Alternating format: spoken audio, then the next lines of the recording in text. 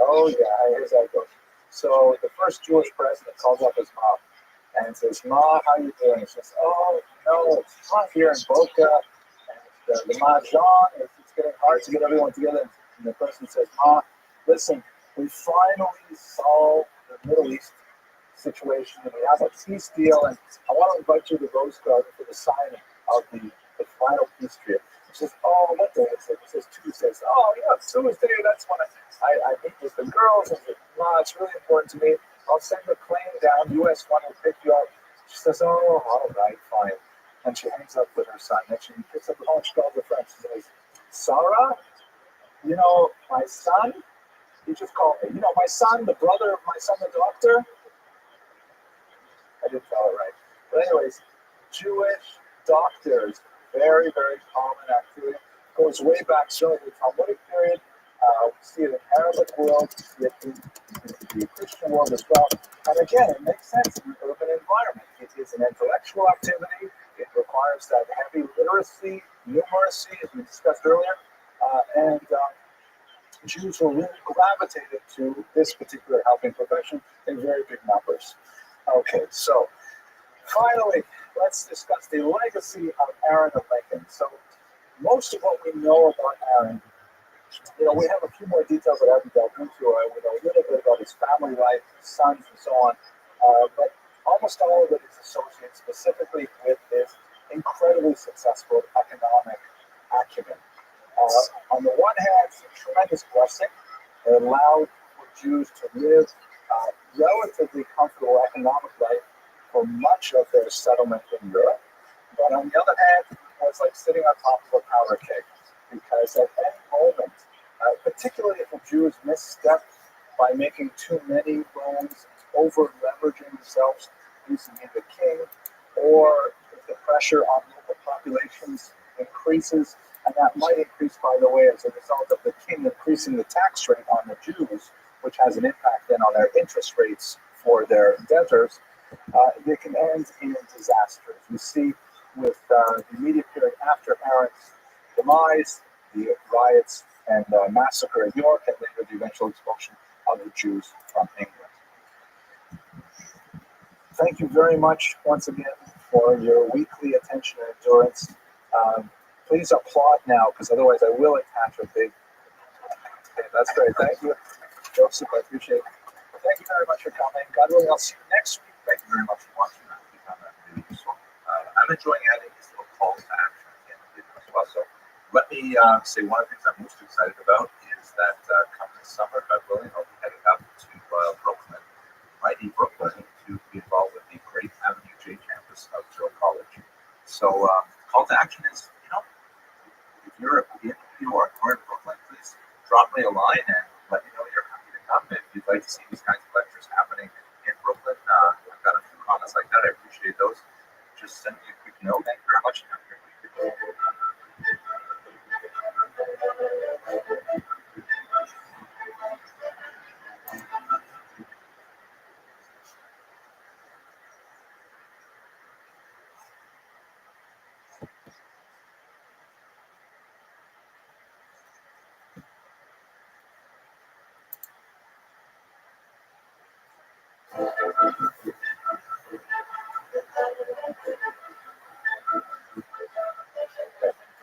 Okay, ladies and gentlemen, thank you very much for coming. Why don't we get started? I'm sorry I'm 2 minutes late, so I will speak a little faster. We're looking at the life of Rabbi by Yochai, a very famous 2nd century thinker, a rabbi, highly influential, whose life began, or really his leadership began in the wake of the Hadrian persecutions of the 130s, which is an extremely difficult time for Jews, and it was through leadership of people like Rabbi Shimon Bar Yochai that we managed to emerge once again and establish a firm intellectual, spiritual, ultimately economic, and social foundation for our civilization.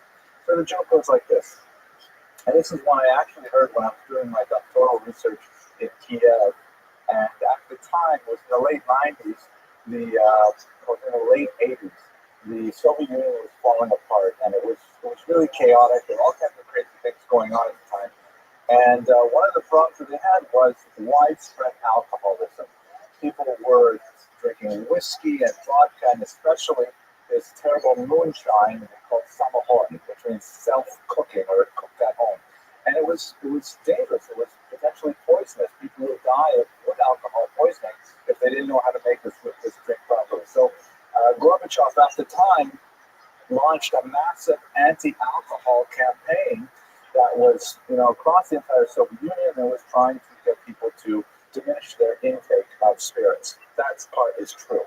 Now the joke goes like this: Gorbachev takes a junket of journalists out to Siberia to promote his anti-alcoholism campaign. And they fly in an Aeroflot jet all the way out to Novosibirsk somewhere, and they land and they go to a huge factory, and all the journalists are following the president around, and he goes into the factory floor, he goes into the conveyor belts there, and he walks up to a typical Soviet citizen. He says to him, Ivan, do you think a person could have 3 drinks of whiskey and go to work in the morning? And Ivan says, no, Mr. President. Yes, I think he could. And says to Ivan, do you think a person could have 10 shots of vodka and go to work in the morning? He says, no, Mikhail Sergeyevich. Yes, I think it's possible. And then he says, so Ivan, do you think a person could drink 3/4 of a bottle of samahorn and still go to work in the morning? He says, you see, I'm working. So to a certain degree, that's what this story is about too. That the Jews go through so much persecution century after century, and yet nevertheless, you see we're working, you see we're still continuing on. And that's going to be the topic for today. If you know one story about Rabbi Shimon ben Yochai, it is most likely this story from the Talmud. It's in Tractate Shabbat, page 33. We're going to actually refer to it in a couple of occasions, but we'll just choose the middle part of the story right here. Basically, what happens is, recall where we are in terms of history, right? We spoke about for the last 2 weeks, the Bar Kokhba revolt, approximately 132, very, very successful in the initial period. Perhaps 3 years, Jerusalem is liberated from the Romans. They're minting their own coins. They're trying to, revive Jewish life and so on. But the Romans bring in battalions from all over, including as far away as England, and they crush the rebellion. And then they follow it up with some horrific persecutions that we will return to later, because Rabbi Akiva, his teacher, was caught up in those terrible days. And but the context of this particular passage is that after the revolution, which is not mentioned explicitly, but it's clear that's what's going on, Rabbi Shimon is at a warrant is put out for his arrest and for his execution. And so he tries to hide, and first with his son Elakar, who is also in trouble, he tries to hide in the Beit Midrash, in the study hall, and his wife is bringing him food every day. But he says, you know what, this is too dangerous for her. If they question her, then perhaps they'll torture her, God forbid. So he says to his son, we have to go off and we have to hide in a cave. So let me find this one passage here. Okay.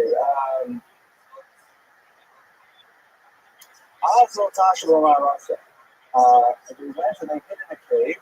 You can imagine something like the cave we looked at last 2 weeks, the cave of Babatha, for example. A miracle occurred, and a carob tree grew up just outside the opening of the cave, and a well of water opened up. And so they would use this for their sustenance.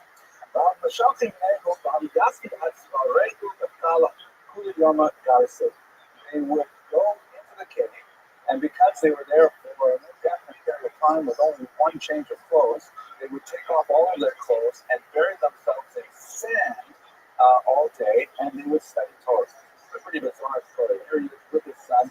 He's in this cave, buried up, I imagine, to the necks in sand. Thank you, Mr. Rodriguez. Buried up to the necks in sand, studying Torah. But he done Samuel and when they had to pray for the 3 times daily prayers, they would come out, they would put on their clothes, they would daven, and then maybe they'd have a snack of a carob or 2, and then back into the sand. He hated to go because he didn't want their clothes to wear out. They stayed in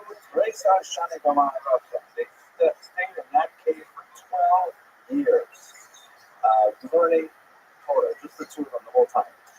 As Eliyahu, finally, Eliyahu Hanavi, Elijah the prophet, who in Jewish tradition is always kind of like showing up at key events and times, the Seder table, things like that, where he partakes of milk and cookies. No, wait, that's somebody else.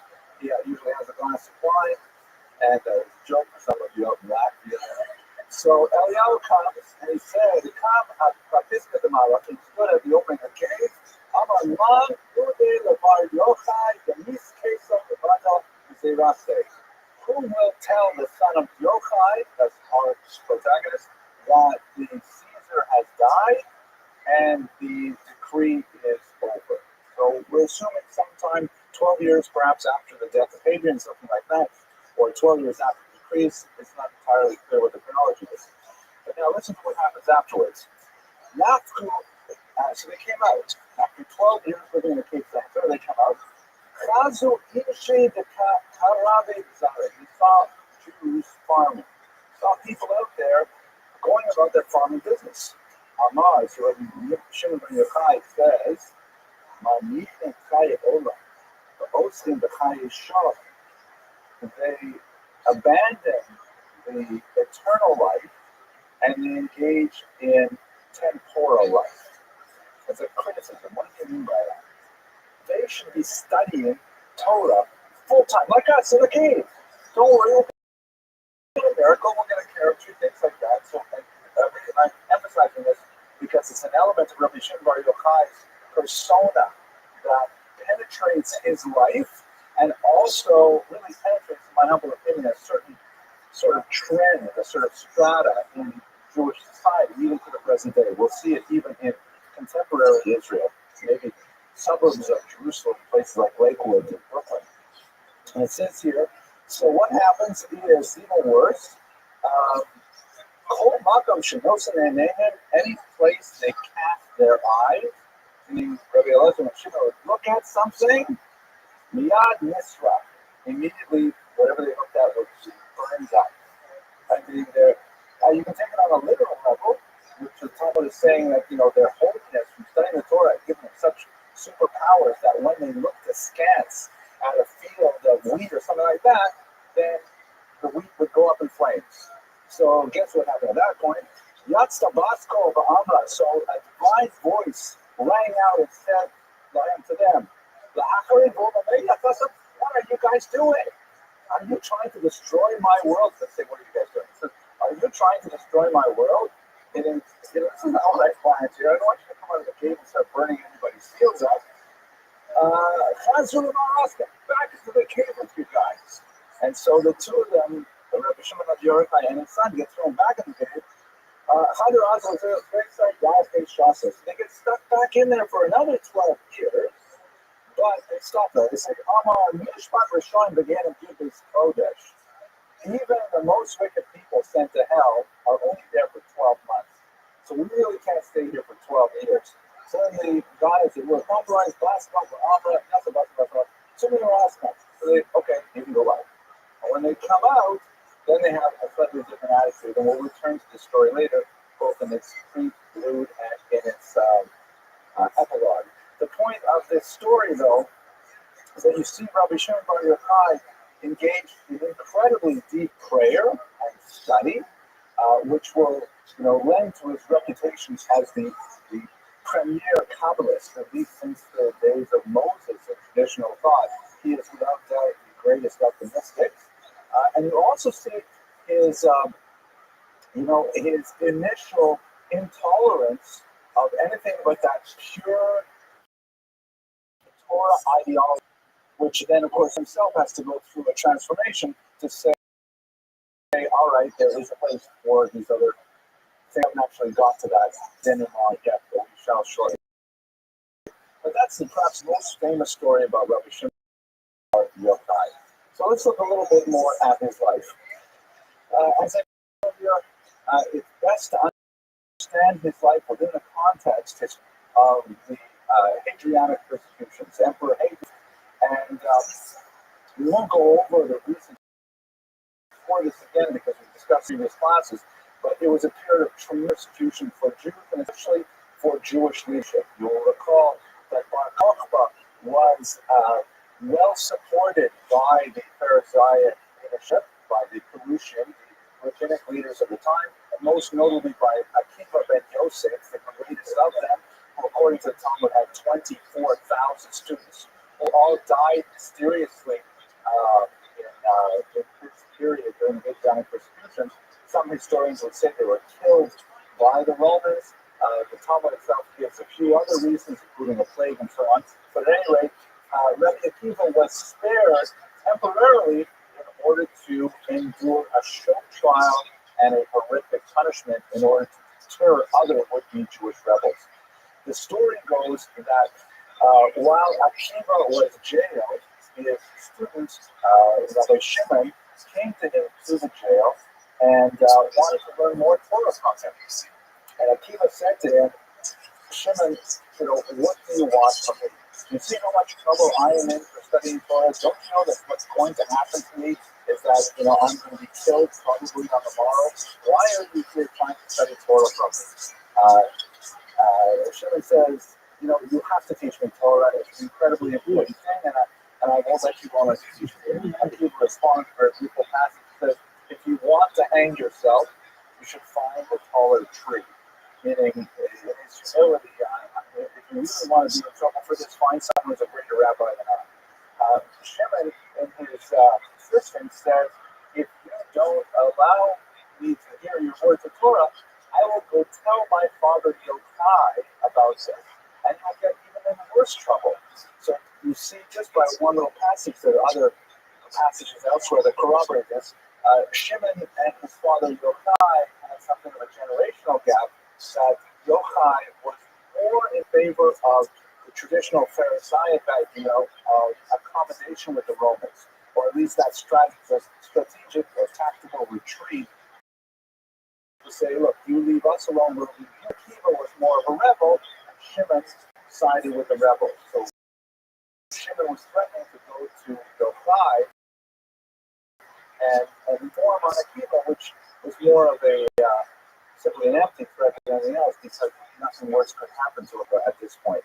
Finally says to him, a beautiful passage which doesn't translate very well into English, but I'll try anyways. He says, more than the calf to suckle, the mother wished to nurse.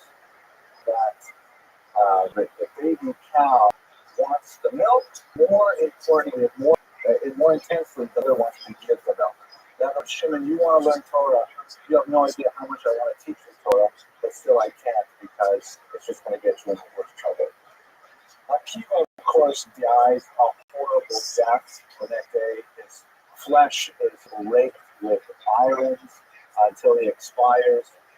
It's recorded, and we read it every year in the Eila Ezra section of the Machzor during Yom Kippur, where we look at the 10 martyrs of the state, who are all rabbis who died during these Messianic persecutions. And Akiva was the greatest among them. You'll recall perhaps the story where he pronounced the Shema at the moment of his expiration, and the students, got a sense of its greatness. But this is kind of like the intellectual background that Shimon Bar Yochai comes from. The Talmud cites from Shimon Bar Yochai with incredible frequency, and his teachings, which are sometimes recorded simply as Rabbi Shimon, sometimes with the acronym Rashbi, or Rabbi Shimon Bar Yochai, are considered extremely authoritative because they represent the tradition of Akiva ben Yosef. So he's considered one of the greatest rabbis because he embodies the teachings of Akiva. Yes, please. No, he absolutely did. This was at his life. He was saying, please, one more teaching. He was a Talmud Mufat of Rabbi Akiva, one of the 5 that the Talmud says survived the Messianic persecution. So this, out of 24,000 students, that's a number that Talmud uses. It's hard to understand if that's meant literally or if that's metaphorically, but he got a massive number of students, but only 5 names to survive. Rabbi Shimon is considered the greatest among them. So, now, he had, how did he get it in the beginning? This is something that is illustrative of his ideology is, again, his persona. I don't like to say reality because how do you say about such giants? We only have a tiny grasp of what they must have been like. Literary evidence. What exactly he would have felt about such a thing. So this is probably something that occurred, in the context of the Bar Kokhba Revolution, perhaps shortly thereafter, but I'll just read you what it says. So, three rabbis are sitting and talking. They are Rabbi Yehuda, Rabbi Yossi, and Rabbi Shimon. So these three rabbis are sitting and talking. But Yassi, Yehuda, and Jair, and Gabe. There was another rabbi there whose name was, he just say rabbi. There's another person there whose name was Yehuda ben Jair. Pasak Rabbi Yehuda Omer. So Rabbi Yehuda says, "Come, Maaseh and Shotu myself." How wonderful are the achievements, are the acts of this people. Rashi explains, this people means the Romans. We love those Romans. They are great. Why? Tiknu Shavakim, they set up malls, like marketplaces. Tiknu Gashar, they built bridges. Tiknu Merchatzaos, they built bathhouses. I mean, they're hugely invested in public works, which is true, by the way. The Romans were incredible builders. You see here a Roman aqueduct. I mean, phenomenal, large public achievements. The road system in Europe is heavily dependent on the original Roman architecture, and of course, water transport, sewage, all of these big public works projects were typical of the Romans. So that was Rabbi Yehuda's opinion. I like those Romans because I like my aqueducts. Now, Rabbi Yossi Shossak. Rabbi Yossi decided to say nothing. And remember, the Jews are different type. The deep fighting with the Romans at this point. Rabbi Shimon, however, that's our protagonist. Now, Rabbi Shimon Amar, he said, everything they built was entirely selfish. They built it all for themselves. How so? They built marketplaces in order that they could have houses to build repute. In order they could have places where they could find entertainment. They built bathhouses not to cleanse themselves, but just to chill, to hang out, like to go to the Schwitz. Gishari, we told the heads not us. They built bridges, collect tolls, and all of this stuff was purely self-motivated. What ended up happening? You have three rabbis, right? The first one said, "I love these Romans." The second one said, "Nothing." Rabbi Shimon said, "No, purely self-interest." How can Yehuda ben Jair? So Yehuda ben Jair went to see for Debrayim, and he told people what he heard. Rashi says it's not like he was doing anything wicked. He was telling his father, he was telling students, he was telling kids, saying, "Oh, I heard these three rabbis talking." But of course, that was a dangerous thing to do. Why? The mission of the Malchus, because the story became known to the Romans. So what the Romans did is, Yehuda, he praised them, they gave him a big promotion. The Yossi, who said nothing, they exiled him. And Rabbi Shimon, they turned APB out for him. And that's why he had to go to the cave, because he spoke his mind about the Romans, and he was rather critical. Now, that's one of the more difficult aspects of Rabbi Shimon Bar Yochai's teachings is quite often, I don't say quite often, but often enough, there are some really strong Gentile statements in his teachings. I'm not going to quote most of them. All you have to do is find all these passages, usually taken out of context, but he has some strong things to say, which are highly ethnocentric in nature. To quote one of the passages that is perhaps the least offensive because it's placed within the sort of larger mythic terms of the Bible, he says, "Halakha le'olam," there's an eternal law, Esav Solon Yaakov, Esau hates Jacob, meaning this is just an essential condition of the non-Jewish world that Jacob will be hated. Just like Esau hated his brother Jacob, so too hated by the outside world. Again, these are passages to understand at a philosophical level. I'm not going to entertain them because I'm not a rabbi. I'm just a professor of history. But you can certainly, when you put it within the historical context, understand the kind of suffering that Rabbi Shimon Bar Yochai personally went through, what he saw his teacher go through, and the kind of mass were part of the aftermath of the Bar Kokhba Revolution, to concern why he would have some strong feelings about the Romans and about non-Jewish society at the same time. So these things all come out of his relationship with the larger world. But that's subsumed within a far more central aspect of his personality, which is his dedication to Torah study. Let me provide for you another quote. This is from Pirkei Avot, and I actually had Mr. Rodriguez, who is multi-talented. Mr. Rodriguez, for those of you who are in Latvia watching right now, he's behind the camera there, and he's a chaplain in the U.S. military, candidate chaplain in the U.S. military, just completing his master's degree in religious studies, and a fiercely knowledgeable individual. So I asked him if he find this quote for me, please. And here it says, Rabbi Yaakov says, now I'm pretty sure this is Rabbi Shimon and other heathens. Maybe that's why I couldn't find it. But I'll read it to you, and I'll have to look up exactly what's going on. So you found it even when I remembered mistakenly. Hamahalach Mederach Lashona Masti Mishnah Silva Omer. So someone's walking down the road and he's reviewing his learning, and he interrupts his learning and says, Ma Na'et Ilan Zeh. What a beautiful tree. Ma Na'et Ilan Zeh. How beautiful is this field? The Torah considers as if he should give up his life. So I mean, it's a very strong passage.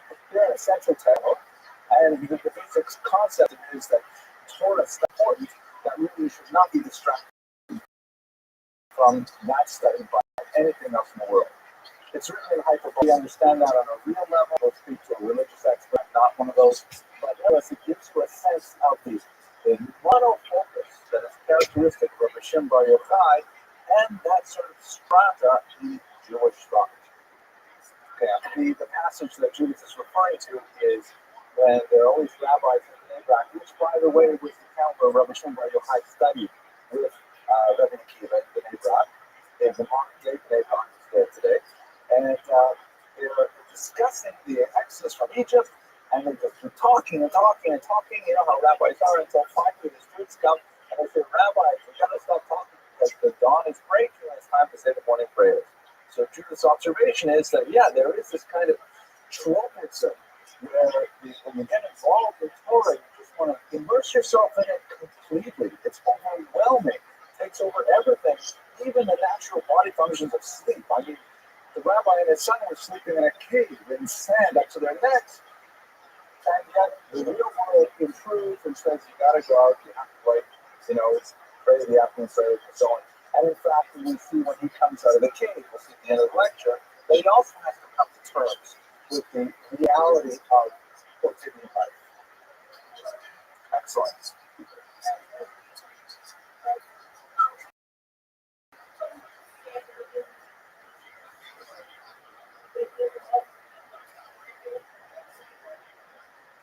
It's a little bit difficult to write the other pages, but yeah, I think we are trying to understand it that most people can break. And it's no question that, I mean, what you're asking is really a fantastic discussion that we can open up about the modalities of learning. To quote a non-Jewish source, for example, in one of the Platonic dialogue, who says it? But someone says to Socrates, isn't it great that we invented writing? It's such a memory aid. And Socrates says, you got it all wrong.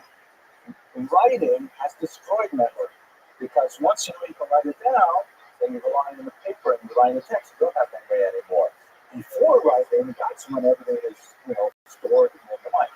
And the oral Torah, which is primarily in this case kind of Mishnah and later Talmud, the vast majority of it was memorized. It was, and you had people who were professional memorizers who would call tonight would come out and would actually repeat massive such texts. And scholars who might not be able to memorize themselves would hire them and would keep them around. What did Rabbi Rothschild say about a certain kind of loaf of bread? And these memorizers would cough it up like Wikipedia. So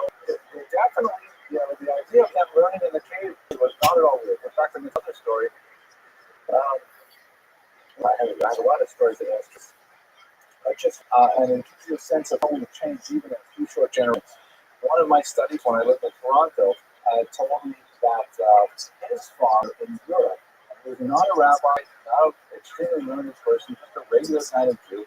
They used to like to travel at the end of the Sabbath to a neighboring town, but it was outside of the Sabbath boundary. You're only allowed to travel a certain distance at a time by foot on the Sabbath. So what they would do, and you couldn't carry anything, you did not have an area around the area. So my study partner told me that his father remembered as a young man walking with his friends out to that Sabbath boundary on a Saturday afternoon and waiting for the Sabbath to end. So they couldn't walk further, and they weren't allowed to carry any books with them. So they would repeat an entire tractate of Talmud. They would review it, and we're talking now about something that takes, I don't know, 250 pages to translate to English. And with a few young men, they're able to recreate the entire Talmud. And that's only, let's say, in the first couple of decades of the 20th century. So you can imagine how our culture today, with our smartphones that have the entire Talmud on there in a second, how our memory is really deteriorating. Really interesting digression. Let's get back to the text stuff. Okay. Despite his antipathy to Rome, as we discussed earlier, he became recognized among the remnants of the Jews living in Israel as a leadership figure, and he was actually appointed by them to specifically go to Rome at one point and to plead the case of the Jews and to try and avert any further decrees being passed against them. We don't know a lot about the details of that message to Rome, but it seems to be widely supported throughout the text. What is kind of fascinating about that particular trip to Rome is that he is associated with perhaps the first miracle in his life, and I'm omitting the vast majority of them, but the legends that are associated with this particular trip are fascinating. Again, given the rabbinic literature is structured, sometimes it's difficult to understand which legends are justly attributed to Shimon Bar Yochai, which legends may have been written about another rabbi and pasted onto Rabbi Shimon Bar Yochai. The fact that there are such legends circulating, not only gives you a sense of how it was regarded. Specifically, the story was that the Jews had no idea how they were going to get the emperor of Rome to rescind a particular decree. So Rabbi Shimon Bar Yochai employed a type of a demon, a shade, which then went and conceived the daughter of the emperor, like a diver kind of thing, where this demon somehow made her mentally ill, and they were very worried about it. So Rabbi Shimon Bar Yochai shows up, and as the legend goes, he offers to heal the young woman, and of course he performs an exorcism, which then removes the demon. The emperor is so grateful, he says, "You can have anything in my storehouse, the treasure." And so Rabbi Shimon Bar Yochai goes and he finds that particular decree that is, intending some deal for the Jewish people. He says, "This is what I'd like to take," and the emperor says, "That's easy." And so Rabbi Shimon Bar Yochai takes it and lifts it up. Again, this particular legend may not be justly associated with Rabbi Shimon Bar Yochai, but it points to a much larger trend in his life, and that is his miracle work. We'll do that in a moment. There's also a lot of beautiful stories about Rabbi Shimon Bar Yochai. I don't want you to leave with this impression that he was incredibly intolerant and completely focused on Torah study, disdainful of others, and so on, because that's not an accurate portrayal. Another story associated with him is there was a couple that had difficulty bearing children, and after 10 years of attempting to have children, they decided that they would get a divorce. This changed the body was discussing this. So they said, it's just not working, and so we want to have a divorce, and we'd like you to, write again to make sure that everything's done appropriately. And Rabbi Shimon Bar Yochai apparently could see that they actually cared for each other very much, and find some other way for them to achieve their objectives. So he said, "Well, listen, how about this? When you got married, you made a big party. So when you get divorced, you should also make a big party. Also have a celebration of your life together, and then now you're going separate ways." So they had a big party. and they invited all their friends, and it was a wonderful time. That night, you know, they didn't feel good about each other, and lo and behold, she became pregnant, and so decided not to give birth to her. It's a beautiful story. You know, maybe it should be a strategy for other couples who unfortunately are not able to have children, but you get a sense of Rabbi Shimon Bar Yochai's sensitivity and his association with miracles certainly did encourage in that case either. Now, some of the miracles are really quite amazing and fantastic, even besides demons. There's a whole discussion of his cleansing of the city of Tiberias, in which the city was apparently filled with unmarked graves, which represent a problem, particularly for Jews who are Kohanim. If a Jew is a Kohen, part of the priestly tribe, is not allowed to be in the vicinity of a graveyard. He can't walk over graves and things like that. Unmarked graves are particularly difficult for Kohanim. So Rabbi Shimon Bar Yochai, the legend goes, he elevated all of the graves and removed all of those bodies, identified them from, underneath driveways, things like that, and had the bodies moved and purified the entire town so that people lived there. And there's one version of that story that actually says all those who are buried alive and all those who are missing should be entombed. And the guy who informed on him back in the story I told you earlier, he ended up dying and having to be buried in a proper cemetery. But the idea of association with miracles is very profound throughout the text. Now we have to get to one of the more complex, difficult aspects of his life, and that is his association with this book, the Zohar. And the truth be told, many lectures that you might at about Rabbi Shimon Bar Yochai probably start with this point, identifying Rabbi Shimon Bar Yochai as the author of the Zohar. Problematic statement that already came into question even in the Middle Ages. So let me just kind of outline a little bit of the debate, and the truth is we're going to omit most of the discussion because it properly belongs in the 13th century, not in the 2nd century. Zohar, it is a huge Aramaic language of the Torah, which is deeply Kabbalistic in nature.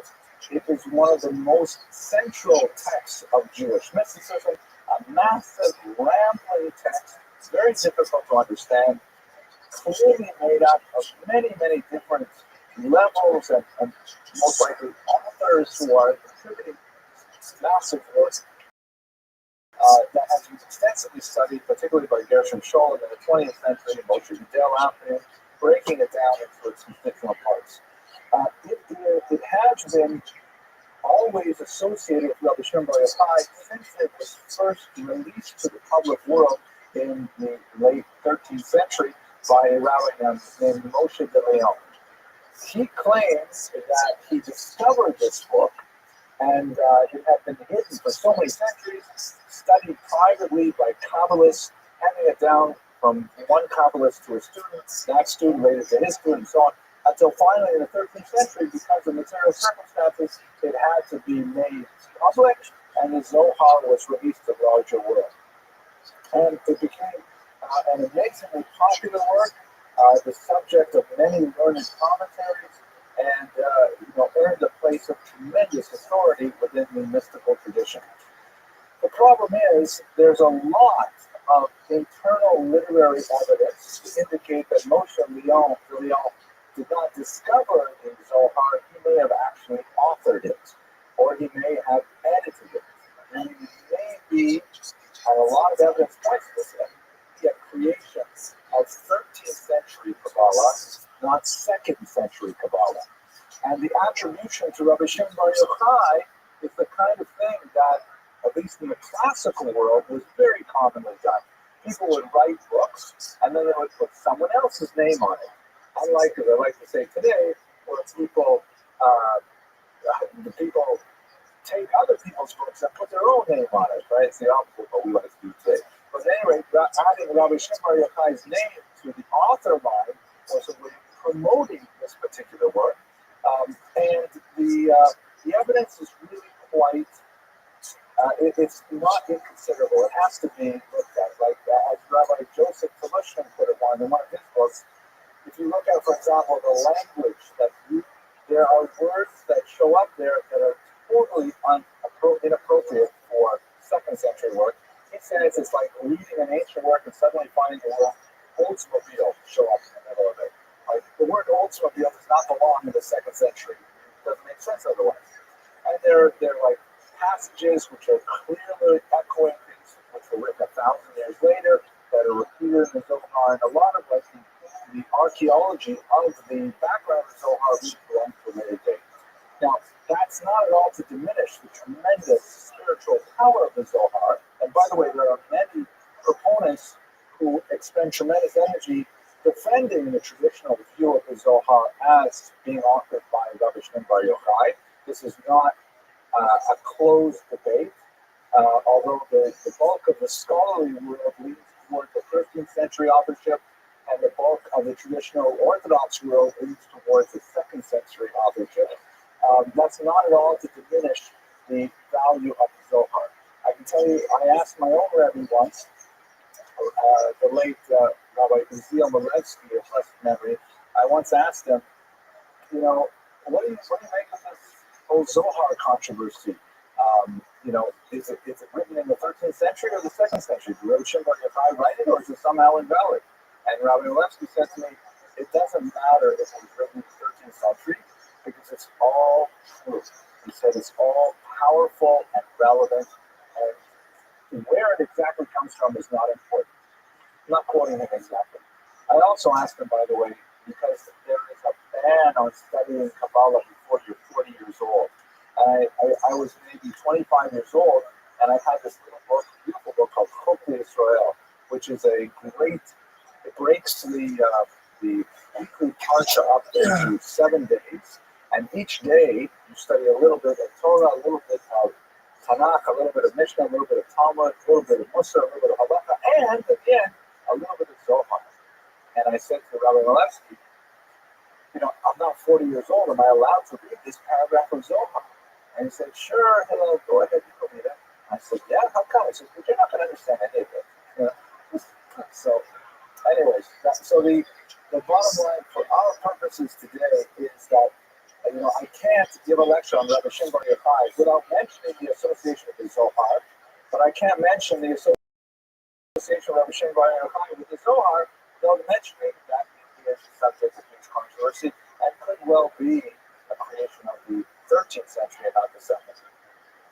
God willing, we'll move on in the series. We should do a lecture sometime in Moshe Leon and try to understand more about him and the Zohar as a controversy, but that's not for today's discussion. The death of Rabbi Shimon Bar Yochai is widely celebrated today, particularly in the city of Meron. The mystical classics describe his death in very, very powerful terms, in which he was surrounded by all of his students, and he gives like kind of a last testimony. He says, now I'm going to teach you my most secret holy teachings, and he goes up into a pillar of fire that lasts for a while the students are trying to somehow emanating from the fire, and then at the end of it, he's gone. His body disappears and so on. And so, in commemoration of that death, traditionally on the date Lag BaOmer, although I understand there's some controversy about that particular date, but I haven't done the research yet. On that day, in the city of Meron, which is associated with this death, where his burial is, they have a bonfire, and that's why on Lag BaOmer, this particular holiday, it's celebrated through these fires, and it's a very Kabbalistic kind of ritual that's celebrated worldwide. There's another thing that we do on Lag BaOmer, which is associated very much with Rabbi Shimon Bar Yochai and the Kabbalah, is that 3-year-old boys get their first haircuts, the so-called upshare. Which has the Book of Psalms says that a man is like a tree in the field, and just as the Torah says that trees should not have their fruit consumed during the first 3 years of their growth, so too the hair should grow long, but on the 3rd year, for lots of interesting Kabbalistic reasons, that's when on Lag BaOmer specifically, you have this haircut. It's more common with Hasidim than it is with Lithuanians, but I was kind of having fun, so I put a picture here of my son's first haircut, Alexander. Here you can see this is a typical Lithuanian haircut. Kind of a typical Lithuanian expression too. You're like a little bit stunned. You're not sure what you're. The guy in the back there with the dark beard, I'm not quite sure who that. Who's that man holding my son? And because I was kind of having fun things together, this is probably nothing about this, but here's what my son, this is Alexander, this is what he looks like now. And that's in Israel. Yeah, I think he's a pretty good looking guy. He looks a little bit like this guy, James. Look at that. There's Alexander. There's James. I don't know. I think so, right? There's something I gotta watch out for. Anyways, let us return finally to the last part of the story that we discussed, which, by the way, is in Tractate Shabbat, page 33. So you recall what happened is they're in the king for 12 years. You presume they're studying Kabbalah and they're, meditating and going and traveling the world, spiritual journeys and things like that while remaining physically in the cave. They come out, whatever they see burns up because they're so holy and they can't understand why people would engage in regular mundane activities when they have this tremendous learning that they've been doing instead. Then God says, I don't like this, get back in the cave. They spend another year in the cave and then they come out. So what happens when they come out the second time? Rabbi says to his son, so not for the world, just you and me. We can't help it. People are still going to be involved in plowing and all these kind of business things. But as long as you and I are studying Torah with this level of intensity, that's enough for the universe. Just the two of us studying with intensity. This is kind of like a movement in his literary persona from the intolerant, how can they possibly do that? Saying, well, okay, it's unfortunate, they're going to do that, and we're going to do our thing. But listen to this third level. What happens is they're out there and they kind of have this attitude that, we're the intellectual leaders and we're going to be engaged in our Torah. And what can we do with them? These are regular Jews, they're much lower than us. Finally, what happens is,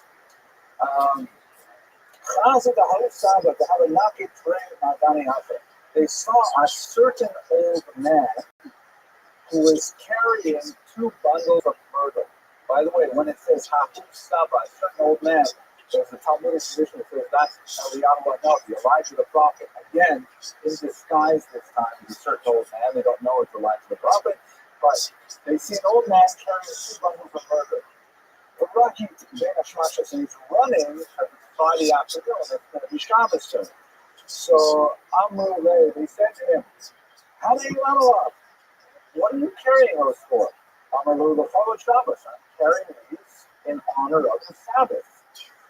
So he said, so what are you carrying 2 for? We only need 1. He says, the 5 connected Zachor, the 5 connected Shamor. No, it says in the Torah, there's 2 passages in which the 10 Commandments occur. In one passage it says, remember the Sabbath day. In the other passage it says, guard the Sabbath day. So therefore, I have 2 bunches of myrtle. One is in memory of that passage, remember. One is in memory of that passage, guard. Just like we typically have 2 loaves of bread or motzi, things like that. There are other reasons too. So then Rabbi Shimon says, Amalei Lebrei, says to his son, Krasne Kama Kavivin Mitzvahs Shel Yisrael. Look how much the Jewish people love. So much so that Friday afternoon, this guy's running like a crazy man, carrying 2 bunches of myrtle, heavy, wood-like things, in order to observe these 2 dual aspects of the Sabbath, tiny little details. And at that point, Yassid got taken. At that point, his mind was calm. In other words, he came to realization, in my humble opinion, that even though, these people are not going to be able to study Torah on the same level as my son and I in the cave, nevertheless, they're putting their whole heart and soul to the service of the commandments, and their simple Jewish identities is incredibly valuable. And so he's able to integrate that within his worldview. So to bring us to a conclusion, to try to look at his legacy, the kind of type that we imagine Rabbi Shimon Bar Yochai to be is some type that has really echoed throughout Jewish history. it's a kind of an intellectual ideal that you see in figures like the Vilna Gaon, deeply, completely dedicated to Torah study, to the exclusion that they're like these spiritual giants who may have had a sharp tongue and may have had a lack of tolerance sometimes for this level. They might have had a lack of tolerance for the less led. But ultimately, they are devote themselves entirely to the will of God, and it is a kind of a spiritual ideal, one of many that populate the Jewish pantheon of great ones. Okay, with that, I want to thank you very much for your attention and your endurance, and God willing, I'll see you next week. We're going to talk about Eldon of the Danet.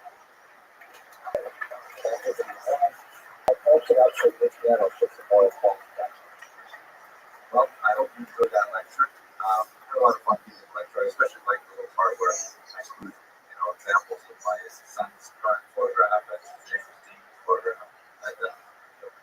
But at any rate, I had a really good response to last week's call to action at the end of the Rabbi video saying, please add to the goodness of the internet by writing something positive or at least something constructive on the videos. So since that worked so well, I'd like to try another call to action. If you found this video useful, or even found it really terrible, share it with your friends. Put it on your Facebook account and say, you've got to check out this video because this guy has no idea what he's talking about. Or whatever, this is useful, I really liked it, and impress your friends with your sophistication and ability to learn high level academic Jewish history. I think that would help improve the world as a whole by just disseminating good quality information. At least I hope I produce good quality information that others can use in their own personal, intellectual, spiritual development. That's about it. Thank you again for watching, and I hope you have an excellent week.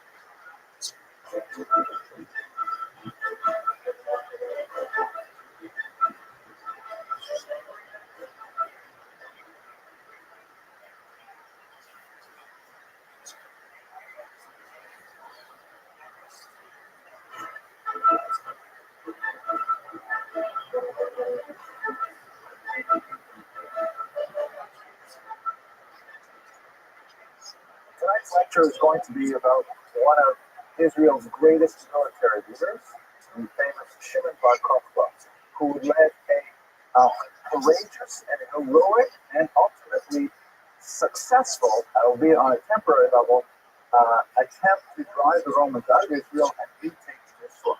This rebellion occurred probably around the year 132 of the Common Era. We have some questions about the specific dating, but it's certainly about 60 years after the destruction of the temple, 70 odd years after the destruction of the temple, and he actually succeeded in driving out massive Roman army, which was incomprehensibly powerful, and the Romans, in order to push the Jews back, had to invest a phenomenal amount of men, perhaps as many as 250,000 troops, to be able to beat down this strange, persistent guerrilla force of Jews heading out in the Judean hills.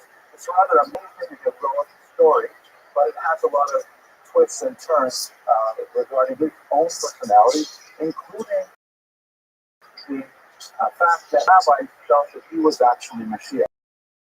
They felt that he was Messiah, the long-awaited Redeemer, none other than Rabbi Akiva, that believed that Bar Kokhba was the Messiah.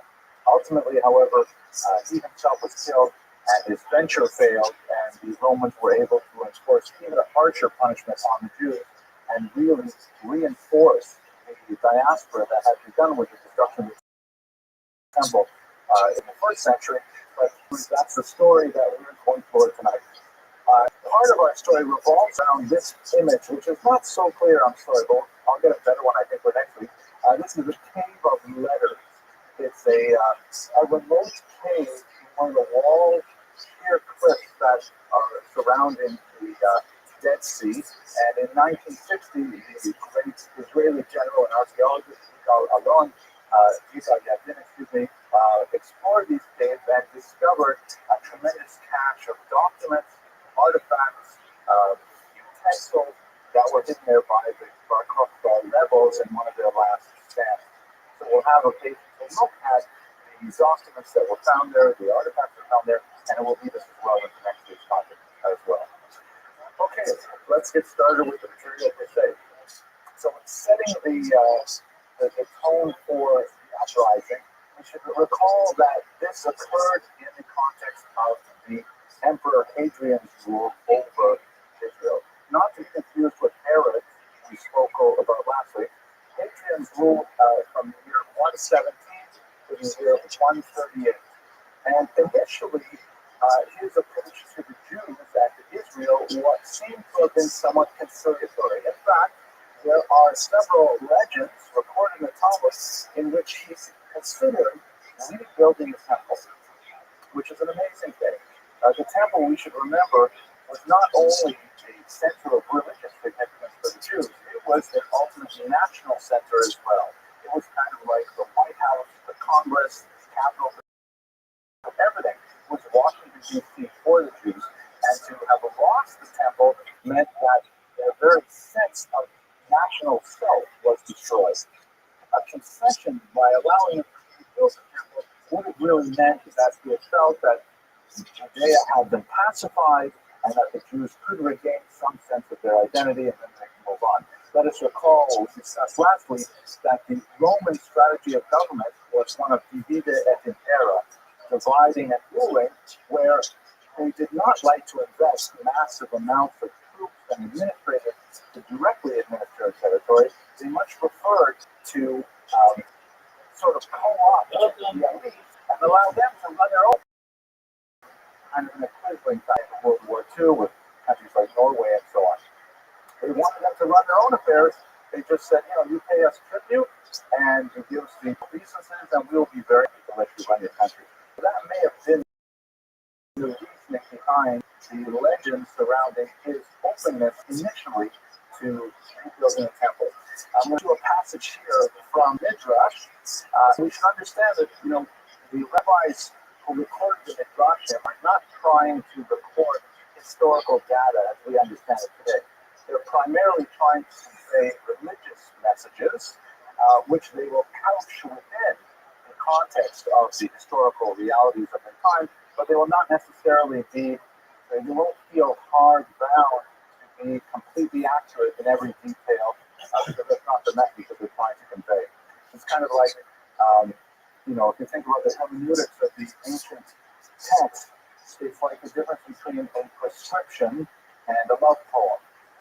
A prescription has to be totally and completely exact. What drug, what dosage, how often, all those things are really important, or else disaster can happen.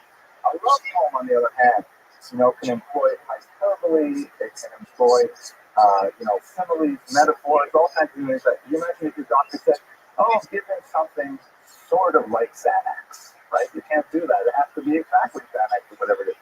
So these Midrashic texts also are trying to convey the information like a love poem, as it were. We can't read them like prescriptions because that's not the way they were written. Okay, so here we go. In the days of Rabbi Rothschild ben Hanania, the Roman government, that's under Hadrian, decreed that the temple should be rebuilt. Papas and Lulianus, these are two important rabbis' time, set up tables from Akko to Antioch and provided for the Olim from the Galut, meaning they set up principally, it seems, to allow people to start exchanging their local currencies for Israeli shekels, so they could, because the term tables in Midrash means money changers. Those Kutim then went and said, anybody who the Kutim are? Kutim are the Samaritans. So we're going to get to them in a second, but the Kutim, and that's in the next slide. And the Samaritans had a very difficult time with each other. The Kutim, the Samaritans, and the Jews proper had a difficult time with each other. I'll explain who they are in a moment. But anyway, here, they're going to essentially ruin the plan.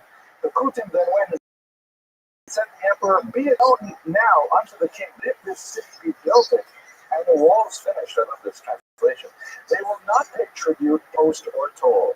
Said he, the emperor, to them, to the Americans. What is to be done, seeing what I've already issued a decree? Said they to him, send to them and say, either change the site of the temple, or lift it by 5 cubits, or diminish it by 5 cubits.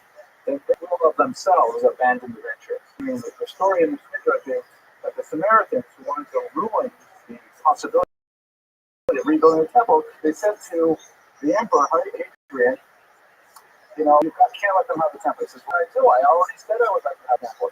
So they said to him, you know what? You do this. Tell him you can have the temple, but you have to put it someplace else.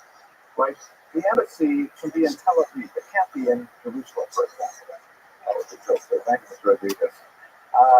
It was not a joke, but it was like a quip. Can I keep the quips? Maybe the Latvians will say if I have a quip or two. Okay. The other thing is, or say to them, you can have your temple, but you know, it should be a little bit roomier. Enlarge it by 5 cubits, which is the equivalent of about 9 feet or so. Or shrink it by 5 cubits. Now, why wouldn't the Jews say, sure, let's do it? Because the temple has to be exact, right? The measurements are described, the Tanakh, exactly what it is. And so by telling them, you can have the temple, but it has to be a little bit bigger, they won't be able to accept it. And so what will happen, this is the plan of the Kutim. They are Jewish, by the way, and we'll see exactly how Jewish and what context, but they ruined the plot, because the Jews would have to refuse, and ultimately Hadrian got it.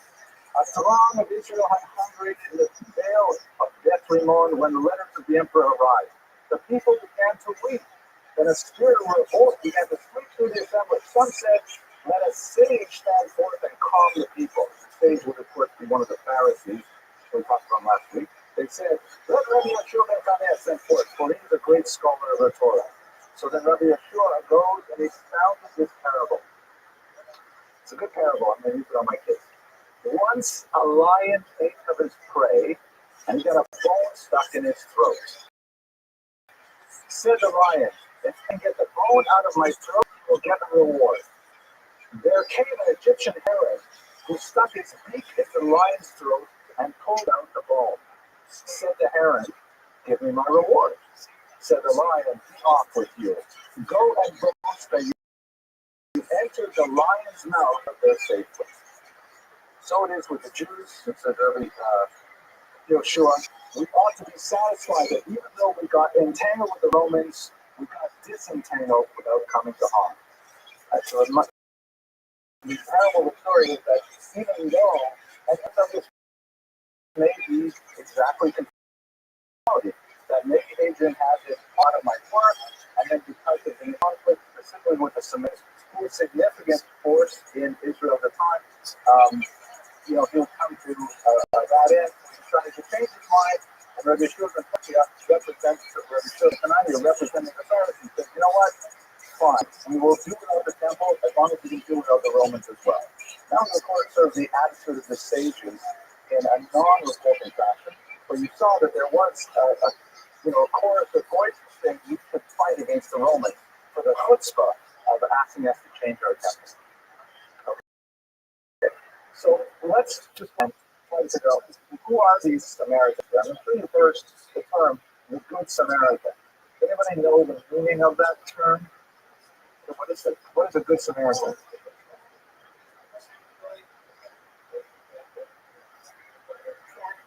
Oh, give me the modern terminology, please. Just what do we mean by it today? Very nice. Okay, why does that person have to be a Samaritan? What's the shot in Samaritan? Well, here's the parable. Basically, it occurs in the New Testament. I think it's in Luke.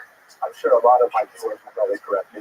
But what happens is there's a disciple who talks to Jesus, or it may have been actually an opponent of him. He says to Jesus, you know, how am I supposed to love my neighbor as myself? I mean, come on, am I supposed to really do all these things? I don't see anybody doing those things, right? So Jesus says, let me give you a parable. He says, there's a guy who's like mud, and he's like lying on the side of the road.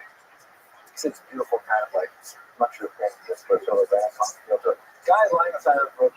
Yo, Frosty, how you living, man? A Jew. What's good, son? Frosty, what the fuck, though? I did not. There he is. How you living, baby? Frosty. You can't, dog.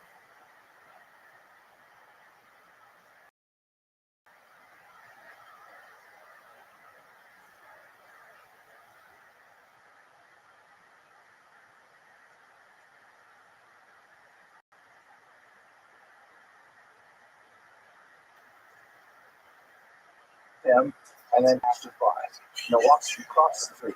And along comes a Levite, a Levi, sees him, doesn't want to deal with him. It's messy. That's the issue. And along comes a Samaritan, and he helps them nevertheless. He bandages him up, he takes him to a hotel, he tells the keeper whatever it costs, I'll pay it, I'll come back in a while to check on him, the whole thing. And that is the Good Samaritan. But the point that we have to understand in the story is that the Samaritans and the Jews hated each other literally. The Samaritans were a group of people who had converted to Judaism under duress. And their whole story is described in Tanakh, that they were afraid that if they didn't convert to Judaism, they were devoured by these lions.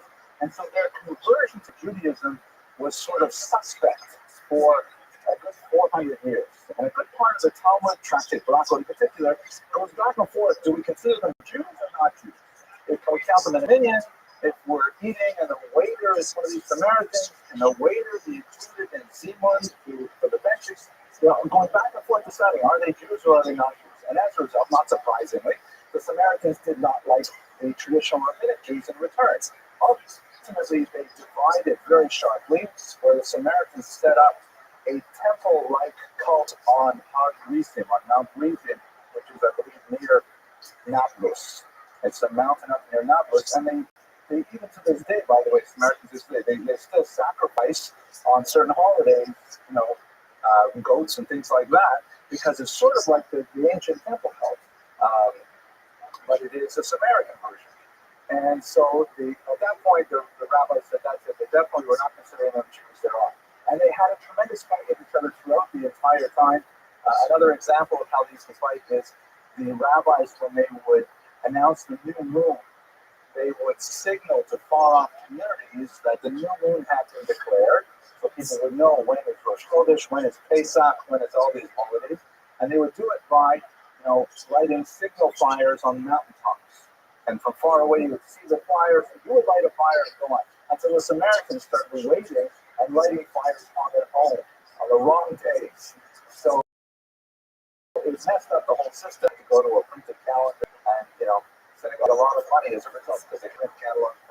At any rate, so the story, Jesus' story, is only understandable in the context of the fight between the Jews and the Samaritans. It's like saying all the people who should have helped this Jewish guy on the road, they refused to, and of all people, Dafka, it's a Samaritan helps him.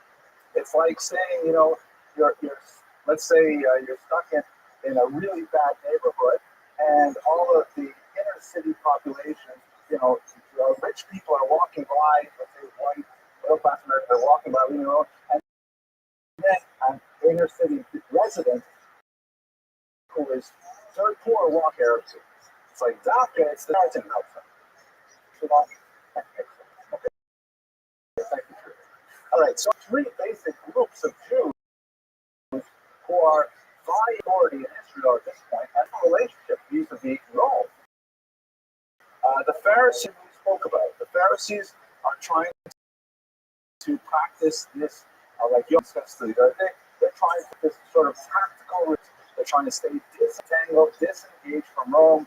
You leave us alone, we'll leave you alone, and they're trying to just stay out of Rome's way and manage their own Torah errors and closed circles.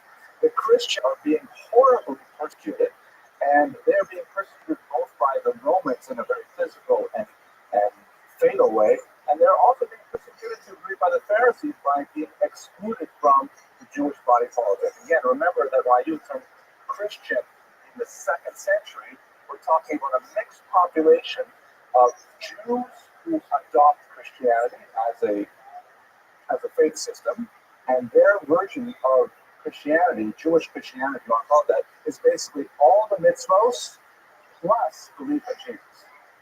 And you also have a growing population, especially outside of Israel, of Gentiles who adopt Christianity, and they are practicing no mitzvot, but believing in Jesus. So it's a mixed population. It doesn't make sense. Well, these are Gentiles, meaning they're like Romans, Greeks, from Asia Minor, all these places, and they leave essentially paganism to become Christians, but they feel no reason to go through Judaism to get to Christianity. They go straight to Christianity, and therefore they don't pick up keeping kosher, keeping Shabbat, things like that. And there's internal struggles within the Christian world, but definitely they are united against the Romans and united against the Jews as well.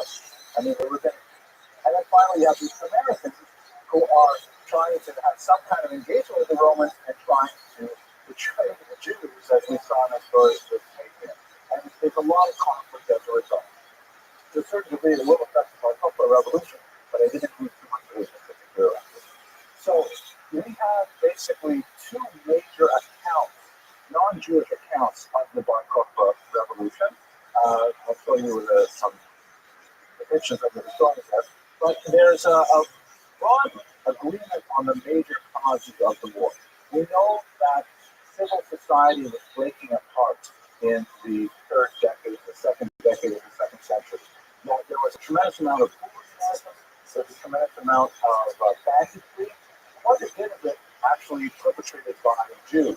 You have Jewish bandits on the road throughout Israel, and the Romans are not particularly exercising much control. They're not trying to establish Rothschild, a society governed by law. They're just basically letting it become lawless as long as it doesn't need governing authorities. There's some amazing stories. These bandits who are kind of biased in a way, like the Talmud describes one man who was being executed, and as he is being carried away to being executed, he shouts, "Tell the widow of Shimon that I'm lugging him on the way to the city of," I can't remember what city it was. But here he is. Why would he reveal that? Why would he not get executed? And he's letting the widow of so-and-so know that he was the one who killed her husband. Yeah, good question. Anyone want to offer a suggestion? What if the body was never found? Right? So if the body was never found, then she would be an aguna. She would not be allowed to remarry. Or if she were to remarry, right, against the rabbinic approval. So by going and shouting, "I killed him," that meant that she was no longer an aguna. She was a widow and therefore could remarry. So then the rabbis got into a big tumult. Oh my gosh, do we accept the testimony of a guy who's being led on to be executed? I mean, how reliable is that? The testimony, they concluded in the woman's favor, saying that yes, the fact that he admitted to killing this guy, we would accept it in order to render her able to marry another man. But that you get a sense of the kind of confused period of the time. Here's a person who has no problem murdering another Jew, but he's about to execute. He wants to definitely save this other woman from being an aguna. So the local governing authorities began to really crack down heavily, and particularly one individual named Tineus Rufus, or Rufus Turnus, as he's known in the Talmud, began to impose some really severe measures on the Jewish population, outlawing a lot of basic Jewish practices. There's some debate about which specific ones, the observance of the Sabbath, circumcision, and so on. But there are a lot of stories of brutality from this one Rufus that certainly escalated the conflict. Now, Dio Cassius, or Cassius Dio, is shown here, from the late first century, early second century, late first, second century, early third century, he wrote that the flashpoint for the revolt was specifically Hadrian's destruction of Jerusalem and its renaming as Megillah Capitolina.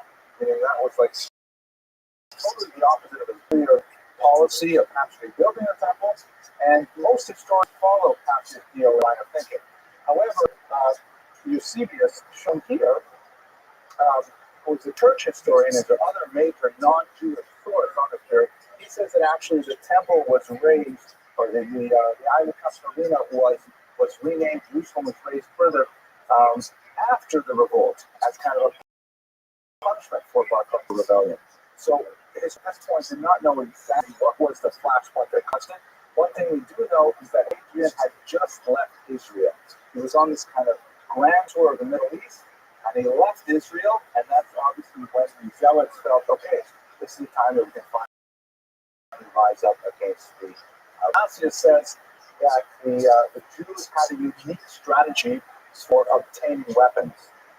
They had a certain amount of gun control, as it were, in the ancient world. It wasn't possible for just anybody to just produce weapons. It made a lot of noise, but then finally you had to get the raw materials and so on. And the Romans kept a tight control over the weapons that were circulating. So according to Cassius Dio, the Jews were forced to produce weapons for the Romans in their own forges and so on. And the Jews would intentionally make poor quality swords. Meaning like they would have a defective one every 2 or 3 swords.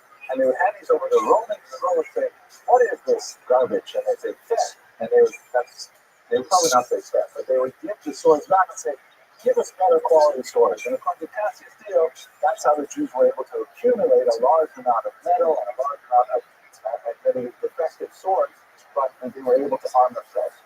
We don't have much evidence for this particular legend, but it's an interesting one. What we do have evidence of, however, is approximately 125 tunnels found to date that they were used by Bar Kokhba and his rebels. Their strategy was to build these underground tunnels throughout, in particular Judea, but also stretching forward into Galilee.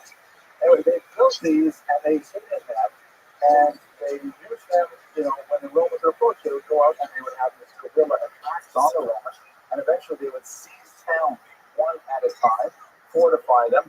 The Romans, unfortunately, had the contrary strategy, which when they finally came in to take care of the rebellion, they besieged these towns terribly, and they had some tremendous massacres as a result. But the underground tunnels were one of the major features of the Bar Kokhba rebellion, and many of them are really quite ingenious and extensive in nature. One that I'll show you at the end of this lecture was actually 300 meters in length, inside a very remote cliffside, and they had 3 separate chambers and all kinds of amazing things. Okay, now the star of the rebellion, literally, was Shimon Bar Kokhba. His name was probably Koseva, which is probably a family name. Koseva, we're not exactly sure. But he was known as Bar Kokhba. The word Kochav in Hebrew means star. And so there was this homiletic sort of appreciation of the name, the son of a star, because there was a passage in the Bible that refers to a star that will emerge from Jacob, meaning the Messiah. Mashiach will come from the line of Jacob, and he will, create this political unity of the Jews. He will be a brilliant military leader, and he will restore sovereignty to the Jews in Israel. And actually, that's what Bar Kokhba was able to achieve in his short life. However, his ultimate betrayal of the for various reasons led to great disillusionment among the rabbis, and they referred to him in a rather derogatory fashion later as Bar Koziba. Hazav in Hebrew means to lie. So what was once son of a star became son of a lie, because it was all for naught. At any rate, as a military leader, he was exceptionally aggressive and demanding. We have quite a few documents written in his name, letters commanding his officers to move to this place, to move to that place, and so on. But he was extremely abrupt and even cruel to his underlings. He would frequently refer to their punishment if they failed to follow his orders. He was insisting that his underlings are betraying the people if they don't follow his orders exactly, precisely to the letter, and that he was constantly threatening them with different things. He also had an even aggressive style vis-a-vis God, and this is something that the rabbis went to task for, perhaps post facto, but apparently when it came to praying for their victories, he said to God, "Don't help, but don't interfere either." And he said, "God, stay out of it, and I will take care of it myself." A tremendous chutzpah, but you get a sense of the kind of personality of the man. At the same time, again, it's a confusing period. It's like the bandits that we spoke about earlier. We have evidence that while they were in hiding, they were specifically sending requests out for the Agavim, or the Lulav and Etrog, for the Sukkot holiday. Apparently, they were extremely expensive at Dead Sea, and they had to import them from Yerushalayim or something. But they're also very attached to traditional religious Judaism, or rabbinic Judaism at the same time.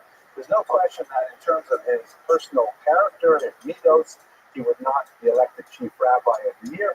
But on the other hand, in terms of his military leadership and his brilliance as a strategist, it was unparalleled.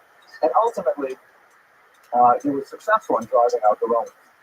Now, it was in this context that we should understand his nomination as the Messiah. Because, there's a lot written about what exactly is the Messiah in the Jewish tradition. But at its fundament, the Mashiach is believed to be, and there's two Mashiachs, two of them, one follow another. But basically, Mashiach is a human being in Jewish tradition, a total human being, not the Son of God, obviously, who will lead a military victory and bring all the Jews back to the land of Israel and establish a level of security for the Jews in the Holy Land. And so everything that Bar Kokhba was doing was in fact leading to these goals. And when he finally conquered Jerusalem, it seems that the Messianic predictions were all coming true in the person of this one Bar Kokhba. According to Maimonides, who wrote the best synopsis of Jewish philosophy on what Mashiach is, of who Mashiach will be, he wrote that Bar Kokhba could have been Mashiach, but he sinned, and as a result, he was killed for his sins. The sins may have included things like the very, chutzpahdik attitudes to God, and things like that. Akiva, the great rabbi of his time, was a follower of Bar Kokhba. Some have argued that he lobbied for him actively throughout the Jewish diaspora, but he certainly argued forcefully that Bar Kokhba was the Messiah. He was not, there was multiple voices, however, among the Pharisees, and as I think I mentioned in the bulletin, Rabbi Yochanan ben Tarta said to Akiva, grass will grow from your cheeks before the Messiah comes, meaning that you're going to be dead and buried and you'll be fertilizing the grass. You can't rely on Bar Kokhba to be Mashiach. So it's not one unanimous voice among the rabbis, but Rabbi Akiva was primus inter pares. He was one of the greatest of them, so his voice was extremely important. This is, by the way, a document from some of the Bar Kokhba papers or papyri that have just found itself to the present day. So here's a map showing where the revolt was centered. It did eventually spread to the north, but it was essentially in the area of Yehuda, that's around Jerusalem to the east, around the Dead Sea. The revolt started when Hadrian left town about the year 132. As I mentioned, the strategy of Bar Kokhba was to go town by town, village by village, drive out whatever Roman troops were there, immediately take over the entire location, probably had a lot of sympathizers among the local population, dig these tunnels and fortify and get ready for the Romans to counterattack. And ultimately, going in this fashion, town by town, village by village, they were able to conquer the entire area, including Jerusalem, which is really quite an amazing achievement. Here is one of the many coins that was minted by Kokhba. And what they used to do is very soft, malleable metal. They would heat up Roman coins until they were kind of soft, and then they would simply stamp over the emperor's face with whatever new symbols they wanted to import. And also, I have a look at some of these symbols here. Anyone recognize this structure here? The Mishnah, or I would say later, the Beit HaMikdash. This is the Holy of Holies, right? Which was created by Herod in a kind of a neoclassical style, that's kind of Greek-style columns, things like that. So what does it mean that Bar Kokhba is putting this on his coinage? What are his values? They're clearly, very national, religious. Let's get back to Jerusalem. Let's get our temple sacrifice going. That was like a really important one. This little item up here, anyone figure out what that is? I'm sorry. I'll give not a lion. This little thing up here. I'll give you a hint. It twinkles. Star, right? And who's that? Bar Kokhba, right? So the star on top of Bar Kokhba, his star is shining there. That's the symbol. Now this is, I believe, this is supposed to be some kind of lulav. not possible, but I'm using it for another point. But again, also a religious symbol. The coinage, Mr. Jesus was trying to figure out the Phoenician Hebrew. These are actually old-style Hebrew letters, and they say things like Shimon, or Shimon Bar Kokhba, for the freedom of Jerusalem. I haven't been able to actually decipher these myself, but I've read about other things, so you have to take my word for it. Now, so this is like the high point of the victory was the conquest of Jerusalem, which he held for possibly 3 years. But the Romans counterattacked, obviously, and they brought in troops from all over.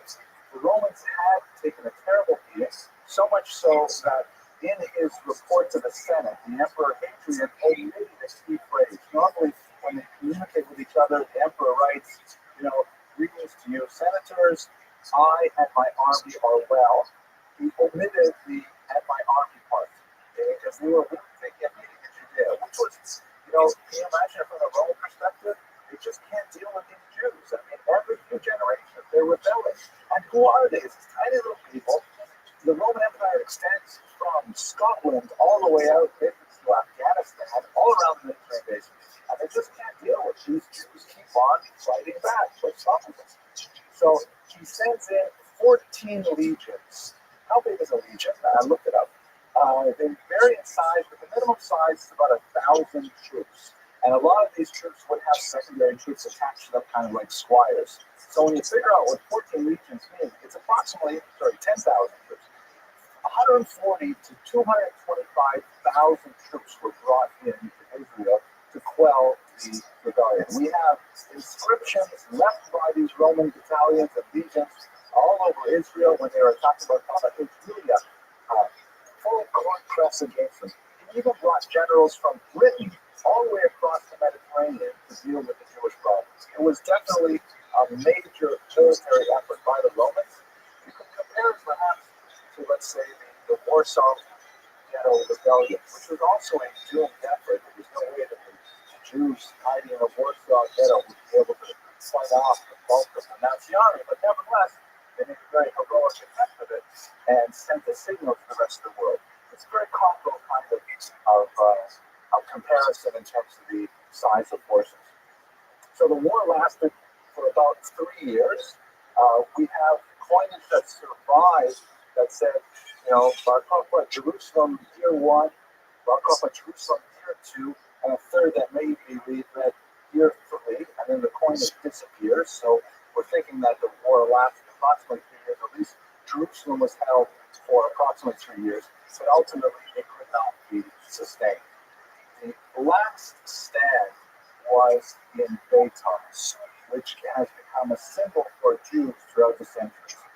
Beitar was one of the last holdouts of the Rothschild struggle, and he had a very enthusiastic level of support from the local. The Talmud says, okay. The Talmud says that in Beitar there were 300 school children who, if they heard the Romans were approaching, would take their styluses, their pens, and they would run out of school to poke the Romans' eyes out. Just as an illustration, the Talmud kind of saying just how deep the support was for the Bar Kokhba Revolution in this town, which is, by the way, is located in a place called, I forgot it, Kar al-Bitul, I think it's got, I'll have to look it up, I'll make a little thing on the internet. These are, by the way, some of the ruins of Beitar in modern Israel. The Romans, however, besieged the city of Beitar, and they simply waited out the Jews. They made sure to seal off any tunnels that may have been dug under their fortifications, and they did not engage the forces for a long time, and they basically starved them until they were forced to try and make a break for it and to open up the siege, at which point the Romans, who had, of course, been well fed throughout the months and years of the siege, they simply massacred the fighters of Beitar.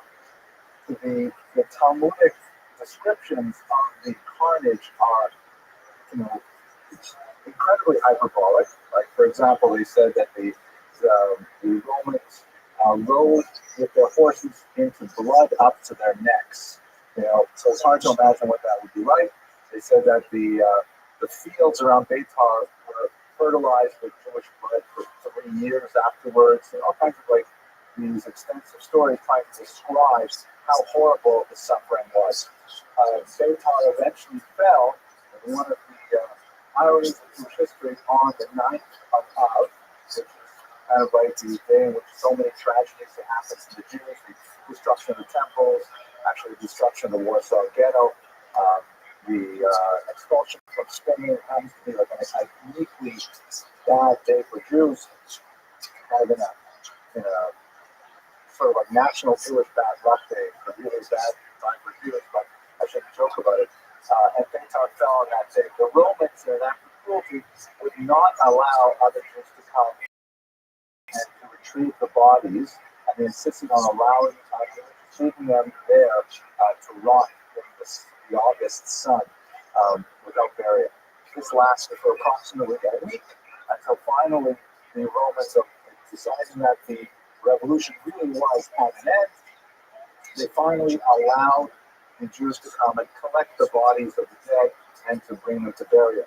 At which place, instituted a blessing in the liturgy, which is read always to remember the Bar Rebellion and the subsequent burial of the martyrs of Beitar.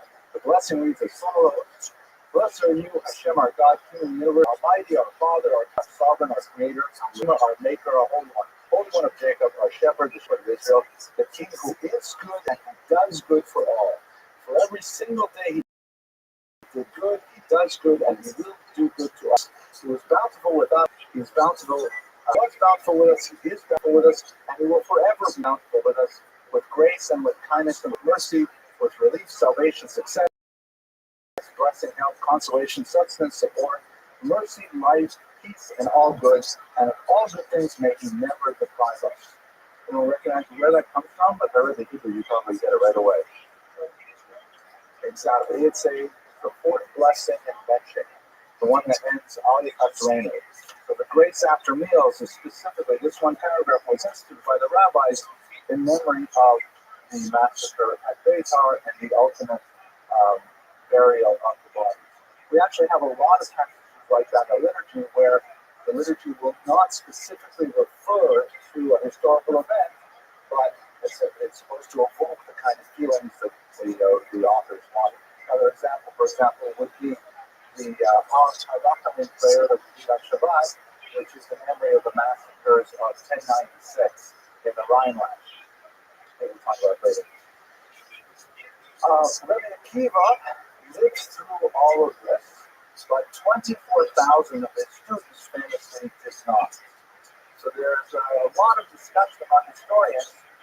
As I'm sure you're familiar with the legend that 24,000 of Akiva's students died over one summer, and as a result, we have the period known as Sphira.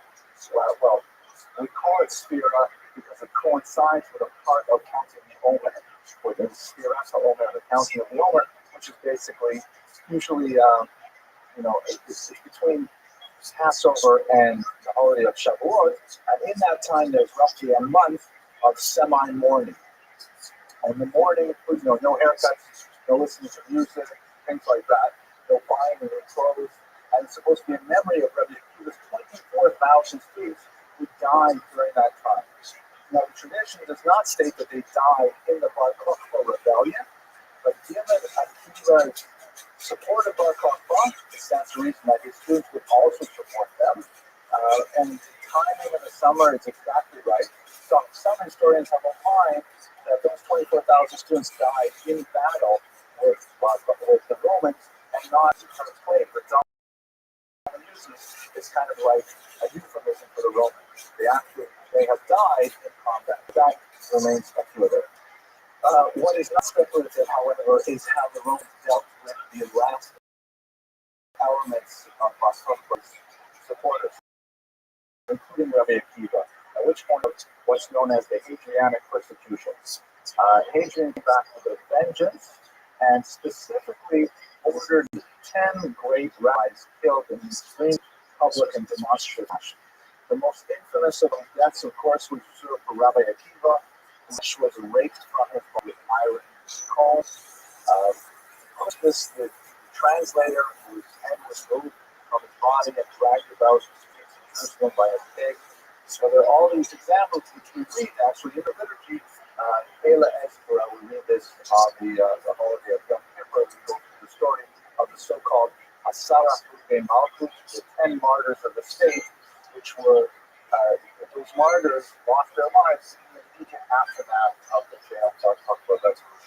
So we see that these events have directly affected the liturgical life of the Jew, even to the present day.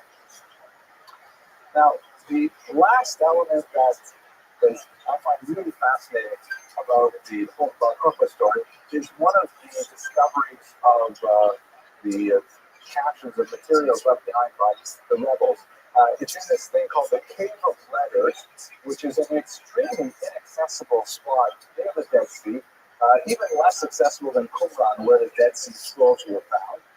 It's in a cliff face where you have to walk across extremely dangerous little narrow paths with a 600-foot drop 6 inches away, and you have to make this climb on a 50-foot ladder, which of course was not present back then. They used rope ladders and things like that to get to this cave with 2 entrances and a massive network of tunnels that housed entire families. The kind of materials that were found in these caves that women and children lived with the rebels, and you had entire families, and who knows how many, maybe a few hundred people living in these caves for years. They had stocked up on water, which is only got from about 10 miles away, no water otherwise. And they had some ritual influence, and then also a full religious life going on inside these caves as they're hiding from the Romans. What I found absolutely amazing, and I had not heard about before, was buried in the entrance to that Cave of Letters was a small packet. This is it here, discovered in 1960 by the Israeli archaeological team led by General Yegin, which contained the personal correspondence of a woman named Rabbi. And in this personal correspondence, we have all kinds of letters describing custody battle she had over one of her sons, her marriage contracts, legal affairs that she was involved in, absolutely materials. These were documents that were extremely important to her. So she buried them before she was ultimately killed by the Romans. So 2000. So the chain topic for next week is I'd like to find out everything we can about this woman, Rabbi, and try to understand what we can learn from women in 2nd century Israel. But let me get back to Bar Kokhba and to bring it to a conclusion. His legacy is profound and confused in some ways. Profound in that this was the last major military attempt by the Jews to regain their land in ancient times, and it would be a long 1,800 years before they would ever dream of doing this again in a real fashion. It was a heroic rebellion, it was a successful rebellion, and it ended, however, badly in a very bloody massacre at Beitar, all of which we remember very profoundly in our liturgical tradition in particular. Perhaps the saddest element for the Jews, however, was the dashing of the messianic hope that Bar Kokhba represented. But anyway, I thank you very much for your attention. And next week we'll talk about Bavata, and I hope you have a great time. Well, we get all the way to the end of the video, so I hope that means to see you in the most practical things. But I just want to say thank you very much for watching. And, I'd like to develop more of a relationship with viewers. And so please feel free to click the like button or to leave a comment on much of it, respond as much as possible. And if this video is useful to you, then please pass it on to someone else who might also want to see it. Thank you very much.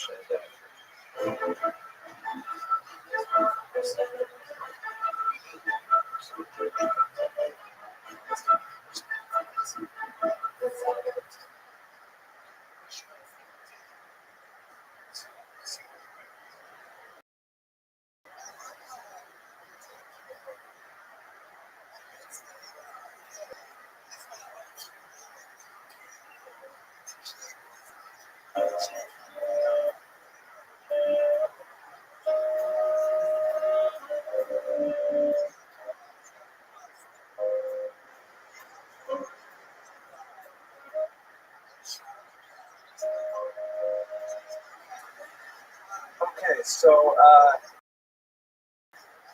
I'd like to formally welcome to the fall 2014 season of lectures in Jewish history. I'm going to actually do a few things here. As you know, we have a new greeter, Mr. Nick Balcony is very pleased to be here. We had a grueling interview process to try and someone to replace Aliza. And I forgot to mention, Mr. Balcony, you have to ask like really difficult questions. He's the only person who's allowed to ask questions. Because Aliza was the only person who's allowed. But I could always tell Aliza, sorry, I'll let you do that later. Of course, I would find something else to say later. I've decided before I put these videos online, I might actually edit them now. Because thank God we're getting over 12,000 views a month, which is really, it's amazing. And the Latvians are still with us. Actually, 3 days ago, I noticed that I had more people watching from Finland than I did from the United States, which was really bizarre. It happened to be like at about 5 in the morning or 4 in the morning when I woke up and happened to check the statistics. It was before most of America woke up.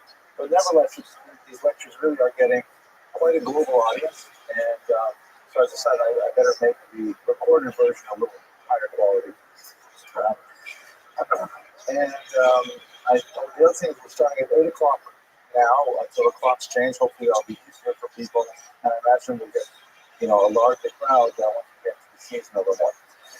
Finally, I have to let you all know, I think many of you are already aware that unfortunately this is going to be my last season here in the Young Israel Bal Harbor because I will be taking a job in New York City. Yeah. So that will be actually last time I tried to fly in the winter time up to New York. I actually was a victim of racial profiling because they stopped me at the airport because it was very rare to see a Jew traveling north. But at any rate, so we are.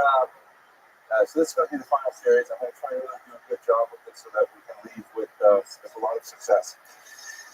So, without any further ado, let's get to tonight's material. It's going to be on Rabbi Yochanan ben Zakkai, an extremely influential figure in the development of Jewish history, and one of the writers that appears at perhaps the dark moment in Jewish history, at least until the 20th century, takes some very controversial stands, is not without opposition at the highest levels of the Jewish establishment, and nevertheless, through his bold innovations and his decisive leadership, he is able to, in a period of about 15 years, revolutionize the very basis of Jewish identity and set us on a course that brings us even to the present day.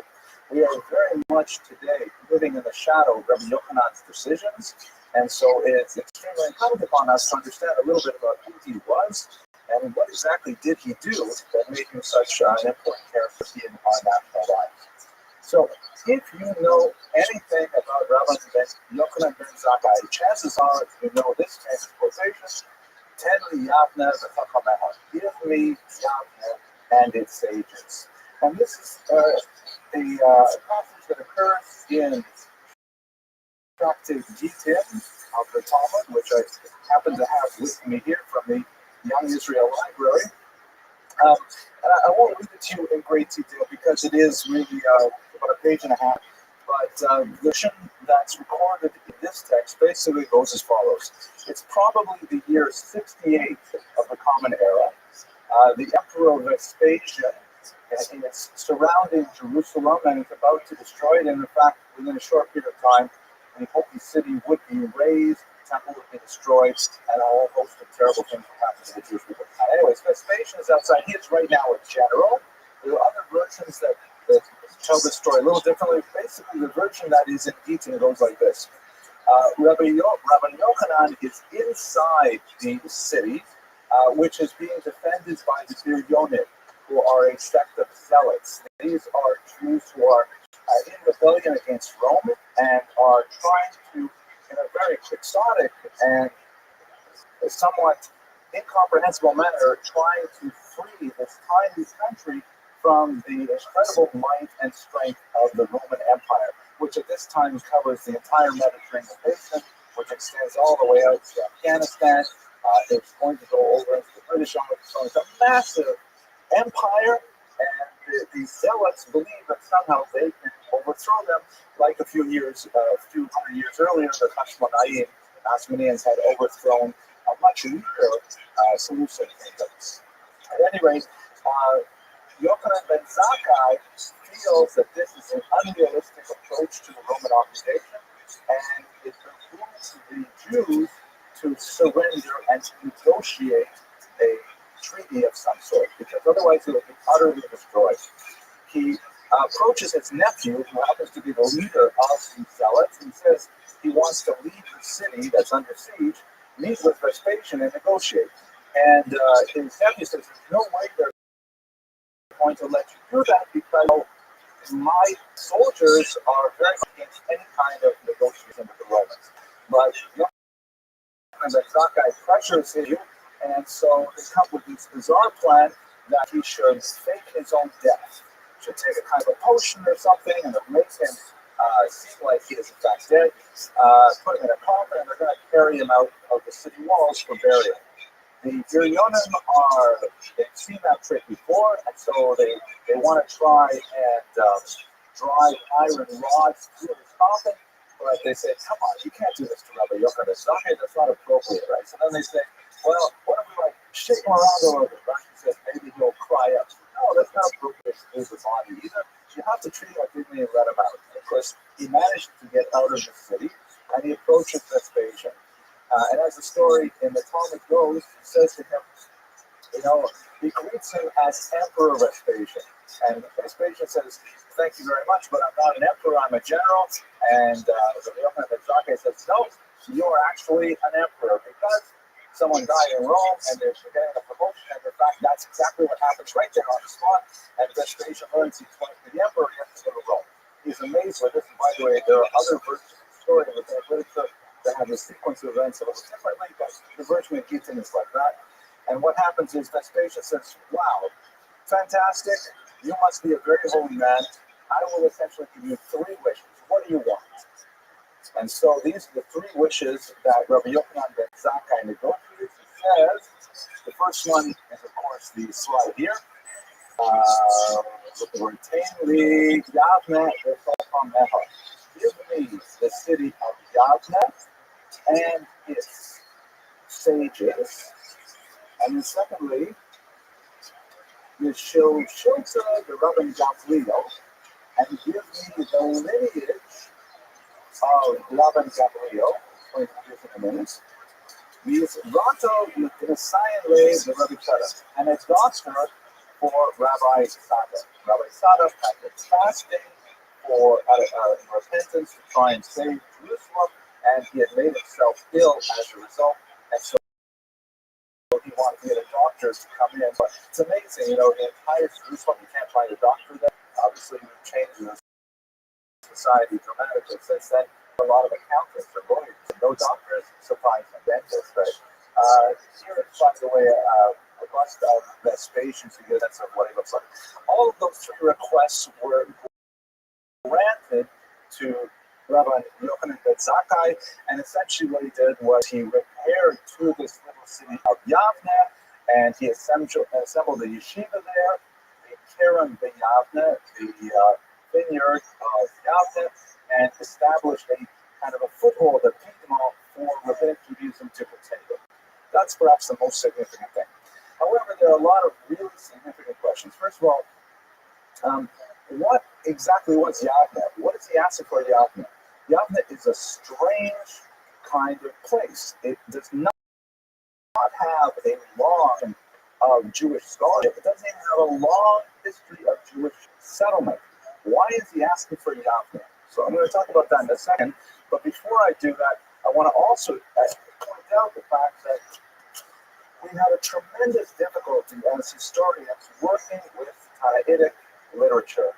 Tannaitic literature refers to texts that have been preserved for the following centuries from the era of the Tannaim, or the so-called teachers. which is roughly from about the year 200 before the Common Era to approximately the year 200, maybe 300 of the Common Era. About 500 years of literature. The most significant documents include some of the older Midrashic collections like Sifra and Sifri, of course the Mishnah, and many other older texts that have made their way into the Talmud like the Braitot. They contain a wealth of historical information. The problem is the way in which this material was transmitted and recorded make it rife with errors, and there are multiple versions of all kinds of stories with very big differences in salient details, including who said what to whom, for example. This is because these documents they were handed down from Rabbi to Rabbi for many generations, and all kinds of errors spread, which the rabbis were very, very aware of, and that's why the Talmud in particular goes through a refining process of trying to determine which Mishnah is correct, and which Tosefta, and which Baraita is correct, and so on. Secondly, and perhaps more significantly even than the errors that and the contradictions that occur, is the fact that they weren't trying to write history in any medieval or modern sense of the word. Meaning, when they're writing these kinds of things, trying to teach basic historical information, why this happened on a historical level. They're trying to teach religious information. They're trying to teach what does God want us to take away from this moment. They're teaching us morals, lessons, interpretations of verses, all kinds of things. They're not specifically interested in preserving the historical record, as the great historians of the 19th century would put it, yes, eigentlich gewesen war, the way it actually happened. That wasn't so important to them. What was important to them was get across the message of the story. So as historians, 2,000 years later, trying to unpack these texts, we have a lot of great difficulty just trying to understand what exactly they mean. Let us take, for example, what we know about Rabbi Yochanan ben Zakkai. I mean, what do we actually know about his life besides that key moment, Tainli Yavner B'Chachameh? So there's some interesting biographical material in Tractate Sukkah, which talks about his life.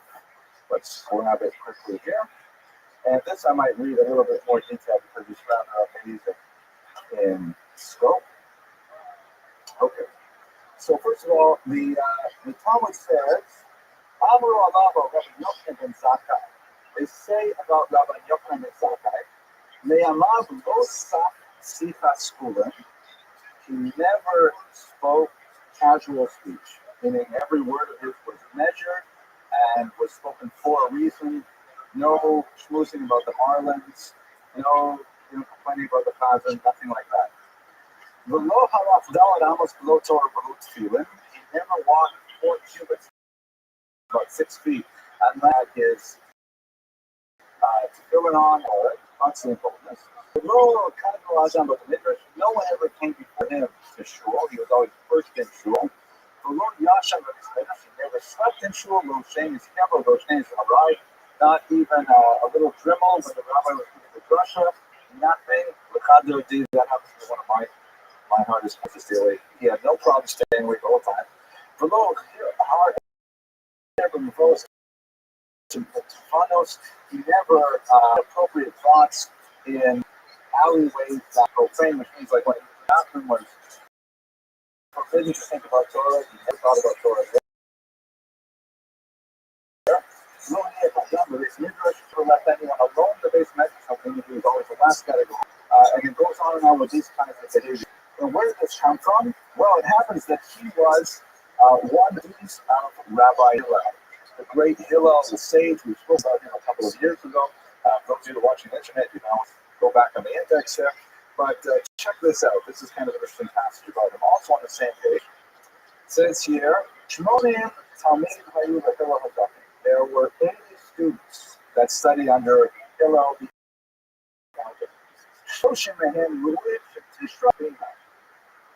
30 of these 80 were so great that the divine presence could rest on them. And Moshe Rabbeinu, like Moses, our teacher.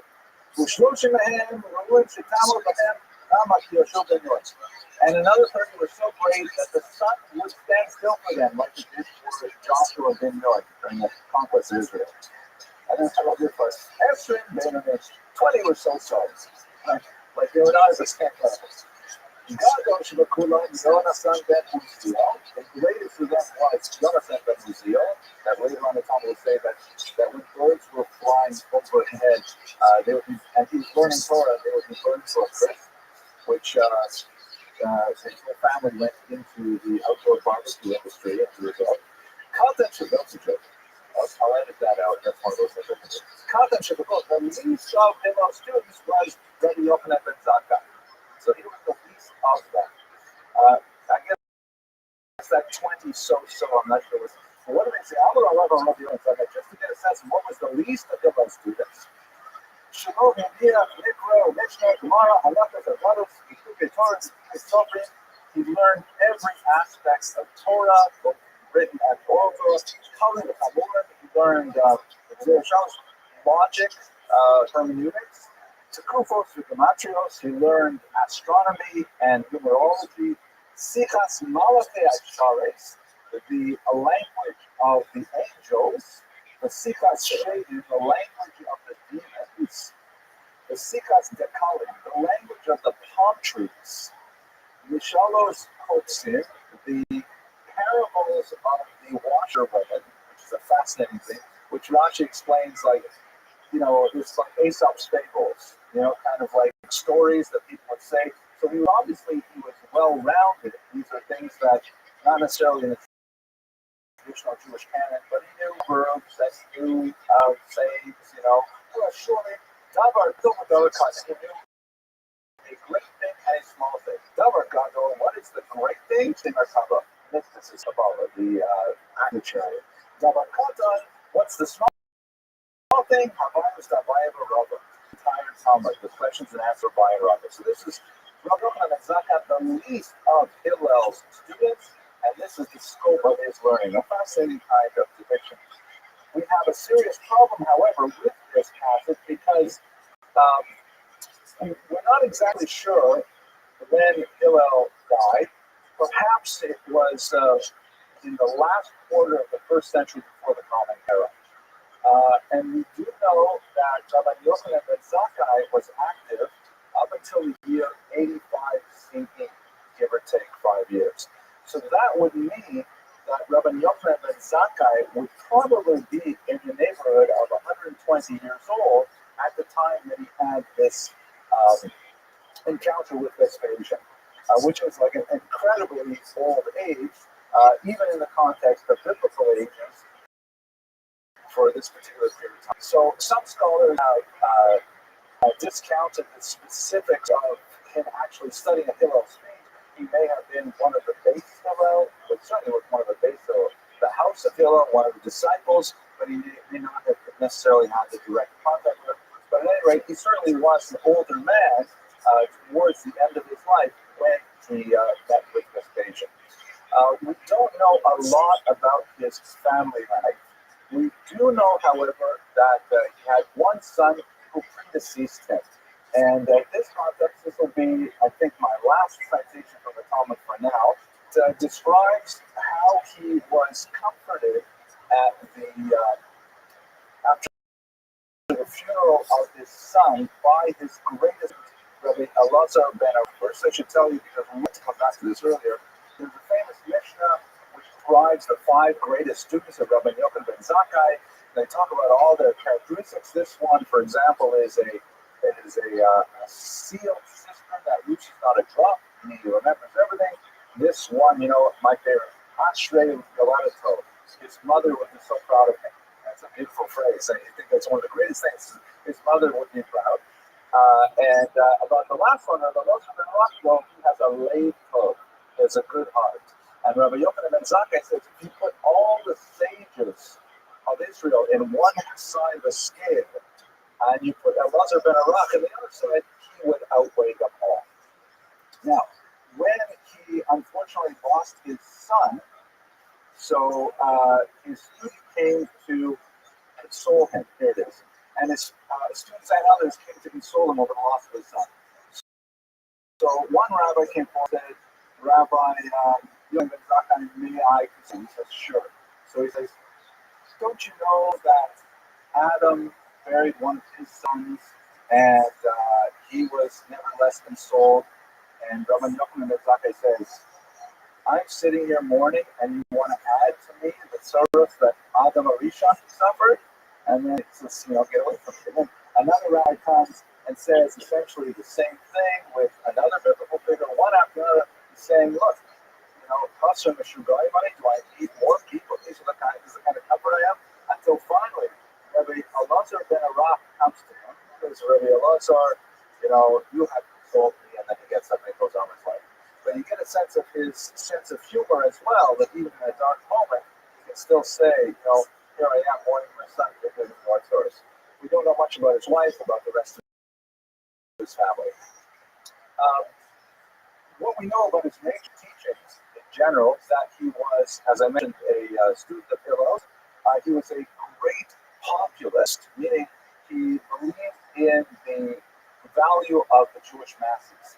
He did not, count out to the established authorities among the Jews, including the high priests and especially the Sadducees, with whom he had tremendous conflict, as I will explain shortly.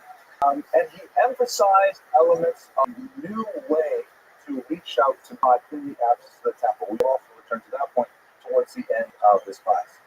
He was a major proponent of Torah study as an activity. You may think of that as, well, that's obvious, isn't it? We're talking about Judaism, but in fact, Rabbi Yochanan Ben Zakkai really directed Judaism in that particular path, arguing that in the absence of the temple, in the absence of traditional sacrifices, the way that Jews can express their devotion to God is through study. And he said famous things like, do not take credit for your study because that is the purpose for which you were created. These kinds of things endeared him to the masses, but I think what I'd like to do now is turn to some of the political background of his life works. Maybe I'll pause for a couple of questions. We have no record of his debates with early Christians that I'm aware of. Occasionally, you will see certain rabbinical figures speak with so-called philosophers, philosophes, which may be an allusion to early Jewish Christians, but we don't have any record that I'm aware of any sustained debate. Next week, actually, when we talk about Salome, we will talk about Jews and the early Christian movement. But again, it's important to recall that, even in the immediate wake of the destruction, the year 70, Christianity was still such a tiny movement.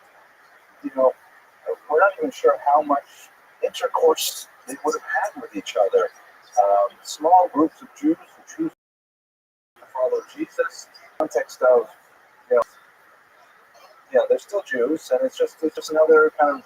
And don't forget, this is a period, as we'll talk about next week, of incredible messianism. There were several figures during this period who were claiming messianic status, and in fact, Jews were following them and fighting and dying for them against the Romans. And then just in a short period of time, Bar Kokhba, that'll be 2 from now, of whom Rabbi Akiva thought that he was Mashiach. So it's a period where Mashiach was the time it does. A doctor, on the other hand, is very hard to find. But Mashiach, he's. Well, what does that mean in the first century of Torah Judaism?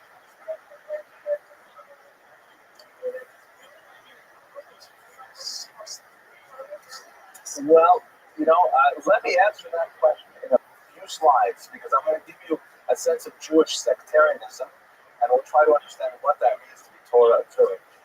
What we understand by Torah observant today is largely a result of Rabbi Yochanan Ben Zakkai's formulation of Torah study, which we could say, for example, is basically the Pharisaic ideal of having small disciple groups who are all committed specifically to tithing their produce and of leading lives of Torah study as opposed to sacrificial activity. But we'll get back to that. Last question, Ms. Abramson.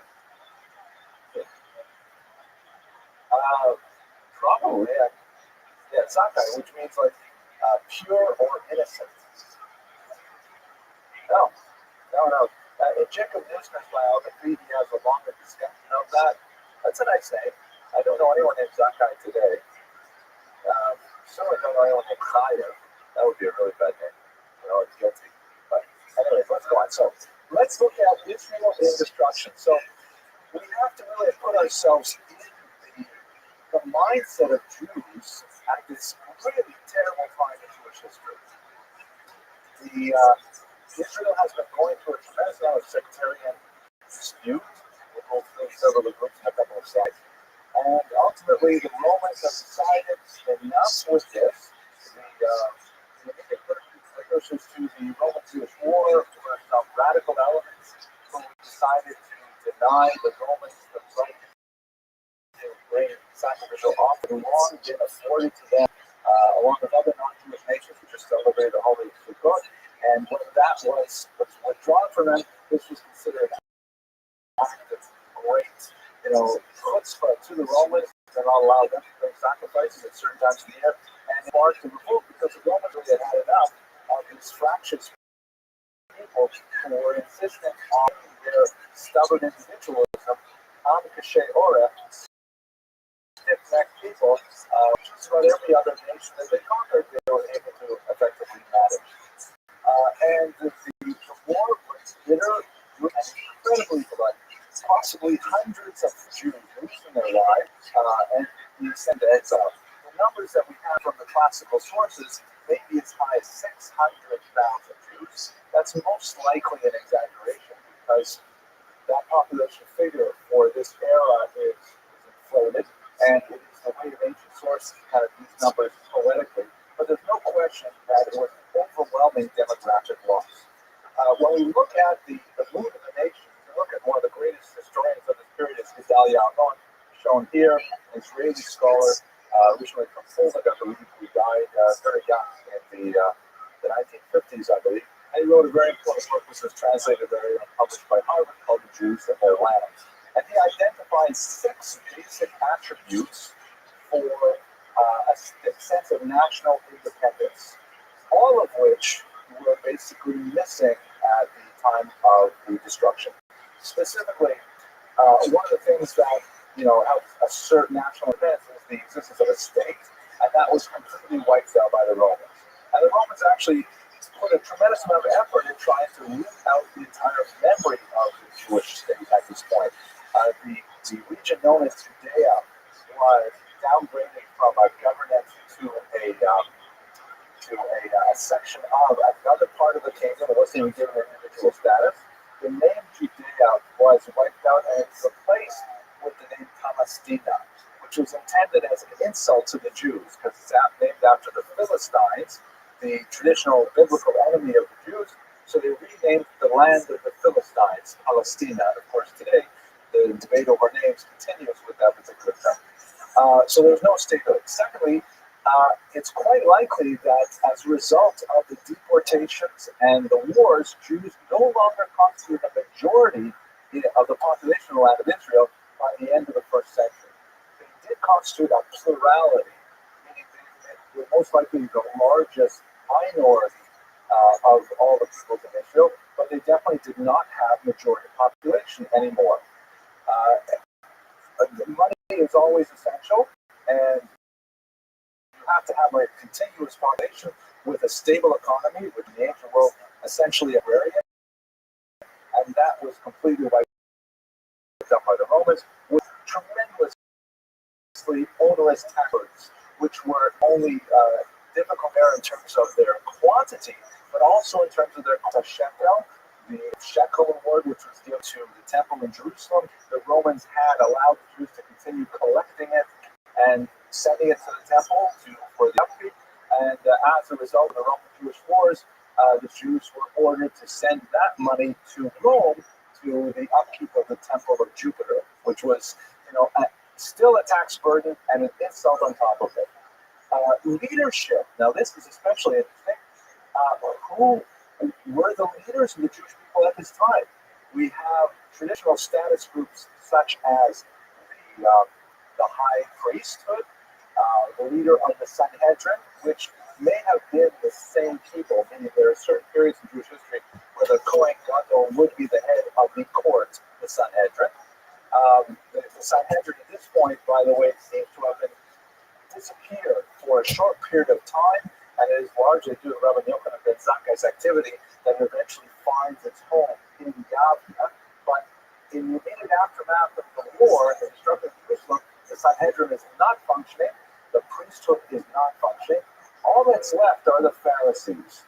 These are the so-called Perushim, those who separate, who were establishing these little disciple circles of Jews who would get together to study the oral law. And membership essentially meant taking an oath before a group of other Pharisees saying that you would promise to maintain the laws of the Torah, and in particular, the tithing system, the Meiser system. And that would create a chaver status, meaning an associate status that would allow you to be among these kinds of like charismatic groups, which had no official authority. They had no administration. They had no hierarchy. It was simply a group of Jews who were like-minded and organized on their own without any official sanction. They had no tax base. They had no revenue source.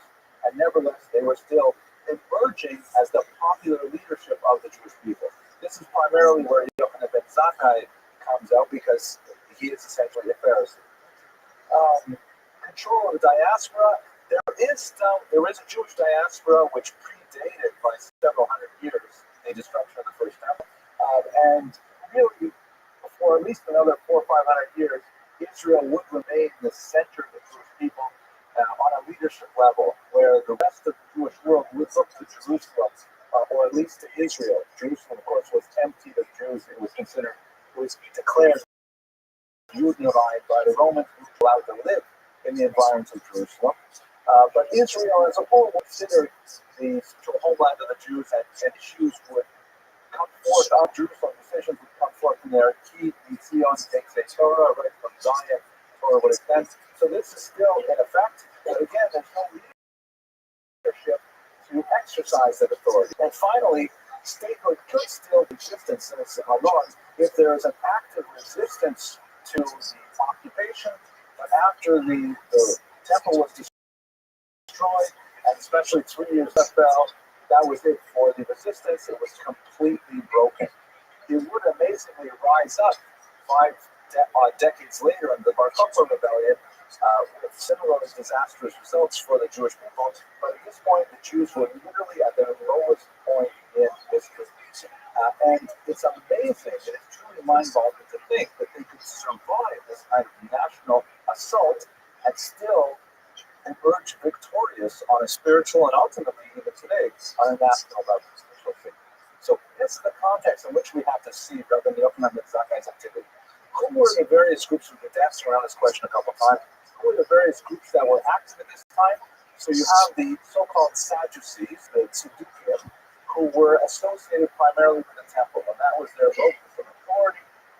They had a revenue flow because Jews were always bringing in their and so on, and they had a level of significance because they controlled the ritual activity of Judaism, which centered around temple activity. Again, let me take us back a second. Just imagine for yourself, we live in an era where Jewish activity probably centers on the home more than anywhere else, and a close second would be the synagogue. We have a tremendous amount of rituals that are involved in the kitchen, in the bedroom, in the study, and of course in the synagogue with all this regular prayers and so on. But this is an era in which that was not true. Judaism was just in one place, in a temple, and you had all kinds of laws that you could observe on your own experience. And if you had a Beit Knesset, which means simply a house of gathering, you would get together perhaps to study texts if you were literate, which was probably not likely, to discuss prayers, which were then very new. The Anshe Knesset Agadola would have just begun really producing these things shortly before the Roman Jewish Wars, a little bit, maybe 100 years earlier. Really, if you were a Jew, you thought of yourself as belonging to the great temple in Jerusalem and nowhere else. So when all that was removed, it's as if the horizon had disappeared, and the defining elements of your religion were totally gone. So what would you do with that? The second group were the Zealots. We discussed the Biryonim, which were a group of the Zealots earlier, who believed that the correct way to deal with the Romans but through a delegation to throw off the hated yoke of occupation, the yoke of the so-called the Sadducees, by the way, believe in capitulation to the and collaboration with the Romans. Finally, the Pharisees, which we discussed a minute ago, and then there are a whole host of other groups. Not only the early Jewish Christians that we mentioned, but also Jews like the Essenes who went and lived in caves and practiced celibacy, which meant that they had to have a recruitment drive over 20 years or so. And these were all various groups who were neo-messianic and so on. So to return to your question, what does it mean to be a Torah Jew? Undoubtedly, all of these groups consider themselves Torah Jews, but the definition of what a Torah Jew was so wrapped up with the temple that when the temple was removed from the scene, no one exactly knew what to be a Torah Jew. All these groups, the ones that had the clearest and most coherent definition of that would be the Pharisees. Because they said, look, the reality is we can no longer rely on the Kohanic, the experts in Judaism. We can't just bring and expect atonement once a year. We can't do that kind of thing. We must ourselves become expert in Jewish law, and that formed the basis of the intellectual meritocracy, which is rabbinic Judaism. So that's really one of Rabbi Yochannan's major achievements.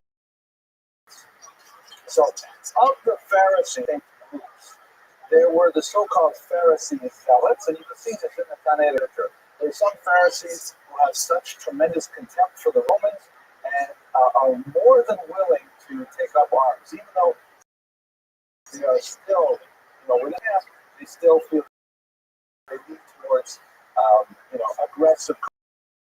Then you have the so-called elites, which Dalia calls the so-called natural realists. I hesitate to use the term realist because, everybody considers themselves a realist. No matter how fanatical they are, they consider everyone else living in a dream world. But me, of course, I'm realistic. Everyone else, I'm not a pessimist, I'm not an optimist, I'm a realist, and so on. And then who believed in some level of accommodation with the Romans because deceiving them was impossible. And then there was a so-called peace party who were simply out for complete surrender without any conditions whatsoever. Where exactly Rabbi Yochanan ben Zakkai fits into these three groupings is not entirely clear, but it appears that he fit within the moderate group more than anyone else. He believed in some accommodation with the Romans for a strategic retreat, or a tactical retreat, when you better term, by simply allowing the Romans certain things that they wanted. The Jews could retain other things that were crucial to their development. So let's go to the three enduring questions that we began with our lecture. First of all, what exactly was Yavne? You recall I asked, why would he ask for Yavne and his sages? There really were no sages in Yavne before Rabbi Yochanan ben Zakkai. And secondly, what kind of a place is Yavne? It's like Yehudatzvah. It doesn't occur in Tanakh. Nobody ever talks about Yavne.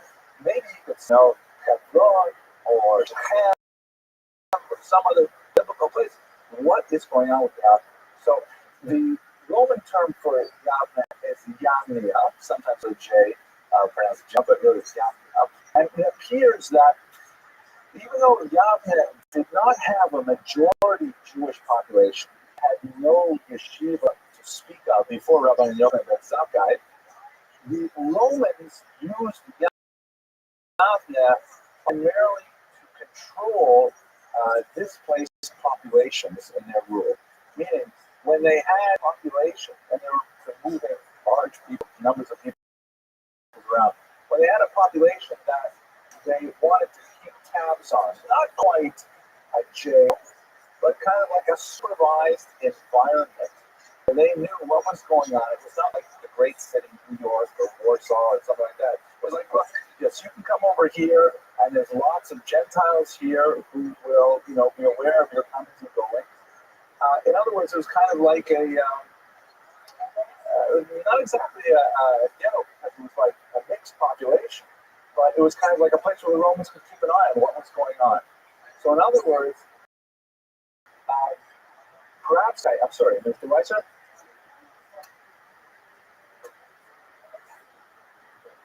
Exactly. It's maybe a colony, a control point. It's very good. In other words, perhaps Rabbi Yochanan ben Zakkai uh, had asked for a place that he knew the Romans would be inclined to grant.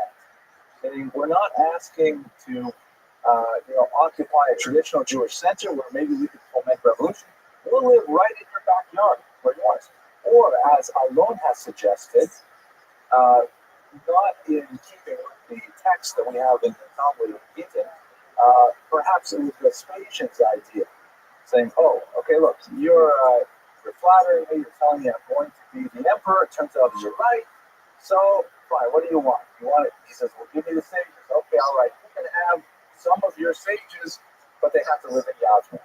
They have to live here where I keep an eye on them, which is a radical rereading of the text and alters the understanding of it. But at the same time, it makes much more sense with the nature of the confrontation between the Roman Jews at that point.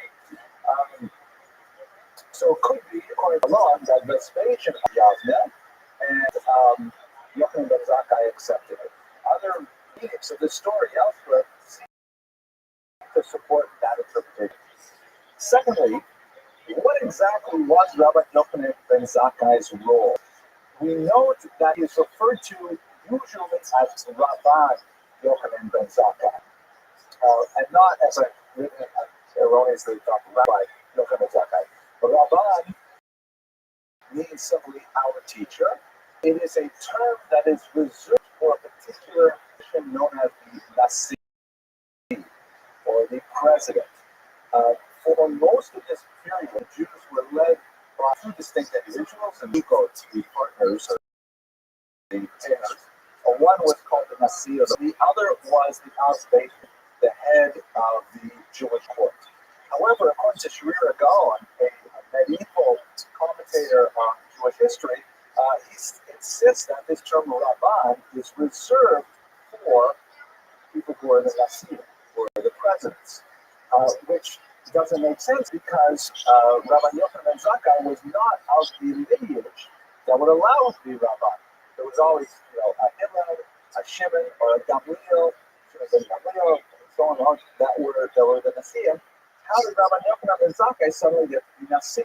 And secondly, in the various decrees that he passed during the time he was actually in Yavne, he was always signing documents second after probably absent Rabban Gamliel, who was the Nasi.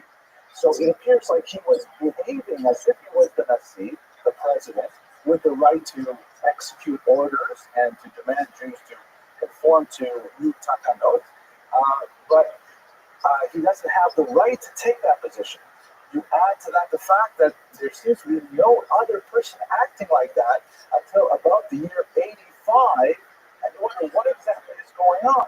So the way Alon reads this particular period, he takes it in such a way that he believes Rabbi Yochanan ben Zakkai essentially stepped into the breach at a moment when the existing leadership, the existing Nasians, were paralyzed with indecision.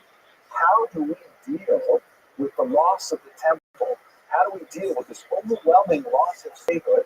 And Rabbi Yochanan ben Zakkai said, "Look, let me just escape from Jerusalem, and I'm going to take a place. I don't care what it is. Yavne, who cares what it is? And in Yavne, with a few sages, I will set up a yeshiva, and that's going to be the future of the Jewish people." It was an incredibly audacious thing to do, flying in the face of all of the authorized leadership figures of the time. And in fact, after 15 years of this activity, it appeared that he was successful, and then he was removed from that position, and the traditional leadership reasserted itself. And he stepped back from national politics, Shiva outside of Yavne, and allowed the Sanhedrin to go on functioning in Yavne and so on. So, in other words, to try and bring this down into a sentence or two, Alon's analysis, which seems quite convincing to me, is that Rabbi Yochanan ben Zakkai essentially boldly and audaciously asserted a leadership position when he did not have it by any rights in a traditional Jewish constitutional sense. And ultimately, the rest of the Jewish leadership that failed to act appropriately at that time came around to his way of thinking. He was then displaced, or possibly uh, an amenable way, in an amicable way, to allow the traditional leadership to reassert itself.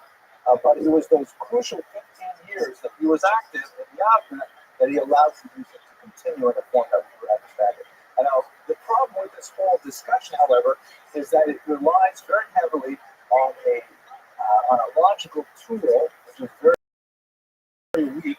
It's called the silentio, an argument from silence, meaning we have no documents to prove this. We have no text that prove this. All we have is, for example, the troubling question, wait a minute, if the whole story is about what happens at Yavne, then where is the Nasi? Why is the Nasi not there with him? We know he's elsewhere in the country. He is in the Galil at this point, and he's not doing anything. And more significantly, where are, for example, Rabbi Yochanan and Zakkai's students? A whole bunch of his students do not follow him to Yavne. As great as he was, he did not have his primary student, for example, Rabbi Elazar ben Arak. You recall we mentioned that Rabbi Yochanan ben Zakkai said that if all the Elazar ben Arak were on the other side, he would have waited him off. He abandoned his teacher, and he's off at a different place for those crucial 15 years. And he only returns to Yavne when Rabbi Yochanan is, and even the great Rabbi Tado, who you recall when Rabbi Yochanan ben Zakkai went out there and he asked for three things: give me Yavne, give me the lineage of the Nasi, which he took for himself, and then later gave it back. He says, give me a doctor for Rabbi Tzadok. Even Rabbi Tzadok followed Rabbi Yochanan ben Zakkai to Yavne initially. And these kinds of arguments from silence indicate that those 15 years, the really ones in which the established Jewish leadership were not aware of what we could possibly do to accommodate ourselves and to move forward from this colossal crisis. But it was Rabbi Yochanan ben Zakkai who determined that path. So this is Alon's basic thesis, which is a great Rabbi Yochanan ben Zakkai, but ultimately he was victorious in that kind of decision. Okay, I'll pause for a couple of questions that have given you some tough things here. Yes, Mr. Moore.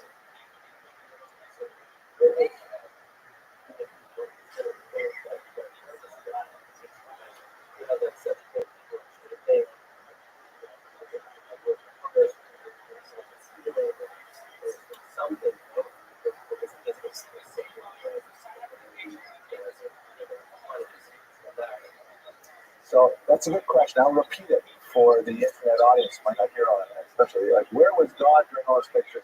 And so first of all, I have to say in full disclosure, I'm not a rabbi. I'm not allowed to dispense theological information because I'm not a card-carrying member of the rabbinical club, so to speak. But you can certainly ask that kind of question to Rabbi Glunstein, who will, I'm sure, give you a very profound answer.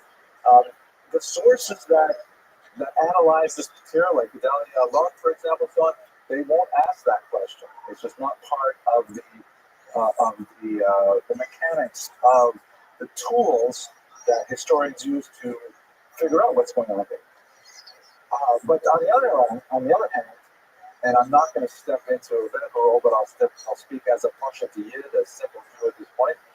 Obviously, God was all over the place, and just because some of the established leadership may have a temporary lapse in the ability to make the right decision, shall we say, that doesn't mean that God isn't with the Jewish people with a new leader. And here's Rabbi Yochanan ben Zakkai, who is taking control. And if it were not for his chutzpah, we wouldn't be here in a synagogue today. So where was God? I think it's pretty clear that God is right in there the whole time. Okay, apologies to Rabbi Grosstein, he's not here. So welcome home. Okay, so let's understand something about his legacy and then we'll conclude for the evening. One of the more interesting passages about Rabbi Yochanan ben Zakkai is a discussion that he actually reinstituted smicha, that he was the person who really created the rabbinate as we understand it today. And there's some interesting passages that support this in the rabbinic literature. basically, this idea is really quite appealing because, once again, if who were the authority figures in Judaism before the destruction of the temple was most certainly the Kohanim, the priests, who had largely, by joining the Sadducees, capitulated to the Romans and were bereft of any, shred of authority among the common population. The Sanhedrin, the judges, many of whom were unfortunately also co-opted into the Roman regime, because this is, after all, a position of great authority and potential for abuse. And these lone scholars who had no official authority, no kind of like dispensation from heaven to act as leaders, but nevertheless devoted themselves entirely to the study of the Torah. These were people that Rabbi Yochanan ben Zakkai designated as Rabbis, as teachers. And these were the people who did not have, once again, any kind of formal stamp of approval other than the endorsement of a Greek figure like Rabbi Yochanan ben Zakkai. And they ultimately became the popular leaders of the Jewish people through the next 2,000 years of statelessness. So Rabbi Yochanan ben Zakkai's innovation here, which I admit I still have some historical problems with, but I'm giving all the pieces now anyways, is essentially the model of Jewish leadership that Jews have followed since the destruction of the temple. Kohanim, for example, are no longer the leaders of the Jewish people.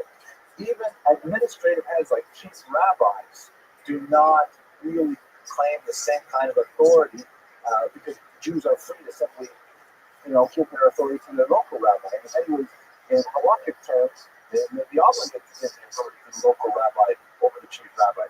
We don't have a pope in Judaism. This is the kind of structure that Rabbi Yochanan ben Zakkai really created.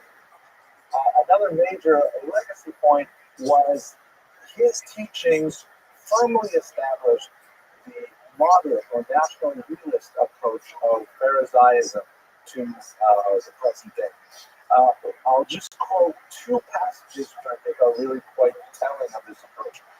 First of all, Rabbi Yochanan ben Zakkai says, "Do not hurry to knock down idolatrous altars, because perhaps you will have to rebuild them better than they were before." Which the commentators explain. In Israel there are various commands regarding the establishment of idolatrous places of worship. And let's say you are a zealot and you can't stand seeing that particular statue of Mercury, Mercury is mentioned in the Talmud, in your backyard, your neighbor's backyard, something like that. So you want to go there and you want to destroy that statue. So Rabbi Yochanan ben Zakkai says, don't do that. Why? Because right now it's made out of plaster. If you go over and you knock it down, given the reality of the governing authority in Israel right now, the Romans might make back and build it out of bronze, maybe even silver. So what's the point? You will have just created another altar and a more enduring one at that. So this is kind of like a moderate realist, national realist approach saying, yeah, sure, it makes sense on a purely ideological level that you should go and you should get rid of all idolatry, but let's be smart about this, because it may be that it'll come back to haunt you and it'll backfire and you'll reinforce that. So this is kind of an interesting approach that sort of steps back from the ideological demands of the Torah and says, let's be real about the political situation we're living in. Similar to his negotiation with Vespasian in the first place.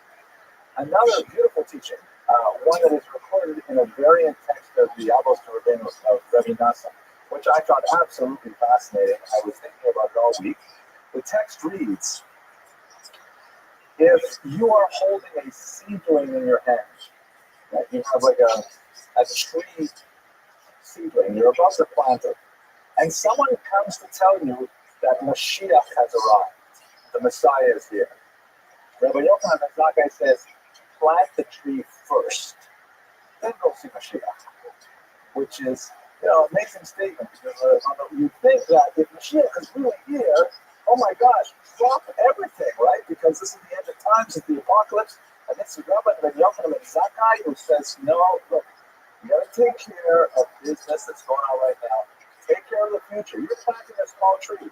You know, if he really is here, Mashiach is here, then it'll be irrelevant whether you're on the tree or not. But, you know, be smart. Plant the tree first. So this is the national realist approach that we see throughout his entire lifespan. And ultimately, it is the strategy that allowed him to survive tremendous crisis of the destruction of the temple.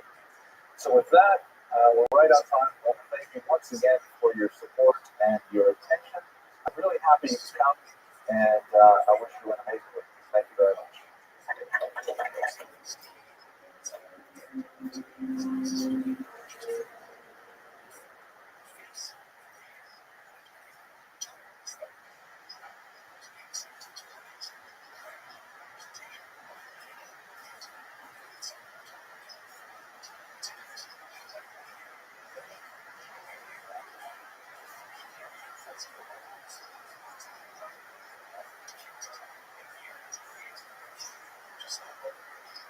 Why don't we get started for tonight?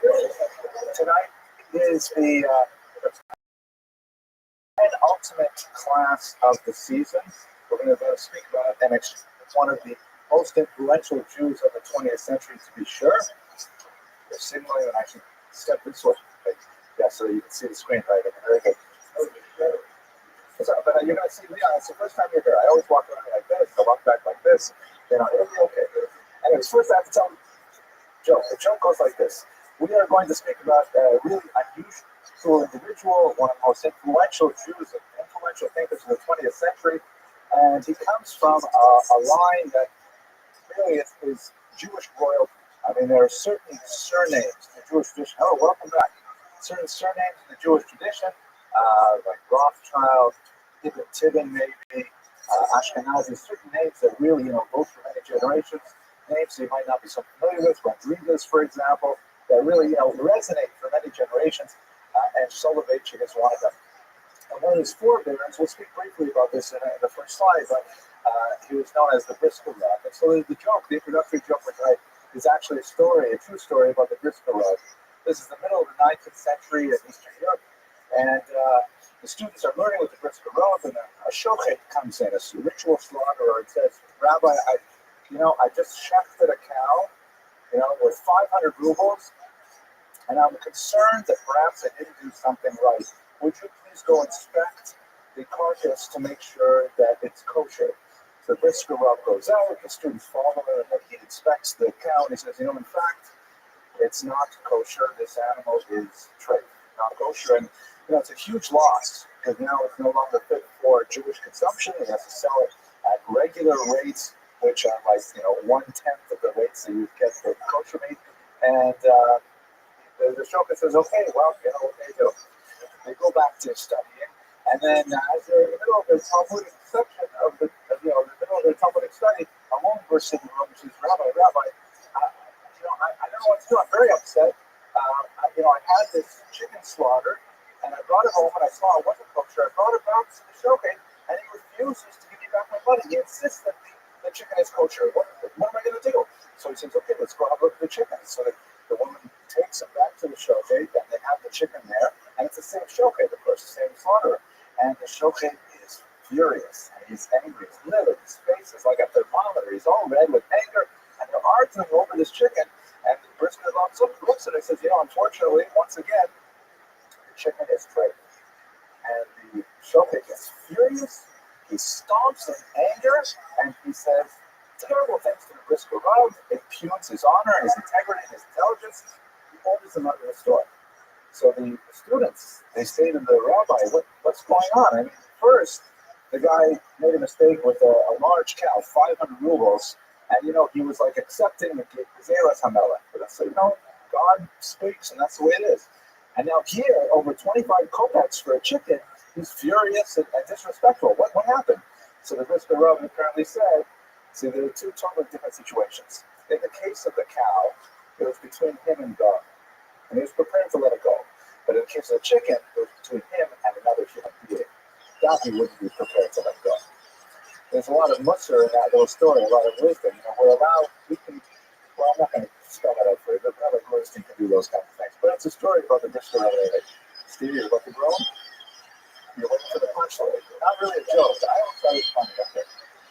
I can tell this lecture is going to go downhill from this point. Okay, so good and well partners. First of all, it is the penultimate class of the season. Today we're going to look at someone, ironically, who is very much associated with a great institution of Jewish higher learning, Yeshiva University.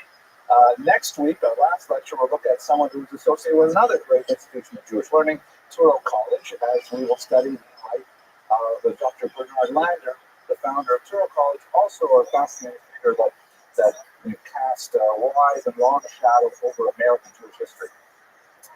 One last good and welfare thing is kind of shameless self-promotion. I want to thank you. Many of you have sponsored my son to go to Israel, and he is participating in this Learn-a-thon now for one more week. He's raised so far $713 to get him out of our hair. Get him to Israel for 5 weeks. If you are interested, it's an NCSY. The URL is learnathon.ncsy.org, and he would appreciate it. Maybe a little bios and things like that. Go straight to our material. Okay, let's go full screen. Great. Okay, so as I mentioned in the introductory story / joke, our topic tonight is one of the 20th century members of the great Soloveitchik dynasty. This is one of those names that resonates throughout Jewish history for the last 300 years. And this name, as Rothschild is to wealth, Soloveitchik is to learning. The Soloveitchiks were especially associated with the Lithuanian yeshiva movement, which we've discussed in previous classes, and specifically with the heritage of the Vilna Gaon, as expressed in the greatest institution of learning established by the Vilna Gaon student, Rabbi Chaim of Volozhin, who was one of the forebears of the Soloveitchik dynasty. Incidentally, the reason why Rabbi Chaim, we don't have a surname attached to him is because the 18th and 19th century is when Jews began to take surnames in large numbers. There are some exceptions. Italian Jewry, for example, you find surnames that go back to Middle Ages, things like that. But in Europe, surnames were kind of like the equivalent of social security numbers. That as states became more sophisticated, as they moved towards direct taxation of individuals from a medieval corporate structure to a citizen-based nation state, it was necessary to identify individuals rather than communities. So many states like Austria-Hungary, the Russian Empire, began to impose the requirement that Jews and other people take surnames. In fact, there's a lot of fascinating stories about what surnames mean and how people get them. I'm not sure if all of them are true, but for example, they say that names like in certain parts of Austria-Hungary, you could bribe the official to get a really beautiful name, like Rosenkrantz or Rosenberg, or these are names, Field of Roses, things like that. And if you ticked off the clerk who was recording names, he would give you a name like Zwiebel, which means like onion.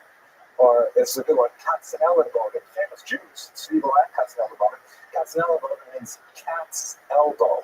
So it's hard to imagine you're going to come up to the authorities and say, I'd like to register my surname as cat's elbow. But that's why so many Jews have surnames that are related to professions like Schneider, Taylor, or they're related to the traditional son of the father's given name, like my name, Abraham's son of. I probably had an ancestor named Avram, and so his son was the first one taken name, and so on. So Rabbi Chaim is just known simply as Rabbi Chaim of Volozhin, but shortly thereafter you have the Soloveitchik line that descends from it. There's a whole line of rabbis, one after another, who are really towering figures, not only in terms of their fame and erudition, but also in their highly original, creative approach to study. And in fact, it is through the Soloveitchiks that we get the so-called Brisker Derech, the way of Brisk. They were attached especially to the city of Brest-Litovsk, which Poland, Belarus, Ukraine region, the boundaries came in the early 20th century. And so the name of the town was taken from Rabbi Soloveitchik, known as the Brisker, who lived in the middle of the 19th century.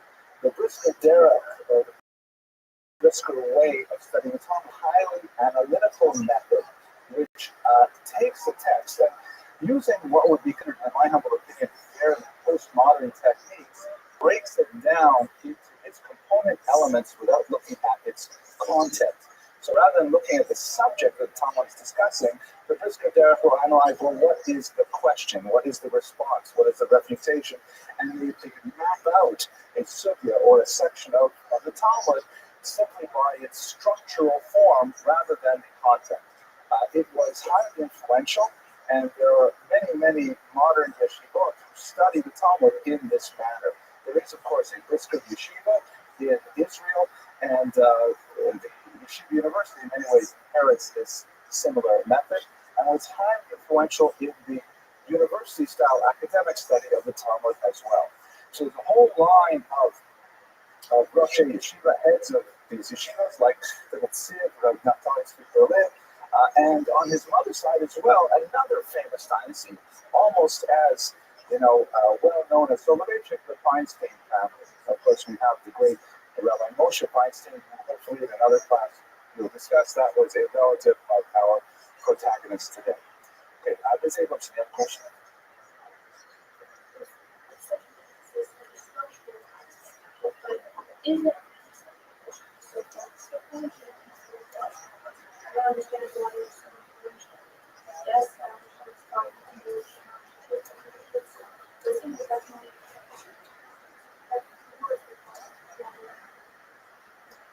I think you're asking a brilliant question, which is probably too much for us to get into tonight. The question, for those of you who are in Latvia watching this on the internet, you might not be able to hear, as a brilliant student who attends every week, who asked, if we are focusing, if the Brisker Derech focus on the structure, the form, aren't we missing that content? Just to give you a short answer, though, the content is truly revealed in the form. For example, if you can identify whether a given statement, which might be 2 or 3 words of text, if you can identify whether a statement is an answer, or if it is a question, or refutation, or exception, all these as to what exactly does it mean. And I remind you that the Talmud, Jewish people, they couldn't invent punctuation. There's no periods, commas, question marks, exclamation marks. The Talmud is just like a mass of words, and it's up to the student to figure out where an individual clause begins and the next one ends. What ends and the next one begins.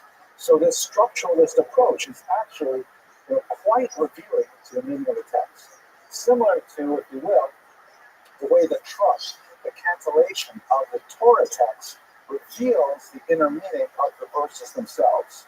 The truck is only the musical notation of the sound, but with the musical notation, you know where the phrases begin and end, and what's emphasized, what's a question, things like that. Okay, good question. Yes, please. The Chofetz Chaim, I don't think the Chofetz Chaim is within like 2 or 3 relations to the Soloveitchiks. They're definitely Lithuanians. It's the same tradition, correct? In the sense, you mean the Chofetz Chaim in terms of the yeshiva movement? The people or the movements? The people. I don't think they are related, although they do come from the same region of Europe. In terms of the thinking, certainly the yeshiva in Radin, which was the Chofetz Chaim yeshiva, was influenced by the Brisker Derech. They have their own spin on how to study the Talmud as well, which we looked at a couple of weeks ago when we looked at the Chofetz Chaim. Okay, let me go on. Here we are now. His youth, he was born in 1903 in Pruszcz, Poland, which was a part of Europe that had about 17 border changes between, really during his lifetime in the airport. His father was a rabbi, served as a communal rabbi, and early on in their youth, he was about 10 years old, they moved to Belarus in 1913. There, interestingly enough, he was influenced by the large number of Lubavitch Hasidim that lived in the town. And this is kind of a fascinating thing that all biographers of the Rav, by the way, he is known affectionately as the Rav, meaning the Rabbi, so that there were very few people in Jewish history who received that mission. The medieval Italian commentator and missioner, Rabbi is called the Rav. There is a rabbi in the Talmud who's called simply Rav, but really only a handful of people are called the Rav, as they're well known. So I'll just probably use that designation. As a young boy, the Rav was exposed to a tradition which is also Lithuanian in origin, but miles apart in terms of its trajectory to the traditional emphasis Talmud. And he spent about a year in deep study of the Tanya as a very young man. We're talking about an early adolescent. So much so that his parents began to notice that his traditional grasp of the Talmud, which was precocious, as would be expected from a Soviet son, and so they actually pulled him out of his close association with one particular Baruch Reisberg and said, "Thank you very much, Rabbi Reisberg, but we really got to get him back to Toskos." And he ventured back to the traditional areas of Lithuanian non-Hasidic thought. Nevertheless, the Tanya, and if you'll recall and go back a few lectures, we talked about the author of this book, the Alter Rebbe, is an extremely deep philosophical work that plumbs the depths of Jewish mysticism, that seeks to understand the structure of the soul, the nature of the universe, the theurgic value of our everyday actions, and it's an absolutely amazing work with a tremendous range of depth and quite different in feeling than the Talmud. And so he was very early on influenced by the Lubavitch movement. He, by the way, maintained a very close personal relationship with the Rabbi Menachem Mendel Schneerson. They say of him that when they studied together in Europe, at one point they were either at University of Berlin together, or perhaps it was in Paris. In Paris, thank you. He never missed a day of going to the mikvah when he was in close association with the Lubavitcher Rebbe, who would go to the mikvah every day. And there's no question that he had a very strong feeling for that. You see that their intellectual activities diverged significantly. They had a few kind of interesting convergences. Like, for example, with regard to the education of women, the Rav was a controversial proponent of the study of Talmud by women, sometimes in co-educational groups. And the Lubavitcher Rebbe had a position that also was very favorable to women studying Talmud for similar reasons, even though their worldviews were quite different. But anyway, he developed this intense love for the philosophical orientation of the Tanya, and by the time he was 18, they had to leave that region. They fled from the Bolshevik Revolution, and when all of this settled down, 1914, of course, you have World War I, 1917, the Russian Revolution, the entire region is thrown into chaos with the German army moving over the front lines and then being pushed back by certain elements of the Red Army, and ultimately it was created the state of Poland, which is where they settled in 1920 in the city of Warsaw. Warsaw, in the interwar period, was an absolutely fascinating place for Jews. It was, I believe it was probably the city with the largest Jewish population. I'll have to check the demographics, but it certainly had a very high proportion. I'm talking about 1/3 of the population of Warsaw was Jewish, and it represented tremendous diversity of thought. Warsaw was a very cosmopolitan city where you had Jews who were Talmudists, Lithuanian-style Talmudists. You had Jews who were Hasidim. You had Jews who were Zionists of all stripes. You had Jews who were communists. You had and you have Jews, of course, who were secular and openly assimilated. Jews who were Polonophiles and seeking to identify themselves completely with the Polish national movement, which had just gone through its heroic renaissance after being destroyed in the 18th century. It was reborn in the 20th century. So it was really a very exciting place to live for everyone, but especially for Jews who suddenly saw new potentials in this young state. This was a time when Jews first began exercising their political might in Eastern Europe. They organized themselves into political parties and actually won seats in the Polish Sejm, the Polish parliament. So Jews were organized and exercising their desire for change within the state. In Warsaw, he was especially influenced by his mother's love of poetry, especially Russian poetry and literature, Pushkin, Turgenev, and he was reading very widely and deeply in secular studies, primarily through his mother's influence. He went to several traditional Polish gymnasia, that is like high schools, but with a very wide curriculum. My own grandmother, she also went to one of these kinds of schools, although that had a more Zionist base. But you would come out of these high schools with a working knowledge of several languages, and not only several languages, several language families. Like, it's understandable to have a couple of Romance languages, a couple of Slavic languages, but they would come out of these places with 3 or 4 different language families represented. Very high level education. He attended the university, the Free Polish University in Warsaw, and later he went on to the University of Berlin. And in 1933, he completed his dissertation on the philosopher Hermann Cohen. Hermann Cohen, as you probably guessed, is a Jewish thinker. His thought is not specifically Jewish, but widely admired by Jews in the 19th century, primarily because he was the preeminent spokesperson for the Neo-Kantian movement. If you'll recall, way back at the beginning of this semester, I think we spoke about Immanuel Kant's influence on Jewish thought, his relationship with Moses Mendelssohn in particular. Kant created a kind of moral system that was independent of religious texts. In fact, one of his lesser known but very influential works was, I think I remember the German title, Die Religion in Vernunft. I memorized that because I love the way the sound of Vernunft sounds. Religion within the boundaries of reason alone. And so there are many Jews who are looking to kind of create their identities in modern Europe, and they wanted a morality that was so soaked in the Torah, but they wanted to find a way to anchor that morality to some philosophical system that did not require religious texts. That's what Kant provided them.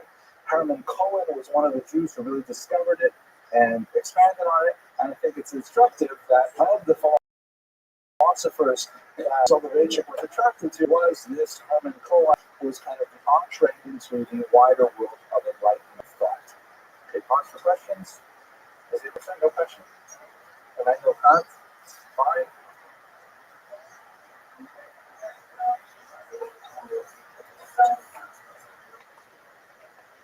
Immanuel Kant. Okay, well, that's definitely something we should talk about later, the categorical imperative, stuff like that. And in fact, like many of these philosophers, he said, but when you really look at it carefully, doesn't it look like the perfectly rational religion? Geez, it looks a lot like German Lutheranism, doesn't it? We should all be Protestant Christians because that's the way it works out. But another story, I don't want to take much time. Let's go further then, okay? All right. And it was at this time that he met his Rebbitzin, Tanya Levitt, who was also a rather brilliant student. She received her PhD in education from the University of Vienna. Here's a picture of them when they were a little bit older. She predeceased him by some 30 years, but she was also a very heavy influence on his thought later on in his life. Let us move, though, to the more significant chapter of his life where most people associate it with the 20th century. The 1920s was a period of tremendous exuberance and potential in Poland for Jews, but that came to an end by the end of that decade as the entire Eastern European region took a turn to the right. Country after country developed stronger integral nationalist movements, the most famous of which, of course, is the notorious Nazi Party of Germany, but every country began to develop that same kind of ideology. There was Germany for the Germans, Poland for the Poles, Romania for the Romanians, I guess we say Latvia for the Latvians. Goes on and on like like this. And so Poland became a much tolerant place for Jews. And Jews, I think, were a prime target because they were so concentrated in the urban areas. You could walk down main streets in Poland, there would be all these Hebrew and Yiddish signage everywhere. And Poles felt, especially strong nationalist Poles, they felt that their capital cities had these. Ukrainians were also a popular target for them, and Jews as well. So they were steadily instituting more and more, measures to try and restrict Jewish activity, freedom of movement, and so on. But one of the most notorious, at least in the academic environment, was the institution of the so-called ghetto benches, where Jews were allowed to register. There wasn't numerous clauses where only a certain number of Jews could take a place in the university, but they were forced to sit at the back of every auditorium. They were not allowed to sit in the front rows. The Jews had to sit in the back and so on. It's kind of like the Rosa Parks situation, but for Jews. I use that term ghetto benchers when people ever ask if they want to audit my class. They say, okay, fine. But, nobody gets it, but I like it anyway. These kinds of restrictions just made Poland less and less tolerant a place. And those Jews who were prescient realized that, things were looking very dark on the horizon. One of those Jews, for example, was the right-wing thinker Vladimir Jabotinsky, who actually quite accurately predicted something like the Holocaust in the 1930s, but he predicted it would not start in Germany. He thought that Poland would be the epicenter of hatred. At any rate, the Soloveitchik family found a way to move out of that inhospitable environment. Our protagonist's father, Mayer, was invited to serve as the head of faculty. They never actually used the term Rosh Yeshiva, but the head of faculty of the Rabbi Isaac Elkanah Theological Seminary in New York City, which would later in the 40s be renamed or be made part of the new university status, Yeshiva University. So the father was given this position, and in the late 20s, years later, the young married couple made their way over to be with his father. This is a picture, by the way, of the northern campus of YU. I should mention, I meant to say this at the beginning of the lecture, I approached this subject in particular with considerable trepidation. First of all, I'm usually not afraid to speak without preparation. Those of you who've been here before happens all the time. But, I never really, in my own life, spent a lot of time working with the ideas of the Rav. I always found it very difficult. I did dip into the Lonely Man of Faith a few times, but I never really did get through it because it's a very hard book to understand. And so he was always on the periphery of my thought. Of course, I'm aware of his work, but never really delved into it deeply. And here in this audience, there's so many people who met the Rav, who worked with the Rav, who knew him personally, and were deeply influenced by his thought and his philosophy, that I'm a little afraid to speak. So if you've been watching this lecture for the last 20 minutes, you're expecting some brilliant insights into the life of the Rav, forget it. I'm sorry to have wasted your time this far. This is going to be a very basic biographical kind of approach, and I will leave the experts to speak about the significance of his thought. But that said, I do have a personal connection with YU because my wife is a graduate of their social work school, and we spent a few memorable years living in New York City. We lived actually not too far from this building in the faculty housing for a while, and I learned in their base measures, and I enjoyed it tremendously. Met some fantastic people, but that's the extent of my personal connection to it. Washington Heights is a very frightening place to live once you move out of the little safe zone of Yeshiva University, and I have lots of adventures there too. But let's get off the personal. So he went to YU, and immediately after landing in the country, within a very short period of time, he made his way to Boston, where he would spend the rest of his life. He would commute to New York for his classes at YU when he later took a position there, but it is in Boston where he was really able to make his mark. He first accepted a position there, but we should remember that Boston is, of course, famous as the intellectual capital of North America. New York is, in many ways, but Boston, with Harvard, MIT, tremendous institutions of higher learning, this is a place where Soloveitchik really belongs. And he fit in there tremendously. One of the things things that he's most famous for in Boston is the establishment of a remarkable Jewish day school, the first in New England, known as the Maimonides School. The name Maimonides is very significant because obviously Maimonides is one of the greatest thinkers of the Jewish people, but also extremely important to the Brisker Dera. Maimonides was also a highly, uncharacteristically, even among Jews, systematic thinker, and so Maimonides thought even when his opinions are rejected, was subject to the same kind of searing analysis of the Talmud that was characteristic of the Brisker. So it makes sense that this young PhD rabbi would spend time thinking about Maimonides and name a school after him because Maimonides exemplifies both the world of Talmudic learning and the world of secular knowledge. Maimonides being a very well-known medical doctor at the time, well published as it were for the 12th century, and so that's what the Nick School is named after. There's a lot of controversial elements to the Maimonides School, such as, for example, the gender-neutral study of the Talmud, with boys and girls studying the Talmud together in the same room. Just the idea of women studying the Talmud even separately was quite radical. We're talking about the 1930s, but not, the 1970s. But this is the kind of thing that Soloveitchik was very, proud to be a bold thinker, and as he grew in prominence, his authority was such that few could challenge him. He also, though, was sensitive to the sort of traditional mindset of the yeshiva world. In fact, this was a major preoccupation of his thoughts, the kind of idealization of the traditional yeshiva world.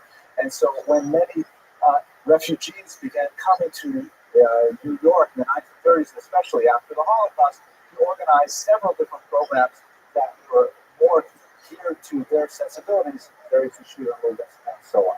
So Boston is where he began to make his mark. But he is associated with, more than any other institution, Yeshiva University.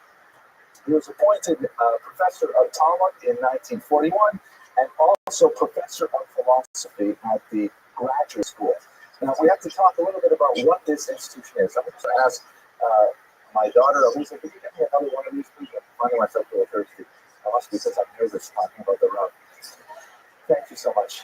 His father had unfortunately passed away, and he was Namale Makom. He filled his father's shoes, so to speak, by taking over his position. And note that a dual professorship, and also in two institutions, because Yeshiva University is precisely as the name sounds. It is a yeshiva. It has a branch, which is a traditional rabbinical seminary, modeled very much on the Lithuanian-style yeshiva, which is the quintessential model of Talmudic study, which I appreciate it. And at the same time, it's also a university, which is really at the crux of the matter of who was the Rav and what did he stand for. He lectured there for 40-odd years. He was hugely influential.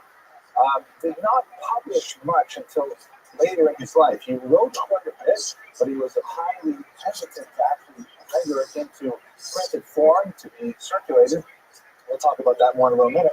But through these 4 decades of activity, he ordained approximately 2,000 American rabbis.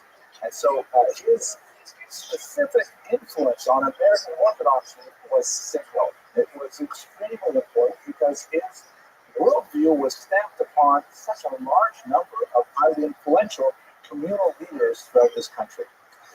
It's ironic. I was talking to a colleague of mine yesterday that I went to give this lecture, and he said to me an interesting thing. He said, if you look at the span of people who claim the Rav as their personal Rabbi, as their main teacher, they represent such spectrum of ideas, from the extreme right wing, kind of black hand, we'll talk about this spectrum in a second, to much more liberal approaches, which are gender neutral, egalitarian, and so on, and they all find a home in the thought of the Rav. And it's very hard to kind of encapsulate what is it they believe when you look at such a wide range of students, but it gives you an indication of simply how influential he was. So we have to get an idea of what is Yeshiva University and what is one of the core elements of his philosophy. Let's do that first, and we'll come back to the public affairs. We'll pass this slide. This is out of order. He is associated with a movement often called the modernist. I apologize for you here for whom familiar with that, but we're from over Latvia, don't exactly know much about the Orthodox spectrum, so forgive me for a minute while I kind of lay this out. Orthodoxy, as you know, is not monolithic by any means. There is a huge range of ideas, beliefs, and practices that all go under the moniker Orthodox. So what exactly does it mean? So if we lay out a spectrum here, a so-called denominational spectrum of American Jews, we can get a sense of what Orthodoxy is and what modern Orthodoxy is. If we take on the left, openness. So this arrow here points to increasing degrees of openness to society, willingness to engage in the wider world, whether it be through non-Jewish culture, through sporting events, through music, art, ideas, and how open are Jews to the larger trends of the human condition outside of the shtetl of Yiddishkeit, so to speak, outside of the small definition that we hold for our own communities. If we put a spectrum that goes out this way to openness, and we put on the other side of the spectrum that is insularity, how to what degree we regard the outside world as toxic, and that these things are going to pollute our pure ideologies that are going to influence us to pursue paths of activity that are contradictory to our core values. So if we have this kind of left-right spectrum, what we'll find is on the right wing here, we'll have the so-called Charehu term, the Israeli term meaning the tremblers, those who trembled at the word of God, a verse taken from the book of Isaiah. Sometimes in English they're referred to as the ultra-Orthodox. And you can often recognize them by certain costumes, types of headgear, what a friend of mine likes to call yarmulke culture. You know, this way I said that was funny, but no one else laughs at it. Sometimes they're called yeshivish because they be associated with the traditional Hebrew world, or Hasidic. They tend to be over here.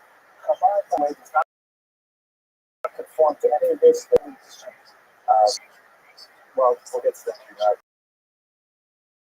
And if we look on the other end of the spectrum, here where you have Reform Judaism, which is perhaps the most of all this, you know, in a joking way, we're not talking about the 10 Commandments, we're talking about the 10 suggestions.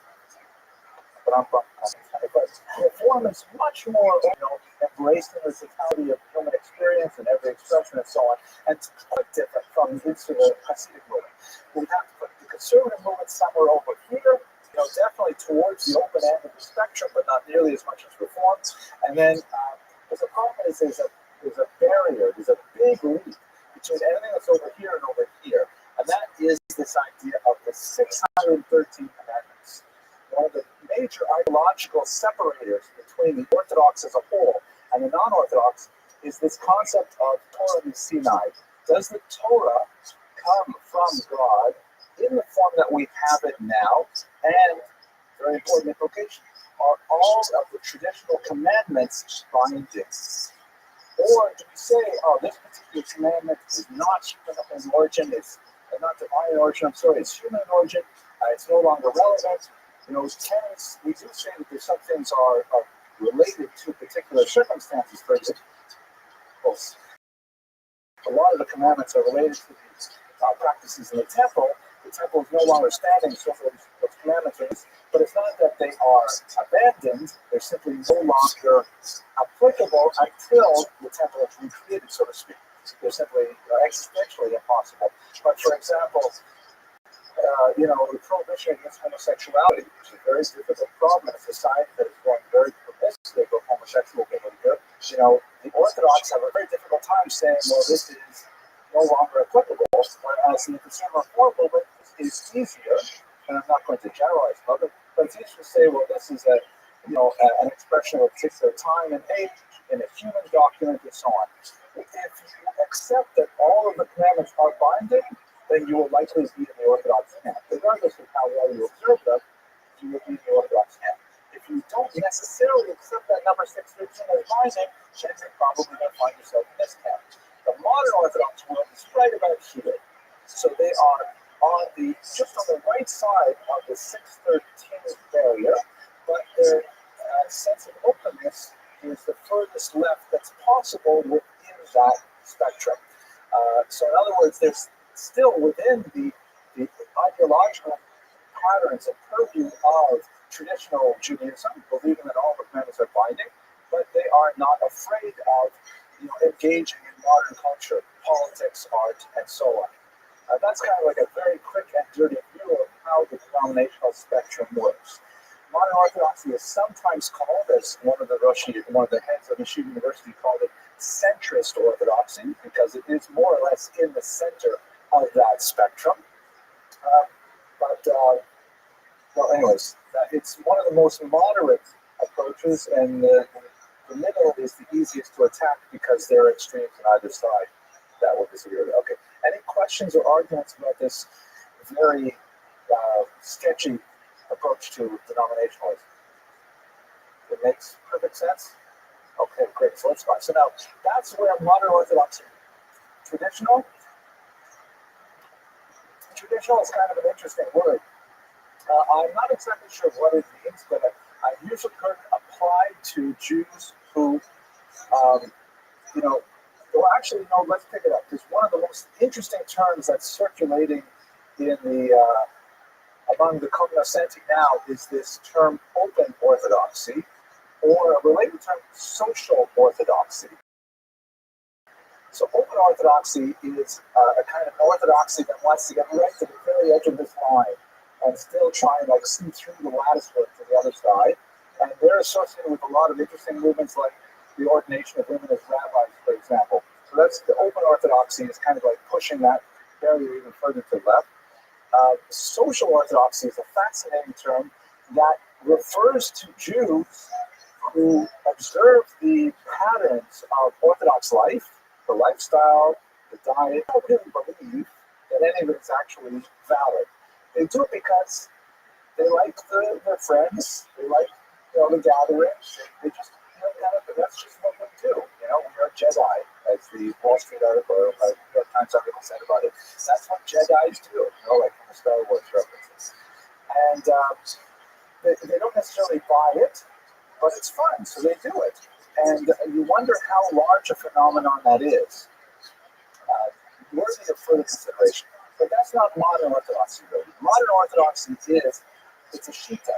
It's a learned opinion saying how we value traditional Judaism and its mores. We also value secular culture. And we find that there is a place where both of these can coexist at some level. Yes, Rabbi.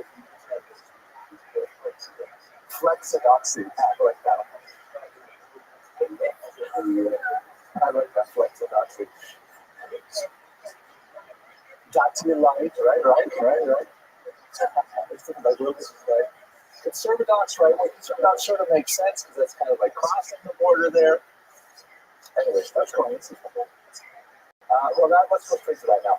Where does this ideology come from? So, basic intellectual roots of modern Orthodoxy can be traced most prominently to Rabbi Samson Rothschild, who we spoke about last year. Very, very important 19th century thinker who felt that the way modern Europe was headed, it was impossible for Jews to try and retain the closed mentality that was endemic, let's say, in northern Hungary or parts of Poland. The idea that Jews would soon be emancipated, the idea as the reality that Jews were slowly being admitted to universities, to acting, Gustav Mahler and the symphony and so on, that they're finding all kinds of new events. Rothschild got, the horses are already escaping the barn. We try to close the door, they're never going to be able to come in. So what we have to do, this is such a weird metaphor. What he tried to do is he said, look, we have to find a way that Jews can access modernity without totally abandoning Judaism. They should not feel it is an either-or choice. We can exist in the modern world, and we can be traditional Jews at the same time.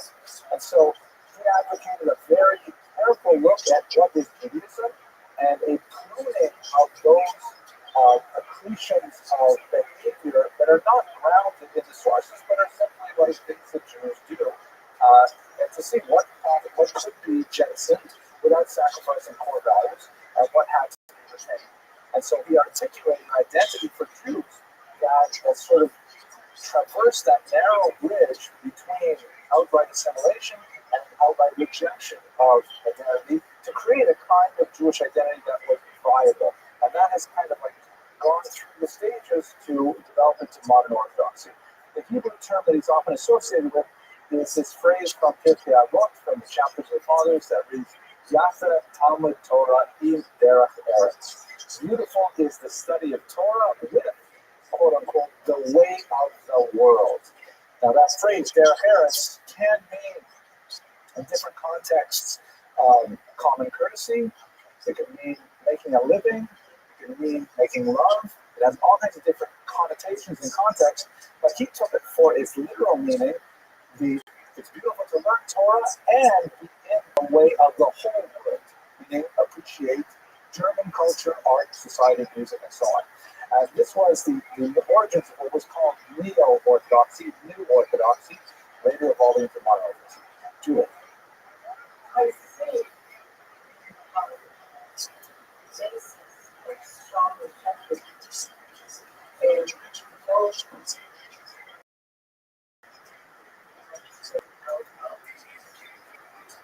Yes, definitely. Very, very close relationship between the conservative movement in general used to be much further to the right. In Schechtter's day, it was almost impossible to really see this being a traditional conservative synagogue and an Orthodox synagogue at the turn of the century. There were even discussions of a potential merger in the first 2 decades of the 20th century.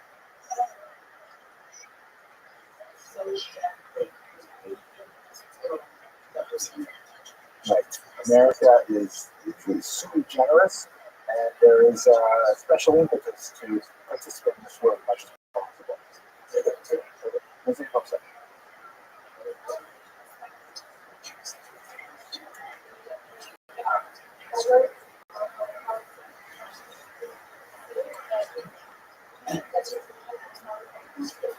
Well, yeah, that's a funny question, actually. One of your sisters who shall remain nameless. I probably should say his name here, but she tried out a dating service. Latvia, so it's like, but she tried out this online dating service called YU Connects, which comes from Yeshiva University, right? And meet guys who might be appropriate to marry. And the questionnaire to join is hilarious. She asks them questions. What do I do here? What do I do there? And then the question about, defining your Judaism, they have about 15 different categories. It's hilarious. This spectrum is broken down into so many different. I think she decided that she liked, what did she say? She called herself modern machmir, which means modern Orthodox but strict. Right? Like, she dresses in a certain way. Right, the modern Orthodox machmir, the strict version. They have like so many different shadings of identity. Yeah. So last question, I'm going to ask this. A little bit later, they asked for actual behavioral markers. Like, do you go to movies? Do you watch television? Do you whatever? And those are ways. By the way, I can tell you a fascinating study reminded me. I recently heard of a research done at YU by a professor that we just hired here at Terrell College. When she was a graduate student, she studied the relationship of religiosity to academic irregularity and cheating. Like, if you were religious, were you more or less likely to cheat? Okay, so this is what she found. Fascinating. I'm just summarizing quickly because we have to go on. But she found that religious students, those who reported religious values, were less likely to cheat, not surprising, in their first semester. In the second semester, there seemed to be no correlation between religious values and cheating. It was more highly correlated with the atmosphere of the school. Right? Did they feel that cheating was tolerated and so on? The other fascinating thing that she discovered was she measured religiosity in 2 ways. One, yes, I am religious. Yes, I believe in God. Yes, I do these things. And she also measured things like, do you light Sabbath candles every week? Do you attend synagogue 2 times a day? Do you whatever? Like, she actually measured if they walk the walk. There she noted that there was no correlation between the ones who said they were religious and they just dropped off the panel. It meant nothing to them. I should say that. They cheated just as much as everybody else in the second semester. But the Jews who reported actual religious behaviors, it took them several semesters to start cheating. Right? So in other words, if you actually walk the walk, that's what counts. Talking the talk means almost nothing, but if you actually do things, then it actually makes you much more likely to remain honest. Okay, so let's go back on it. The Rabbi, for a while, right now, one sentence, Rabbi Hirsch gets his philosophy of Torah in Derech Eretz. Now, that's the usual understanding of Yeshiva University kind of flowing from his intellectual origins. On many occasions, however, Rav Soloveitchik was asked about this, and he disagreed. He had a different personal take on it, which may not have resonated with the students as well. But he felt that rather than creating a synthesis, he felt that it should be a symbiosis. He felt that you could have a kind of a bifurcated personality where on one hand, you're completely engaged in Torah the whole time, all Torah all the time, and at the same time, you could also be completely engaged in secular studies with no boundaries whatsoever. And as he did, right? I mean, he's an exceptional individual, but he felt that you could absolutely, totally participate in secular society to the nth degree. Nothing was off limits. And at the same time, you could also be a complete Talmid Chacham, a Torah scholar simultaneously. It's a very tall order to fulfill, but nevertheless, that's how he personally divided. He also liked the way that the YU was actually structured, because on the one hand, they had a completely separate institution, which was the rabbinical seminary, which was a rabbinical seminary that produced rabbis. And at the same time, they also had a university, which I know from my wife's experience being a master's degree there, which is really a top-notch, research-oriented secular university with traditional secular values that are, typical of the university world. Okay, let's go back to the one that I started. Right. Torah Umada is the kind of slogan of the school. It's Torah and sort of secular knowledge. Umada is right, fascinating. He might be associated specifically. In public affairs, also very important leader. In 1953, he was the head of the Halakha Commission of the Rabbinical Council of America, and he was perhaps most known for his rather strong stance, not typical for the era, on traditional Orthodox seating patterns. He very much going against the trend. In many Orthodox synagogues, he got away with the mechitza, the separation between men and women during prayer, but he maintained a very, very strict position on this and advocated all kinds of harsh censure against rabbis who were produced by the university, who were forced by their congregations to compromise. He said, absolutely, they have to maintain that kind of thing. But at the same time, even while he was very strict with regard to these kind of doctrinal issues, he was much more in favor of associating with conservative and reform movements on an organizational level, which set him apart and often under heavy criticism from the right wing, who felt that any kind of formal association with conservative reform rabbis would lend legitimacy to these movements that the right-wing Orthodox felt were completely illegitimate and taking people away from Torah study.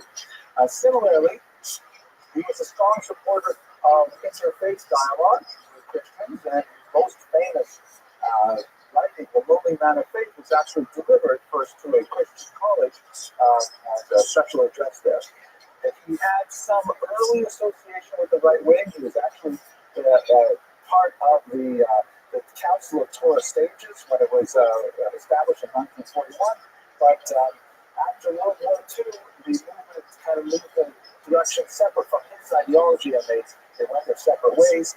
He remained very staunchly associated with Zionism, however, in the movement where he was the honorary president. In fact, he was actually considered for the chief rabbi of Israel. He declined several times, and although he did apply in 1935, the chief rabbi of Tel Aviv was not able to actually get that position ironically. let's jump ahead to where we're supposed to be through all this stuff again. It's a late night, we'll start late. Okay, now, so the controversy associated with quite significant. The Orthodox right wing felt that he was too infatuated with modernity to be taken seriously, and despite his incredible, his tolerable, and therefore he was excoriated by the right wing. In particular, that a controversy over him was known as the Synagogue Council, which is a formal institution that had membership from the right wing, had all united pretty strongly behind a ban on participation in this kind of communal involvement, but the Rav felt that it was worthwhile and nevertheless maintained his membership in the movement. He did justify his opposition to the mainstream primarily because he made the distinction between what he considered very internal concerns and external concerns. The internal concerns were things like whether or not you have a mechitza in a synagogue. That for sure he was willing to lay down on the trap for. But on the other hand, when there is an external threat, such as Soviet Jewry not being released, things like that, then he felt that Jews should present a united front. And so in those areas, he felt that it was appropriate to participate, and in fact, he maintained his membership there. However, the large bulk of Orthodox Jewry, the right wing in particular, moved away from him on that position. At the same time, the Orthodox, very left, and the non-Orthodox felt that he was too strict about halakha. Quite attached to traditional halakha glory in so many different ways. So his insistence on the mechitza, as an example that we turn to again and again, is something that made him distinctly unpopular on the left wing.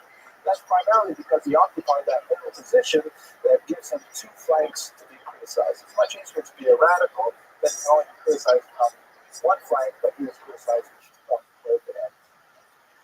His major publications, there are two in particular that I'll just touch on right now because we are running a little bit late. They were actually both written in the same era. He wrote them in 1944, but would not allow them to be published for many years later. The first one was known as Halakhic Man, Ish HaHalakha, which was is an interesting work. On the one hand, it is kind of like a tribute, a commemoration, written in the depth to the yeshiva world that once existed in Eastern Europe. It's kind of like a family memoir because of all the names of the yeshiva world. Soloveitchik stands above them all. But he describes the beauty of the Lithuanian Talmudic tradition. And his emphasis was on the incredible religious and unusual religious experience of the submission to the intellectual exercise of determining the halakha and then binding oneself to it. The halakha, of course, means the law, the Jewish law as determined by the Talmud. The process of analyzing the Talmud, getting to the bottom line, and then once you know what the bottom line is, completely giving yourself over to it. He described that as an unusual act of religious ecstasy. He referred to it, actually one of his students referred to it as the symbiosis of the homo religiosus, meaning the man or human being as a religious agent, and a scientist, because the academic methodology or scientific methodology, like thinking to traditional Talmudic study. It's a fascinating insight into it. I'll also expand on this a little bit with the halakhic mind a little later. The second major work is The Lonely Man of Faith, which is what I dipped into a couple times, and I always find it difficult to get past the first chapter. But it is heavily existentialist thinking. He first really spoke about it in the 1960s. I'm not sure, maybe I misspoke. I'm not sure if he wrote this in the 1940s.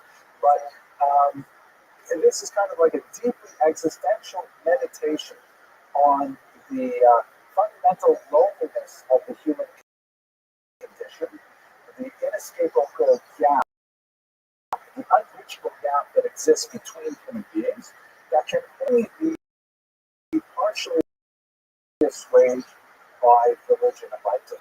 And through the engagement and intellectual activities such as the study of the Talmud slowly developed a loss of alienation, a keyboard connection with their human, and ultimately into a.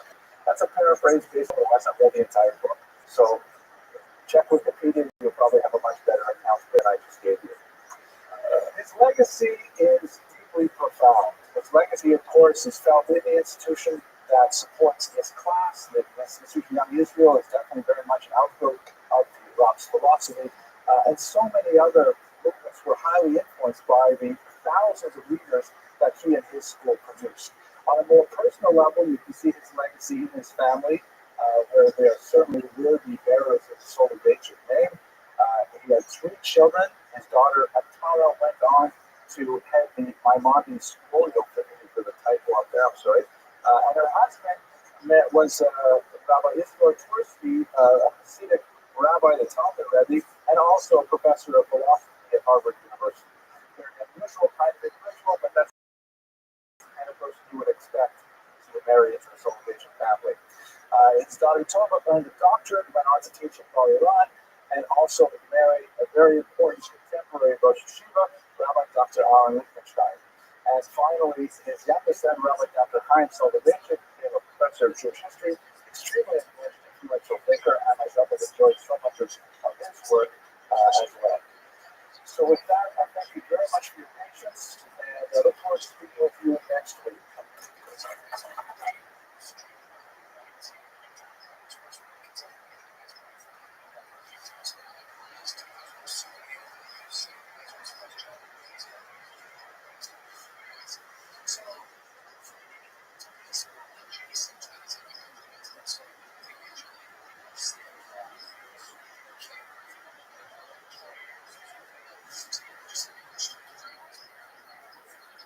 Okay, good. How are you all? It's nice to see you. So, only the stalwarts are left at this time of year. Miami in May is a desert town. Of a short anecdote that my daughter Lisa Shoshana just mentioned to me, and I'll relate to you. So, the joke goes that in Scotland, they have an annual festival to celebrate the Jack. Where they throw the ships poles and things like that. And so they have this one year, and they have a Scotsman comes out first, and then the first competition to see who can fell the largest tree. The Scotsman comes out with muscles bulging, and with his kilt flying, he swings this mighty axe with 2 blows. He knocks over this massive tree. And then they have a Chick-the-Claw guy that comes from France, from Quebec, and he walks up and his biceps are tearing out his plaid shirt, and he swings his axe 3 times, his massive tree falls down. Finally, we get this little old Jewish guy from Brooklyn, and he just kind of makes his way up there, holding his back a little bit, and he picks up his axe, which is very difficult for him. He actually picks up one of the smallest axes. It's still very difficult. And I say, wait a minute, are you sure that you can do this? He says, yes, I'm sure. And so they say, all right, have at it. Picks up the axe, and without even, breathing hard, one swipe, and he knocks over the biggest tree in the forest. They're all amazed. They go up to him and they say, that was phenomenal. That was amazing. How did you do that? He says, well, you ever hear of the Sahara forest? And they say, what? The Sahara desert? He says, now it's a desert. Maybe I didn't tell so well, but anyways. Okay, thank you. I appreciate it. All right. Tonight's topic is a fascinating one. I'm afraid that's probably the last laugh we're going to have because it's a very dark topic, really. It deals with the Holocaust, and obviously that's a period of great pain and suffering for the Jewish people as a whole, not to mention many other peoples in Europe in particular, and many Americans in uniform who went over to fight and to die in European and in North African battlegrounds, specific battlegrounds. But we're going to focus on one really amazing individual, the Piaseczna Rebbe, also known as the Eish Kodesh, after his most famous work, a collection of sermons that were discovered in the rubble of the Warsaw Ghetto. Also known as the Rebbe of the Warsaw Ghetto, for his heroic decision to stay with the embattled Jews in that tremendously horrible environment of Warsaw under the Nazi occupation. And as a result of some historical accidents, we have a record of his activities during those terrible years, and it gives tremendous historical insight into the nature of the Jewish community under such tremendous trauma. So before I go into his life in general, I just have one little plug that I promised my son I would do. Here we go. My son Alexander, 15 years old, and he hopes to go to Israel this year on an NCSY program called Boys Israel Leadership Training. And we're really hoping that, the boy he's definitely got down. In Israel, that's a destination of leadership. That would be fantastic. You get some of that and training. So he's doing this learn-a-thon here. Outside, you see the little forms if you want. You can tear something up. And you can sponsor him to manage the tuition for this huge event. We're really grateful that some of you have already done. Thank you very much for sponsoring him already. Please go visit the website and think about getting him out of the house for 5 weeks and hopefully learning something really valuable in Israel, working with victims of terror and training on ITF-based things like that. Okay, that's the plug. Let's go straight to the material today. So, the claim to fame here's one of the very few pictures that exist of the C-section Rabbi. His name is Rabbi Kalmash Shapiro. The name itself says something about who he is. First of all, he was named after an illustrious grandfather who was named Kalmash Kalman, and was the author of one of the greatest Hasidic works of the 19th century, the Ma'or Vashemesh.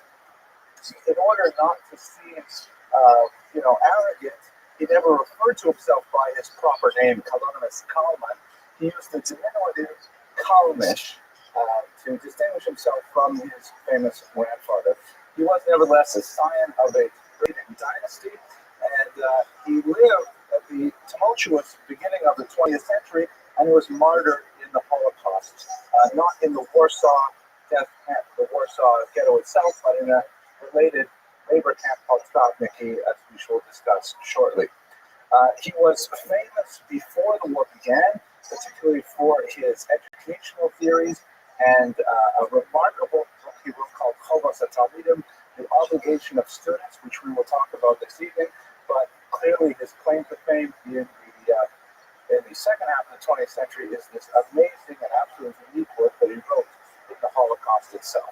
So let's go into his life and work and try to understand a little bit about who he was and how he contributed to the Jewish world and to the body of Hasidic literature in a very unusual way. So as I mentioned, he comes from a very famous grandfather, the Malach Shemesh. He's related on several ways to many Hasidic dynasties. And as a child, he lost his father when he was very young, an infant, really, 3 years old. But his grandfather groomed really for leadership of his small Hasidic group.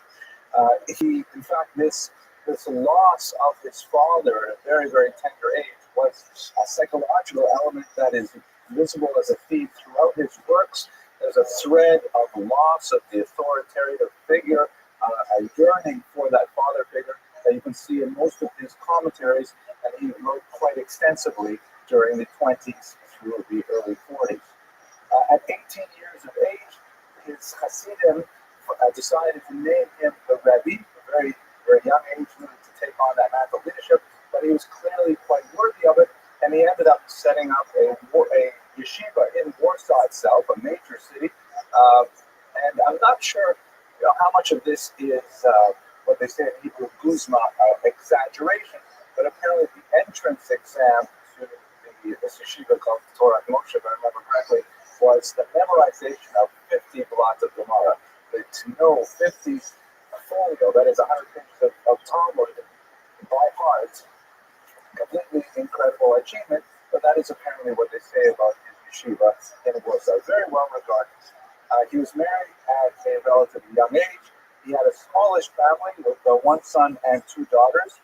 His wife unfortunately passed away in 1938, and all of his children were killed in the Holocaust, as we shall describe shortly. He survived them all and continued to write about them and their memories long after. So his first major achievement, the signal achievement of the 1930s that placed him on the map of Jewish intellectuals of the era, was this remarkable book called Chovas HaTalmidim. Chovas HaTalmidim, the obligation. It is a truly unique work, and it is essentially how to be a 12-year-old. It's a book on childhood for children written in the 1930s. It's clear that he was fairly well read in the psychological literature of the day, particularly in German, and he quotes and paraphrases it with some frequency, but undeniably a work of Hasidic thought. Basically, it is the first volume in a multi-volume series that he authored, only one of which was published before the war, another was published privately, I'll talk to you about it in a second, and two others were discovered after the war. But he basically wrote on how to be a 12-year-old, and then he wrote a book called Kachar, which is more how to be an 18-year-old, one more volume, which is really about how to be a 5-year-old, and it's basically defining stages of childhood, adolescence, and then this category of emerging adulthood. And he attempted through these books to really guide people on the road to maturity for the sake of Jewish leadership. And I'll explore those concepts shortly. It is a truly brilliant work. It begins with an introduction that's written for parents and teachers, which is very valuable. It's on what is the meaning of education in Jewish philosophy. And then he speaks directly to the 12-year-old, although in a very unusual way. The first thing he does in Chovas HaTalmidim is he writes about how don't be afraid of Judaism. You're not going to have to give up being a kid. You love playing ball. You love running the streets with your friends. All that is okay. Don't look at, the rabbis sitting and studying and say, oh my gosh, that looks so dull. Don't worry, you will get to that stage where it will seem as fun as playing ball. Just enjoy your ball right now, but while you're playing, remember that you have these other obligations. Hence, Chovas HaTalmidim, the obligations of students. He says, first of all, you have to develop, to a 12-year-old, a certain level of self-knowledge. You have to know your own strengths and your weaknesses. And do not recognize your weaknesses as flaws that must be, eliminated. Recognize them as core elements of your personality that must be harnessed. And he argues that there's no such thing as a bad midah, a bad character trait. It's just a character trait that has to be directed properly. To give you an example, he says, let's say you are a very obstinate person, an akshan. You're very argumentative and difficult and so on. He says, you may find that gets you into a lot of arguments and people may not find it so pleasant and so on. But in reality, that is a tremendous skill for a leader because it means a leader who has that capability can be courageous under criticism, can withstand various challenges in order to remain focused on a single goal. That's actually a very admirable characteristic. And it goes through a whole list of characteristics and says that all of these things are truly very valuable for you. And furthermore, he says, you might be overwhelmed. Gosh, my mother is always talking me at China. She's always giving me a hard time over this behavior or that behavior. How am I ever going to change? He says, don't worry, you will be able to control these characteristics. And he says, for example, who taught you how to sleep in a bed without falling off at night? Even when you're unconscious, when you were a child, they had to put bars up or give you a crib so you wouldn't fall out of bed. But as you grew older, even in your sleep, you could control your movement and make sure you stay on the bed at night. So he says, if you can do that, you can certainly learn these other ideas. It's really beautiful and motivating and a very powerful work. So much so that it became an instant classic. It was published and republished many, many times. Although a couple of interesting requests to publish it were denied. And that's specifically relating to what he put at the very end of the book, which is really a fascinating insight into what he planned for the rest of the series. This, by the way, is one of many images I'm going to show you today from the phenomenal American photographer Roman Vishniak.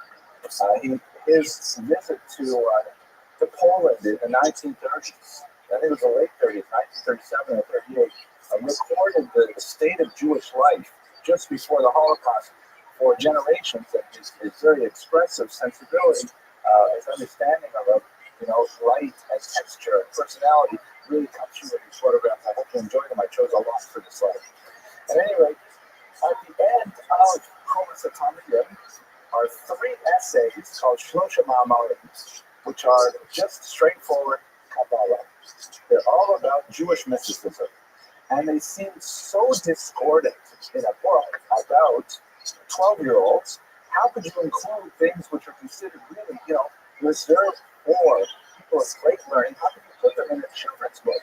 And he was criticized for this, and several publishing houses asked him, please, can we print a version of your children's book, but without those 3 adult essays at the back?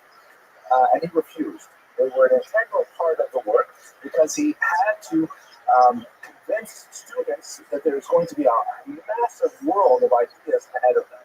The kind of things that he explores, particularly in these 3 essays, are his mystical, his technique of using visions, his technique of attempting to visualize certain things in order to make the experience more powerful. So, for example, he has very lofty descriptions of what it must have been like to be a slave in Egypt, or what it must have been like to serve in the temple itself. Very dramatic, flowery language, very powerful emotive scenes, and this is part of his whole theory of trying to create a visual image of the meaning of the various mitzvot so that people would be more inspired by it.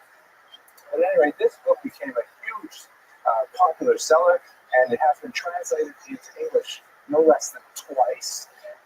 And it is a staple in many Hasidic school systems to this day. Yeah, I saw a question over there. It's Lisa Abramson.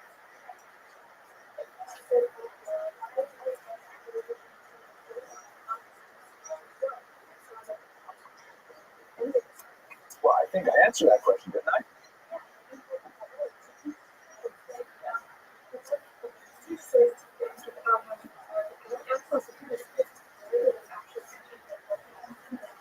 Well, that's a different issue about finishing the curriculum. But the first issue is, really because of the Kabbalah in the back of it. In fact, we have at home an English translation. There's 2 big ones. Simcha Nika Odenheimer, very beautiful literary translation published by Anderson, and another translation published by Art Scroll, which is a very beautiful Hebrew English edition. The Art Scroll edition, however, when it gets to those Kabbalistic passages, it tends to kind of fudge the translation and say, like in brackets, what follows is a little bit too technical for most of the material. And so the English translation is not true to the Hebrew at all, and not unapologetically. But that's really one of the reasons that it never really took off outside of the Hasidic circles. Yes?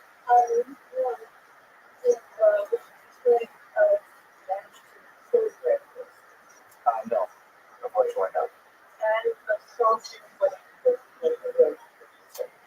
let's see, he was born in 1889, so this was published in 32, so that would make him, about 40 years old. He died, I think, at 54. Okay, I'm going to go on. I'm going to ignore you for now, okay? Is it a follow-up to your previous question, or is it so I cut you off. Okay, sorry. Yeah.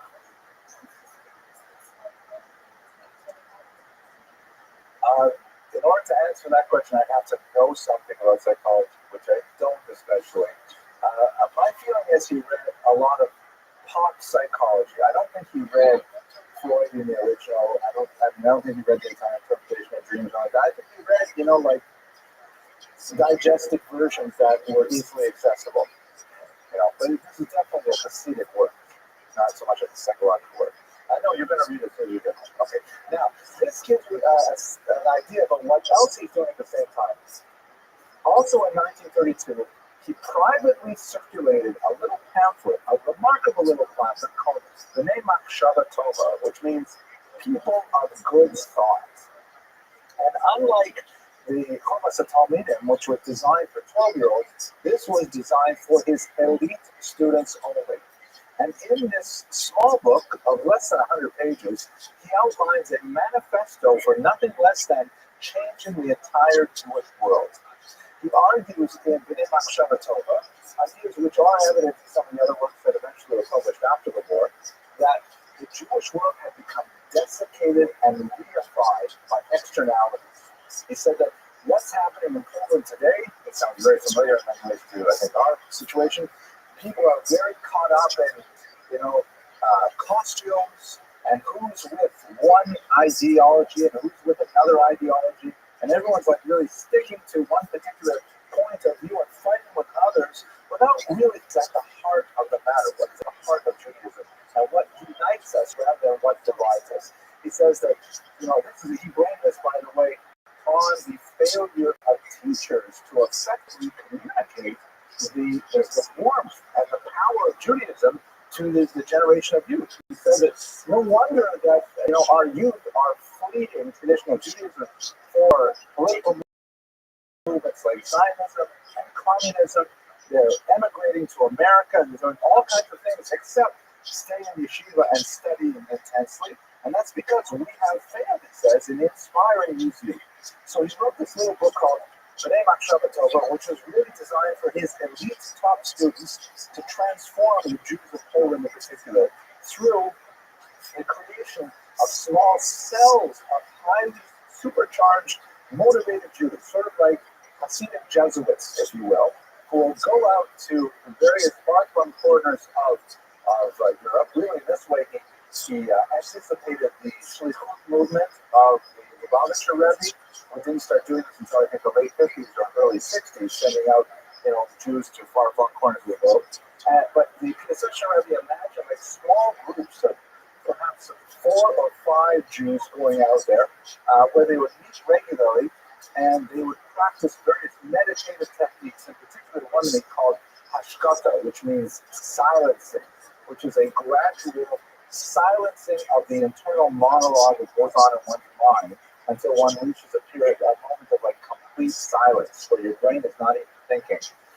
And he encouraged these people to go out there and then work with each other. Here's another Roman Vishniak picture, one of my favorites here, where he encouraged these people to go out and teach ordinary Jews the tremendous power of Judaism. He hopes that by avoiding labels and by perhaps being post-denominational, to use a modern term, he would be able to transform Poland. Unfortunately, he was never able to put this into effect.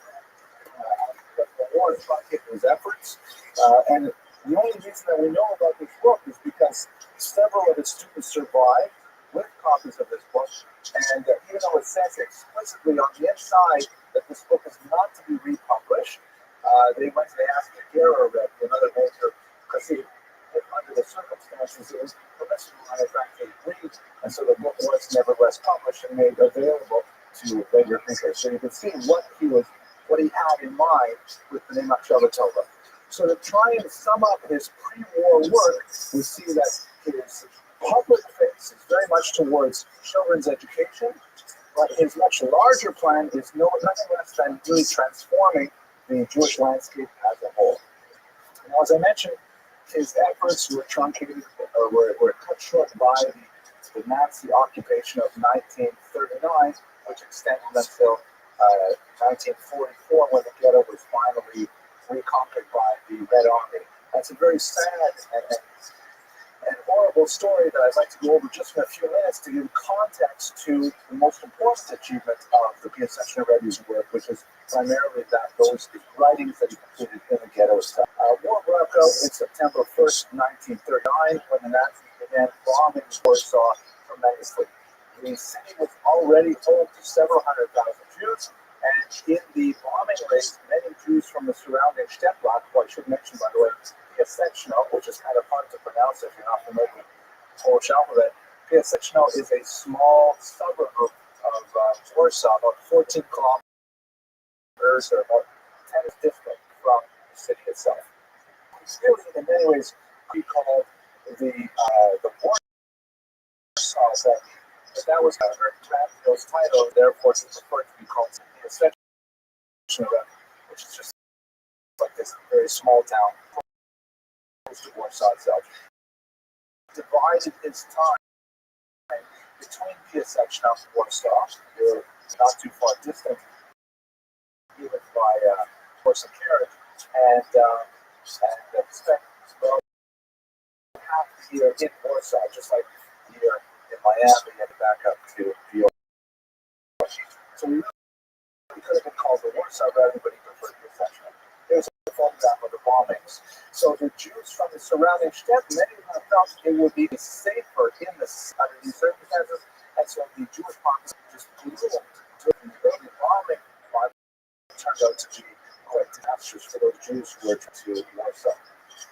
The ghetto itself is a confused and difficult place for Jews and Jews during the initial months of the war, primarily because Nazis did not seem to have a clear idea what exactly they were supposed to do with the Jews in the environments. It took several months before finally decided they would build a wall around Warsaw, around the Jewish quarter. They did not build walls around all of the ghettos. In fact, most ghettos were unwalled, and the Jews were kept in by social pressure, by non-Jews who would turn them over to the Nazis if they tried to escape, and so on. But the other difficulty was that if you look at the patterns of Jewish settlement in urban areas, Jews tend to be urbanized at the very beginnings of most major cities, and so they tend to occupy the downtown regions of most of these areas. Places where there are ports, by the river and things like that. And ironically, that means that since they're downtown, the earliest developed places, they tend to have large municipal buildings, hospitals, cathedrals, all kinds of buildings like this are also built in great proximity to Jewish neighborhoods.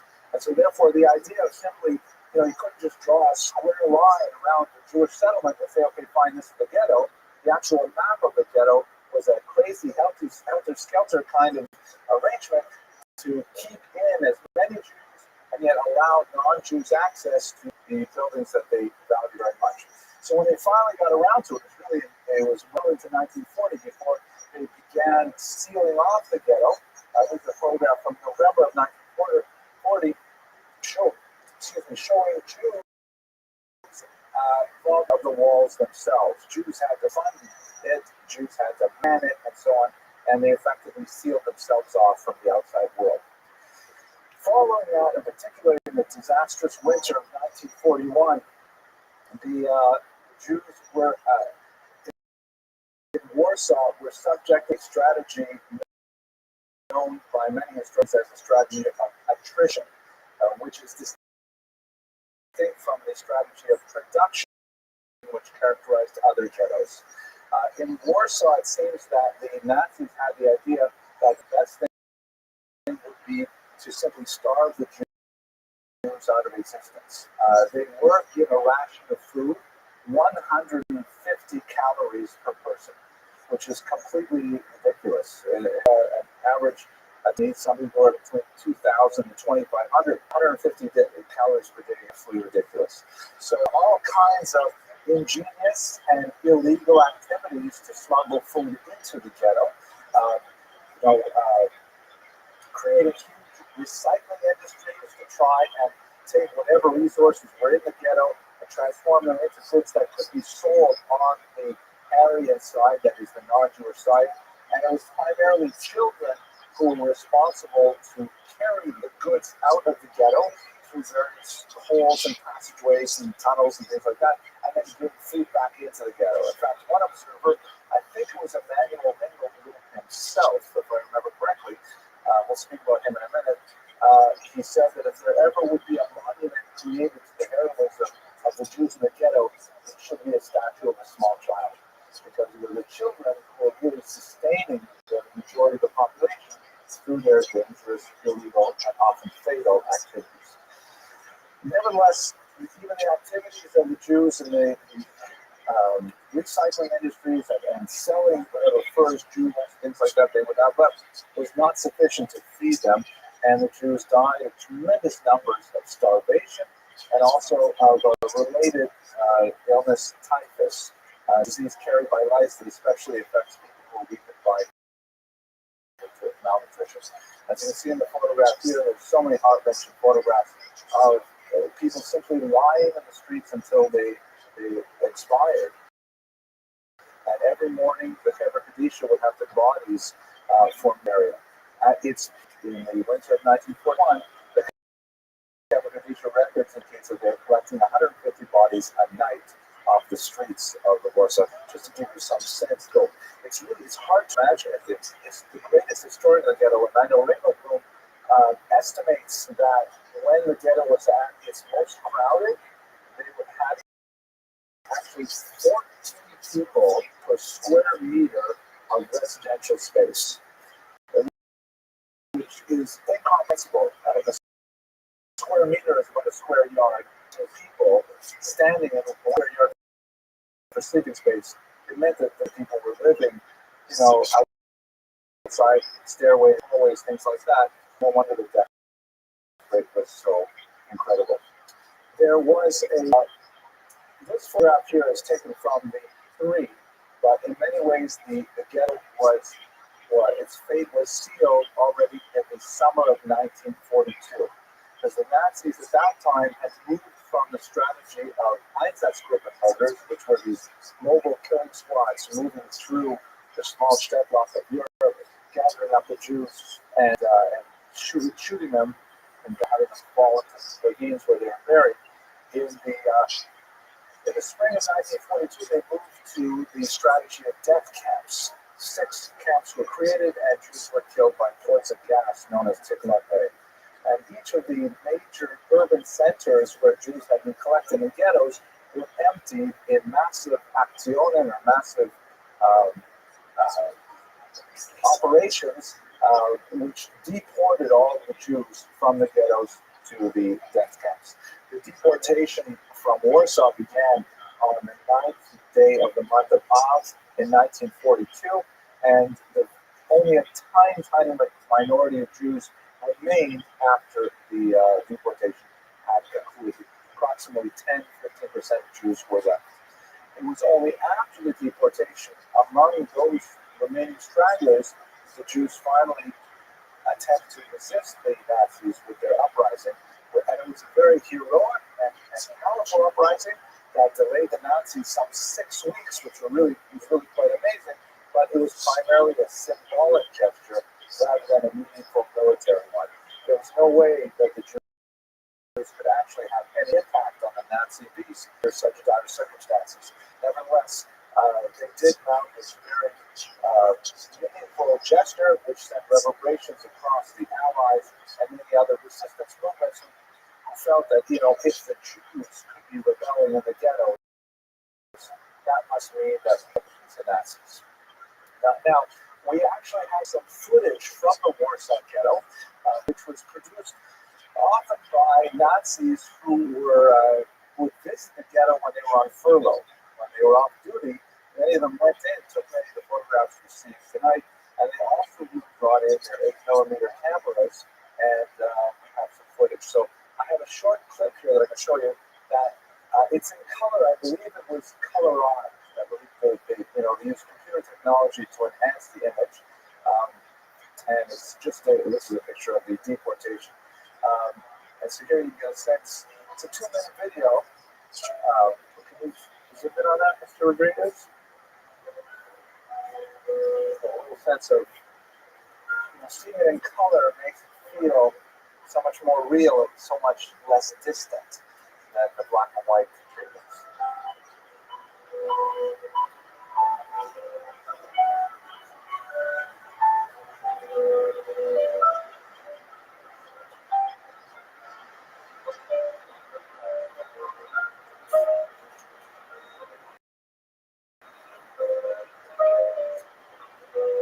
Yes, these images were taken in the spring of 1941.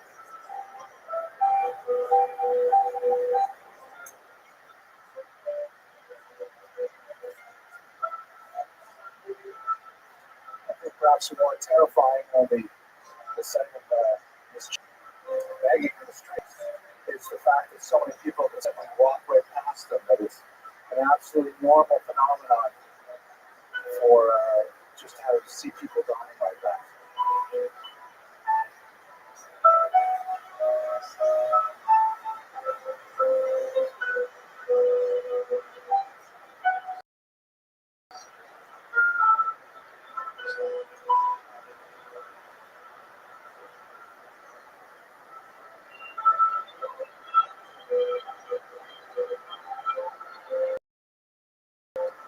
To Jewish policemen who were also put in charge of policing themselves. Okay,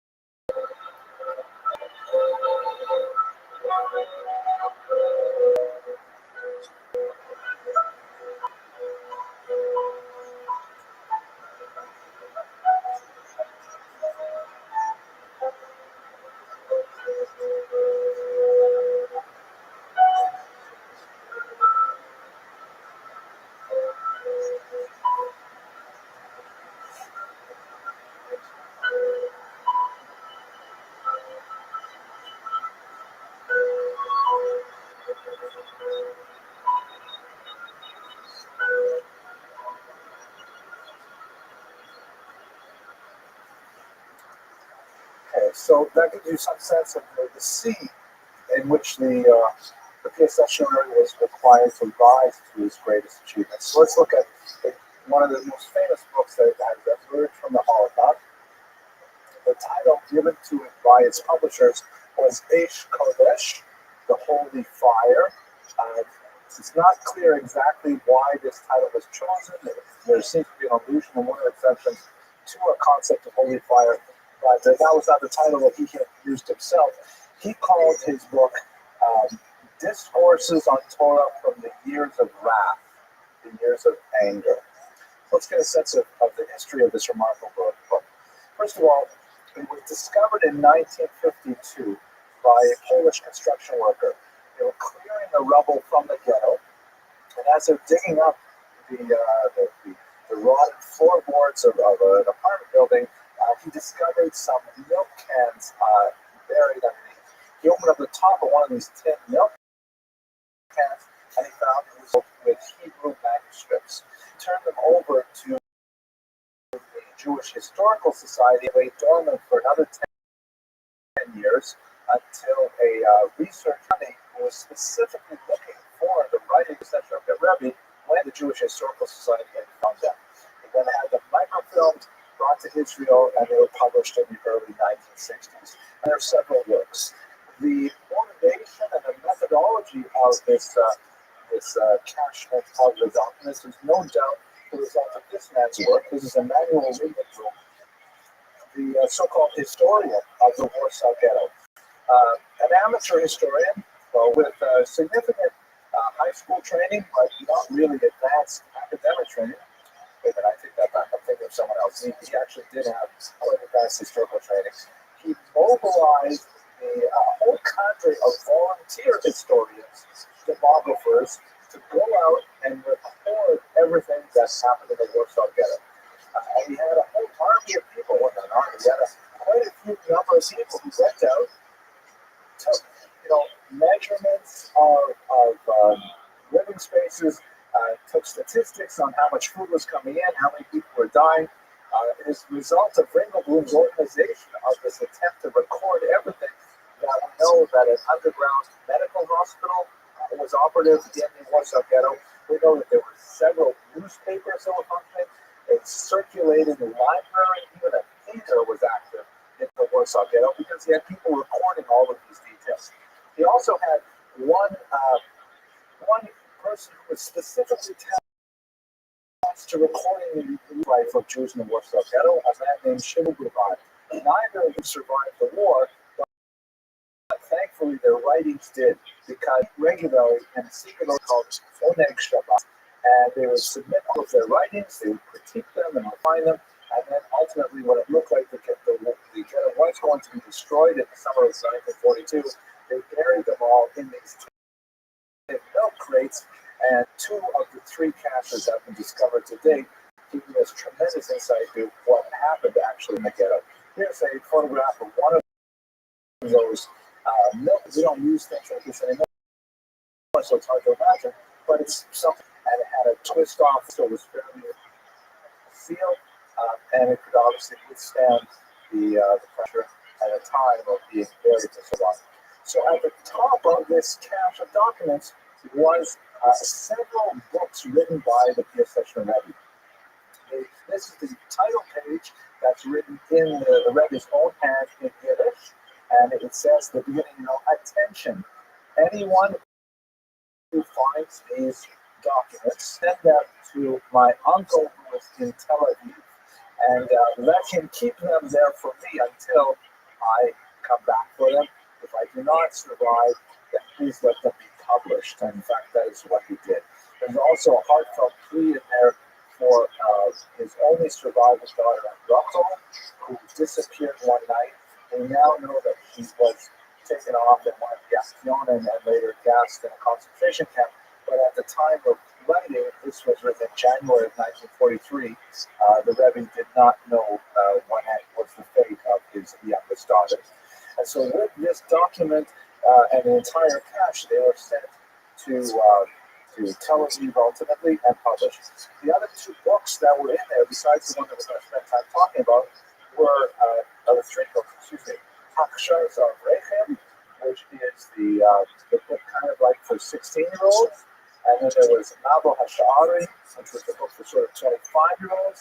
And then there was this personal spiritual diary called Sam Zirus, which is all three of which, Sam Zirus has been translated. The other two have not yet been translated. Okay. Now, what about the Eish Kodesh itself? This is a fascinating document, completely unique. Nothing like it exists in any of the literature on the Holocaust. Specifically, what this is, actually, before I tell you, maybe I'll pause for questions, because I haven't paused for a while. Or you're on the edge of your seats. You want to know what's going on. Okay, go ahead. No hard question.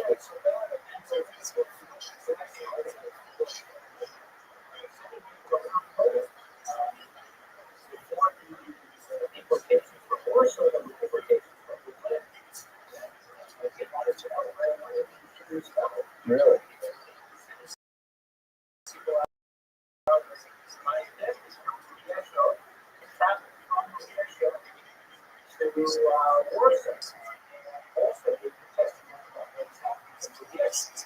Fascinating.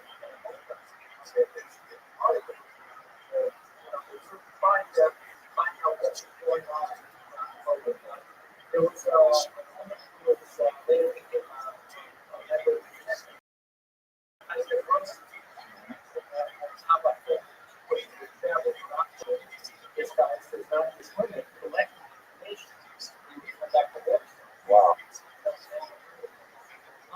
That's amazing. I didn't know that. Wow, fascinating.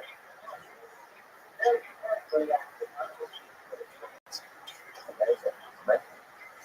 Okay, so now let me talk about what is this book Eish Kodesh, because it's very unique. Basically, it is the record of his weekly sermons that he would offer on Saturday afternoons at the third meal, so-called Shalosh Drashas.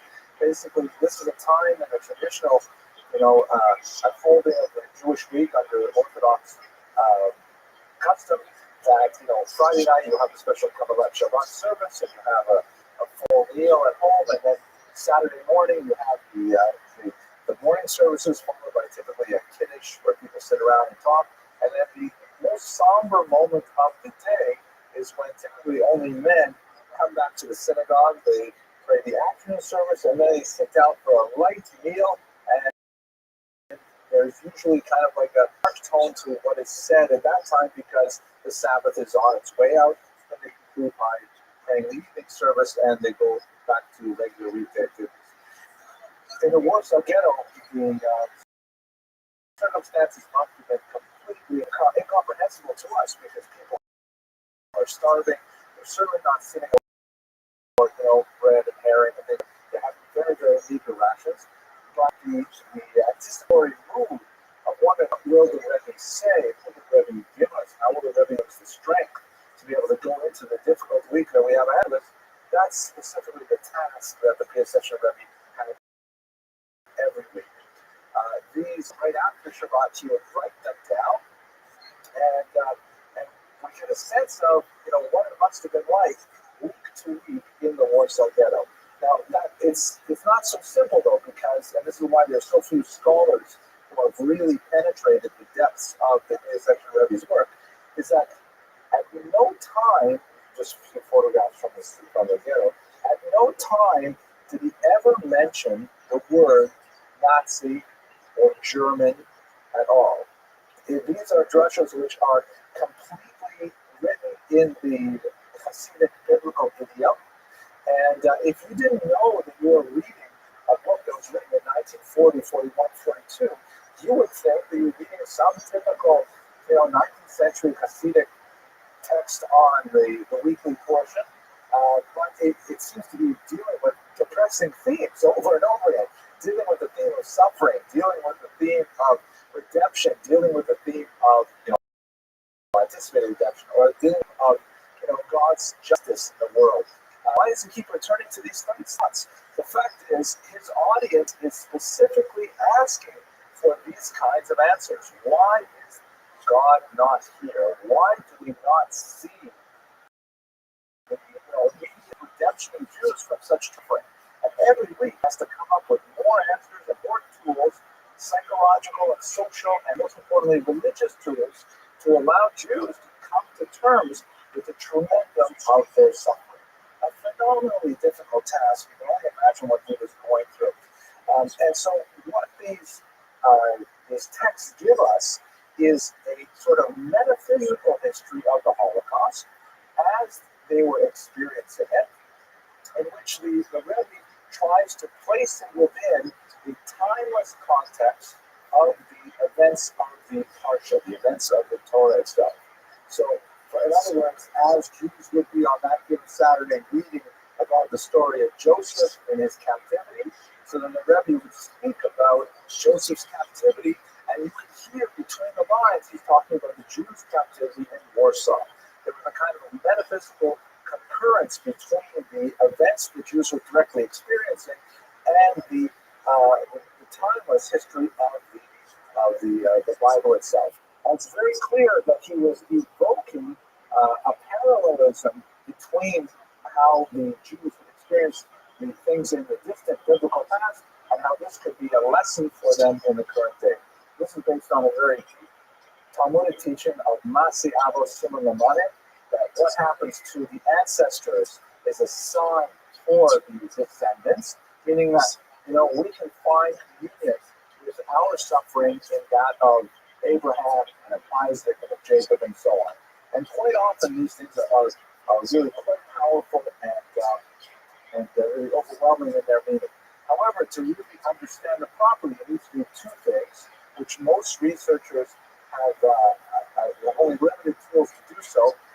One is you have to understand the biblical text in its Talmudic and Kabbalistic context, which is in itself a whole field of inquiry. And the second thing is you have to know the actual history of quotidian life in the Warsaw Ghetto to know what happened in the ghetto with that belief that he would be speaking about this topic. And when you study the Nation Kodesh alongside the extensive journal and diary literature that he has, you see that he's often making very direct connections between, a particular murder that the Nazis committed or an atrocity that happened somewhere, and Jews are looking for an answer, and he places that answer within his Saturday afternoon instruction. Very profound and difficult way to convey a comfort to his audience, but nevertheless, it was done in a very poetic and powerful manner. We know from Shimon Huberman, one of the associates of the Onei Shabbat archive, that he was gathering some 300 people a week to his Shabbat drushes, even when the Nazis had forbade Jews from gathering publicly for religious purposes, meaning that Jews were flocking to him to hear his message. We also know from Huberman that he attracted a wide variety of Jews. This was not by any means, strictly Hasidic Jews of the ancestral variety. There were, non-believing Jews, secular Jews, Jews of every political stripe that came to look for religious guidance from this man. And even though he had received, requests from the resistance to spirit him away out of the ghetto, he refused. He saw that his purpose was to remain with the Jews in the ghetto, and as a result, he ultimately served them to the bitter end. One other detail, not a detail, perhaps it's the most central thing.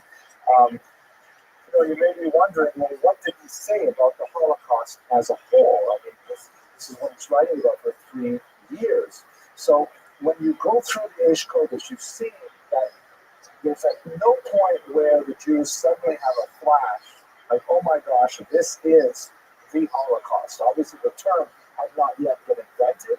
It was kind of like a gradual, but perpetual increasing level of persecution, and worse every day, but only at an incremental level. So at some point, people would wake up and say, I can't understand what is happening at all on a religious level, a personal level, and so on. So we see only one spot in the Aish Kodesh where he kind of steps over that line.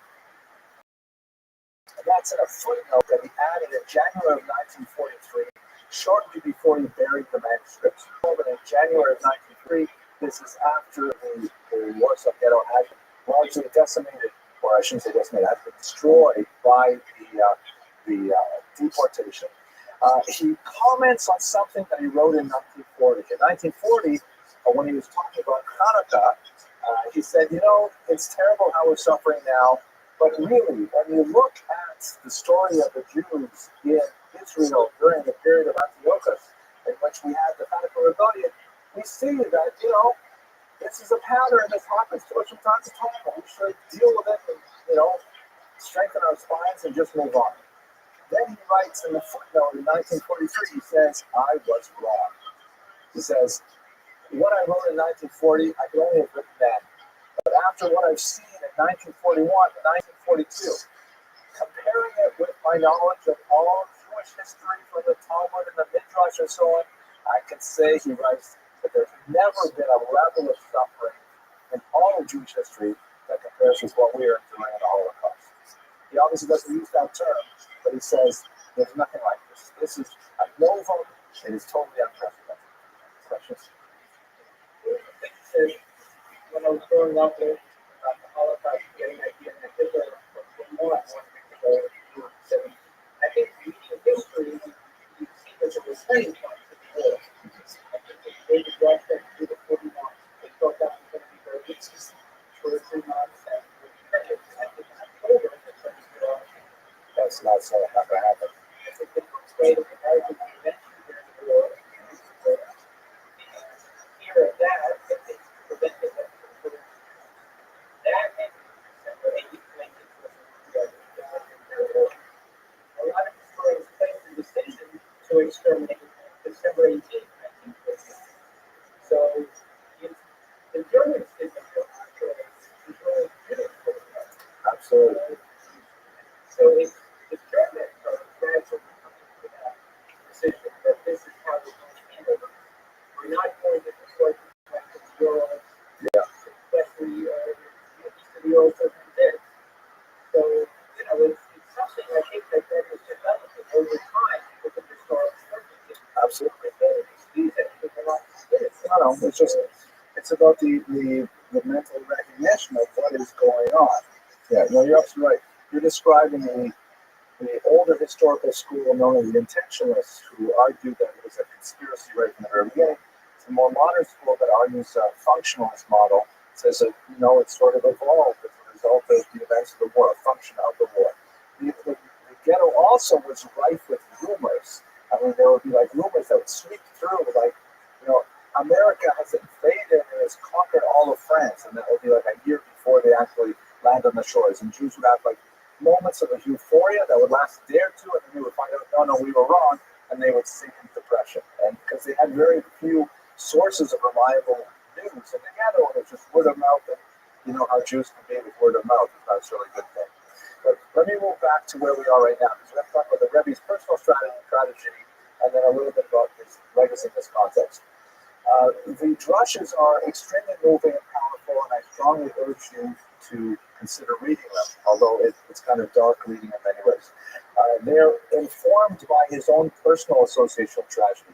As I mentioned, his wife passed away in 1938, and he was survived by a son, a daughter-in-law, and another daughter. And I believe he had another daughter who wanted to treat each other, if I remember correctly.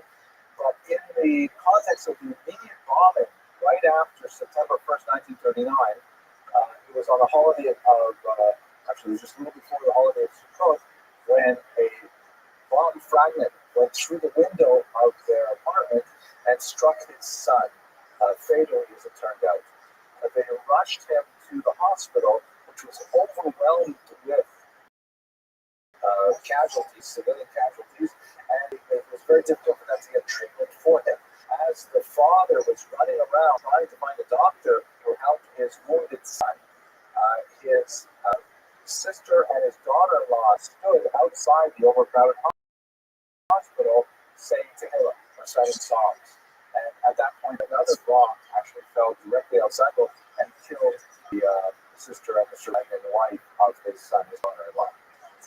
A couple days later, with no significant medical treatment, he had to take his son back home, where he expired a couple days later in the holiday of Sukkot. So within a very short period of time, the session Rabbi loses almost all of his family and is completely devastated. There is a period of several weeks where he does not write, which normally assume that he didn't give a fellowship with Russia, and then he returns with them. An incredibly powerful passage on the Parsha of Chayei Sarah, which describes the death of Sarah. And this is something that I have to describe to you in brief. The Midrash records that the matriarch Sarah died when the Satan, came to her and said, "Do you know what your husband is doing? He's about to sacrifice Isaac on Har Moriah, or he has sacrificed him, I'm not sure we told." And the Midrash says that her soul burst forth and she died. Hearing the shock of what was happening to her son, she died. So the Rebbe quotes a Midrash that says that amazingly, she did this intentionally. That this was a kind of a message that this is too much. And he quotes in this context the Hasidic teaching of Rabbi Menachem Mendel of Rimanov that says that in the Talmud it teaches that a little bit of salt improves meat. You have a little bit of salt on your meat, it tastes much better. Too much salt ruins the meat entirely. And so too with suffering. A little bit of suffering for a person, that's good for character. You know what suffering is, you'll overcome it, you can identify it. It's good for you to suffer a little bit. But too much suffering can break a person. And so too, he leads us to connect the dots. He says, to God, as it were, too much suffering will break us. Just as Sarah, as a kind of a protest, gave her life up to indicate that, so too God, perhaps too much suffering is too much for us. It's a very powerful voice of protest, as it were, coming from a traditional Hasidic author. And it gives you a sense of the depth of the suffering. However, in the fall of 1940, the suffering the Jews endured then was nothing compared to what would come in the next 2 years. So, to kind of conclude by thinking about his life and work and his legacy, his principal teachings throughout, and these are themes which we see in his earlier works, and we see them also in H. Kodesh, is the importance of simcha, the importance of happiness nevertheless, the importance of simcha, of joy throughout, even under incredibly difficult circumstances. He also emphasized the power of the moment, the power of making the right choice when the opportunities are presented. And I wish I had more time to give you more examples of this. But his teachings endured before the H. Kodesh were ever even written. He was ultimately deported to Ethiopia, as I mentioned earlier. He survived deportation. We don't know what role he had in the resistance, but he survived the resistance as well, and the tremendous, the emptying of the ghetto that happened after the Warsaw Uprising. And ultimately, he was deported sometime in the late summer of 1943 to a labor camp called Travniki. We have a couple of testimonies about what he was like in Travniki by survivors of that labor camp, which indicate that he continued to minister to the slave populace as well, and then was killed by the Nazis, most likely in an attempted uprising in that camp as well. His legacy lives on, however, most significantly through his teachings, which, as I have mentioned, have been translated and are studied more now than perhaps they were even in the 1930s. This is a copy of a recent translation in 2 volumes of the obligation of students, and we anticipate that his other books will also be rendered to English as well. There's a very significant in Whitney, the congregation H. named after the Rothschild Rabbi because of his very powerful teachings, led by Rabbi Moshe Weinberger, a very charismatic and influential rabbi at Yeshiva University.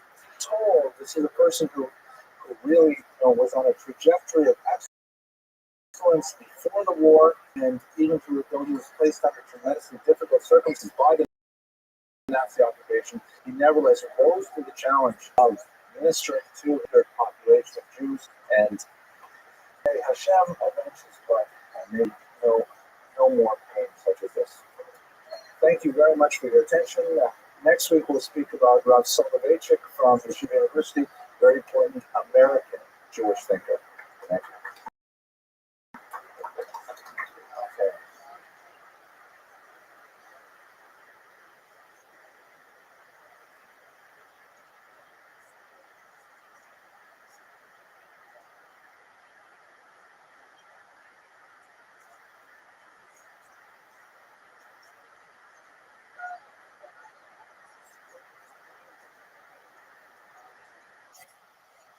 Okay, ladies and gentlemen, the camera is rolling. I'm sorry I started a couple minutes late, so I will speak faster to make up for it as usual.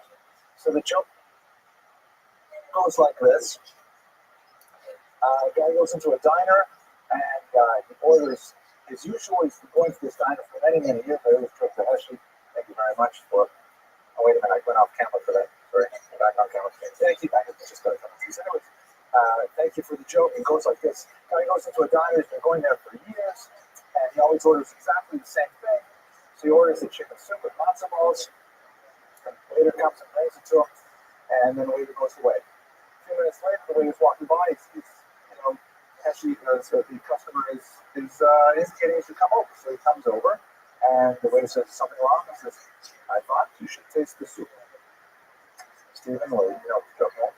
And the waiter says, "Is something wrong with the soup? You have the same soup every day. You come here all the time." He says, "I thought you should taste the soup." And he says, "Look, I'm sorry. I'll bring you another one." He says, "I thought you should taste the soup." So he says, "Okay, all right, I'll taste the soup. Where's the soup?" He says,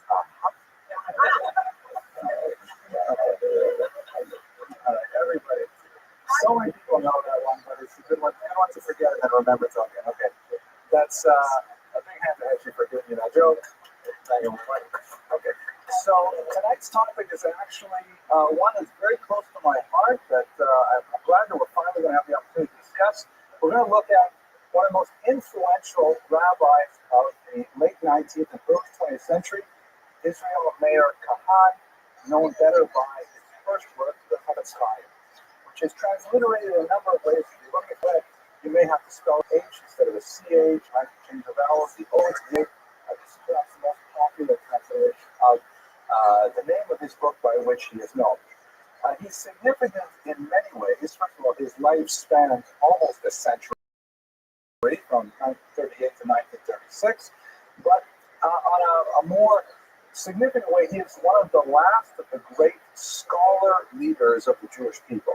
But very rarely do we have such individuals who stand out far above the crowd as the pious kind of eyes of the nation, with a vision that stretches backwards millennia, encompassing the entire arc of Jewish history and thought since its origins, and looking deeply into the future and anticipating the kind of challenges that the Jewish world would face. All of these things he was quite prescient in, although he never held like an official formal office. In fact, one of my favorite stories, he did not even become a rabbi until his 70s, and he only did that because he had to fill out a passport form, and they needed an occupation, and he was simply a teacher. He was a Rosh Yeshiva, he had a school, but he didn't really have like a designated profession other than people like to study Talmud with him. So he called up his student, one of the most famous rabbis of the day as well, Rabbi Chaim Brzezinski, and he said, "Would you please come and ordain me, give me smicha, so I can write something down on a Polish government document?" This is the kind of person he was, even though he's widely recognized as the Gadol Hador, the great one of the generation. that unique individual who really, is able to span so many different worlds within the otherwise fractious, very fractious Jewish community. Although it's also true to say fractious and very Jewish community. I think those two terms go together very well. And there's a lot to say about his life and leadership. So let's start with, first of all, his takes. Now, this picture is iconic. If you have ever seen an image of the Chavetz Chaim, you will probably, this one's a little bit more airbrushed and so on, and it does kind of have a glowing face of piety and so on.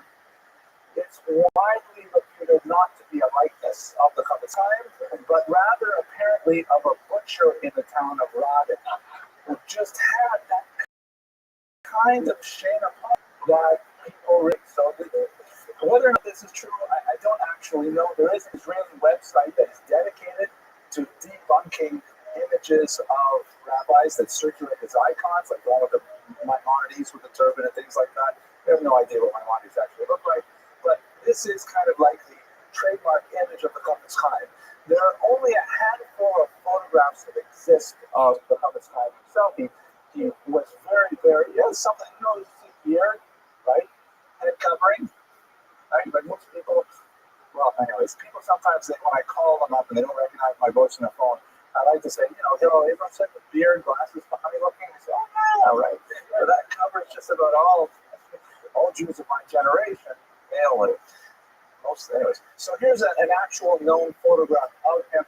He was hesitant to be photographed, and this goes along with his general personality trait of actually being quite receding and running away from honor whenever possible. Even though he was widely acclaimed throughout the Jewish world, really, as one of the greatest scholars of his era, and I think by the end of tonight's lecture, hopefully you'll appreciate a little bit more of the unique nature of his genius, which was not only intellectual, but was moral and spiritual on a very profound level that crosses, all denominations, Jewish, non-Jewish, and so on. He nevertheless receded from all honors and accolades whenever possible. There's a lot of beautiful stories about his life, but I'll get into the life story itself, and then those stories will reveal themselves in due course. So his family background is an illustration of a very important principle that my own Rabbi used to teach very often. Rabbi Yosef Malevsky, one of the Margala Batume, they would say in the Talmud, the pearls of it in his mouth that he would regularly teach over and over again, was that you should never look askance at anyone's family. Never look askance at anyone's yichus. Because when you look, said my Rebbe, at the yichus of Mashiach, when you look at the family background of a Messiah, there's a lot of place kind of X-rated material going on there. There's whole story of Yehuda and Tamar, and we have David and Bathsheba, of course, and coming up to the holiday of Shavuot, the whole story with Boaz and Ruth. And there are a lot of people who said that Ruth should not be converted to Judaism. Whenever you look at the lineage of Mashiach, these are all his forebears, there are always some, kind of untoward elements, distasteful elements, and nevertheless that is the Messiah of the Jewish people, comes from such family. Before I tell you the family background of the Chavetz Chaim, I'll tell you quickly that my son Boaz, some of you met him, he was here doing his bar mitzvah lessons a few minutes ago. So I found that here in South Florida, African American women really know their Bible. When we talk with African American women of a certain generation, they really know their Bible. So I had to be in the post office, and I was friendly with one of the clerks there, and I had Boaz with me, and I introduced them, and the clerk looks at Boaz and says, "So Boaz, let me ask you a question.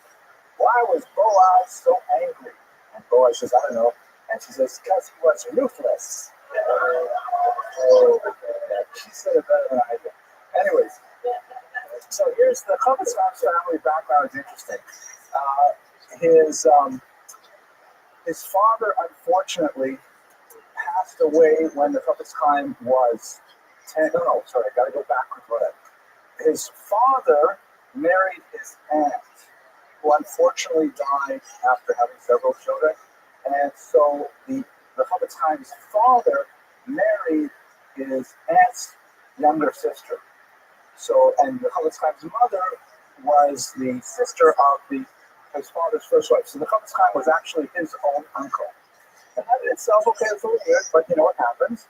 But then later, his father passed away when the Chavetz Chaim was 10, and so his mother remarried, again, a blended family because his second father, his stepfather, had already married, had children, he was a widower, and when the Chavetz Chaim came of age, um, his adopted father, his stepfather, wanted him to marry the adopted father's daughter from the first marriage. Or in other words, his stepsister by marriage. And in fact, his mother was opposed to it, but they worked it out, and the Chavetz Chaim married his own stepsister. So when you think about Mashiach, it's the same kind of family story. It's an illustration of Rabbi Rothschild's teachings on family background. He came from the small shtetl of Shetel in Belarus, and he made his fame largely in another very small shtetl called Radin, or in modern Lithuanian Radom, which was an entirely unremarkable place, which ironically became the center of Jewish scholarship for the entire world during the Chavetz Chaim's lifetime. The area surrounding it includes places that are famous in the Jewish geographical imagination, cities like Mir, or towns like Mir, Slobodka, Kotno, places like that that have huge yeshivas. He was recognized from his youth as having two characteristics which were highly valued. One was an incomparable genius. He had a phenomenal memory and phenomenal patience in study, which is uniquely captured by the Yiddish word Sitzfleisch. I'm sure most of you have heard this term Sitzfleisch, but it captures uniquely. It means literally sitting flesh. You have to have a little bit of a cushion to be able to sit and study the Talmud for many periods, many hours a day. So he had phenomenal Sitzfleisch. He was a masmid, a perpetual student, and this is later expressed in his life. He was also known, and this is something that was perhaps one of his greatest reputations for the rest of his life. I'll focus on a little bit later as well, for his tzidkus, which is a Hebrew word, tzidkut, meaning piety. He had an unusually well-refined sense of morality, and he applied it courageously and with humility whenever possible. Some of the famous stories about his childhood, for example, include the fact that probably lowest on the social scale in the shtetl was the Rothschild, the water carrier. There's no running water in the shtetl, and somebody has to have the job of going to the river, filling up the buckets, bringing them back to the homes. It's menial labor, very low pay, and so on. So it's really low on the status symbol chart of the shtetl. So the young boys in shtetl used to like to play a trick on the Wasserträger. In the winter, what he would do is he would bring his buckets at the end of the day, he would leave them by the river, and then he would go home to sleep. And the next morning, he would go walk down, wives carry the buckets all the way back down. He'd fill up the buckets and start his rounds. And so what the boys used to like to do is they would go at night, fill up his buckets with water, and leave them to freeze overnight. So the Wasserträger, the poor guy, would have to get up in the morning and, laboriously chip out the ice to be able to do his job. And they got a kick out of this. But when the Chavetz Chaim, young Yisrael Meir, heard of this, he would go out secretly later than the other boys and pour out the water in the Wasserträger without even knowing, until, of course, the bucket was eventually caught, without even knowing that he was, in fact, doing him a favor without insulting the boys who were playing this terrible trick. And in fact, there's so many of these stories of his phenomenal piety. Some of them have a kind of a humorous tone to them. It's hard to believe. Like the famous story, again, it may be very apocryphal, but apparently a burglar once broke into his house and stole silver candlesticks. And as the burglar was leaving, he woke up a couple times, and the couple times ran out of the house after him, saying, "I forgive you, you can keep the candlesticks." He didn't want to even have any sense of an obligation for another fee. He figured if he was stealing it for a reason, he must need it, and he didn't want this other person to be liable for the terrible crime of theft. Now you're putting in late days? Really? With the cover time? I didn't even know that. So I'll tell you the story that goes with that. Apparently, he was once called to be some kind of expert witness, and the lawyer who presented him said, "Listen, Your Honor, the time, Israel Meir Cohen is going to present now. I want to tell you a few stories about him." And apparently the judge, the story goes, who knows how true it is, but the judge said, those are all very nice stories, but I find them very hard to believe. And the lawyer kind of said, well, it may not entirely be true, but one thing's for sure, they don't say them about me and you. They say them about the Chofetz Chaim. So there must be an element of credibility to it, if there's so many of these kinds of stories. So I'll tell you a couple more that are more verified. Anyway, what I'd like to focus on, there are three areas in which his reputation was made. His piety, his scholarship, and his leadership. So these are the areas that I can focus on for the rest of our time, basically. The piety, I've already mentioned a couple of stories from his youth, but in many ways, his piety made him a great failure. He was an incredibly, obtuse businessman. And in fact, his efforts in business, while well-meaning, ironically failed him on several levels. Until he finally found his next day as a Rosh Yeshiva, with a small group of young men studying under him, he really would not succeed in business. And this is ironically because of his piety. For example, one of the areas that he really insisted on from his youth. And he began with very meager means.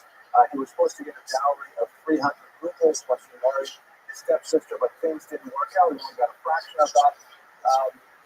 But with the small money that he got, he opened up a small food store, or a food stand, but he was extremely meticulous about every possible aspect of the business to make sure that no theft whatsoever would occur.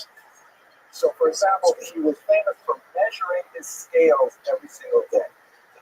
The Torah, requires that all scales, weights, and measurements be accurate, and he would check them every day.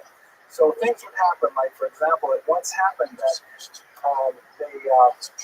they sold some salt, and when the Chofetz Chaim checked the scales, there was a little bit of salt that was kind of stuck to some moisture or something on the bottom of the pan, a tiny little amount. And it felt terrible because, someone had been shortchanged. Someone did not get the proper amount of salt. And he could not figure out which person it was. It was marketing. All kinds of peasants come in from the countryside to buy in the market. So he gave out the next market day, small packets of salt to every customer, hoping that he would be able to return it to the person who acted on it. And another occasion, they once shortchanged a non-Jewish customer from a faraway village a herring. And so, in the same kind of thing, he brought a herring to every single person in that village to try and return the herring to them.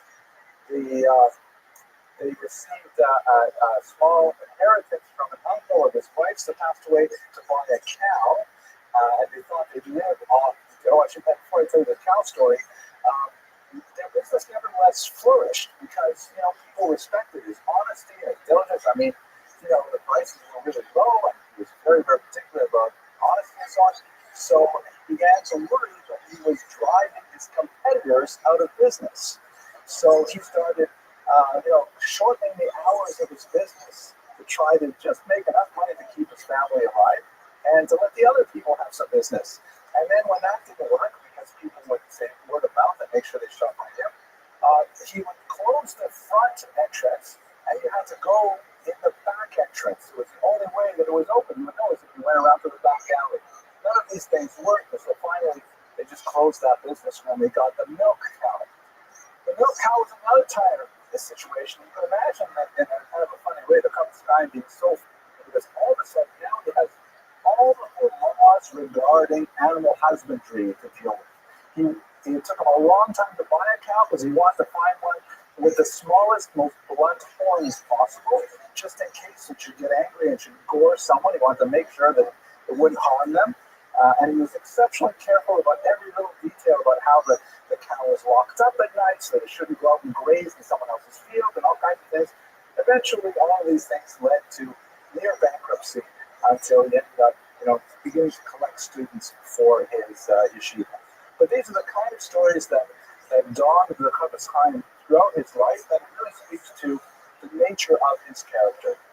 This in itself, however, would not grant him more than regional fame at most. What really cemented his reputation was his incomparable scholarship. And in this regard, I'd like to speak about two of his greatest works. He was quite prolific, but there are two that are absolute classics in the Jewish corpus of rabbinic literature, and they stand the kind of test of time that make them millennial in quality. These are not works that will last for a few decades or even a few centuries. These are works that tower as achievements of spirituality and thought that, in many ways, I don't think there are any comparable works in other traditions as far as I'm aware. The first one is the work by which he got his name. He wrote it in his early 30s. It's called Sefer Chavetz Chaim. This is the title page of the work, published in 1873. The title is taken from a verse in Psalms that says, who is he who desires life? And then after the psalmist asks that question, he answers it by saying, one who guards his tongue from speaking evil, Lashon Hara. And so this is a highly creative, innovative work that points to an area of Jewish thought that, until he really uncovered as being central to Judaism, was simply thought as being a kind of a secondary element. But really, it is a vein that runs deep and true through all of Jewish morality. Specifically, it is a book on the laws of appropriate speech and the prohibition of, for lack of a better translation, gossip. Gossip is not understood in Jewish law. Let me just back up for a second. You know how they say that Eskimos have 27 words for snow because snow was such an important part of their reality? Well, we have about 8 different words for gossip in the Jewish tradition.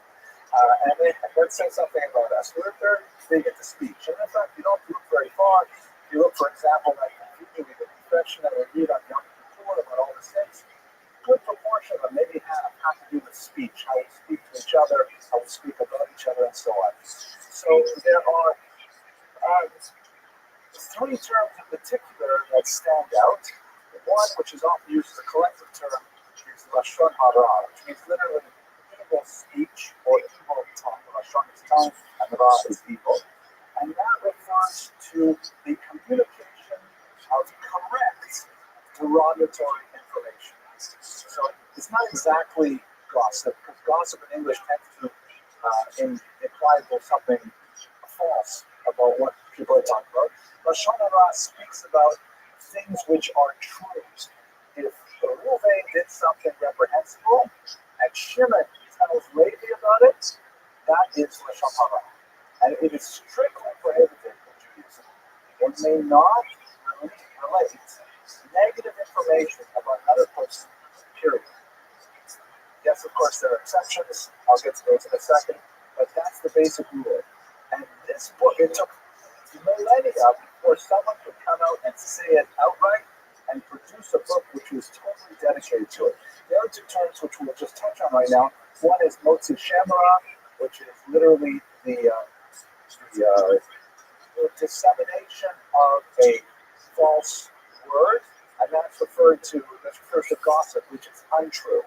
Well, I guess we would call that libel, perhaps, in legal terms today. That's correct. Is that correct, Jim? Libel or slander? Something like that. Right? Okay, good. So they both qualify for that. 2 words in the English language. And then the third one is the clue, which is it's kind of like Lashon Hara, but it has to do with relating information on the third hand. I won't go into the details for now. Anyway, what this essentially is, it's a guidebook for how to speak like a Jew, how a Jew should speak. And it's a phenomenal work of towering genius. The first part of it is rather amazing. He spends the first, say, 20 pages convincing people that it really is forbidden in Judaism to gossip. And he is convincing people who are highly learned. It's a very, very erudite treatise, answering all kinds of objections that Talmudists would have. Saying, oh, it doesn't mean that, these are the exceptions, people already know it, it's public knowledge. And he goes very methodically through the whole thing. And by the time you get through, let's say, the first 20 pages, it's absolutely terrifying. Because you say, oh my gosh, I can't see anything. That's it for dinner conversation. You know, if you think of the New York Times, all the news that's fit to print, it would be like a little advertising circular.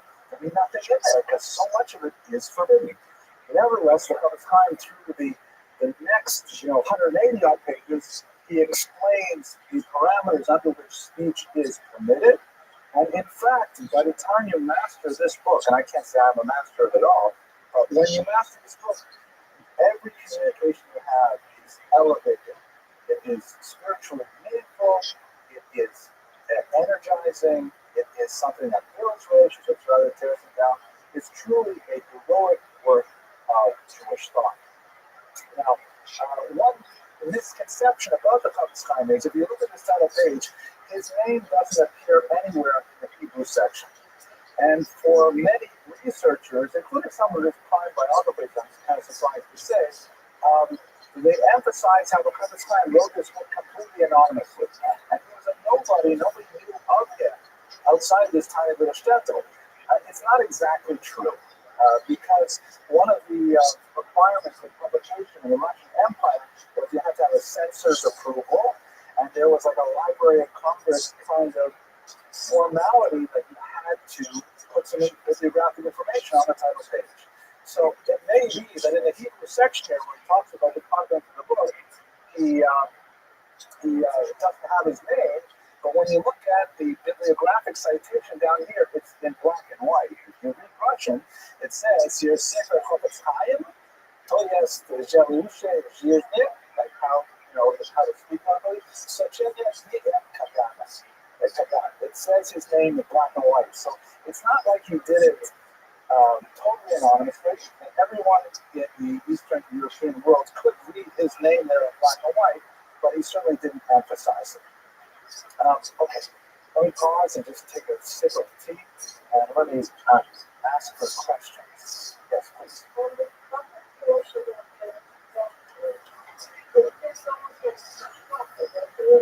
Yes.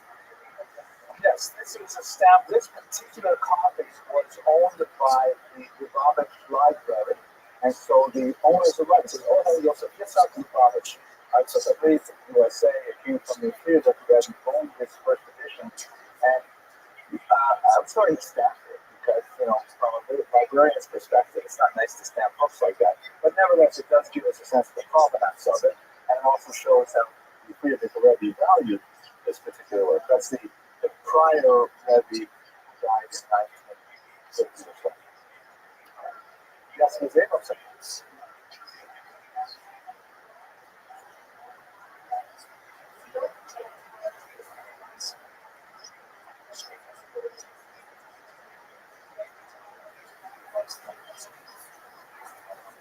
Yeah, he had several rabbis who taught him Torah, but no one, like they say about geniuses like this in Jewish tradition, at a certain age, they outgrow all their teachers. They say that of the Vilna Gaon, he outgrew all his teachers by age 7, which is amazingly difficult to believe, but they say those stories, but they're not. The biographers do not cite anyone at the Chofetz Chaim considered his Rebbe in Tzidkus entirely. We do know that he spent a lot of time, like many of these spiritual giants, in seclusion. And several people who may have come across him used to like to go into the women's section of the shul when during times of prayer, they would find him berating himself and being hard on himself and really giving himself musar. He would come out afterwards always radiant and smiling and cheerful. So he perhaps was his own Rebbe, yes, it could be. Okay, let me talk about Lashon Hara. You're all wondering, oh my gosh, how am I going to say anything productive if I can't say anything negative about people? At least I was wondering. So the truth is, there are 7 preconditions for relating Lashon Hara, as he explains very thoroughly in his book. The 7 preconditions can be easily remembered by this acronym, which I'm very happy to supply to you. It took me a long time to figure out how to translate this into English, so I take credit for it. It's what I call the rule of silence. He provides a similar rule in Hebrew in his Chavetz Chaim. And so these are the 7 preconditions that you must fulfill before you say anything negative. So let me give you an example. Let's say, I can say this to you in English, you don't take the picture of it, so all right. So the rule goes like this. So let's say, I don't know, Richard is going on vacation, and he has a little one of those Maltese poodles, right? And he has to say to me, before I tell you that, I happen, as I'm walking to shul, I see Judith walking by. I hope you don't mind if I use it for an example here, Judith. I see Judith on the street, and she's walking over it, and she sees a little tiny dog, and I see Judith across the street give that dog a vicious kick. I'm like, wow, where did that come from? That's like totally out of character. I don't even know what to make of it. But as I come upstairs, I see Richard. He says, Richard, oh, hello, I got to tell you something. It's so nice that people who come to your class. You know, I'm going on vacation for a few days. I had no idea what I was going to do with my Maltese poodle. And guess what? Judith offered to dog sit my poodle for a few days. Right? So now I'm faced with a conundrum because I know something negative about Judith, about her behavior towards the small poodle. And now I see that Richard is going to entrust his poodle to Judith. What should I do? So the Chavetz Chaim says, if I can follow these 7 rules, then I can tell Richard about Judith's dog-hating behavior. So these are the 7 rules. First of all, S, search for alternatives to Lashon Hara. The Chavetz Chaim says that rather than say anything bad about Judith, what I should say to Richard is I should say to find another person for him to have dog sit. I should say, you know, Richard, why are you bothering Judith? She's so busy. She has so much going on. My daughter Lisa would gladly do it for you, right? And if I can avoid the whole problem of saying Lashon Hara without saying anything bad about it, that's great. But let's say I can't. Judith is the only licensed dog sitter in South Florida, so I lost that one. Second, I have to intend a positive practical result. This is really the first one. If I had a choice, if I could think of an acronym, I would make this one the first one. It's really most important. Is there an actual benefit to my telling Richard? Will the world be better if I tell Richard? It depends on how you like Maltese poodles. So if there is a toeles, is the Hebrew word toeles, something positive, then I am allowed to say.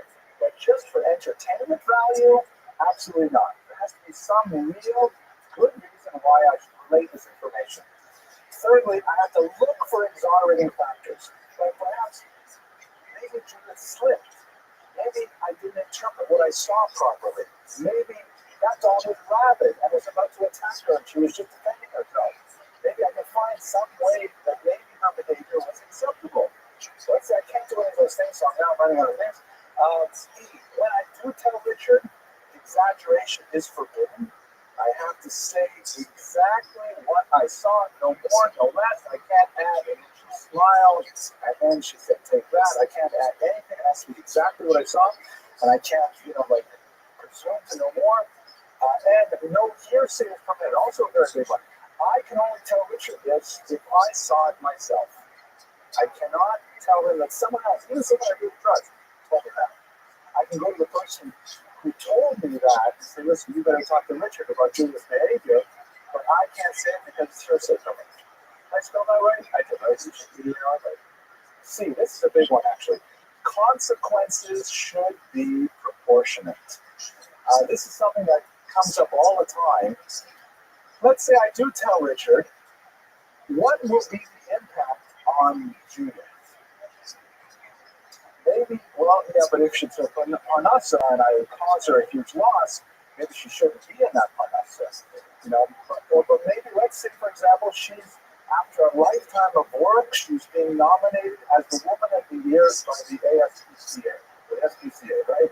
And now she's one moment that temporary insanity is going to ruin all of that. Would go to a tremendous shame for herself, the family, who knows. should I do it? I don't know.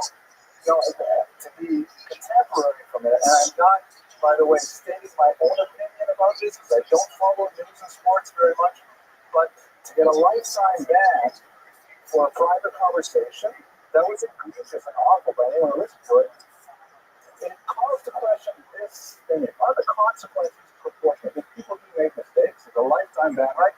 Not exerting a value judgment here. One could also look to, for example, the whole Clinton Monica Lewinsky episode. It was the dragging the entire nation through the mud, the eyes of the world over a despicable incident. Was that a consequence or proportionate? I don't know. Can you put that on pause for a second? Yeah. Sorry, we have some technical difficulties there for a second. Okay, all right. So consequences should be proportionate. It has to be that whatever harm she would suffer of my writing a special Torah, it may be that I should just swallow it, and because otherwise it would be too much punishment for her. And finally, let's say the Chofetz Chaim says you go through all these 6 things and you can't get satisfied with the answers. So then before I tell Richard, I have to engage the subject first. I have to go to Judith and I have to say to her, listen, I saw what you did to the puppy. I heard what you're doing for Richard's dog. Why is this so? And give her a chance to make amends on her own.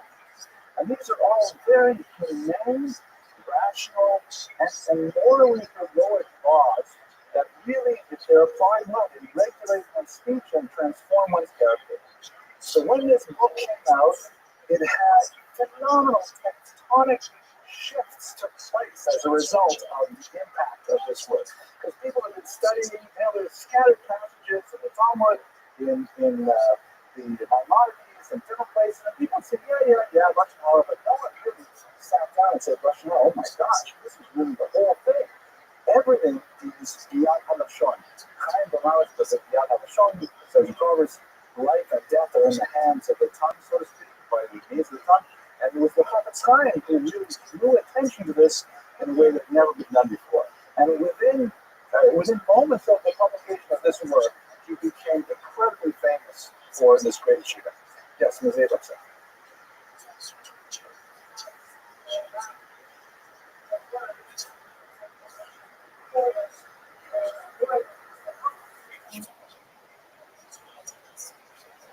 Right. Some jobs, to repeat the question for those of you who are in Latvia, how does this affect people whose professions deal with Lashon Hara? So I would say that some professions are completely forbidden. Being a gossip reporter, there's no justification for that. In fact, there is a column in one of these newspapers that's called, in Hebrew, Lashon Hara. This is it. If you want to read it, this is it. Where can you do it?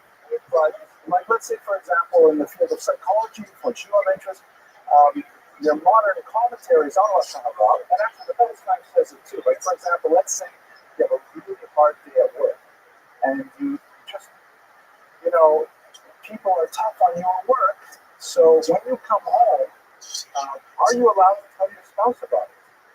So according to these strict laws, no. But the Chofetz Chaim says this one here would take a positive practical result if you're so burdened by your problems and you need an aid, so you need advice, as long as you can be absolutely certain that the person you're talking to will not repeat these things, and you say in advance, I'm only telling these things because I really have to unburden them and hear your advice, then you are allowed to say it because it does have a positive practical result. So there are spaces for the mental health professionals or someone to engage in this activity.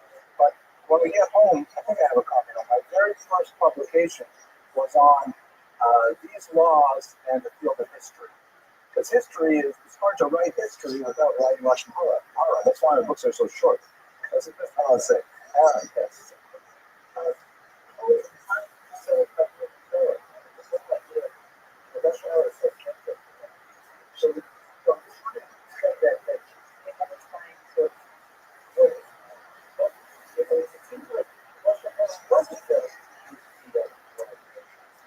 Well, he definitely has all kinds of sources. But before we live in an era that has been transformed by this book already. You can't go to any yeshiva without feeling the reverberations of this, shockwave that affected the Jewish world. But my impression of reading sources is that you have the sin of sexual immorality, you have theft, you have this. You also have lashon hara. That's another one.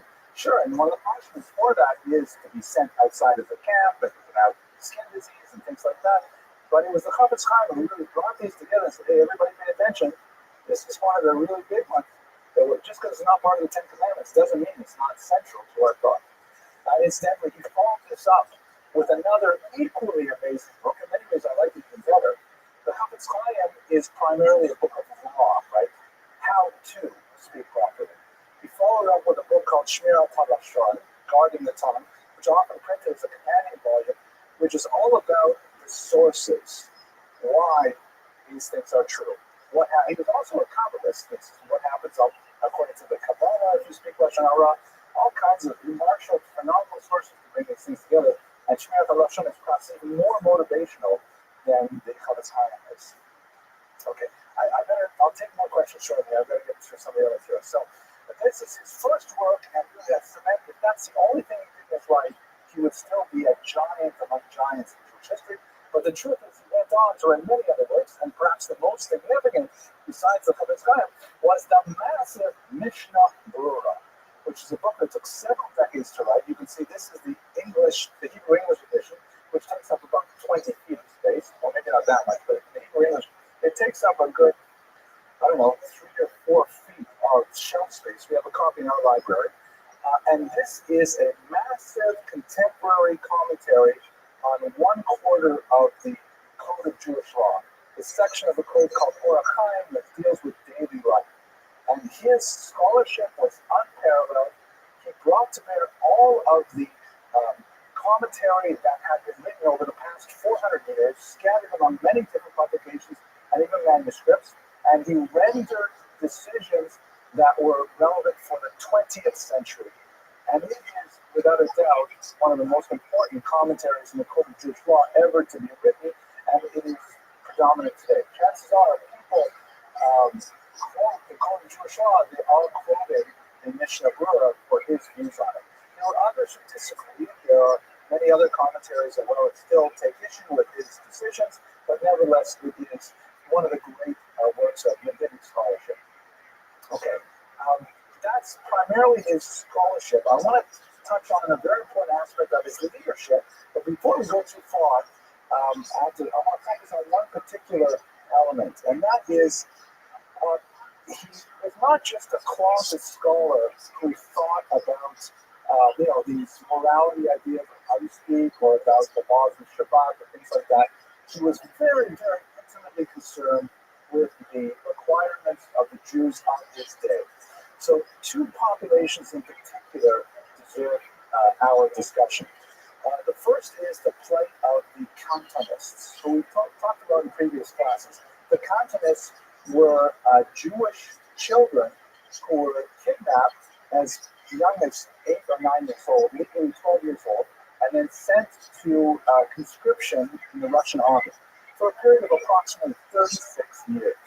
Turns out once these Jews were sent out of the army as children, they were gone from the Jewish community. And he cried over them incessantly and worried about them tremendously. So much so that he wrote a book for them called Machane Yisrael, which was all about how to survive the army, how to retain their Jewish identity under those incredibly painful and difficult conditions. I'll tell you one quick story. There's a story that he was once in, most of the inns on the crossroads in the Stadtblock were run by Jews. And he was in there, and a huge man, about 6.5 feet tall, came in for Jews, 6 feet is giant, came in, and, 6 feet wide as well, very rude and dressed, and, head uncovered, ate without blessings, of course, all those things, treated the waitresses very rudely, and the Chafetz Chaim said, why is this person behaving so badly? I should go over there and speak to him. And the innkeeper said, no, don't. He's incorrigible. He may strike you. He's a lot of difficult time with him. So the Chafetz Chaim said, what is his story? He said, well, he was a Cantonist. He was taken away as a young child, and he came back after his tour of duty. He didn't know anything about Judaism, And he has, very rough, poor manners as a result of his experience. So the Chavetz Chaim went over to him against the innkeeper's wishes, and he said to him, "It must have been terrible for you to be torn away when you were 7, 8 years old, to lose your brothers, your sisters, your mother, your father, your family, the people you played with, your favorite." He talked about the pain that he must have experienced. And as he empathized with them, the story is that this man just broke down in tears.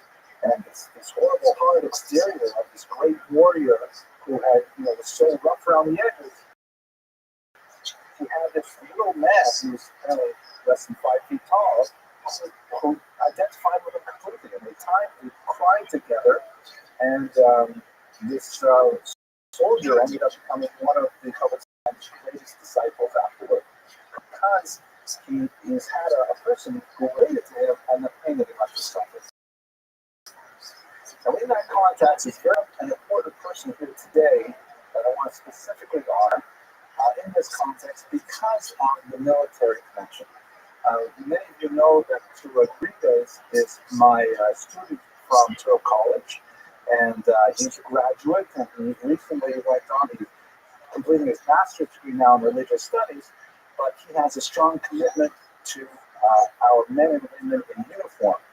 And he most recently was promoted to become Lieutenant Rodriguez, and he's a chaplain in the United States Armed Forces. So we have a small gift from Mr. Rodriguez. Hello, Lieutenant Rodriguez. I'm here. Thank you very much. Thank you, my assistant. Okay, here, present say hello to everybody in Latvia. So I'm on over here. Okay, all right. Thank you, Lieutenant Rodriguez. So I know you're doing something you're very curious what's in the box, but it is a collection of the works of the Chavetz Chaim, including a beautiful printing of this book, Machane Yisrael, which is all the camp of Israel, which is all about how to be a Jew in the army.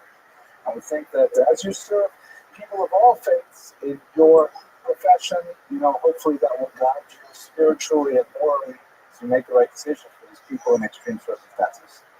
Okay, let's applaud one more time. Okay, so that was the Machane Yisrael. It's a book that deals specifically with how to manage the challenges of, yes, Elisa? No, I thought you were going to say something. How to manage the challenges of being in uniform in these conditions, the difficulties and so on, and it's a masterful work. Another work that demonstrates his concern for Jews all around the world was a book written for the Jews of America. Because again, if you have to remember that we're talking about the late 20s, the early 30s, when the vast majority of Jews considered America to be a land of great opportunity, the golden Medina, the golden country where people can make tremendous wealth, but it was also called in Yiddish the Treifa Medina, unkosher land, because of the dearth of traditional institutions of Jewish learning, of synagogues, Chinese restaurants, you name it. It's very difficult to make ends meet in Israel. So he wrote a book called Nidchei Yisrael, which means the dispersed of Israel. That is just a simple Yiddish language primer on how to be a Jew living far away from Jewish centers. So you think about the Jews in San Francisco, Kansas City, Des Moines, small Jewish towns, getting a copy of Nidchei Yisrael meant a lot because it was it was not like a massive 20-volume work on the Mishnah Berurah. It was a short 1-volume work in the Yiddish vernacular, how to observe Shabbat, how to keep kosher, and so on. Because he really cared about them. Now the story goes, it's probably not true, but the story goes that he had a student who came from America to study with him in the little town of Rabbi, and he asked him what it was like in the town of Rabbi. He says, well, how many hours of Talmud do the Jews study a day there? And when he said, oh, not much, maybe the most learned study 3 hours a day. He said, they only study 3 hours a day? Oh my gosh, I can't know very much. And that's why I sat down to write the book. I somehow doubt that story is true, but his concern for the Jews of America was marked. His leadership was exercised in so many other ways. For example, he was deeply concerned with the education of women and was an early backer of Sarah Spurer's Beis Yaakov movement to formalize Jewish education. He was deeply concerned, for example, with the need for Jews to politically mobilize. As a result, he was one of the individuals who was behind one of the first, overarching political organizations of Jews, known as the Agudat Israel, feeling that they needed some kind of vehicle in which to express their opinions in independent pulpit. Even at the end of his, actually later in his life, he dealt with tremendous privation. This is a period of great change. Actually, let's go to the next slide because that's where I talk about it. Poland was recreated out of thin air, as it were, immediately after World War II. I haven't spent too much time talking about the politics, World War I, excuse me. I haven't spent too much time talking about the politics, but you should realize that this man's life that spanned almost a century began in Russia, and then went through in World War I, when the region of Belarus was briefly independent, then under German control, then under Russian control, and then once again under Poland, not as an independent country, but nevertheless within a very dramatically new environment politically. And throughout all of this, you realize that one of the most important things that Jews must do to cope with these new realities, which included, for example, the exercise of the franchise, which meant that Jews actually ended up having members sitting in the Polish parliament as the same. And he felt that Jews needed to have their place in the same along with all the other minorities, and as a result, he participated in the establishment of organizations like the Agudat Israel. But he was very big into campaigns of all types. He was regularly, and you'll see Mr. Lieutenant Rodriguez, I should say, you'll see in his collected writings all kinds of letters calling for greater adherence to the laws of Shabbat, greater adherence to the laws of Rosh Hashanah, and so on. And he participated in many of these campaigns to try and mobilize Jews throughout the period. Towards the end of his life, there are some rather ominous moments where he would lapse at public events into moments of deep silence and reverie, almost as if he was anticipating the devastation that was just around the corner. But with his death in 1936, he did not live to see the worst days for Polish Jewry. Nevertheless, his legacy lives on in many institutions besides the general pervasive nature of his thought, particularly in the mission of Roma and at that time. One yeshiva in particular models itself on his thought, and that is the yeshiva Chofetz Chaim, named after him, that was started by one of his nephews, and now has its headquarters in this building in Garden Hills, New York. I actually was there last Shabbat, and I happened to daven in the main sanctuary there. Here in South Florida, we feel his legacy on an institutional level through the local yeshivas Torres Chaim and Torres Emes, which are largely staffed by faculty that emerged from the Chofetz Chaim yeshiva movement, which is somewhat different from most of the other yeshivot in that they are known for their remarkably long process of rabbinic ordination. Rabbinic ordination at the Chofetz Chaim takes about 14 years of post-high school study.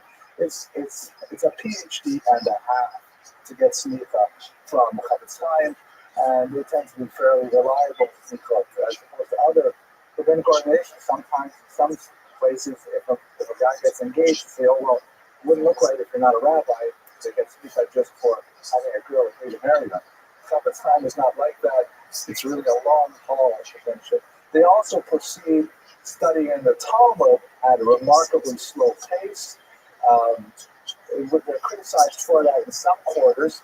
And one of the jokes I once heard the Rosh Hashanah of the local yeshiva here say, when the Hebrew, we have this Aramaic, we have this acronym, SHAS, stands for Shisha Sidre, the 6 orders of the Talmud.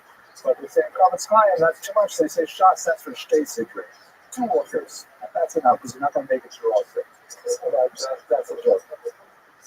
And that's the next slide. Here it is. Rabbi Bernstein, our old Rav here in Israel, Nevada, is also a Chofetz Chaim product, heavily influenced by the teaching of those of you who are here on Shabbat and hear him speak. here a couple times teaching really embodied in his own emphasis on personal morality and on the nature of speech and on the way in which we must be very careful in how we encourage others' best speech and not tear them down. To really see those ideas arise in our own life. So that's a summary of a very brief summary of the life and achievements of Rabbi Israel. We call this summer. I hope you found it useful. Just a quick note about what's going to happen over the next few weeks. We have 4 weeks left in this academic year, or 3 weeks left in tonight. So we're 20th century, and the three, I think I'm going to talk rabbis. It's going to be a campaign of rabbis. Next week, I'd like to speak about the Piaseczna Rebbe, Rabbi Polonis Kalman Shapira, who was the Rebbe of the Warsaw Ghetto, who continued to minister to the needs of a wide variety of people in the middle of the Holocaust. And amazingly, we have his sermons from that period published in a book called Eish Kodesh. And they are a very unique source on the Holocaust as viewed from the inside by the Jewish community, and there's a lot to say about that. And then after that, I'd like to speak about the Rothschild, the most important figure involved in the contemporary Yeshiva University, and his tremendous influence on American Jewry in particular. And then finally, I'd like to conclude by going to the other side of the university spectrum by looking at the life of Dr. Bernard Lander, the founder of Touro College, who I think has a lot to say about the nature of American Jewry as well. So thank you very much for your attention and your engagement, and look forward to speaking to you next time.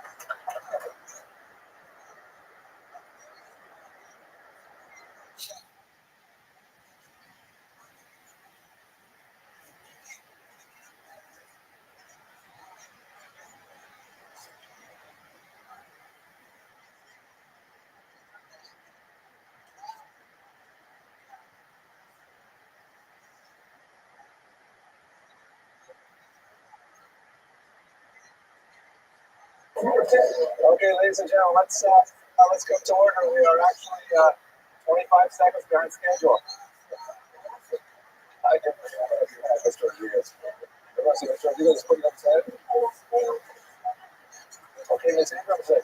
Oh, we're getting the camera is running. You know, people. Look at this. Ms. Abramson, you are the worst offender. Please sit down. Let's get started. Do you think I should just edit out the first part?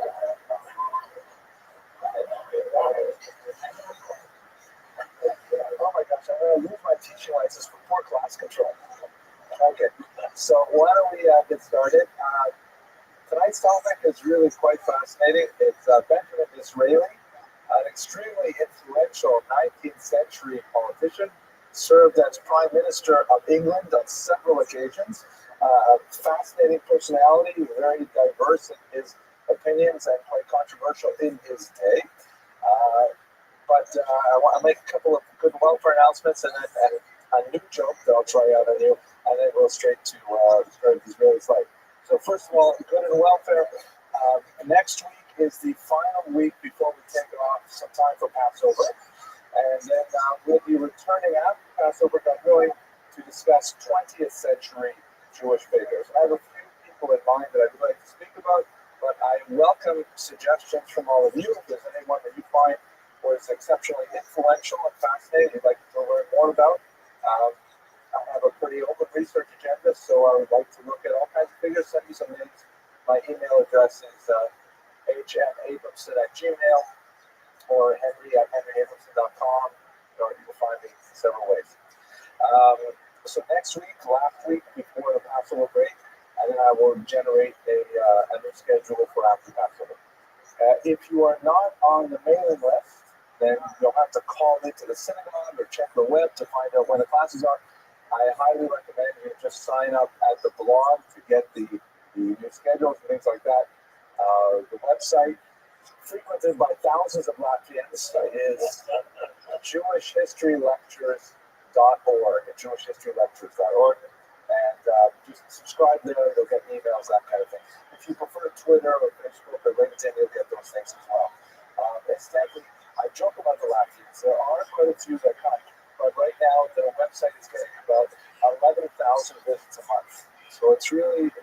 there's quite a significant number of people who are enjoying these lectures. I'm very, very pleased with that. Okay, so now here's a new joke. I've never told this joke before. I hope it'll work. This is actually an ecumenical joke, meaning I try to avoid telling jokes like this because I like jokes that are like really truly Jewish, meaning that they actually do have things that are Jewish in a unique way.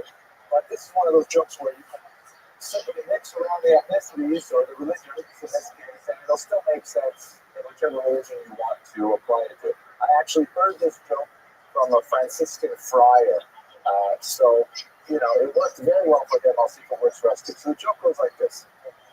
There's Father O'Malley, Irish Catholic, who passes away after a long and successful life of ministering to the poor and catering to his congregation and so on.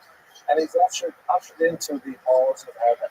And he's very pleased to be there. And, it's like a mood lighting and a little bit of faint jazz playing in the background, and angels flying around gently. And he has an escort who's taking him from, to his place. Says, okay, Father O'Malley, we're going to bring you now into the Catholic chamber. He goes, takes him into the Catholic chamber, and it's beautiful, filled with song. People are singing Gregorian chants, very moving and very deep and melodious. Wow, this is great. This is everything I imagine. But I'm so curious. Can you show me around a little bit? So no problem. Takes him out, brings him to a Zen Buddhist group where there are people there who are doing multi-vocal chants there.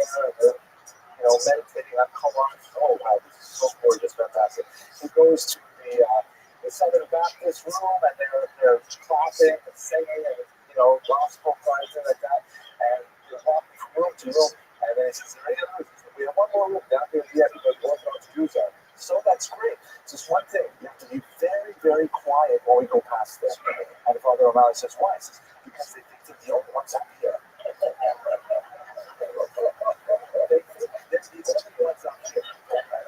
Now again, I heard this. The punchline was with Francis, was with Catholics, and I just moved it around. So just recycle it any way you want. Okay, Mr. Rodriguez, scale of 1 to 10? 7. Okay. All right, thank you. I'll tell it better next time. Okay, Benjamin is really good. We have focus. Oh, focus, all right. 1804 to 1881. As I mentioned, an extremely influential British politician, served as Prime Minister on several occasions, very close to Queen Victoria. He was the only Prime Minister who was allowed to sit in her presence when visiting her in her residence. All of the Prime Ministers were required to stand in her presence, but they had a very close relationship. And he made a tremendous mark on England in terms of its conservative policy, the Conservative Party policies. He set a very unique trend for its political direction and trajectory, which was separated not only from his political opponents, but even within his own party. He really charted a brand new direction that was an unusual blend of conservatism and liberalism, as we shall see. He had a conflicted relationship with Judaism, a complicated relationship that I think will be the crux of our discussion tonight. His father elected to baptize him on the eve of his bar mitzvah. And he often wrote about the fact that he felt somehow cheated out of declaring his own Jewish manhood at 13 because he was baptized into the Church of England. Nevertheless, as I hope to demonstrate through the course of the next hour or so, he reveled in his Jewish background and was very in your face about his Jewish lineage, all the while touting Christianity as really a fulfilled Judaism and leveraging his Jewish background to his greatest political and social advantage. So, complex figure, his relationship to Judaism is complex. He's not quite within the same category that we spoke about last week, the kind of his Schmerz. It was not at all the same. Does you recall the translation of that unusual term? Jordan Schmerz. I can say it all week. I just like the way it sounds. Jewish. Okay. Jewish pain is correct. Jordan Schmerz, right? Schmerz sounds like it hurts. Schmerz. Oh, yeah, how about Schmerz, right? Okay. So, Jordan Schmerz was this 19th century phenomenon, very pronounced in the 19th century.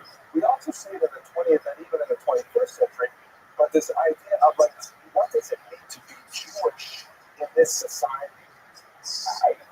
Am I too Jewish? Can I not get into, various aspects of the economy, culture, education, and so on, unless I abandon my Judaism? They won't even take me seriously, even when I abandon it. So I kind of felt, conflicted about his conversion to Christianity right to the very end.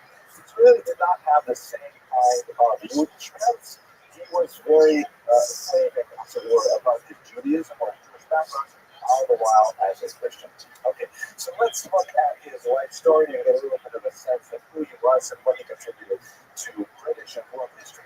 His father was Isaac Disraeli. He spelled it with an apostrophe, and Benjamin shortened it by removing the apostrophe and placing the first letter I lowercase. Benjamin's siblings followed him, but Isaac, his father, retained the older spelling. They were Sephardic Jews of Italian backgrounds.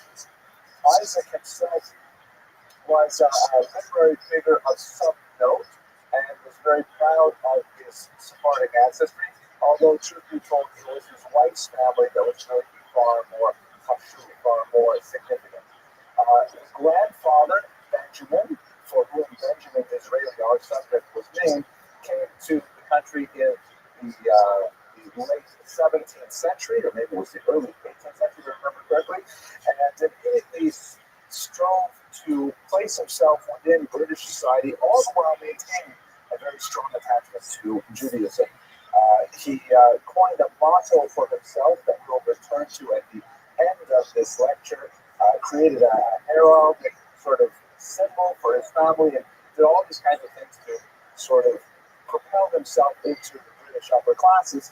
This was really for naught in the 18th century. It was really not possible, but he nevertheless did everything within his power to make himself in terms of a successful businessman within London society. He actually did do fairly well. He was an elder of the synagogue on several occasions, and he set up his children to a life of some wealth that allowed Isaac, that is our subject's father, to pursue a literary career. He wrote several books, primarily of literary criticism. The reason why we're focusing on Isaac so much is because of his decision to baptize his son, Benjamin, and his siblings. He had three surviving siblings, a sister and two brothers. Another sibling died in infancy. And the reason he did so was because of a long-standing dispute that he had synagogue. His father was a staunch supporter of the synagogue. Isaac was not, and he basically waited for his father to pass away before he stormed out of the synagogue and with his church back.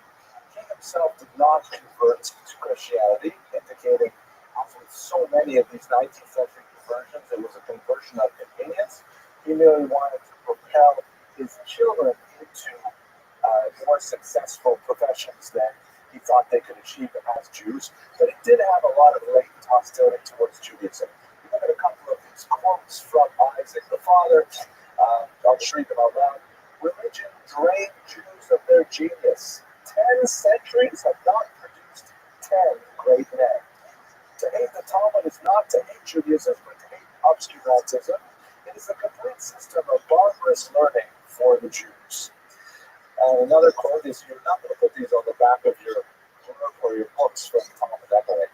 I would implore the Jews to begin to educate their youth as the youth of Europe and not Palestine. Let their Talmud be removed to an elevated shelf to be consulted as a curiosity of antiquity and not as a manner of education. So you get some sense of Disraeli's father's outlook on Judaism, very disdainful. He was not a religious man by any means, never thought of his son as taking Christianity seriously either, but nevertheless he made this move for his children, primarily for their social advantage. Now let's just place this within the context of 19th century British Jewry. The Jews arrived in England around the turn of the millennium. We have records of Jews at the time of Norman conquest, for example. And there's a significant population of Jews by the 11th and 12th century in towns like York and Lincoln and so on. Several of them are mentioned in ancient chronicles, particularly within the context of money lending, which was a very common profession for Jews in medieval Europe. There are a lot of reasons for this. I think we talked about it in previous classes, but so we won't go back to those issues. I encourage you to go back, all of you Latvians who are just tuning in now, go back to a few lectures ago and we'll talk about that. But Jews were basically banished from England after a series of riots, first in the late 12th century and then finally a big massacre in York in the late 13th century. And Jews were essentially knocked out of the island. And although there were some kind of British Maranos, underground crypto Jews living in England, there's no significant presence of Jews for several centuries. This did not stop the kind of continuation of prejudicial attitudes towards Jews. The Shylock character, of course, was created in an environment where there were no Jews for Shakespeare really to interact with. Nevertheless, capitalizing on a long tradition in the medieval world of Jews as usurious and cruel moneylenders, we have an icon that's existed right till the 20th century and beyond. Actually, I should mention this context. I probably should have shown some photographs. When I had a postdoctoral fellowship at Oxford University, we visited the botanical gardens there. In fact, with my daughter Elisa, she was there. And they have these gorgeous botanical gardens right in the middle of Oxford City. And there's a plaque. It's kind of hidden behind foliage. There's a plaque commemorating the Jews who were expelled from Oxford. And the botanical gardens is built on the site of the former cemetery. But they simply raised all of the headstones and they planted a garden there. And so when we did visit it, when we went in to speak to the woman who was taking money for the admission, my wife mentioned, this is built on a Jewish cemetery, an ancient Jewish cemetery. Is that why everything grows so well? So, weird but true. So Jews banished from England for about 4 centuries. They finally come back under Cromwell, who was shown here in his famous portrait when he was asked, he was a realist, a pragmatist, when he was asked if the artist should remove the physical deformity. He has a slight deformity over his right eye. He said, no, I want you to paint it, quote, warts and all, which is where we get the temporary expression of warts and all. He wanted to be shown with a little laser for that. I could just airbrush that out right now. But that's the idea. So there's Cromwell, approached by an important rabbi, persuaded to allow Jews to return to England. And so you have a trickle of Jews in the 17th, 18th century who begin to make an official appearance there. By the time we get to the 19th century, Jews have actually achieved significant status in England, significant wealth as well. Some figures, such as Montefiore, shown here, actually were united by the Queen, indicating that they had really made it in many areas of British society by the time the 19th century turned. They were not yet allowed in Parliament. That's something that would happen while Disraeli was serving, but nevertheless, one could say that Jews were well on their way to social status in England by the beginning of the 19th century. Also, in this context, it's important to note that Disraeli reveled in all of these things. Disraeli revels in his outsider status as a former Jew, although he viewed the spiritual values of Christianity to be superior to Judaism. He liked to refer to himself as the blank page between the Old Testament and the New. A very characteristic statement for Disraeli because it at once proclaimed his antiquity, that he could be linked to this very ancient people, and at the same time, a bridge to modernity. And he tied this idea of the link between the old Judaism and its values to what he would consider modern Christianity as being the essential bridging factor. In fact, I rich character is something that we say about him in general. As a politician, he was also a great bridger, bringing together the ironic opposites of the aristocracy and the populace as a whole. Now I will pause to take a sip of coffee and I will ask for questions. Oh, yes, please.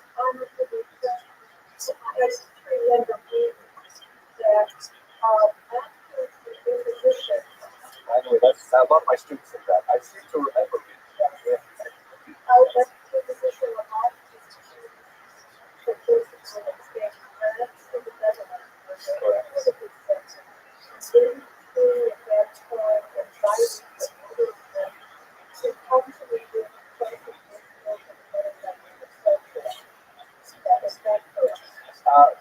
It's not too far off the mark. We have to realize that, like what kind of border controls are we really talking about in the 18th, 17th century?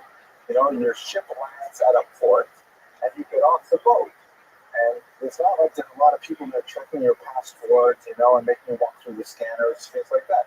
So if you had money and you had business, then, people would let you in. You might have to pay off someone perhaps, but Jews were trickling in, just like, Jews have pursued business opportunities around the world. Very few countries have truly impermeable borders. Unfortunately, usually impermeable, like not letting the Jews out. It's not so much of a problem. Yes, so as that's jump in, it's not hard, correct?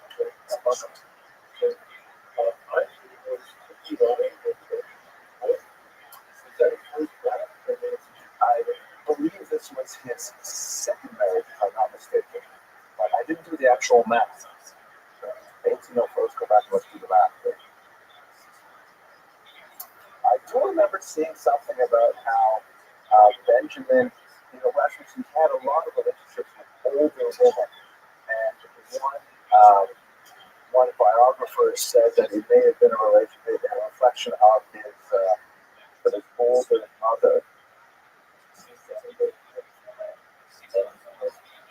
1804, 1801, something like that, right?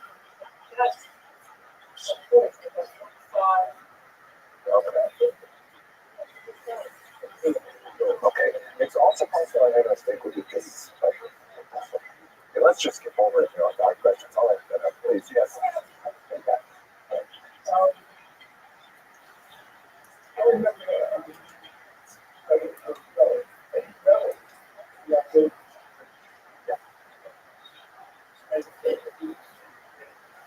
I get that, man. Absolutely. The imperialistic aspect of it. Absolutely. Okay. Is it the last question and we'll go on?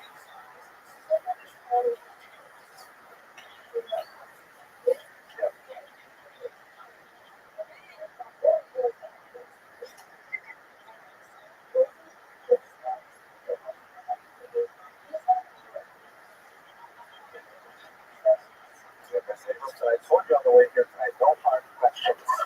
So I actually don't know what the substance of the dispute was.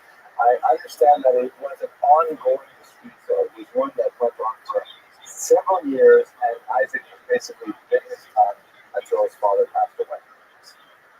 It probably has something to do with what they were serving for Kiddush. Who knows? I don't know. Well, he did attend the inauguration ceremony of the nearby Reform Synagogue. He did so he was not totally outside of Judaism. And don't forget, he didn't convert, which he easily could have. Well, for him, he's already an older person. He has clear established. There's no real financial impetus to convert. But it's for his children, however, if they're going to be exploring careers in the colleges, things like that, then it would be a tremendous advantage. Okay, no more questions for you, sir. So, he was known as a dandy, and I put that in quotation marks because I wasn't exactly sure what a dandy actually is. So many biographies use the term dandy that I would think it was some kind of technical meaning. I get the impression, though, that what it means is he was very flamboyant. He was noted for his unusual dress. And I don't, trouble is you look at these pictures, and they all look so weird. So how do you know what's unusual for the 19th century? But This particular picture, I wish we had better lighting, but he's got like this big cravat thing going on here, and tends to wear like that, the hairstyle, things like that. This is actually, by the way, this is a retrospective painting. It was done when he was already in his 60s, and it was the artist imagined what he would have looked like in his 20s. But he definitely got around town. He had a wide variety of liaisons with older women in particular. And by the way, he chronicles these with only a very, very thin veneer of fabrication in his numerous fictional novels. In fact, when that's one of the ways that he kept himself alive, because he did not have the same recourse to funds as his father did. He wrote novels about a dozen different novels that were really quite popular. And they were somewhat racy. They involved a lot of high society things, or a particular genre of the period that was written for the middle class reader. They called them silver spoon novels because it described what it was like to live in the upper classes. Kind of like in the Depression, they used to make films about ridiculously wealthy individuals, and it was kind of like an expiation of fantasy life to be able to watch how the rich and famous live. So, unlike today, of course.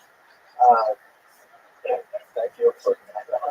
But he wrote all these things, which was about his travels in high society with the various women that he had relationships with. And then when he got into politics, he had to go back, and in the reissuing of the editions, he had to clean them up, and he had to kind of remove some of the more obvious portraits that he had fictionalized of real people who were scandalized by his writing. But this is not your typical, politician, social climber. This is someone who's really quite bohemian in his youth and quite active in his sexual exploits as well. He did ultimately marry this woman, Mary Ann Evans, who was a widow. Her surname, Mary, was Lewis. She was 12 years his senior, and she used to say that Disraeli himself, by the way, was known as Dizzy to his friends. Disraeli used to say that he married her for her money, but he would marry her again for love. And their marriage actually lasted 34 years until her passing, and they apparently had a very fond and affectionate relationship. They did not produce any offspring. Disraeli was not really interested in having children, but his wife was also quite a bit of a character. In one notable episode, for example, they had as guests a particular general and his wife, who stayed at their home. I think his name was Lord Huttridge or something like that. And Lord and Lady Huttridge stayed in the guest room, and Disraeli and his wife stayed in the master bedroom next door. And the next morning, she woke up and told her guests that she slept between England's greatest soldier and England's greatest orator the previous night. Of course, the orator was her husband, and the soldier was in the next room. But Lady Huttridge was not pleased at all with this revelation. And that gives you a sense of who he married, and she was really of his type in many ways. They had a very successful marriage. At Turning Point, I want to try and focus. There's a lot to say about Disraeli as a character and as a politician. I want to try and keep this as close as possible to the Jewish agenda, because that's really what we're studying here, is the Jewish biographies. So an important turning point in his life Jewishly was in the year 1828 through 1831, when he went on extended travel through the Middle East with a friend who later died of a venereal disease. Disraeli also had treated for that same venereal disease. Perhaps they got it from the same host. But at any rate, I really have to edit these things out before I release them. But at any rate, he was impressed with the Jerusalem. We know from his travels in front. When he got back to England, he tended to downplay it. But there's no question that over the course of his political career, he frequently invoked the image of Jerusalem as the messianic destination of the Jewish people. And he used a metaphor of bringing England into a messianic future quite often. And he was really obsessed with the idea of the Jews longing for their ancestral home. he used that metaphor very effectively in his oratorical delivery when he speaks about English people yearning for that kind of state in the United Kingdom. He dedicated a couple of novels to his experiences in Israel. One in particular is relevant, Al Roy, in 1833, which speaks of a failed messianic movement. It's a heavily disguised historical novel of the pseudo-messiah David Alroy from the 12th century. And it was really a larger metaphor for, this kind of unfolding of a divine plan. So that's one major thing is it connected very profoundly with the idea of Israel. And in fact, one might say he was even a proto-Zionist, really forward for his time. The other thing that's very significant is he developed a strong taste for international affairs and specifically for British imperialism. He saw firsthand the slow demise of the Ottoman Empire, which would ultimately be called the sick man of Europe, and would collapse in World War I. But Disraeli, even from an early stage in his political career, realized that the Ottoman Empire was eventually going to collapse, and he felt that England should capitalize on that very significantly, which he did primarily through capitalizing on the Suez Canal, ensuring that it was controlled by British interests, and also, we see a couple of those things, and also in its competition with Russia for the control of the Middle East. So this visit throughout the Middle East, which included a stop in Jerusalem, was very significant for his world. Let's take a little bit of time to speak about his politics specifically. He lost 4 elections until he finally was admitted to office in 1837. He was a bit of a gadfly within his own party, however, disagreeing quite often with the leadership, in particular Lord Peel, because he had an unusual blend of 2 contrary aspects. On the one hand, for example, he was very conservative. He believed in promoting the role of the monarchy in England. I spoke briefly already about Queen Victoria, but he believed in the institution of the monarchy. He also believes in the institution of the aristocracy. He believed that the British nobility, the peerage, was very significant and should be validated within their society. He himself, incidentally, besides having a lingering bitterness over missing out on his bar mitzvah, he didn't get a single fountain pen. But he also felt bad that his father sent him to a somewhat middling high school and sent his younger brothers to much more prestigious schools in England. And the way that the English school system works, what school you go to really labels you for life. And he always felt, he took me out of Judaism, and then he didn't even put me into a really decent school. We don't know exactly why his father made this decision. So he believed in the monarchy, he believes in the aristocracy, and he also believed in the church. To say that he was a dedicated Christian would be a stretch, but nevertheless he believed in the idea of Christianity, and he believed in promoting Christianity as some sort of, ultimate Judaism, as we shall see shortly. So on the one hand, typical conservative politician of the era, but on the other hand, he was very much a populist. He definitely reached out to the lower classes and was very popular among the lower classes. For example, in 1845, he broke with his own party over the issue of repealing the Corn Act, which was an economic program that subsidized British farmers. And the conservatives wanted to do away with that act, and in fact, they succeeded. The act was repealed. But Disraeli felt that no, it should be protected, and they should engage in a more protectionist economic policy, which is much more liberal in its approach, more of a big government, as it were, and that garnered him considerable popularity among the farmers, even while he was alienated by members of his own party. He ultimately formed a small group of like-minded politicians, calling themselves the Young England Movement, and they gathered around Disraeli as a, kind of like a second wing.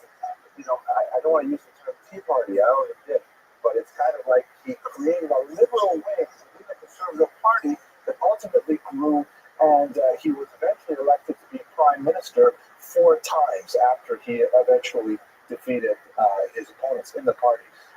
In one of the most lasting of his achievements in British electoral reform was the passage of the Reform Bill. This cartoon from the era shows Disraeli mounted on a horse as all of his opponents raced to catch up with him. The Reform Bill essentially extended suffrage to a much larger segment of the British population. Many more people on a lower economic status were given the right to vote. This is, of course, before women were allowed to vote, so we're talking mainly about landed wealth as a criteria for wealth and vote eligibility.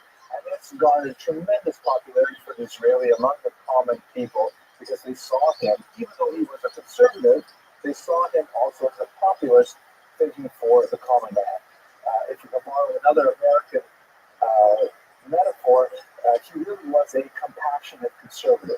He really saw conservatism as the best way, in a very patriarchal kind of way, or kind of like a paternalistic way. He saw it as the best way to care for the average person in England. So you can see how these things come together to create a very unique, strongly principled leader, willing to break with his own party, and very responsive to the needs of the population as a whole. The Jewish politics was especially pronounced with the Jews Relief Act of 1858.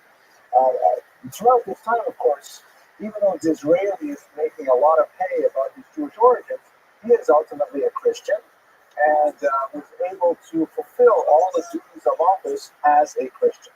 Not so Baron Rothschild, who was elected to office on multiple occasions and was forced to not take his seat in Parliament because he would not swear the oath as a Christian on the New Testament. And many people within the Conservative Party felt that that was absolutely appropriate. England is a Christian nation, and the very least that its officers could do is to put their hand on a Christian Bible and swear their loyalty to the crown and as a Christian.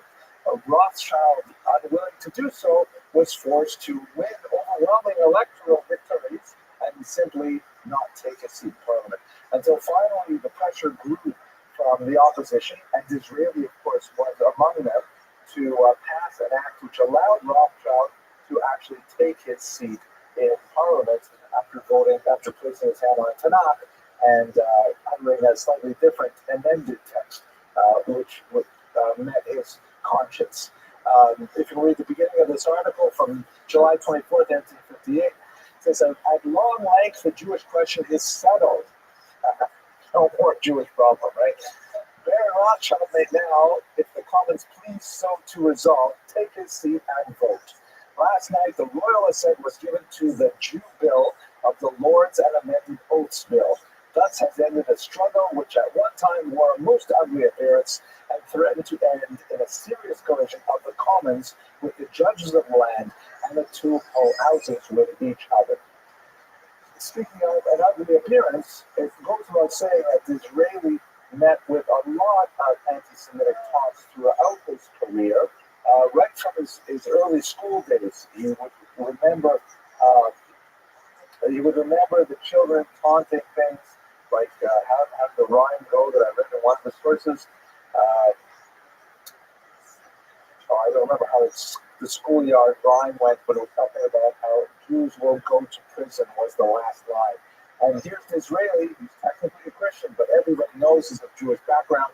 He certainly has a Jewish appearance, and so he would simply grated his teeth and smiled through it all the way to the top. And many of the speeches and cartoons, caricatures of the era certainly play up his Jewish features and make these kind of snide comments about his Jewish background, but Disraeli did his utmost to rise above it all.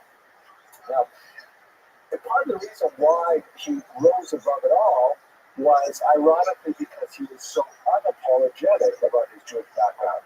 He felt in the language of the day that the Jews were actually the superior race. You recall at this time, we're talking about the mid-19th century, that the very idea of race is being developed.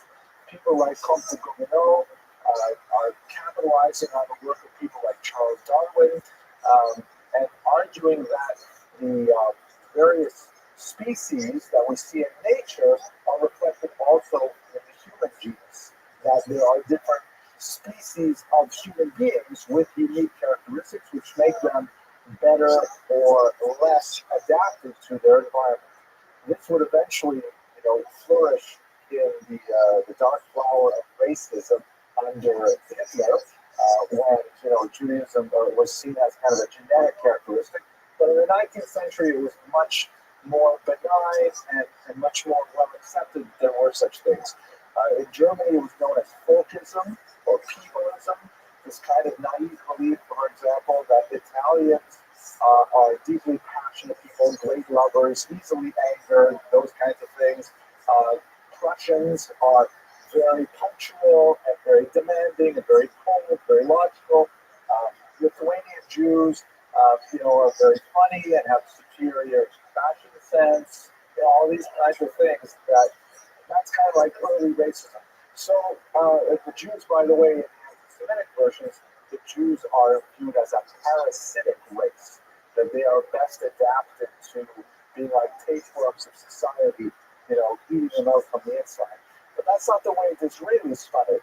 The Israelis spun it that the Jews were the superior race, that the Semitics were the most aristocratic of all races, that they had an inherent conservatism, and their emphasis on endogamy, on in-marriage, meant that they had an extremely pure bloodline.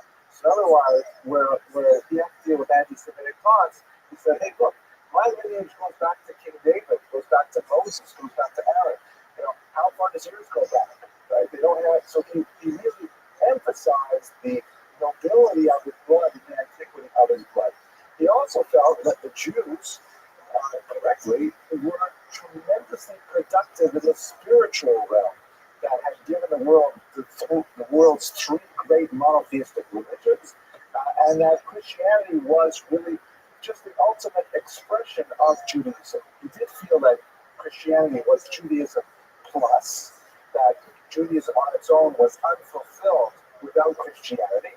But nevertheless, the fact is, he came from a deeply spiritual, creative, and ancient people. Hey, how are you? So he was able to turn around a lot of these anti-Semitic bars Come to my Discord. reaffirmations of a very ethnocentric worldview. Furthermore, he specifically connected England to the Jews, viewing that the special link between the British people and the Jewish people as a whole. He felt that the British form of government was the most natural expression of biblical values, and so there was an intellectual and spiritual connection between those two peoples that really was personified in himself. That he represented this synthesis of the ancient civilization of the Jews, the modern society of the British, and so of course you should vote for me in the next election.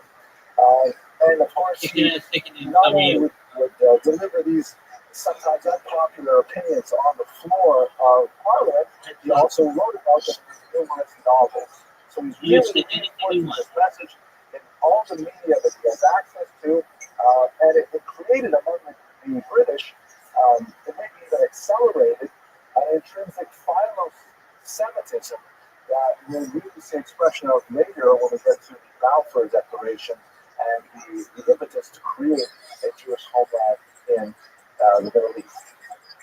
As Prime Minister, he served in 1858, 1868, 1874.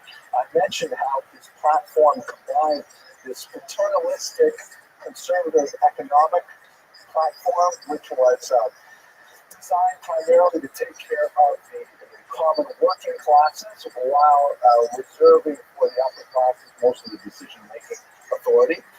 But he was also a very staunch imperialist. He believed that England should have taken its justified role as really the leader of the world, as the sole superpower of the era. following on the thinking of people like Cecil Rhodes. He believed that onward British soldiers should be the motto, and especially this is true in two areas. In India, which of course was the jewel of the crown, he actually had Queen Victoria pronounced Empress of India, which certainly impressed Queen Victoria, shown here with Disraeli. And he also felt that the Ottoman Empire, as I mentioned earlier, since it was going to be collapsing, they should block any efforts from Russia to take over their territories. Russia, of course, has no history of hostile takeovers of parts of that region, but so he's very concerned that England should take advantage of Hey, its I just wanted to let you know we're going to ensure you that guys Russia was are won. With great effectiveness. interested. Specifically, as I mentioned earlier, Nothing by against making you. sure that England had controlling interest in the Suez Canal in particular. And in terms of connecting this specifically to the Jewish cause, this also drove the British government in a very pro-Semitic, pro-Jewish fashion when it came to the later development of Israel. He didn't take a really strong stand on too many Jewish issues, even though he was, like most, aghast with the medieval charge of bloodbinding against the Jews of Damascus in 1840. But he did definitely support the rights of Jews in the Ottoman Empire during one particular dispute in development in particular. And he's in many ways associated with early burgeoning proto-Zionism. And it calls for questions while taking out a sip of coffee. Oh, and David said, okay, go ahead.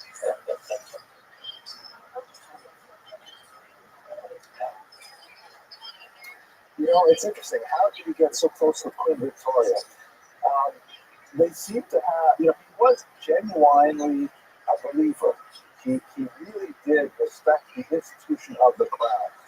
They exchanged some 1,600 letters over the course of his career. That's it. I'm not sure. I saw that figure and it amazed me. Now, if you think in terms of email or texts, you probably send 1,600 texts every week. But letters, actually this is before typewriters invented, right? I got typewriters by this point, but these handwritten letters, 1,600 handwritten letters, is a phenomenal achievement. And they had true closeness. That I think they had a melding of values. I have video going there, and there are other people in there.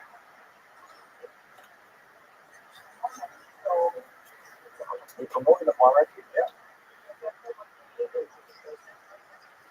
Yeah, sure. And he's the prime minister. He's not a shrubber. Yeah.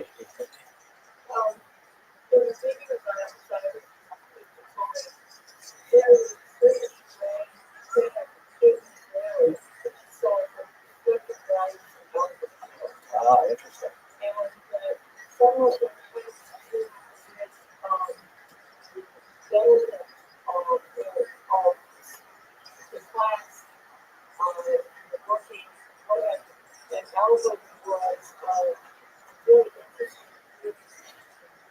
Maintaining a ability to work effective. And she saw in the Right. silver scale It's fascinating. with respect to Albert and as well as William outside. Because Albert was always considered an outsider. The good that he was the lower class and aristocracy, this is that. And so there was that paternalism the male mothers was very Interesting. That's fascinating. Yes, let's question all that. So, Shakespeare was born in 1564. The truth was spoke. Yeah. The brother was living for that 1632. Yeah. So, when he goes China, he didn't get it. You see, only once in the end, France, because he said, Right. Most likely he did not know Jews. but he must have discovered about it. Yeah. He constructed this Shylock method basically out of very old medieval prejudice. It's not impossible that he might have met some crypto Jews who were living there, but he took a type. And unfortunately, it was a type that was well known in Western literature. Chaucer, for example, a similar example. Okay, let's go further. Here we go. So, his proto-Zionism. So, we don't have any strong evidence of his connection specifically with the impetus of creating a homeland in Israel. The first real documentation that is associated with this is already in the 20th century when it became more of a political possibility with the collapse of the Ottoman Empire. But there is an interesting document that was submitted in the context of the Congress of Berlin that for a long time was associated with Israeli, but recent research has indicated that he did not author this anonymous memo. It really came from someone named Gordon. However, in one of his last novels, Tancred, he says he returns to the theme of Judaism quite profoundly. There's a lot of Jewish characters that run through his novels, and usually like sage, wise individuals who are always disseminating, very useful and salient advice. But in Tancred, for example, he writes, "The vineyards of Israel have ceased to exist, but the eternal law enjoins the children of Israel sit still to celebrate the vintage." A beautiful metaphor, right? The wine is no longer there, the vineyards are there, but still drink the wine. A race that persists in celebrating their vintage, although they have no fruits to gather, will regain their vineyards. Very, very strong proto-Zionist kind of statement of the era, and turned out to be ultimately prophetic. So let's just return to one last item when we think about his life as a whole.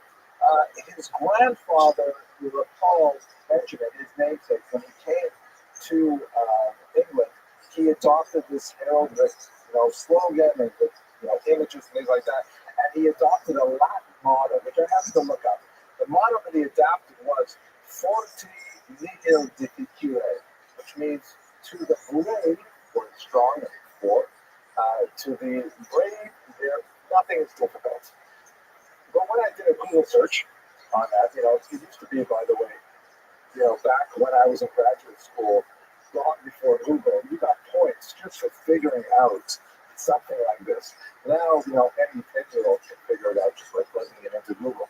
But which means that the PhDs today, I don't know. But anyways, he actually omitted 2 words from a classical citation. The 2 words he omitted is "et fidele." So really, the motto that he cited was originally written, "To the brave and the faithful, nothing is difficult." And his grandfather omitted the words "and the faithful." And he took out the words "faith" from the equation. I don't know really what that means. His grandfather was a faithful member of the synagogue. The son, Isaac, rebelled, and of course that put Disraeli onto an entirely different trajectory. I don't know what it means that he removed those words "and the faithful," but we certainly see in Disraeli's life that nothing ultimately was difficult for him. He achieved tremendous things throughout the course of his life, politically, socially, on a literary level as well. And although there's some dispute about it, the end of his life, he suffered from a bronchial illness, and he asked, when he was on his deathbed, he was asked if they should bring him a clergyman for the last rites. He said no. He was speaking only with his friend Lord Kidd, and Lord Kidd left as his left a report saying that his last words were the Shema Yisrael prayer. That on Disraeli's lips, after all of this, embracing of Christianity and all of his, promoting of Christianity as Judaism plus, ultimately he, as it were, according to Lord Kidd, put the et fidele back into his own life, the faith back into his own life, and pronounced the great statement of God's unification as any Jew would, should they know that their end was approaching. And now I basically conclude my remarks. I want to thank you very much for your attention and your endurance through this lecture, and I look forward to speaking next week. Our topic will be Henry and the Soul. Okay.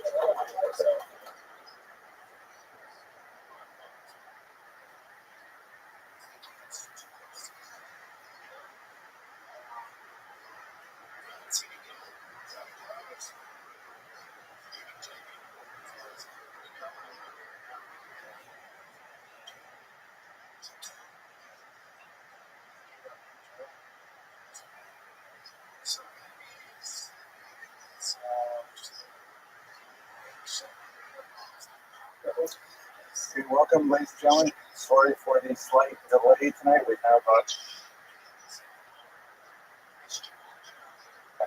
a change in personnel, as you may have noticed. Mr. Rodriguez is unfortunately for us out of town this week, but I have appointed my son Alexander to take his place, stand up and face everyone. Okay? So we'll see how well he does with the actual filming, and actually everyone out there in Latvia, we'll see soon how good my son is at doing these kind of things. Tonight's topic is quite fascinating, something that's close to my own intellectual interests, although I've never actually looked into this biography in much detail, so I learned quite a bit in preparing for tonight's class. We're going to look at Rabbi Israel Lipkin of Salant, often known as Yisrael Salanter, the Israel from the town of Salant, who is credited with the foundation of the modern Musar movement. So we'll have a discussion what exactly that means, the Musar movement, and we'll look at his life in general. And actually, we'll see he's one of those really creative figures of the 19th century, a period of tremendous creativity, explosion of ideas among Jews in Eastern Europe on how to, reevaluate Judaism in the context of modern times and adapt it appropriately to the concerns of the various regions in which the Jews live.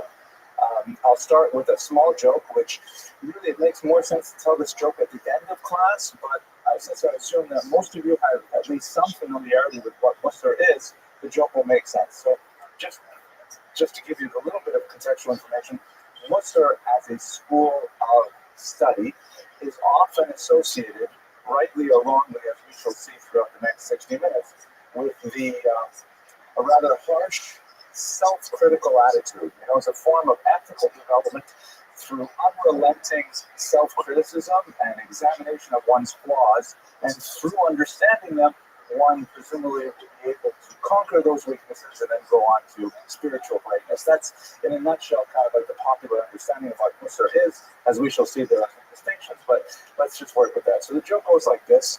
It's 19th century Lithuania. Alexander, you move the camera while I move this. A little faster, right? I'm over here. Okay, there we go.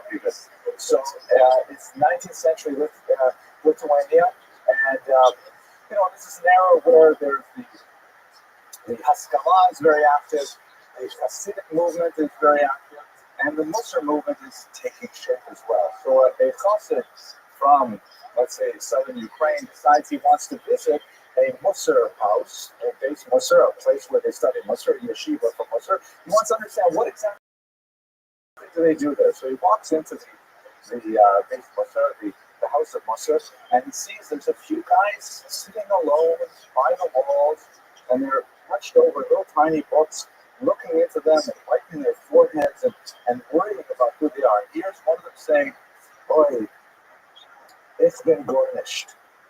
I'm nothing." And then he looks over, he sees another guy, says, "Oi, it's been garnished. I entirely nothing," right? So the Chassid says, "Well, I'll give it a try." He goes to the wall, and Hasidism, of course, does not have a comparable modality of study, as we'll discuss later. He pulls off a copy of the Silas Yesharim, one of the great Musar classics, and he starts reading and starts realizing, you know what? Yeah, I'm garnished. I'm also garnished. I'm jealous. I'm vain. I'm petty. I think about my pride, my arrogance. He's going on and on and on. What's the camera? There we go. He's going on and on, and he starts saying it out loud. It's been garnished from garnished. I'm completely valueless. And the other two guys look at each other. One of them says, "Who's the big shot that thinks he's garnished?" Okay, all right, that sort of makes sense. Let's look at the life of this very fascinating individual. As I've said, he is credited with being the founder of the Musar movement. It's important to note that Musar as a modality of study, or I should say that as a topic of study, goes back at least 800 years. You can see Baka ibn Pakuda, I mentioned already, great works, like actually if you look in different contexts, the works of Maimonides, the Shmona Prakim, there are many, many works that considerably antedate the activity of Rabbi Yisrael Salanter. His innovations, as we shall see shortly, really consist in terms of a refocusing, a reframing of many of these classics of Jewish ethical literature, and a systematization of its study within the formal curriculum of the yeshiva.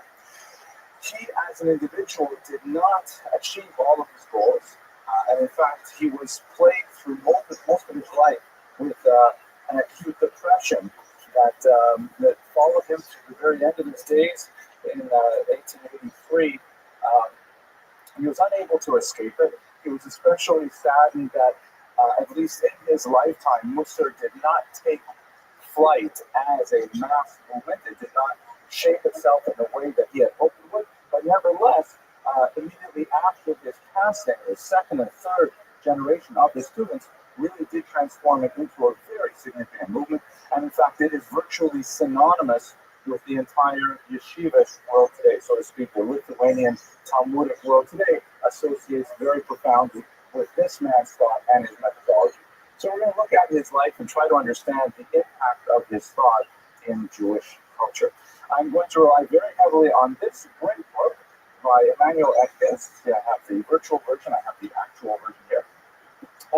I've had this on my bookshelf for a long time, and I never really got around to reading it in detail, and I found it absolutely fascinating. It's a great historiographic overview, earlier, more popular and hagiographic treatments of Rabbi Yisrael Salanter, and places them a lot within modern historiographic context. So I highly recommend Professor Edgar's work. If you'd like to go into this and further, I'm basically going to plagiarize my entire lecture on his work here. So, his youth, he was born in 1810 in Lithuania. He received a traditional Mitnagdic education. And to give you a quick refresher, the term Mitnaged means opponent, and that term was created really as a result of the Hasidic revolution. The traditionalist Talmudic schools opposed the development of Hasidism, and as a result, they became known as the opponents. One of the great, I hear you, now you're on tape, everyone at Lafayette knows your voice. One of the great challenges of the Mitnagdic world in the early 19th century, something that they really did not truly overcome until the 20th century, was to define for themselves a positive reason for being, meaning they took their very name and in many ways their essence from their opposition to another movement rather than stating what they actually believed in. If they lost the PR war for most of the 19th century, trying to say, well, what do we stand for besides being against what they stand for? Which is kind of I'm not going to take a joke on that one. But anyway, so there's, and we'll go next year, hopefully we'll talk about Rabbi Chaim of Volozhin, one of the principal teachers of Rabbi Yisrael Salanter, who made a concerted effort to try and change that PR balance and say something positive about the Mitnagdic movement. But this was a period in which the Mitnagdim were very much in full retreat from two major social intellectual movements that were sweeping through Eastern Europe in the 19th century. On the one hand, Hasidism, already mentioned and we discussed in previous lectures, and on the other hand, the Haskalah, which was making really, the Jewish Enlightenment, the modernizing and often secularizing movement that was making significant gains in Eastern Europe. So the traditional Talmudists, the Mitnagdim, they're really Mitnagdim to two different movements. Really, they were opposing Hasidism, they were opposing Enlightenment, and they were also at the same time struggling to find their own identity at the same time. So he fell into that particular movement in the period of his greatest struggle. His major influences were, of course, the person who was associated more than anyone else with the Mitnagdic movement, the Vilna Gaon himself, and his principal student, Rabbi Chaim of Volozhin, who attempted to articulate a strategy of dealing with the Hasidic movement by, if you can't beat them, join them, principally through his great work, Nefesh HaChaim, which is essentially Kabbalah for Mitnagdim.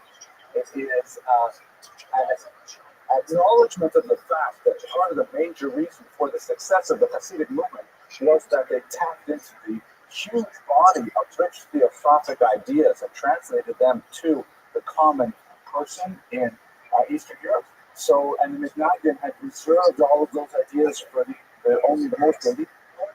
So, in a very different way than the Hasidic movement, Rabbi Chaim tried to bring those Kabbalistic ideas in a format that would be acceptable to Talmudic studies, Talmudic students in the early 19th century.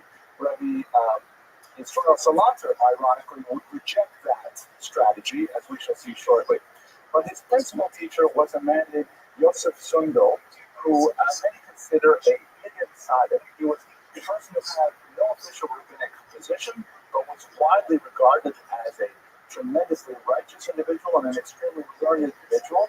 And many of the techniques of learning and his personal development were things that Rabbi Israel Salanter really absorbed and focused on in his own way. One of the famous stories about Rabbi Yosef Sundel is, he was famous for being very humble. And at one point, he was traveling through Lithuania. He stopped at one particular home, and by the way, he avoided all of the traditional garb of the rabbinic elite. He tried to dress like a common person, wearing regular workman clothes, repair according to halacha and so on. But he tried very much not to appear as a giant of Torah. And it happened that he was traveling once and he stopped into the home of a particular rabbi, and they began to engage in discussion of Talmud and so on, and they had a talk back and forth. And this particular rabbi said, "Where are you from?" And he said, "Savant." And he said, "Oh, you must know Rabbi Yosef Sundel. How is he doing?" He says, "Yes, he's doing well, thank you." And he's talking to Rabbi Yosef Sundel. He says, "He is such an amazing chassid. He's such a chassid in the sense of pious. He's such an amazingly pious and learned individual, going on and on praising him." And Yosef Sundel was in a difficult position because on the one hand, he couldn't exactly acknowledge that it was he was talking to because he wanted to, not draw attention to himself and his own identity. And on the other hand, he couldn't exactly disagree and say, "No, he's not such a tzaddik," But he was trying to downplay things and so on. And finally, the rabbi stopped for a minute and he said, "You're Yosef Sundel." As my daughter liked to say, my eldest daughter, he got bageled, which is, what bagel means? Bageling is like when someone spots you and acknowledges your Jewish identity on the street. I don't know why, it happens to me all the time. But anyways, that was his principal teacher. He did not have the opportunity to learn with him for very long, but they once asked him, why was Rabbi Yosef Sundel your teacher? He didn't have a yeshiva, he didn't have a shela, he didn't have a rabbinical placement, he was just a regular laborer and so on. Why was he your teacher? And Rabbi Israel Salanter responded in Yiddish, "Ich hab him einmal gesehen." I saw him once. And that was enough. Just to see Rabbi Yosef Sundel was enough to inspire me with that's the kind of Jew I want to become. So to give you a sense, hang on a second, I'll get right to you. To give you a sense of the development of his thought, we're going to look at the arc of his ideas in greater detail. But in his youth, with one of his study partners, he made 3 resolutions, which tell you a little bit about where his mind is going to go over the next 40-odd years. His first resolution was not to serve in the rabbinate. Rabbi Israel Salanter resolved never to take the position of communal authority, which was a very hard thing for him to adhere to because in many different towns, from Lithuania to France, people were begging him to please take charge of our community, please be the leader, the spiritual, the moral, the halakhic leader of our community. And quite often, although he never, to my mind, I don't think he ever took an actual rabbinical post as per his resolution. He took many positions of communal leadership and spiritual, moral authority. But the idea behind this resolution was that he wanted to simply earn his living from other things, from whatever, he tried to learn how to make ink, for example. At one point, he tried to stick to the Maimonidean ideal of earning a living like a regular person and studying Torah as your pastime and your pleasure, but really you did not rely on Torah for your pastime. Secondly, he undertook never to write books. And the idea was he wanted to avoid any fame that would associate with being a great author. He did publish quite a bit. Most of it, however, were things like his sermons, which were later transcribed by his students, and then he would authorize their publications. Short materials like the Derek Hamusa, the letter of Muslim that was sent to his students from Europe into Russia. And he published a journal called Tuna, a very important, short-lived, but very important journal. But he never wrote a single solid work from start to end under his own authorship. It was really always through these other media. And again, to avoid the trappings of fame. And the third thing is he resolved never to study Kabbalah. which is something that is such a contrast to the Hasidic world, and even a contrast to that kind of position of retreat, strategic retreat that the time of Volozhin had advocated. The direction of Rabbi Yisrael Salanter's Musar was, look, it's very simple. God told us what we're supposed to do. We have it in the Talmud, and we have it especially in the Shulchan Aruch. Our job is just to figure out what God wants and adhere totally to that message. He was very big at studying halakha, and he was actually quite innovative in understanding the application of halakha in very unusual realms. So I think to show you a little later, his application of halakha made it more than merely a transactional, commercial kind of a body of law or a ritual law. It was very much a law of morality. You could see the threads of a deep-rooted, abiding morality in all of halakha, according to the way that he studied it. He felt that Kabbalah was kind of a distraction from the main goal, which was to fulfill the will of God, and he placed a tremendous amount of emphasis on Yiras Hashem, the fear of God. And he said that's really what we're dealing with entirely. It's kind of like that. That's why some people tend to associate Musar with a fundamentally negative aspect. And that's true, I think, of some schools of Musar that definitely follow this aspect. But other schools say, no, this is a tremendous release in the sense that, we have our rule book. We have the goals that we're supposed to achieve. We have the behavior we're supposed to emulate, and that's all we have to worry about. It's clear. And as the Talmud says, or actually the Ramah says, Ein simcha keheta hasfekot. There is no happiness comparable to the resolution of doubt. Once you have clarity, you have great happiness. Okay, let's say for some please.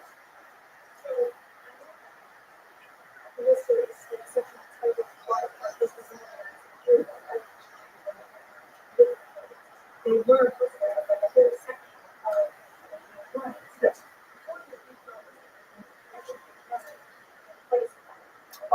Ms. Abramson, you never fail to uplift me with your intellectual and stimulating questions. For all of you in Latvia, Ms. Abramson asked, if I can paraphrase, wait a minute, everything I know and my whole Jewish education, what's been so central to us, that's at least, in my Lithuanian, yeshivish surroundings, that's what we do. What did they do before Rabbi Yisrael Salanter? So that's exactly the point. Musar was not part of the curriculum. The standard, first of all, yeshivas, as we understand them today, did not exist. They're more like disciple circleships, and it was under Rabbi Chaim of Volozhin, right, the teacher of Rabbi Yisrael Salanter, who set up the first formal yeshiva. But people studied the Talmud and the Talmud. They did generally not study the great works of Musar. Those were things for individuals. It was kind of like a hobby. You were interested in studying that, but it was not considered formally required at all.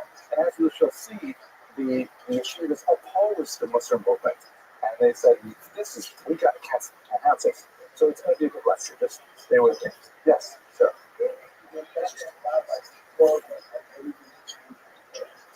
I do not believe he did, except for perhaps some of the publication of other works of Musar. I don't know. See his name associated with it. Perhaps you can clarify for me after the lecture where you're taking yourself.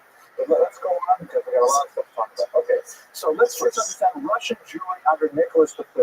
Let's place this in the social and economic context, which was absolutely horrific. Some of the worst excesses against Jews were perpetrated under the leadership of this man, Tsar Nicholas I. He came to the throne in 1825 after his father was murdered in the border revolt, and he was an extremely authoritarian and militaristic leader of Russia. He felt that all the problems of Russia could be solved by forcing the situation and demanding that everyone conform to his ideas of what the state should be like. Russia is, of course, a very different country nowadays. Pause for laughter, right? Okay. This is Tsar Nicholas I. And unfortunately, it had tremendously awful repercussions for Jews. Now, consider it from his perspective, the Jews have just been incorporated into the Russian Empire really only 50 years prior with the the conquest of Poland under Catherine II.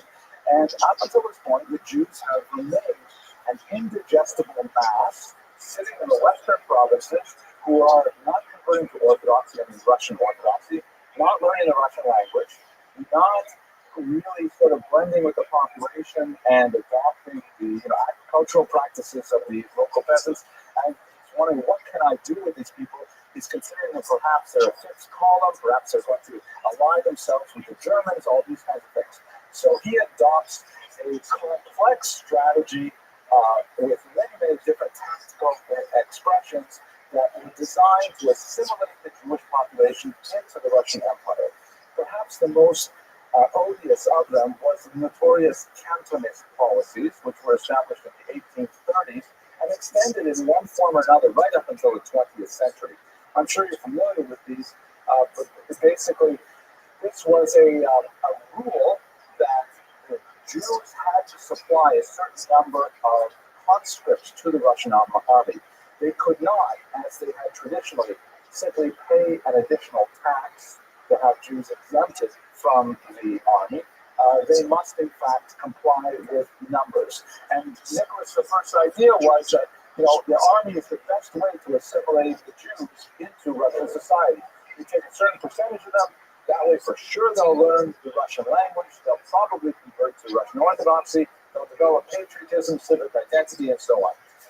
He recognized, however, that by the time they were, and I should mention, by the way, the term of service in the Russian army was 25 years. It was not a 2 or 3 year conscription. It was basically a career choice that was favored by many Russian young men. If they were second or third sons, they had no chance of inheriting property. So they said, okay, I need to be a priest or I can go to the army. I'm going to try the army. It was a fair selection for them. But for Jews, 25 years serving among non-Jews in remote locations, it was basically a death sentence to their Jewish identity.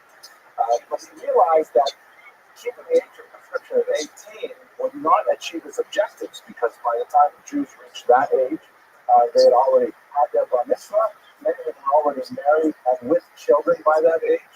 They had already, had their fill of Chinese food, and they were not going back to Russian food. Pause for laughter. Thank you. There's uproarious laughter. All of you out there laughing at this. They are really laughing. Inside they're laughing. Okay, my son is saying, what are you doing now, bro? What are you doing? Okay, so at any rate, yeah, I know, it's not too much. Oh, yes, right. So what he did was he lowered the age of conscription to 12. And the Jews who were conscripted at age 12, these boys, you see here, their children being about to be adopted by the community, would be delivered to these schools that were called cantons, apparently, or there were regions called cantons, and there they would be given indoctrination, often by Russian Orthodox priests, with a lot of coercion, separated from the parents to simply convert to Christianity. And by the time they finished 6 years in the cantons, 25 years in the army, that was basically it for their Jewish identity. Amazingly, some did retain their self-identification views, and once they were veterans of the Russian army, they had all of the residence exclusions were lifted for them. Many of them went to communities in Estonia and northern Latvia on the Baltic Sea, where you have these fascinating, at least until the Holocaust, when they were all killed, where you had these fascinating communities of ex-Cantonist conscripts and their offspring who were living in these what were considered resort regions. To make things even worse, Nicholas I placed the responsibility of choosing the conscripts on the Jewish communities themselves, the Jewish communal leadership known as the Kahal. And so the leadership exploited every possible loophole in the law, or used their power as much as possible to, unfortunately, prey on the weakest members of Jewish society. It was rarely the children of the Kahal leadership who were sent off to the army. It was more typically the children of widows, orphans, children of vagrants. They were sent off.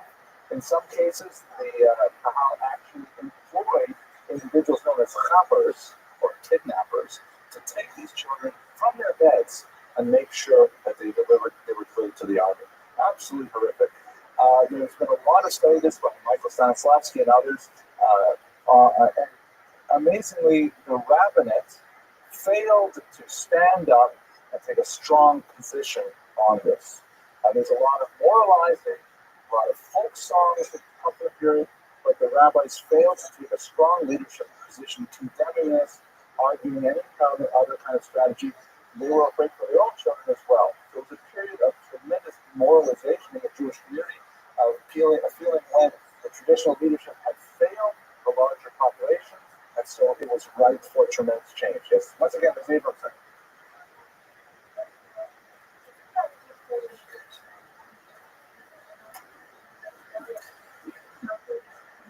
Yes, you're absolutely right. She's pointing out the prohibition, very serious prohibition against a grieving an orphan or a widow. We see that Rabbi Rothschild thought as well. But as Rabbi Beryl Weiner used to say, you must never confuse Judaism with Jews. Second question.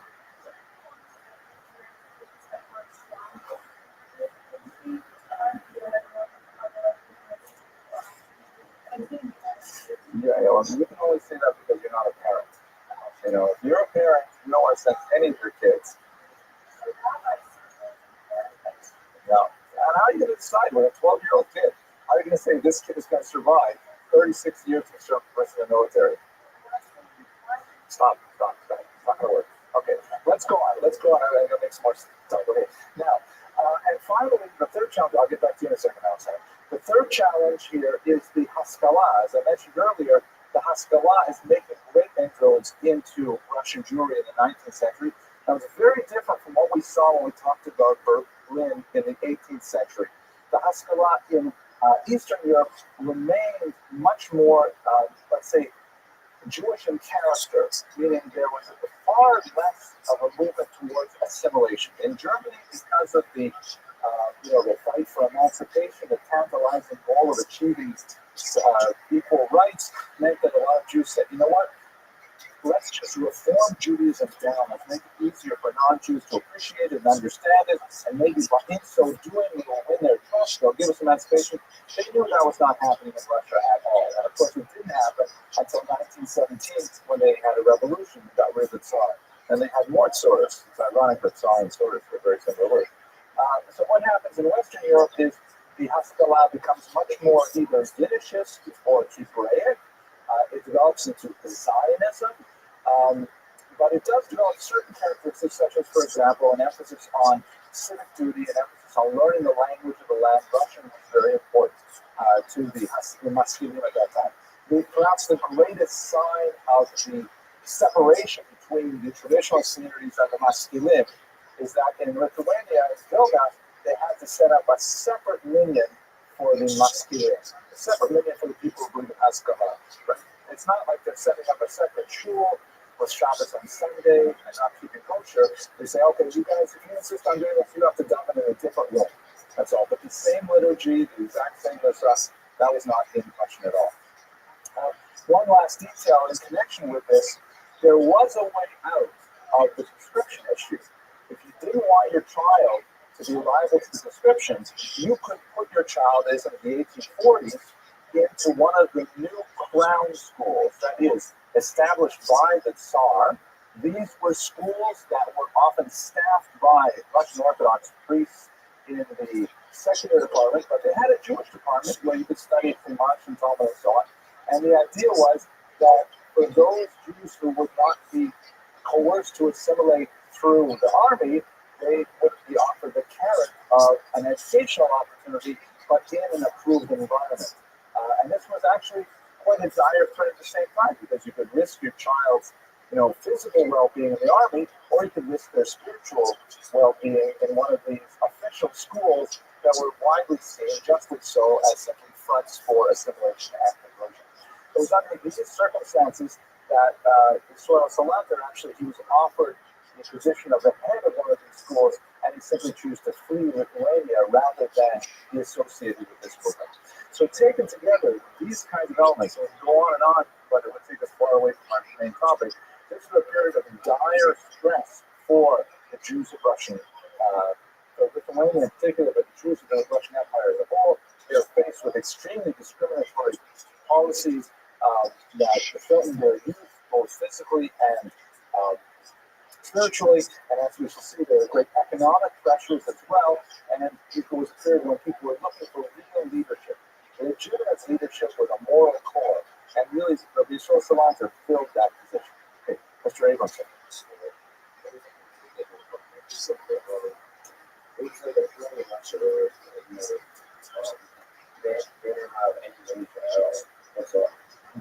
That's after this. This is after the Tsar was deposed in 1917 and the communists took over. 20th century. You come back in, God willing, after Passover, we'll get to the communist period. Yes, please. Sure.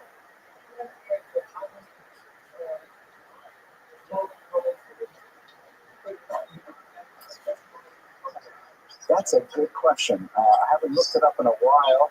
I would recommend you look at the work of Michael Stanislavski from Columbia, but I somehow think the number is in the five figures. It's only tens of thousands, but I'm not positive. Okay. Judith. Yeah. My grandfather, and he was sick. Oh, wow. And the following is a number in on the United States. So as late as 1912, this is still going on. That's amazing. I also have a story. My son here is named after my Zaidi, who fled the Russian Empire because he did not want to fight against the Japanese, the Russo-Japanese war.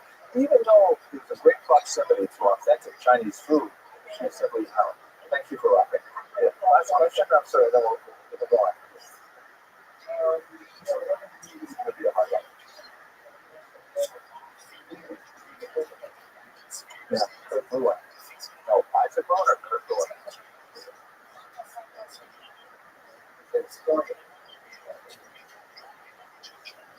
Interesting. Okay, so let's go on more with the rest of our. Let's talk about the idea of Musser. Give me some of the social historical background. Let's talk more about his ideas. So, as Ms. Abramson asked about earlier, Musser goes a long way back in the Jewish tradition. There are many different strands of Musser as a. Well, first of all, what does the term mean? The root is masan, which means to hand over, as a sense of tradition. The Sora is the word for tradition. A moser is someone who hands over a criminal to the authorities.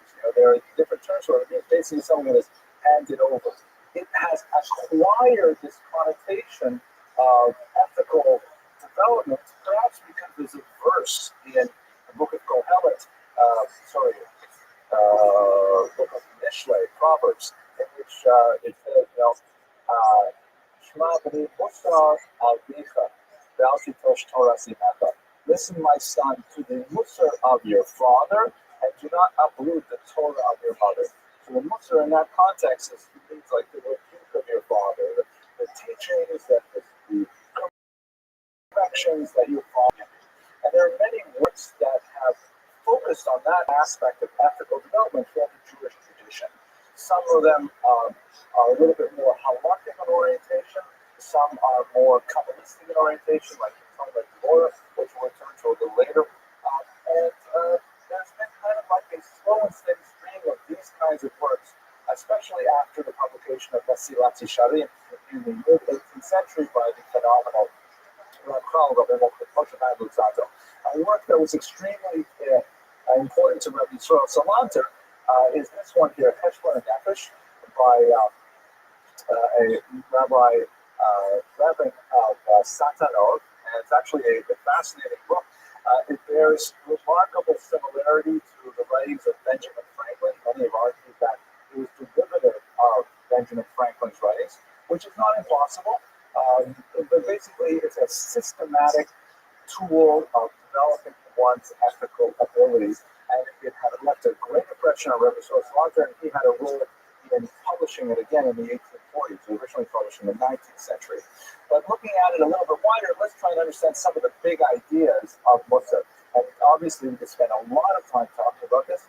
We're speaking actually in a place where Rabbi Moshe Grunstein went to a yeshiva, the Rav, here where he was steeped in Musar. I mean, he learned more Musar than most of us in this room have forgotten, I'm sure, because they really emphasize that. But just to touch on it briefly, one of the big ideas is tikkun hamidot, the repair of characteristics, the repair of personal ethical positions, meaning that we all have our petty selfishness, we all have our jealousies, we all have our greed, and so on, sloth.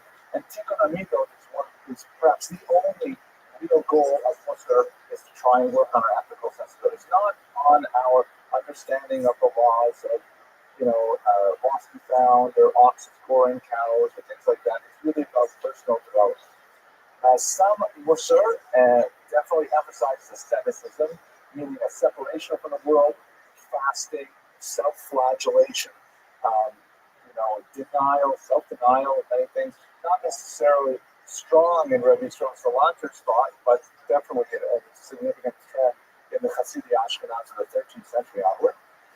Very important, especially for Yisrael Salanter, but it has early roots, is the concept of habit. As the Vilna Gaon put it, quoting another great Muslim work of Rabbi Yonah, the Hergel al kol davar shokam. Regularity or habit, consistency, has power over everything.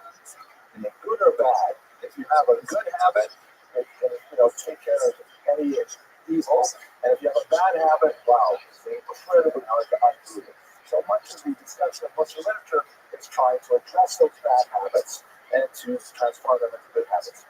Now, one of the major significant elements that Rabbi Salanter really emphasized was the role of psychology, and I should say actually modern psychology, in its application to Musar concepts. He was an eclectic thinker and reader. Never quite mastered German, but he read it fluently, French as well.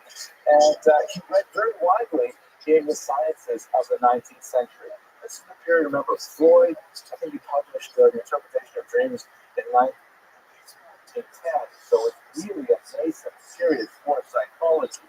But, Michel Salanter has taken all of these new ideas of the mind, especially the burgeoning ideas of the unconscious, which Freud, of course, exploited more than anyone else. But Salanter took these ideas and really applied them to the concepts of Musar. Very important thing. Also, it's important to place this in context. If you look at many of the earlier schools of Musar, many of them look at the Yetzer Hara, the desire to do evil, as a concrete being of consciousness external to the person who, like, an evil influence, a mystical, demonic influence, causes a person to do wrong. The devil made him do it, kind of thing. And while Rabbi Salanter would not openly contradict that model, he really worked on the emphasis of the idea of the Yetzer Hara being internalized, which also has deep roots in the Talmudic tradition. He's not making this stuff up, but he emphasized the internal motivation to do evil and really worked on a psychological appreciation of that. Some of his innovations in study, for example. So, what did he do? He didn't create a new school. He created a new way of learning this material, and he ensured that it was placed within the standard curriculum. He emphasized that Musar had to be studied not as an academic discipline, but with hitpa'alut. Hitpa'alut is hard to translate into English. Ta'al means to act, and hitpa'alut means to act upon oneself. Meaning that Musar has to be translated from words on a page to an internal understanding of the importance of the idea. He really emphasized emotional connection to the words. And in so doing, for example, he emphasized the use of mantras, like verses from the Torah or statements from the Talmud that would be repeated over and over and over again, like a sing-song, and as a way of reinforcing certain basic ideas. He said that a person should try and find a few verses that really speak to themselves in terms of what they need to do with their lives, and they should make them something that they spend a fair bit of time every day meditating upon those verses, saying them out loud to try and reinforce these ideas in their mind. His target audience was rather innovative. No way. most of the Muslim literature prior to Rabbi Salanter really was dedicated to an elite readership. People who were well versed in the Talmud, well versed in all studies, and this was kind of like reading plus, recommended reading. Rabbi Salanter said, no, those are not the people we have to reach out to. We have to reach out to ordinary householders, people who are making a living, in business or in their professions, and reach out to those people who are not necessarily the elite leadership. In other words, he was definitely not an ivory tower kind of thinker. He felt that this should be something for not exactly the common man, but for, in fact, I shouldn't even say man, because he did emphasize that Musser is absolutely obligatory for women as well.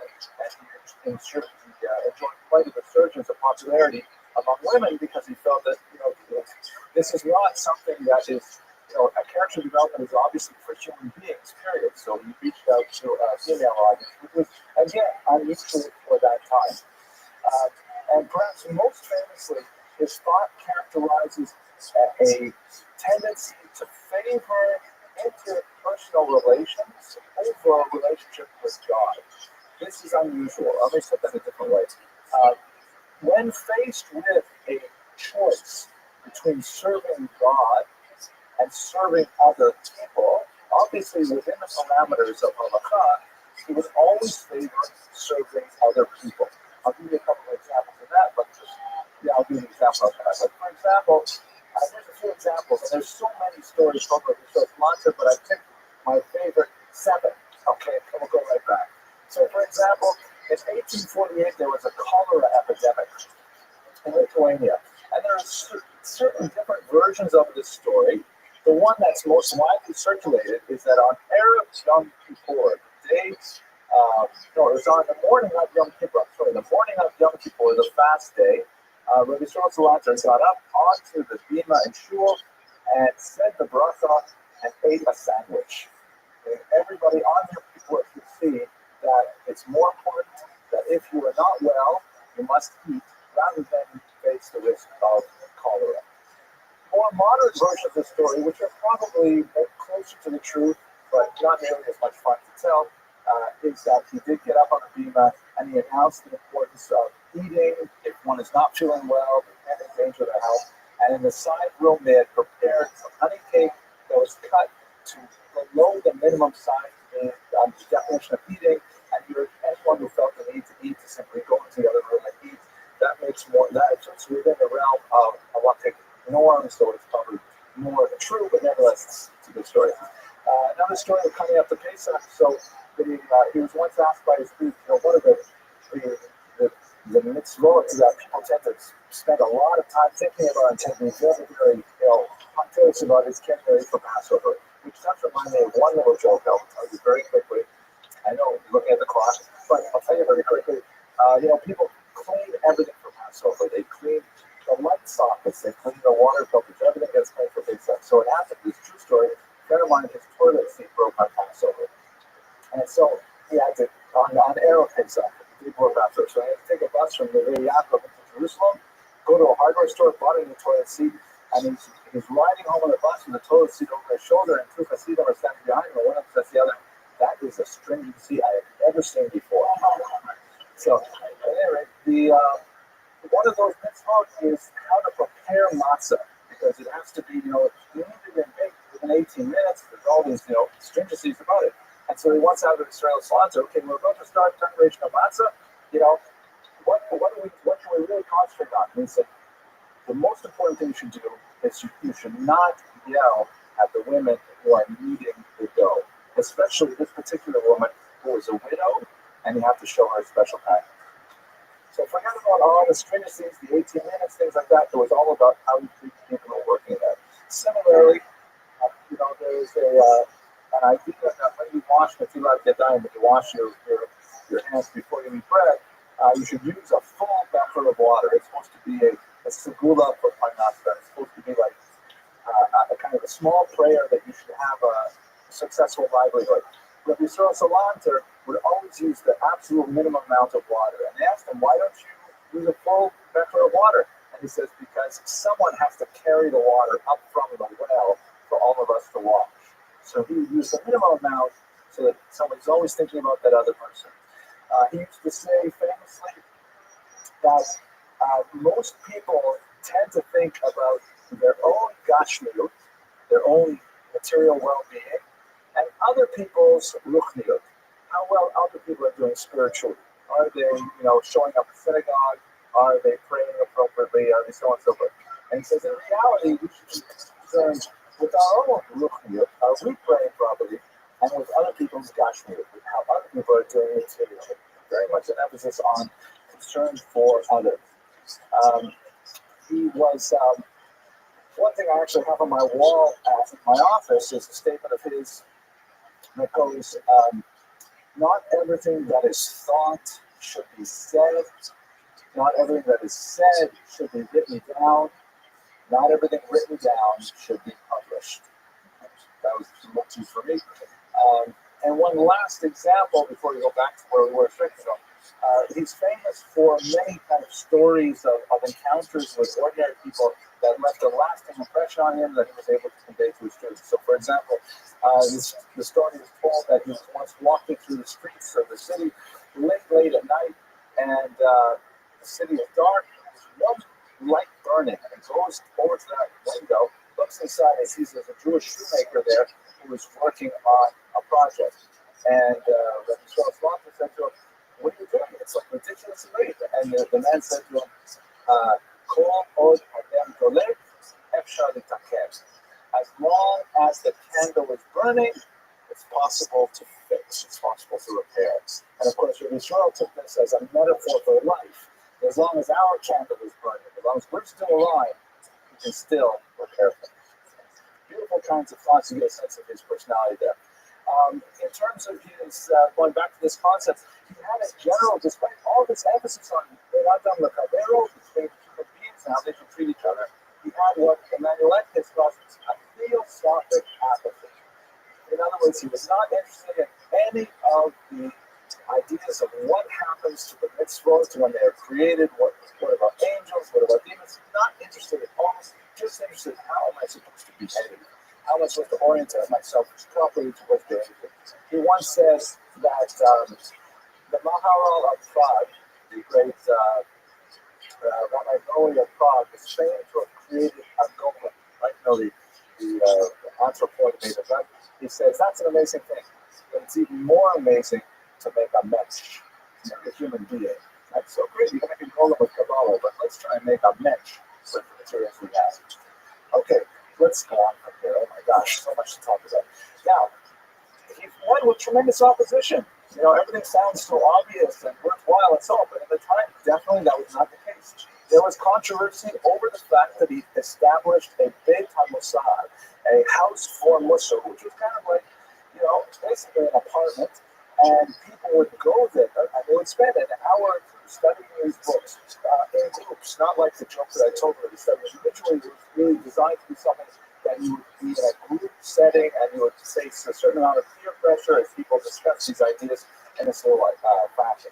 And this was considered something that was an unusual innovation that was feared for two basic reasons. One was it was thought that the creation of some kind of formalized study for just this subject, however crucial it was, would displace the role of the Talmud in the traditional curriculum. That somehow it was watering down the traditional study of the canonical text, which it certainly did, but at the same time, it made it possible for people to feel much more meaning in their study than simply the technical study of the law codes itself. Secondly, they were also very concerned about the possibility this might become a neo-Hasidic movement.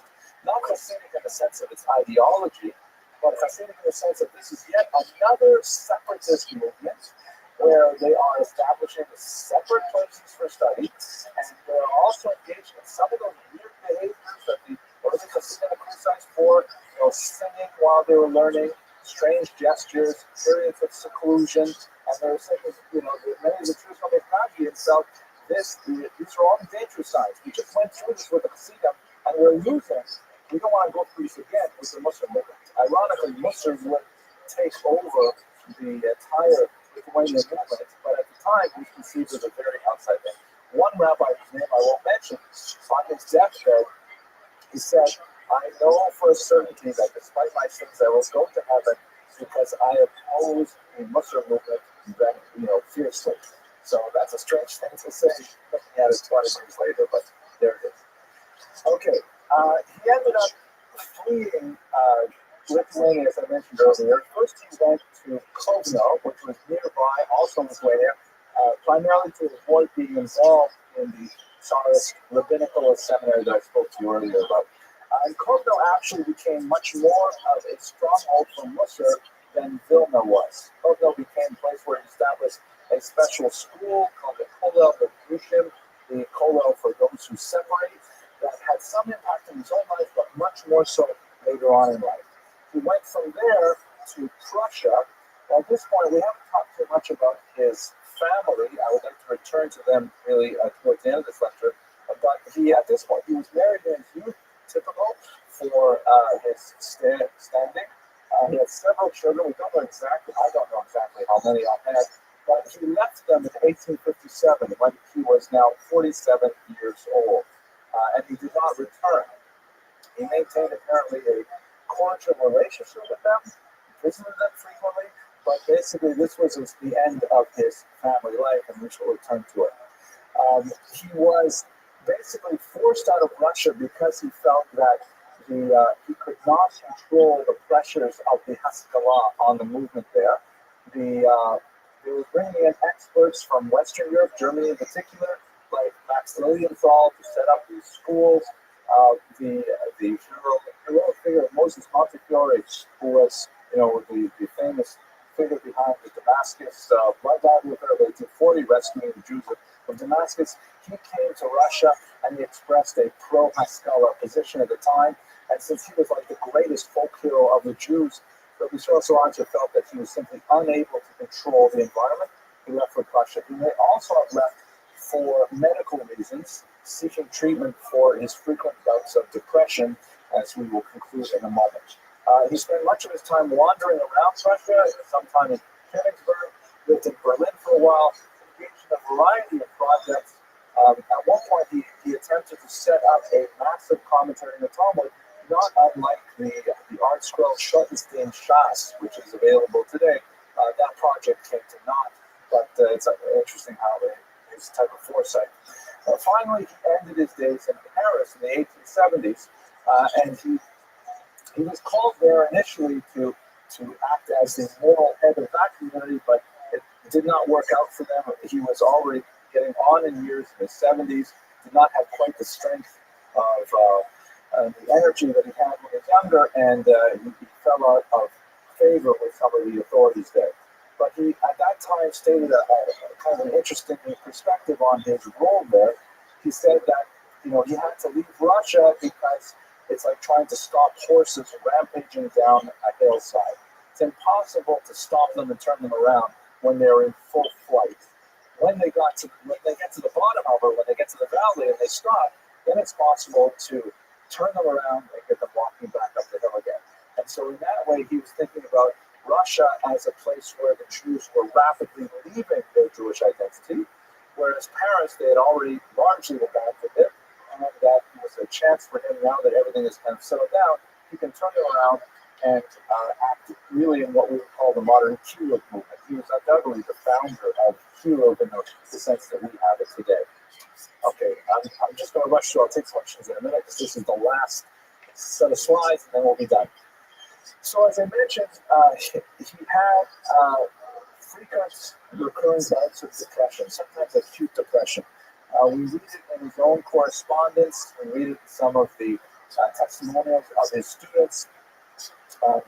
In one particular incident, towards the end of his life, he was asked to deliver a eulogy, and he got up before the audience, and he was silent for quite some time, and then he repeated one verse from the Torah over and over again. People who were there say about 50 times the verse referring to, the death is the ultimate end of man. This is Zos Torah Sa'adam. And after repeating it 50 times in his sermon, he simply stopped speaking and got off the stage and left. And this is indicative of kind of like this cycles of despair that he falls into. He felt deeply disappointed that Musar, as a body of thought and as a curriculum development, did not take off in Lithuania. He felt that it should be launched, much like the Hasidic movement had been launched. And he felt in many ways that he was inadequate to the task. Ironically, it would happen, but not in his lifetime. His ideas did take root. It just they took a few more decades before they really flourished. So by the time you get to the beginning of the 20th century, there are several different varieties of Muslim yeshivas that are all interpreting his thought. And in fact, there would be no yeshivas that do not incorporate Musar in Lithuania afterwards. So he did achieve his goals, but not in his own lifetime. As I mentioned earlier, he left his wife and children in 1857, and he spent the last decades of his life traveling. He did go back for several visits, and we do have correspondence from him to his family, which indicates that the separation was amicable. And we understand, of course, the kind of circumstances him out of Russia. But he had some difficult times with his children and his grandchildren in particular. One son went on to university and became a great scientist, a molecular scientist, chemist, if I remember correctly. And the masculine, the war with Ashkelon is still very much going on at this time. The masculine made a big deal out of the fact that here the son of the great famed Rabbi Yisrael Salanter has become a scientist. This shows his open attitude towards science, modernity, and the Haskalah in general. Now, this is not so far from the truth. He definitely was interested in general sciences. He studied chemistry at one point himself, psychology, as you mentioned, but he was strained and he was pained by this characterization of his son's success as a scientist as his condoning those studies. And so he actually published a response to the publications of the Masculine celebrating his son's achievements, indicating that his son was a disappointment to him and that he had tried to convince him not to engage in those studies and so on. It's a complex, conflicted moment, and difficult to place that into larger context, but this class is not a sermon, this is a history class at any rate. Finally, his grandson also went to Western Europe, and his grandfather, Mr. Lander, begged him to keep kosher and gave him additional stipends to buy kosher food because the grandson complained it's too expensive. And he set him up with a family to make sure he would keep kosher. It appears that all was not, and with that particular grandson. And so Salanter was dealing with these facts of his own lineage that betrayed some of the principles that he espoused. So taken together with his self-recrimination over the failure of the movement to succeed during his lifetime, we can see perhaps why that would drive him into Great Depression. His legacy is deeply profound. His legacy is he's one of perhaps the 10 most influential thinkers of the Jewish world in the 19th century. And although he may have ended his life with a negative self-assessment, there's no question that he contributed massively to the development of this very important ethical school in Judaism, one that finds expression today in all of the yeshivot across the spectrum, and in fact has made penetration into the secular world as well. So with that, I'm going to conclude. I'll take questions afterwards, but thank you very much for your attention and your endurance. Next week at 8:30 p.m., we're going to go back to Western Europe, and we're going to look at the great Jewish poet Heinrich Heine, a fascinating figure of world-class stature. Thank you for your attention. Now you push the off button. That's it. Thank you.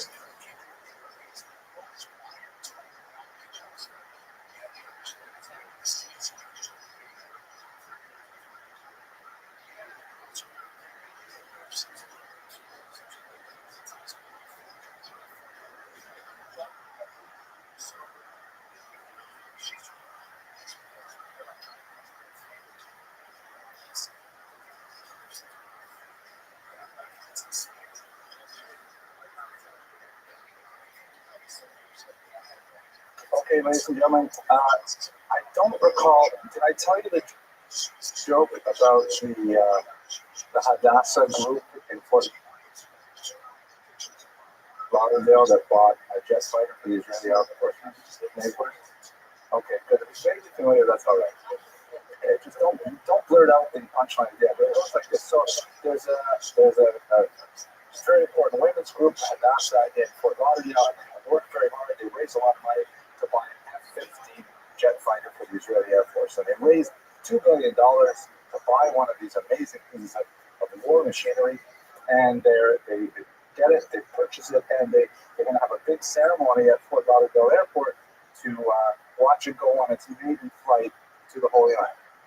And they have bleachers set up on the tarmac with all kinds of dignitaries from the Israeli government, the American government, of course, all the membership of Hadassah and their husbands are sitting there, and the Israeli pilot gives them a big salute, putting his helmet under his arm. He goes up into the cockpit, he shuts the cowling, fires up these massive jet engines, and the jet shoots down the runway and stops. And it turns around and it shoots down the runway the other way and then it stops. This happens about 3-4 times. Finally, it taxis all the way up to the stands. The pilot gets out, he walks down the little gangplank there, goes up to the president of the Hadassah and says to her, "Madam, I'm very sorry, the plane will not take off. We must remove at least some of the plaques." Okay, that's fine. You know, it's hard to hear the laughter because this microphone's so small, but it really is happening. Okay, so tonight's lecture is kind of interesting. We're going to look at Solomon Maimon, very important 18th century figure in the history of philosophy. Not quite as important in the history of the Jewish people as a contributor, perhaps, to the cultural heritage of Judaism, but definitely as a kind of placeholder to understand a major phenomenon that was developing in the 18th century and continued pace into the 19th century. Specifically, Solomon Maimon is someone who went off the derech, so to speak, someone who rejected the traditional mores of Judaism, but he had, which was still comparatively rare in the 18th century, but he had a very acerbic wit and a very ready pen, and he left behind a literary description of his travels, which are absolutely fascinating reading. It doesn't necessarily make you like Solomon Maimon. I definitely like him less after having reviewed his autobiography, but nevertheless, you get a view into his personality and into the intellectual challenges and struggles of his age in a very, very vivid and powerful manner. So I highly recommend this. It's a little book. It's only about 150 pages, the autobiography of Solomon Maimon, in which he describes his intellectual journey, the reasons for that journey, at least as he perceived them, and the various figures that he met along the way, the Talmudists, the Kabbalists, the Chassid, the Maskil. He met a whole range of people who were expressing their Jewish identities in many different fashions, and he came up with his own solution, which was a problematic one, yet one that is still preferred by many today. Which reminds me of another joke. I don't normally tell two in the first 5 minutes, but I can't help it. Otherwise, I forget this one. Did I tell you the one about the yeshiva bucker who goes to Warsaw in the 1920s and comes back home to America? So his father sends him to Warsaw to learn Torah properly, and an old European yeshiva. And then he comes back after the Zman is over, after a few months, sits down at the Shabbos table, and so the father says, "So what was it like?" And he says, it was really confusing. When I was over there, I met a Jew who was a communist. I met a Jew who was a Talmudist. I met a Jew who was a Chassid. I met a Jew who was a Zionist, a Jew who was an atheist. And he says, "Well, what do you expect? Warsaw's a big town. There's a lot of diversity." He said, "No, Dad, it was the same Jew." So we're looking at manifold descriptions of identity. Many of them mutually exclusive, and I think Solomon Maimon's approach to life is one that's quite instructive, perhaps as a moral lesson to us. So here's a picture of him. He was born in 1753 or 1754 in what is today Belarus. It was Poland at the time. And through his peregrinations, he spent most of his time as an adult in Germany, where he made his fame. He was most well known as a philosopher. This is the era of the late Enlightenment, and he's a contemporary of Kant. And in fact, the great Immanuel Kant said of him, after he looked at one of his publications, that no one understands my work better than mine. Rather amazing level of praise from one of the 18th century. Now, it's true that in the history of philosophy, Maimon is only a second or perhaps a third-rate philosopher, but it's first-rate of people like, Immanuel Kant and before him, Leibniz. That's a very, very high level. To be second-rate on that kind of level is something quite significant. And we won't go into his philosophy in great detail today because it has very little contribution to Judaism, although it is related to Spinoza's theories in many ways. But we're going to concentrate on the aspects of his life which touch on his Jewish identity and his personal experiences. So his family background, fairly typical background for Jews of Eastern Europe at the time. His grandfather was a leaseholder for the Polish prince Radziwiłł. If you recall, in previous lectures we talked about this a little bit, where you have the situation where you have a Polish nobleman who owned vast tracts of land called latifundia, often populated by non-Poles who were the farmers, in this case Belarusians, in other cases Ukrainians, for example. And the Jews were in this kind of difficult situation of being the leaseholders, where they would collect taxes. It's also known as tax farming. They would collect taxes of various sorts: tolls, income taxes, produce taxes, bills for hunting in the manor and things like that. And then they would forward a portion of that tax to the prince, who actually literally owned the territory.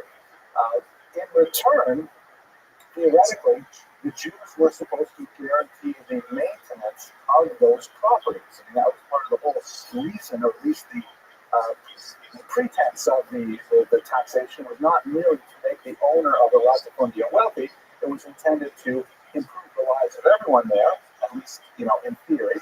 And so the Jew, who was the leaseholder, was often under very difficult circumstances, trapped between an often hostile peasantry and a far-off prince or lord who did not care about the needs of the larger population.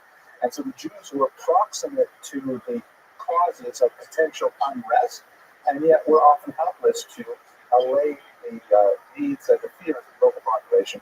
To give one example, as Maimon provides in his autobiography, there was a certain bridge in his grandfather's leaseholding area that was always falling under tremendous disrepair.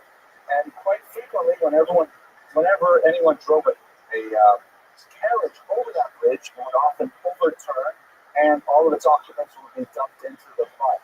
And at which point, all of the local farmers and the Jewish innkeeper, who was, of course, the grandfather, would flee for their lives because the angry lord would come out and would take retribution on the local inhabitants for not maintaining the bridge properly.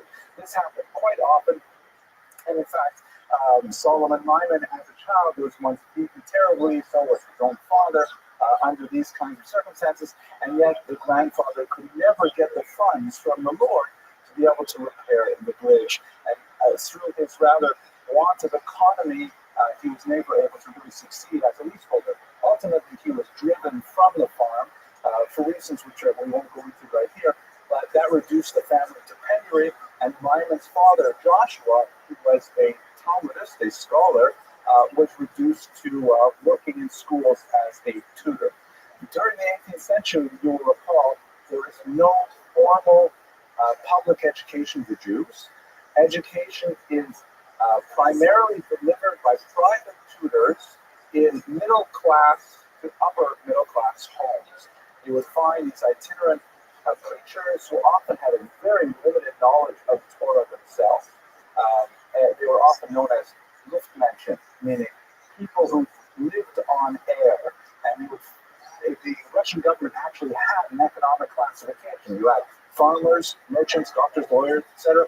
You had in the Jewish population so-called Luftmenschen because there was no readily visible means for them to be supported. And they would find their living primarily by begging, by small-time commerce, or in the case of Joshua, through tutoring middle-class families. This is ultimately something that Solomon Maimon made most of his own career out of, right to the very end of his short life. He died at the age of 46. His principal source of income were the occasional teaching jobs that he found for children in the homes of wealthier individuals. And I'd like to describe to you, here's a passage from his autobiography. It's widely quoted in many anthologies of Jewish history and of 18th century history because it's written in a very lively style. It provides quite a vivid image of what life must have been like. So here is Maimon's description of a typical school, if one can call it that, in the 18th century. I must now say something of the condition of the Jewish schools in general. The school is commonly a small, smoky hut, and the children are scattered, some on benches, some on the bare earth. The master, in a dirty blouse sitting on the table, holds between his knees a bowl in which he grinds tobacco into snuff with a huge pestle like the club of Hercules, while at the same time he wields his authority. The ushers give lessons, each in his own corner, and rule goes under that charge quite as despotically as the master himself. Of the breakfast, lunch, and other food sent to the school for the children, these gentlemen keep the largest share for themselves. Sometimes the poor youngsters get nothing at all, and yet they dare not make any complaint on the subject, for if they will not expose themselves to the vengeance of these tyrants. Here the children are imprisoned from morning to night, and have not an hour to themselves, except on Friday and a half holiday at the new moon. As far as study is concerned, the reading of Hebrew is regularly taught. On the other hand, very seldom is any progress made toward the mastery of the Hebrew language. Grammar is not taught in the school at all, but has to be learned by translation of the Holy Scriptures, very much as the ordinary man learns imperfectly the grammar of his mother tongue by social intercourse. Moreover, there is no dictionary of the Hebrew language. The children therefore begin at once with the explanation of the Bible. This is divided into many sections. Okay, actually, I should skip on right now. But the point is, very unsystematic, very unprofessional, cruel. He certainly has a very dark and a negative impression of that. And that's, in fact, how he describes much of his early education. One more note about his family background. We return to this a little later. His mother apparently suffered some unspecified mental illness, which may have been some kind of anxiety disorder brought on by frequent wanderings of the family from job to job, and she died very young. In his autobiography, one of the less likable aspects of Maimon is that in 150 pages, he only mentions his mother a couple of times in passing, his wife not many times more, and only once in a rather positive light. All the other ones describe his wife as shrewish and someone that he wished to abandon. In fact, he did abandon her at age 25. And we know he has allusions to having several children, but he names none of them, and we don't even know how many children he had with his young wife. So he's not especially attached to family at all. And this is not a work of great scholarship where he's discussing philosophical ideas and so on. It's a book about his own life, and yet his own particular circumstances receive such short shrift. He seems to have a little bit, in my humble opinion, of a kind of a narcissistic personality disorder where he's thinking all about himself and about how he's misunderstood and so on. But I'm no psychologist, so let's go on. His early education was marked by brilliance. Without doubt, he was really quite talented. By some accounts, he actually was a rabbi at 11. This is very hard to understand because he can't even get an aliyah at the Torah at the age of 11. But he was married at 11 as well. That's also probably very suspect. But there's no question that he was widely regarded as a brilliant student of the Talmud and was readily hired and sought out as a marriage partner because of his great facility with this ancient text. He makes a great deal out of the analysis of the social structure of the Jewish community in 18th century Poland, and he emphasizes the huge advantage that mastery of this text poses for social stature. And he leveraged that to his greatest ability, trying to make sure that he would be fed and then, in fact, be able to engage in more history of ideas. But his talent for the Talmud is not much discussed. He spends about a chapter talking about what the Talmud is. I should underline, by the way, that this book was written in German for non-Jews. He's not writing an inside story. He's writing for a wide audience, a kind of like, this is, how the Jews live. This is a quaint kind of picture into Jewish culture, primarily for a non-Jewish audience. So he does spend a chapter on the Talmud. He discusses, as we looked at last week when we talked about the Vilna Gaon, he discusses the somewhat caustic and unhelpful nature of pilpul as an intellectual activity. And then he basically moves on from it and doesn't discuss much more at all. What really fascinated him was the forbidden knowledge in secular subjects, which was completely closed to him, literally, in fact, because the place where his father kept a handful of small Hebrew translations of certain scientific works was a cupboard in the bedroom that young Solomon shared with his grandfather. And this cupboard was closed. He was specifically instructed not to open it, not to look at these books, which are a history of the Jews, a secular history of the Jews, a few tractates on the phases of the moon and astronomy and so on. But Maimon was simply too precocious to resist it. So at the age of 7, he would insist on, after everyone had gone to sleep, he would light a tallow candle and he would open up this cupboard, disturbing his grandmother, who complained literally about being kept up at night by his son reading, or grandson reading. I wish we all had that problem, being kept up at night by our kids reading science textbooks.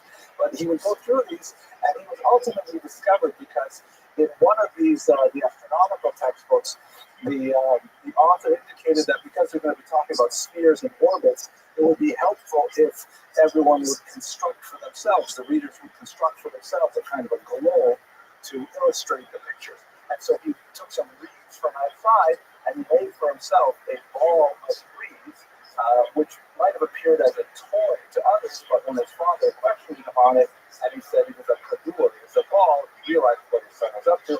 And although he forbade him from reading the textbooks, he still had something of a smile on his face at the time. So he had this this desire for the forbidden secular studies that really stayed with him through his entire life. And throughout this period, he's growing and learning, and so by age 11, as we shall see, he was actually considered by at least the ignorant townsfolk as a rabbi and suitable for a marriage prospect. So here, I'm going to tell you a little bit of his marriage, which is absolutely amazing. He was engaged twice, well, actually more than twice, but the first time the bride died before anything could happen. But and the second engagement was a rather fascinating situation where there was a widow who kept an inn. It's a very common profession for Jews in the 18th century. It goes along with leaseholding. They would maintain a public house for travelers. They would often have a monopoly on the sale of alcohol. And so there was this widow who had one of these inns. She had a young daughter, just a few years older than Maimon. She was probably 14 at the time. And he refers to both of them in the most negative of terms, being very argumentative. He describes scenes later when he's married. Every meal is accompanied by the throwing of food and cutlery and so on at each other. But what happened was his father was constantly begged by this widow to betroth his son to her daughter. He constantly refused until once she engineered it that when the father was staying at the inn on his way to another teaching job at Solomon, the widow invited the town rabbi and made a presentation as if the engagement had already been decided upon. This caused quite a scene because there was a lot of misunderstandings, and ultimately the father agreed to Joshua to give away his son Solomon at a great price. So it was going to be a huge dowry that was going to be given to Solomon for marrying this young woman. And so, he essentially gave in and gave away his son. Then they went home. And weeks went by, and no news about the dowry. The money's not coming in. The presents things that were promised, the set of Talmud, the special hat, things like that. Nothing was coming in. And then another offer came up, which is rather quite interesting. There was a local farmer, a Jewish farmer, who also had a daughter, and he saw that Maimon's father was really not very good with money. And so, even though Maimon had several times refused to marry off his son Solomon to the daughter of this farmer, the farmer, who was much more thrifty and much more of savings, he engineered it to loan Joshua Maimon. Oh, by the way, that wasn't their last name. That wasn't their family name. They were known simply as Joshua ben, I forget what his father's name is, I think, and Solomon ben Yoshua. When he went to Germany, Solomon took the last name Maimon in honor of Maimonides as his surname. At any rate, the farmer loaned Joshua a large sum of money, and as expected, Joshua proved unable to repay that debt. And so then the farmer said, listen, I'll tell you what, this is a huge debt. You can't repay it unless we work something out where you have your son marry my daughter, and I'll forgive the debt, and I'll give you 50 talers on top of it. Joshua said yes, even though his son was already engaged to the widow's daughter. And then this happened. It happened that a few weeks later, they all found themselves at the widow's inn, where the farmer was announcing that, in fact, his daughter was going to be engaged to Solomon Maimon. The widow said that's impossible because she's going to be married. He's going to be married to my daughter, and there was a huge suit. And we're not sure how it would have worked out, but in the ensuing chaos, Solomon's mother died. Mother passed away. Now listen to this; it's absolutely amazing. And you can just hear his tone because he says in the middle of this, meanwhile, my mother died and was brought to Nesby for burial. There's only two references really to his mother entire book, and here it's just, meanwhile, my mother died. But anyways, my mother-in-law, meaning the widow, obtained from the court an attachment on the dead body by which its interment was interdicted until the termination of the suit. Meaning, she put a lien on the body of Solomon's mother, saying it could not be buried until he settled this lawsuit. It's just amazing to read. My father was therefore compelled to appear in court. My mother-in-law, of course, gained the suit, and I became again the bridegroom of my former bride. This is at 11 years old, he's discovered.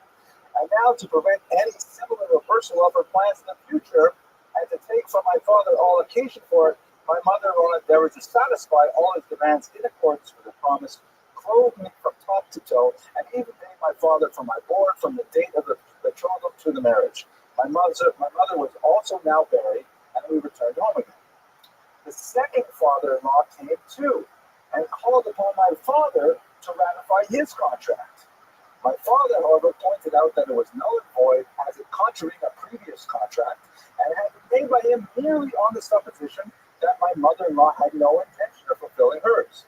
The Arendant, that's the farmer, seemed to yield to necessity and reconcile himself to the loss, but in reality he was thinking of some means to get me into his hands. Accordingly, he rose by night, yoked his horses, took me in silence from the table on which I was sleeping, packed me with all dispatch into his carriage, and made off with his booty through the gate.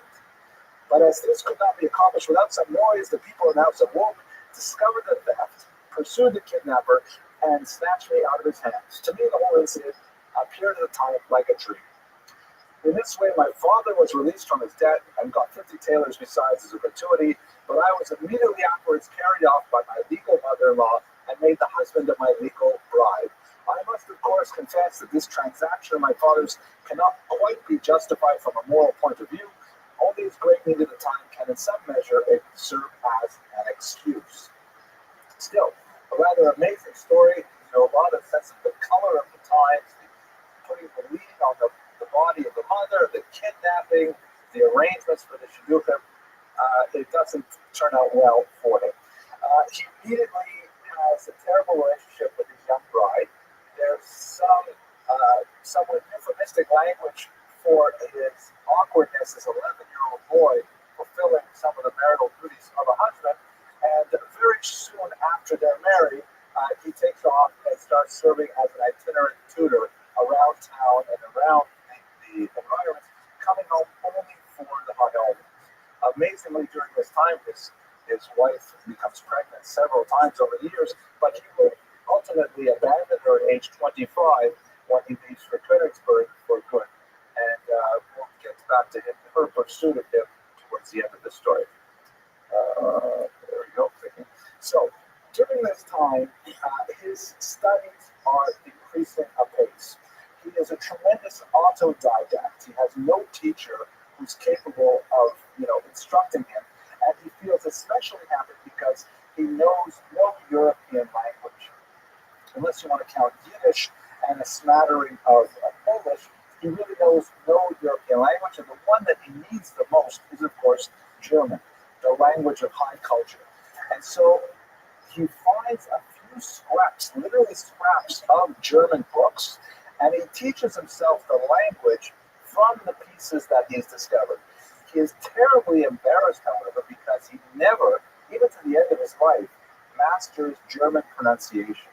He completely butchers the German language because he didn't know exactly how to pronounce each letter. Later on in life, when he is put to the test, because he'll show up in a town and he'll look for some kind of work, people will think that he's an ignoramus, and they'll ask him to read some kind of German text. He will read it to great laughter because everyone will find his pronunciation very quaint and humorous, but they won't believe that he understands what he's saying. He's like a monkey parroting sounds.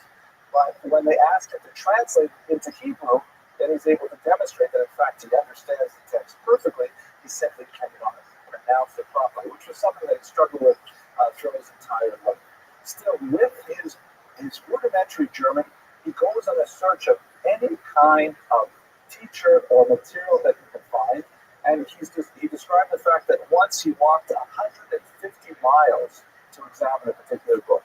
He's literally on his feet for months at a time, living in the same clothes for weeks without washing them, going from town to town, just trying to pick up little pieces of knowledge from the various locations in a very, penurious environment. It's at this time, so now he's about 17 years old, 16 years old, and he encounters the Kabbalah. And you'll recall in our discussion, perhaps in the Vilna Gaon, or maybe even earlier, that the traditional Lithuanian approach to Kabbalah is that these mystical sciences are reserved for the elite. Only after massive completion of great amounts of Talmudic data is a person permitted to even consider looking at the Kabbalah. He happens to come across a few scraps of books, though, once again, and he finds it absolutely fascinating, especially the Kabbalah, Rabbi Cordovero, which is something that I've been spending a lot of my own research time working on lately as well. And he is delighted, because unlike the Talmud, which is mainly concerned with either practical behavior, the derivation of Jewish law, or a rather unstructured and extremely diverse description of the universe in all its diversity, with biographies, recipes, stories, popular sayings, all mixed in a very difficult kind of confusion of ideas, quite fascinating and all connected one to another, but very difficult to find the thread that puts them all together. Kabbalah, especially Cordoverian Kabbalah, is much more organized and is an attempt to describe the metaphysical structure of the universe from A to Z. And he was completely taken with it. He loved it, and he became a very devoted Kabbalist for a few years. He then moved to the Kabbalah of the Arizal, which is the student of the Moshe Cordovero, and he became quite fascinated with theurgic or practical Kabbalah, in which he hoped through the arts to be able to affect the various magical effects on the world.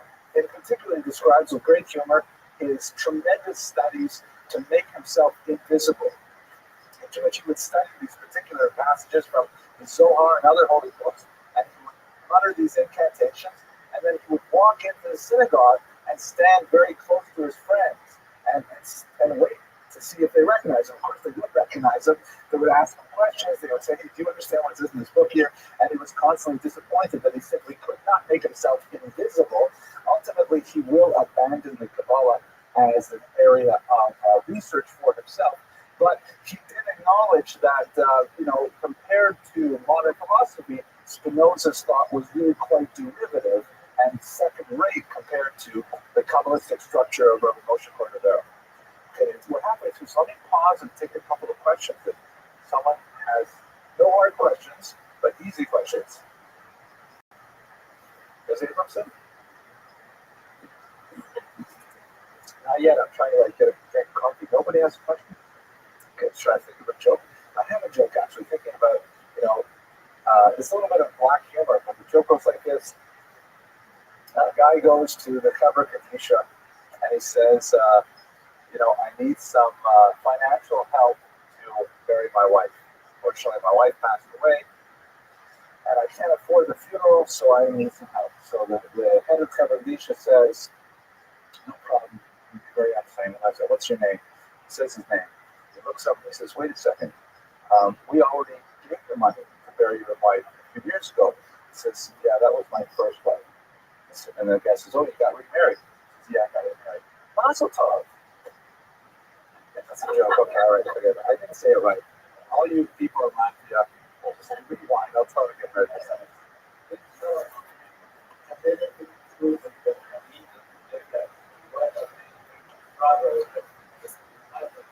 Yeah, Solomon Lyman is about 500 years later. So there's not much connection. He's walking a lot. That's pretty much what he has in common with Benjamin and Tudela. Maybe more than 500 years even. But he's otherwise not connected. Mr. Rodriguez. He married the daughter of the innkeeper, the widow innkeeper. Yeah. So kidnapping. No, kidnapping did not work. So he got sent back to the first one. Okay, Ms. Abramson, we're ready now.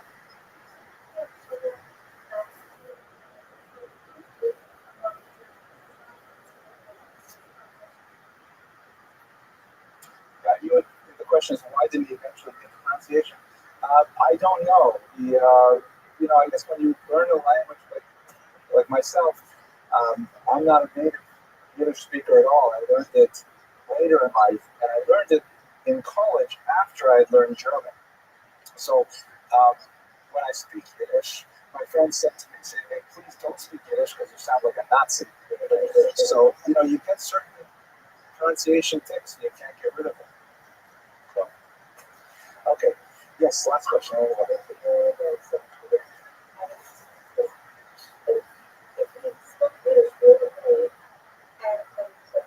It's a Germanic language in essence. I can't imagine why you would have so much trouble with pronunciation. Perhaps it has something to do with his hearing.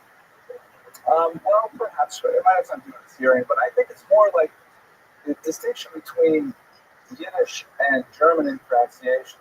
It's probably a little bit like accents in English.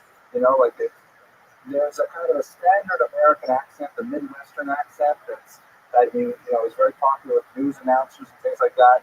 It's the one closest, of course, to the Canadian dialect, and that's why it's preferred. It's the clearest, and that way they can talk about whatever they want, that kind of thing. But nobody got that except for maybe Elisa. But if you have a really strong Brooklyn accent, and then you go speak on the news, then people will laugh because it's such a strong accent, or a Texas accent, something like that. Maybe it was more like that his accent was still very pungent. Anyways, let's go on.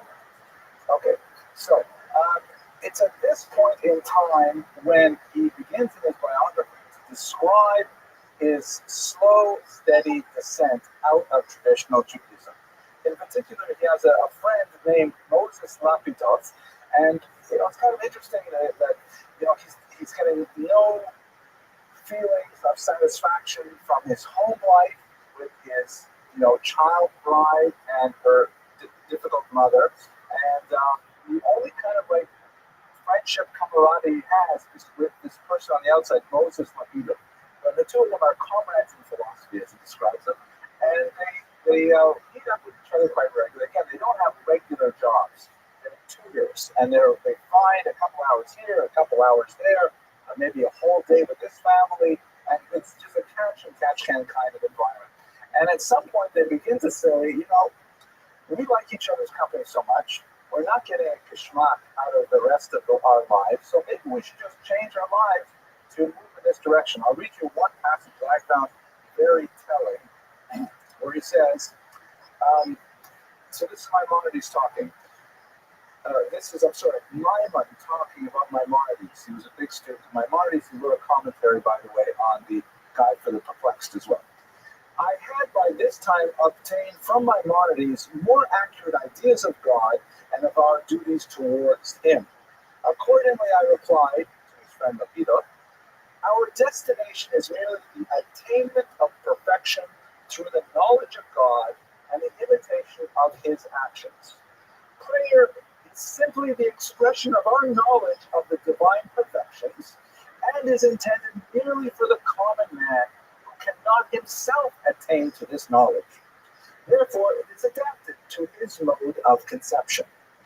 But as we see to the end of prayer and can attain to this end directly, we can dispense altogether with prayer as something superfluous.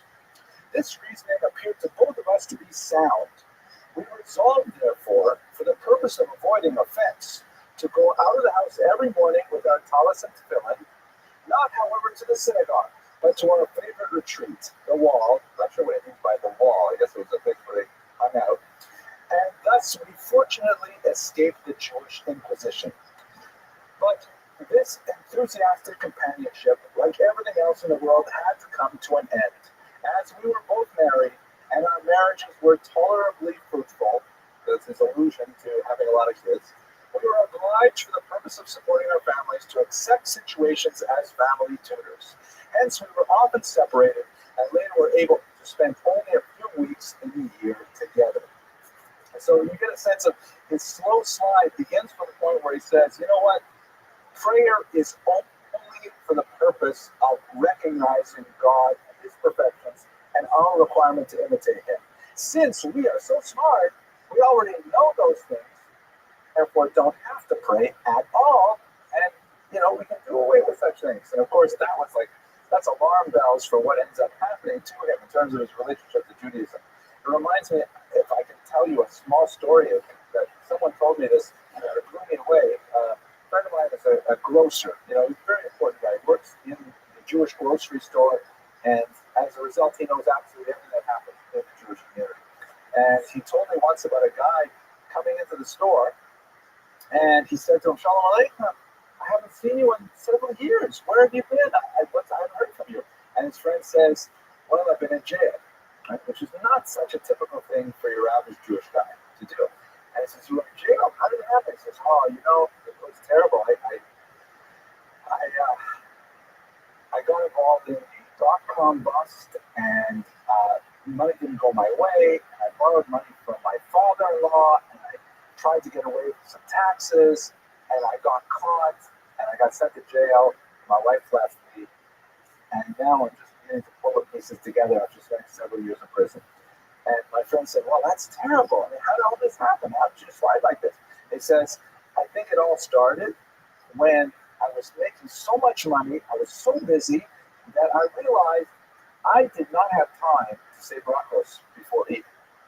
Who has time to say amotzi, sha'ako, whatever? So I said, I just got to make all this money. That's more important. I'll just skip it. I'll just quickly eat or drink without saying a bracha. And the guy said, I think that was the beginning of the end for me. Just thinking I didn't have time to say a bracha. Anyways, muster for me. Okay, let's go on to what's next. Wait, did I say the last point on this one here? Right, okay. Right, now, at this point, he happened into a public tavern where he would, by the way, frequent, he had a serious drinking problem. If you already had trouble liking him, just add the drinking to the list. His friends used to say that he wrote his best philosophy on the benches of ale houses, because he would just, that's where he was hanging out all the time. He was constantly spending whatever the wages he had on liquor, and he was constantly using manuscripts he was working on because he was doing these things. But anyway, he was in one of these alehouses when he happens to, there were some Jewish guys there who have a copy of Moses Mendelssohn's work, the Phaedro, and he was so amazed with reading it right there in the beer hall, and he was so amazed with this Jewish philosopher who we discussed a couple of years ago, the figure of the Jewish enlightenment, the Haskalah. He said, I absolutely have to get to Germany. Germany is where one may learn these things.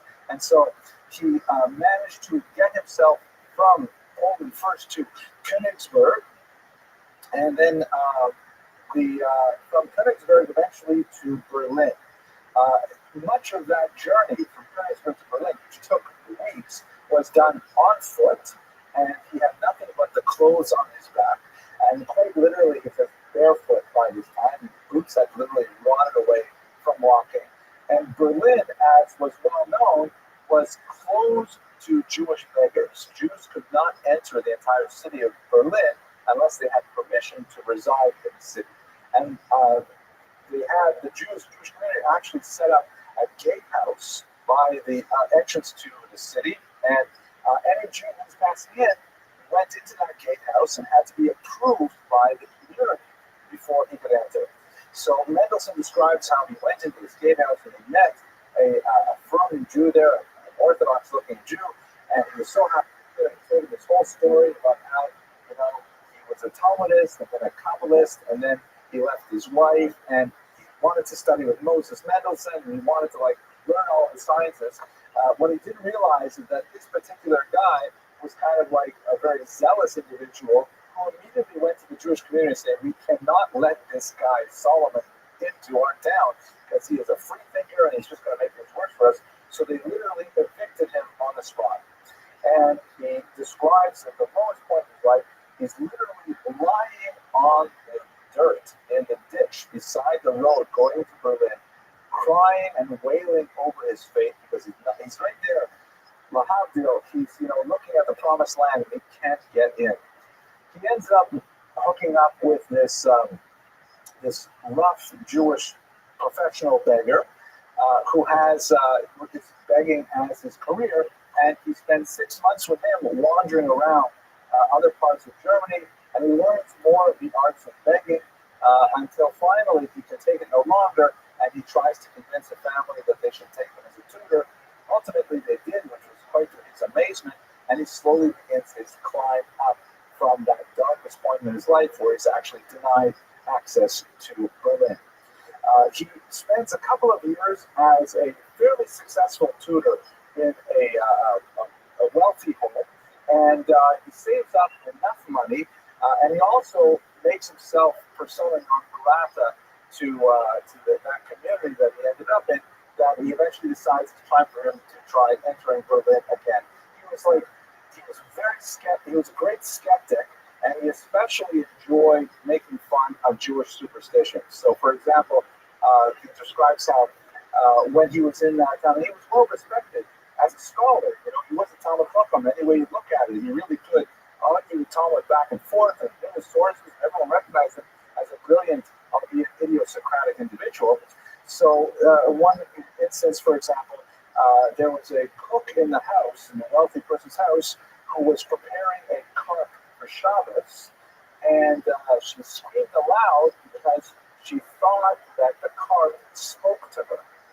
And so there was this thought that maybe the carp is actually, a reincarnation of some righteous individual or something. And so they decided to wrap the carp in funeral clothes and bury it. And so afterwards they asked Solomon Marm, what do you think? He says, it's too bad you buried it. I would have liked to have tasted a talking carp. I wonder what they taste like. So that, kind of did not ingratiate him to the popular. Also, these are weird kind of things you get glimpses of what it must have been like in the 18th century. Apparently, they had some antler horns in the synagogue, like the horns of a stag. For what? I don't know. But they've been there for a very long time, and there was this belief that no one could touch them. If you were to touch them, you would die on the spot. So, of course, Solomon Lyman went up and publicly put his hands on them and demonstrated that he could not be killed on the spot. That just didn't help him make friends in town at all. So he decided he was in fact going to go to Berlin. This time he had a proper suit of clothes. This time he had proper transport into the city. And so he was able to gain admission not as a beggar, but as a teacher, and ultimately spend much of his time there. It was at this time that he is beginning to publish in German much more successfully. And one of his manuscripts was shown, as I mentioned, to Immanuel Kant, the great philosopher. And Immanuel Kant said, no one understands my work like Maimon, and this is the high point of his intellectual career. But he still is not able to break that glass ceiling, so he decides, you know what? I'm going to convert to Christianity. It's time. This happens to so many people who rise up in the 18th century. They're Jews, they just can't get entree into the universities and so on. So it's time for me to convert to Christianity. What he decides to do is he writes out his statement in the Hebrew letters, in German, written in Hebrew letters. He wrote it, German with Hebrew characters, I'm not sure why. And then he brought it to someone who was bilingual to copy it out in proper German. And it was supposed to be a letter that he would take to a local German pastor to convert him to Christianity. So this is Maimon's letter that he's giving in person to the pastor as his application for the process of conversion. What is that joke? There are two Jews walking past the church, and there's a big sign out front that says, convert to Christianity, earn $500.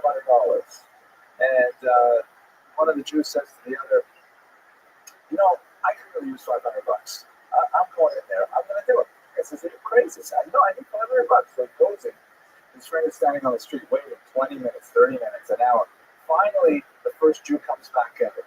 And the friend says, oh, you did it. Wow. Did you get $500? And the Jew says, what is it with you people? All right, here we go.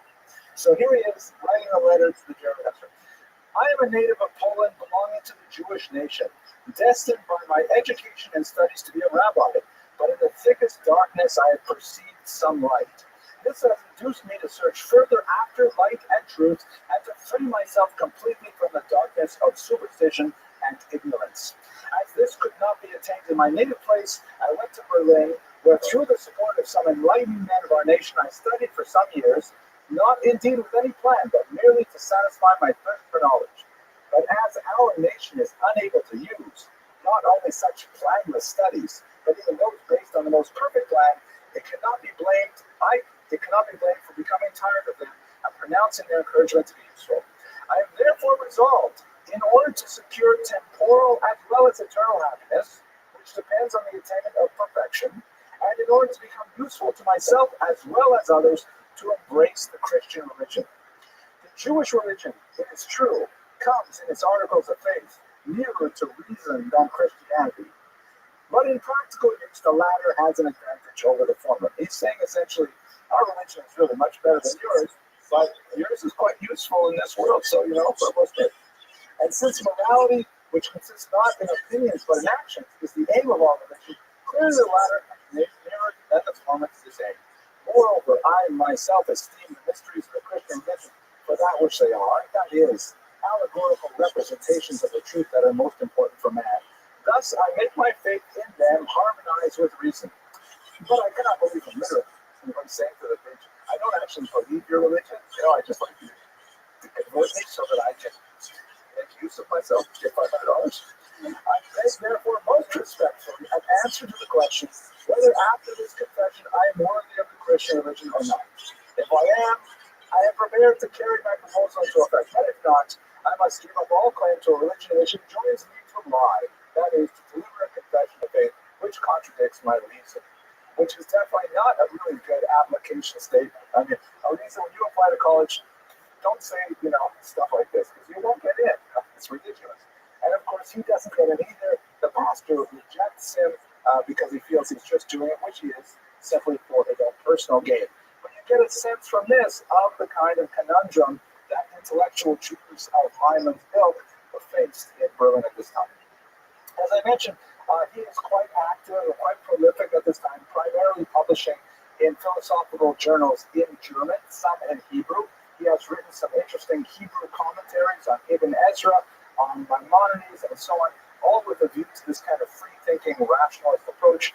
Definitely not in the traditionalist vein, but he certainly garnered the most long-lasting fame for this little book, his autobiography, his Lebensgeschichte, which is more of a kind of anthropological study of Polish Jewry with himself as the star of the film. Now we have to come back to his personal life. As he becomes more famous, his wife tracks him down. Right? He's abandoned her when he was 25. He's now in his 40s, and he has never given his wife a bill of divorce, nor has he ever sent her any money or, asked about the kids. His wife, until this time, has been anaguna. She has been unable to be remarried, nor to find her husband and bring him back home. But since he is getting more famous, the detectives that she sent out finally catch up with him. And so we have the following dramatic scene.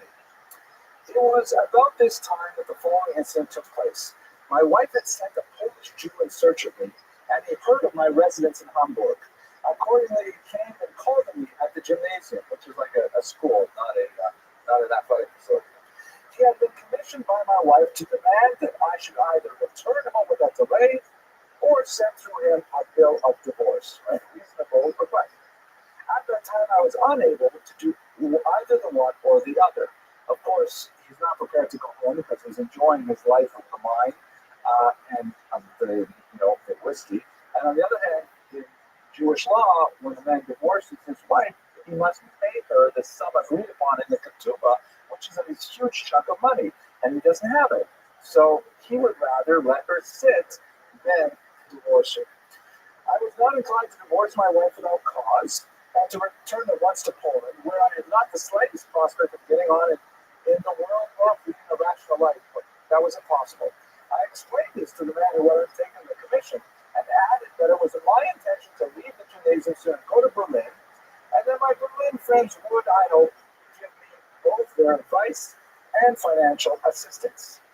He was not satisfied with this answer, which he took for mere evasion, which it sounds like it was. When he found that he could do nothing with me, he went to the chief rabbi and entered a complaint against me. A messenger was sent to summon me before the tribunal of the chief rabbi, but I held that at present I was not under his jurisdiction, inasmuch as the gymnasium had a jurisdiction of its own by which my case should be decided. I mean, he wanted to go to secular court instead of having a Beit Din decide his fate. The chief rabbi made every effort through the government to make him submit to his wishes, but in vain. When he saw that he could not accomplish his purpose in this way, he sent me an invitation a second time on the pretext that he wished merely to speak with me. To this I willingly consented and went to him at once. He received me with much respect, and when I made known to him my birthplace and family in Poland, he began to lament and wring his hands. Alas, said he, you are the son of the famous Rabbi Joshua? I know your father well. He is a pious and learned man. You also are not unknown to me. I examined you as a boy several times and formed high expectations of you. Oh, is it possible that you have altered so? Here he pointed to my clean-shaven face, because the beard was traditional for Jews at the time. To this I replied that I also have the honor of knowing him, and that I remembered his examinations well. But my conduct, I told him, was as little opposed to religion properly understood as it was to reason. But he interrupted, you do not wear a beard. You do not go to the synagogue. Is that not contrary to religion? No, I replied, and I proved to him from the Talmud that, under the circumstances in which I was placed, all this was allowed, which is like really turning the Talmud upside down to say it's permitted for me not to do these things. On this point, we entered into a lengthy dispute in which each maintained his right. As he could not influence me by such disputation, he began to sermonize. But when this also was of no avail, he began to cry aloud, Shofar, Shofar. This is the name of the horn which is blown on New Year's Day as a summons to repentance, and of which it is supposed Satan is horribly afraid. As the chief rabbi called out the word, he pointed to a shofar that lay before him on the table and asked me, do you know what that is? I replied by golden, oh yes, it is a ram's horn. At these words, the chief rabbi fell back into his chair and began to lament over my lost soul. I left him to lament as long as he liked and bade him goodbye. Pretty dramatic scene. The rabbi's pulling out all the stops, tries to reason with him, tries to sermonize on him, tries to make him afraid by showing him the shofar. Aren't you worried about the Yom Adin, the day of judgment? Nothing is budging Solomon Byron. And unfortunately, his wife is still in a pickle. So, what do you think she's going to do next? She's going to go to him herself. She knows where he lives now, so she goes along with their oldest son. And she says, okay, this is it. Either give me a get or come back with me, one or the other. So she shows up. I'm not going to read in great detail here about this description, but she won't let him go. And so finally he goes, he begs 300 thalers from his friends, and he gives her the ketubah. And amazingly, he talks to his son and thinks that his son will stay with him. The son that he doesn't even name in this text, that has grown up without a father, who he thinks, hey, you're a smart guy, stay with me, you'll enjoy Berlin. The son stays with his mother, and that's the end of his marriage. He's apparently not involved in any other romantic attachments as well. He describes with tremendous insensitivity the attraction that a widow has for him, and that he completely does not return, and he laughs at her when she finally breaks down and tells her her feelings.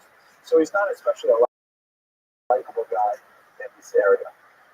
So, as a whole, he has a fascinating legacy for us in the history of Judaism in the modern era. He is not, as I said at the outset, a major contributor to the culture of Judaism in any significant way, but he is really, without doubt, a brilliant individual whose departure from Judaism indicates a lot about the nature of the 18th century. The extremely arcane and, for many, the depersonalized approach to studies, the lack of rational sensibility, and the fear of the sciences that have become, quite popular among the intellectual circles of Europe at the time, the gullibility and superstition of the larger masses. All of these things come together to indicate that you have a mind that's extremely fine and extremely powerful, but does not have a sanctioned outlet for its expression. And in the case of Solomon Maimon, the only way that it could be expressed was through a complete rejection of his heritage, which, when you read his autobiography, he seems rather smug and self-satisfied about his choices as a whole. So we, 200 years later, are still the inheritors of this phenomenon, and I think for the survival of the Jewish people as a whole, it bears thinking about to consider how we best address this for our Solomon Maimons of today as well. Okay, with that, I'll mention that next week we have a great topic. We're going to look at, we looked at the problem today. We're going to look at what are the solutions next week.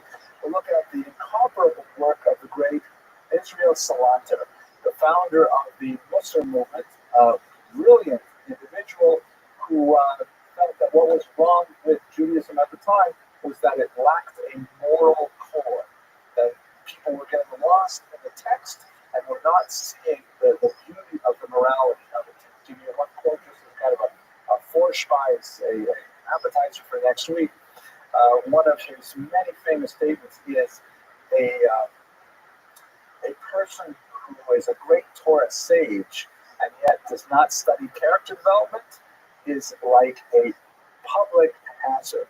And he uses the term "bor b'shus harabim," which means a huge pothole in the middle of the road. And, everyone looks at him and thinks that, wow, he represents Torah, he represents our values and so on, but in fact, he represents a huge danger to everybody and should be filled in as soon as possible. Okay, thank you very much for your attention. I look forward to seeing you next week.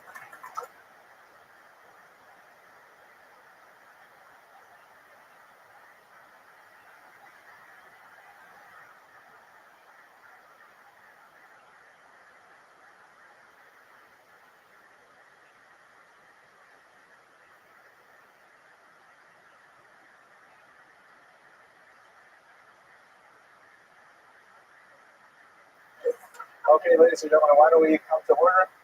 Fascinating topic tonight. Something that I spent rather a silly amount of time researching this topic. And sometimes I find that when I put in a lot of effort doing the research, then the lecture falls flat. And other times I really don't do any research, and the lecture is like amazing. So I'm hoping that this is not going to conform to the pattern. I hope you'll find this lecture as fascinating as I enjoyed the research. Mr. Rodriguez let me down, and he didn't give me an opening joke today. So I'm just going to throw him under the bus, but I will start perhaps with a little pun, because we're going to be speaking about the Vilna Gaon. Of course, this is one of the legendary towering figures of modern Jewish history, a defining individual that in many ways exemplifies a strand in modernist Judaic thought that has received a lot of attention, especially within the Orthodox and within the yeshiva world, but has not been adequately studied in the wider world. He was a person of incredible genius, and as we'll see, really incomprehensible genius, but at the same time, that genius implies certain personality traits that I find certainly, and many biographers find quite difficult to understand, to say the least. Even the most hagiographic of treatments sometimes is stunned by the way the Vilna Gaon would treat his children or his wife, and it's hard to understand how these things can coexist within such an amazing personality. But perhaps that in itself is the answer to the question. Here's a person who, in many ways, was so completely removed from the quotidian reality of daily life in Vilna that it's hard to understand it with our contemporary terms. But here's the pun to sort of start us off, something I heard even from my own grandmother, Ola Hashem. He's known in Yiddish as Der Vilna Gaon. The Vilna, of course, is modern-day Vilnius in Lithuania, and Gaon is a title that comes from the word Ga'ava in Hebrew, meaning pride. Sometimes can lead towards arrogance or glory. It depends on the context in which it is used. So it's like the pride of Vilna. But it also makes kind of a pun in Yiddish, where instead of saying Der Vilna Gaon, you say Vilnor Gaon. If you only want it, you can become a Gaon. And my grandmother, Rothschild, would say that to me, if I'm having difficulty with my studies, or, she says, Vilnor, you just want it, Gaon, then you can be like the Gaon. Now, he occupies a highly iconographic position, with an iconic position within modern Jewry, and especially within Lithuanian Jewry. I think I have yet to meet a Lithuanian Jew who does not claim ancestry from the Vilna Gaon, which is rather amazing. He was really prolific, but primarily in the written word, not so much that he had, about 8 children. But it's hard to believe that every Jew is descended from him biologically, but certainly intellectually, we have a tremendous amount of debt to the Vilna Gaon. So, good and welfare. Before we begin, tonight's lecture is sponsored by the Young Israel of Bell Harbor. I'm really pleased that you are all here. Your presence is sponsorship, and it's really important for me to have a live audience. By the way, I've totally lost my Latvian following online. I don't know what happened to them, but they just disappeared. They were replaced, however, by Malaysians. So, quick shout out to everybody in Malaysia. I'm glad you're enjoying this video. But we do accept sponsorships to defray the cost of the videotaping, and our wonderful assistants, my brilliant daughter Elisa, Mr. Rodriguez, who of course supplies us with all the jokes. So if you're interested, please approach one of the shul officers or myself to sponsor. So let's go on. Let's just have a couple of basic questions about the Vilna Gaon. Who was this unusual man? His name was Eliyahu ben Shlomo Kramer. His surname is rarely used. Born in 1720 and died in 1797. He held absolutely no official rabbinical position. He headed no yeshiva or formal school in his lifetime. He did not publish in his lifetime. And in fact, he led most of his life, really until the 1780s, he was completely divorced from everything that was going on around him. Quite literally cloistered, living in a very small space where he would literally shut the windows so there would be no distractions from the outside world, learning literally all night by candlelight, and completely and totally devoted to Torah. I mean, it's hard to believe all of the things they say about the Gaon, but the fact that they're repeated so many times in so many different ways, even if they are exaggerations, they still indicate a personality type that someone who don't understand it. Like, for example, it's said that he slept 4 hours a day in half-hour shifts, 3 of them at night and 1 of them during the day. I myself have adopted this practice, although I've increased the frequency between the half hours, so they're virtually, simultaneous. But slept for 4 hours every 24 hours. He would literally keep himself awake by immersing his feet in cold water to be able to retain his attention. So utterly removed from Torah thoughts that he would only think about his family when he was in places where it was forbidden to think about Torah. For example, in the public bathhouse, things like this. Really amazing, difficult, problematic stories, as we shall see. But he was a person who was so completely and utterly devoted to Torah. I don't think I've ever met someone that comes even to a fraction of what they say about the God. And despite the fact that he was so separated from the outside world and from everything except his studies, he nevertheless achieved, even in his lifetime, incredible fame for his studies. And then after his lifetime, when his students began to publish his writings, he really set a tone and a motion for a new way of studying Torah that has really defined the last 2 centuries of Torah study. So what I'd like to do over the next 50-odd minutes is to look at his life, try to get a sense of how he made this impact, in which way his impact was felt, and then we'll call it a night. Yes, my $1 billion a day website.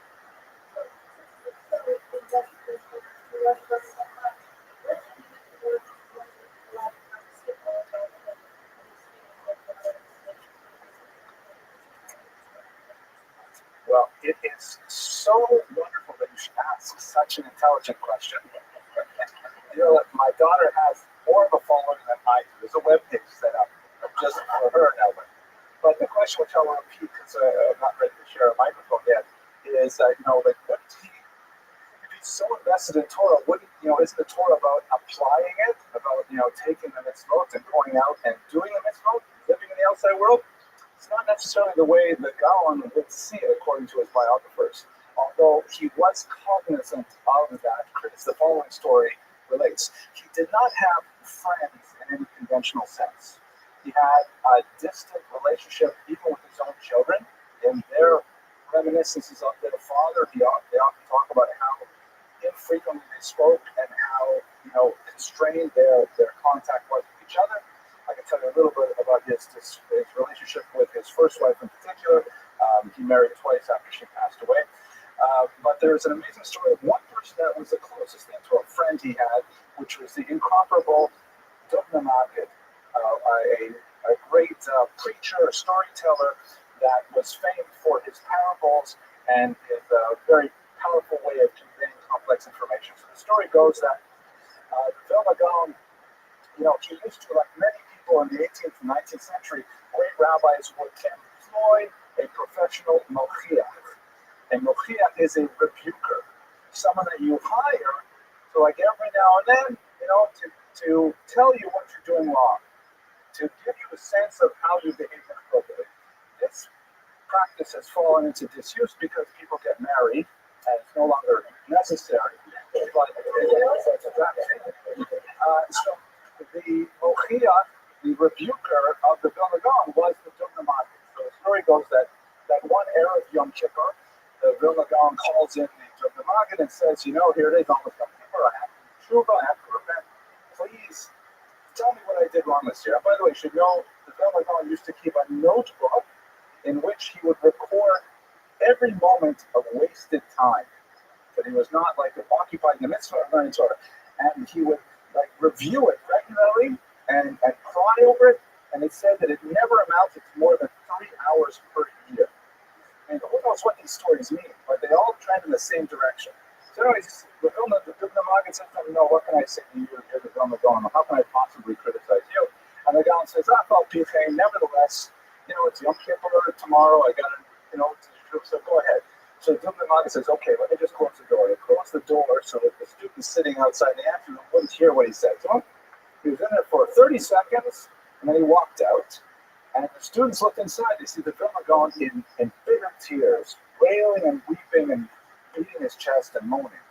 And the students say to the Vilna Maggid, what could you have said to the Vilna Gaon? It just so you broke this man in just a matter of a few seconds. What could you have said to him? And so the Vilna Maggid said, I didn't say much to him. I just said, it's easy to be the Vilna Gaon if all you do is sit in a room and study Torah. Try and go out in the street and deal with difficult people, handle in the marketplace, then we'll see what kind of a Gaon you are. So he was definitely, as the story indicates, these are all stories, but he was cognizant of his separation from the larger public. He was bitterly criticized for it by certain factions in the Vilna community as well. But let's go through the story. Let's have a look at what happened to the guy. Okay, so I'm going to base much of my research tonight on a recent biography, very fascinating, well-researched book by Eliyahu Stern, published by Yale University Press just last year. Here's a picture of the author. He has an interesting thesis about the Gaon's relationship to modernity, which, if we have time, I may touch on a little bit. I'm still kind of thinking about it now, but I'm going to really milk his work for a lot of the biographical details. I have had a look at some of the more hagiographic materials as well, just for some of the story and flavors. So let's look at the setting. We're talking about Vilna in the 18th century. So this is what it looked like at the time. Vilna was actually a major city up here it was a medium-sized city. Krakow and other cities were actually bigger. It was in the dual monarchy of Lithuania and Poland. They had created a commonwealth as a result of a dynastic union. It was actually, as you can see here, this is Lithuania and this is Poland. Together, it's the largest country in Europe, larger even than France at the time. It would be split by the end of the century, as we shall see, but it was in a really bad shape. Vilnius is up here. Vilna, of course, is the Yiddish term for it, and they had gone through a great amount of difficulty by the time the Gaon was born in 1720. They had experienced a very significant war that had devastated much of the region. There were fires, plagues, famine. The Jewish population at the time was reduced to about 1,000 Jews, so it was definitely not, the crowning glory of the Jewish population of Eastern Europe at the time. But under the Gaon's watch, or partially really as a result of the Gaon's prestige, Vilna would ultimately become the most important city, particularly on an intellectual level, in Jewish Europe. His background was, by the way, here's a typical iconographic photograph. We don't really know exactly what he looked like as a drawing, but some are said to be a little bit more accurate than others. He's often shown wearing tefillin, which the phylacteries on the head and the arm. He wore them every time, during all waking hours. Unlike the custom of Ashkenazi and Sephardic Jewry to only wear them during prayer, he wore them 24/7, except for I should say 27, right? Because he slept 4 hours a night. You're not allowed to wear tefillin if you are distracted, if you have to pass wind. Certainly you can't go into the bathroom wearing tefillin. So generally speaking, the custom in the halacha is that we wear them only during prayer in the morning, because that's when you can focus for a short period of time, half an hour, 45 minutes. Otherwise, you can't wear them. But he wore them constantly, as he did all the way back to the time of the Mishnah. And in fact, his students in the Vilna Gaon Yeshiva in Israel also wear them full time. If you hang around in the old city of Jerusalem, you go into the Makoma and you'll see people wearing tefillin as they shop for various groceries. Anyways, it also gives a sense of his level of concentration to be able to wear these tefillin without ever having losing focus during the entire period. He came from a rabbinic family background on both sides of his family. One of his grandfathers was the author of an important commentary on the Code of Jewish Law, the Be'er HaGola. He was the first of 5 sons, and he was immediately recognized as a child prodigy. In fact, he never actually went to school in his life. He grew out of even the thought of Hager by the age of 7. I mean, the kind of stories that they say about him are amazing. He apparently finished the entire Talmud by the time he was 11. By the time he was 12, he was already studying Kabbalah. It was very hard to even understand these ideas, but he repeated over and over again. And as an adult, for example, he would complete a review of the entire Babylonian Talmud, which takes 7.5 years in the Daf Yomi cycle. He would review it monthly, which is just difficult to understand, but we can repeat these stories over and over again. I don't want to deaden you with them, but each one of them points in the same kind of direction.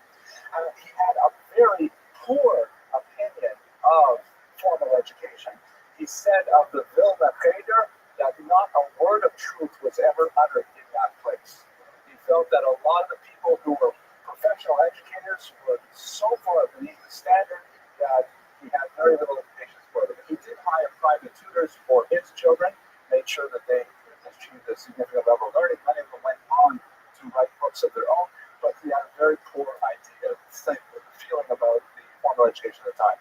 But as a whole, he was a complete autodidact, studying everything in Talmud entirely on his own, with some long-time study partners, but with no teachers whatsoever. And you see it reflected in a lot of his scholarship.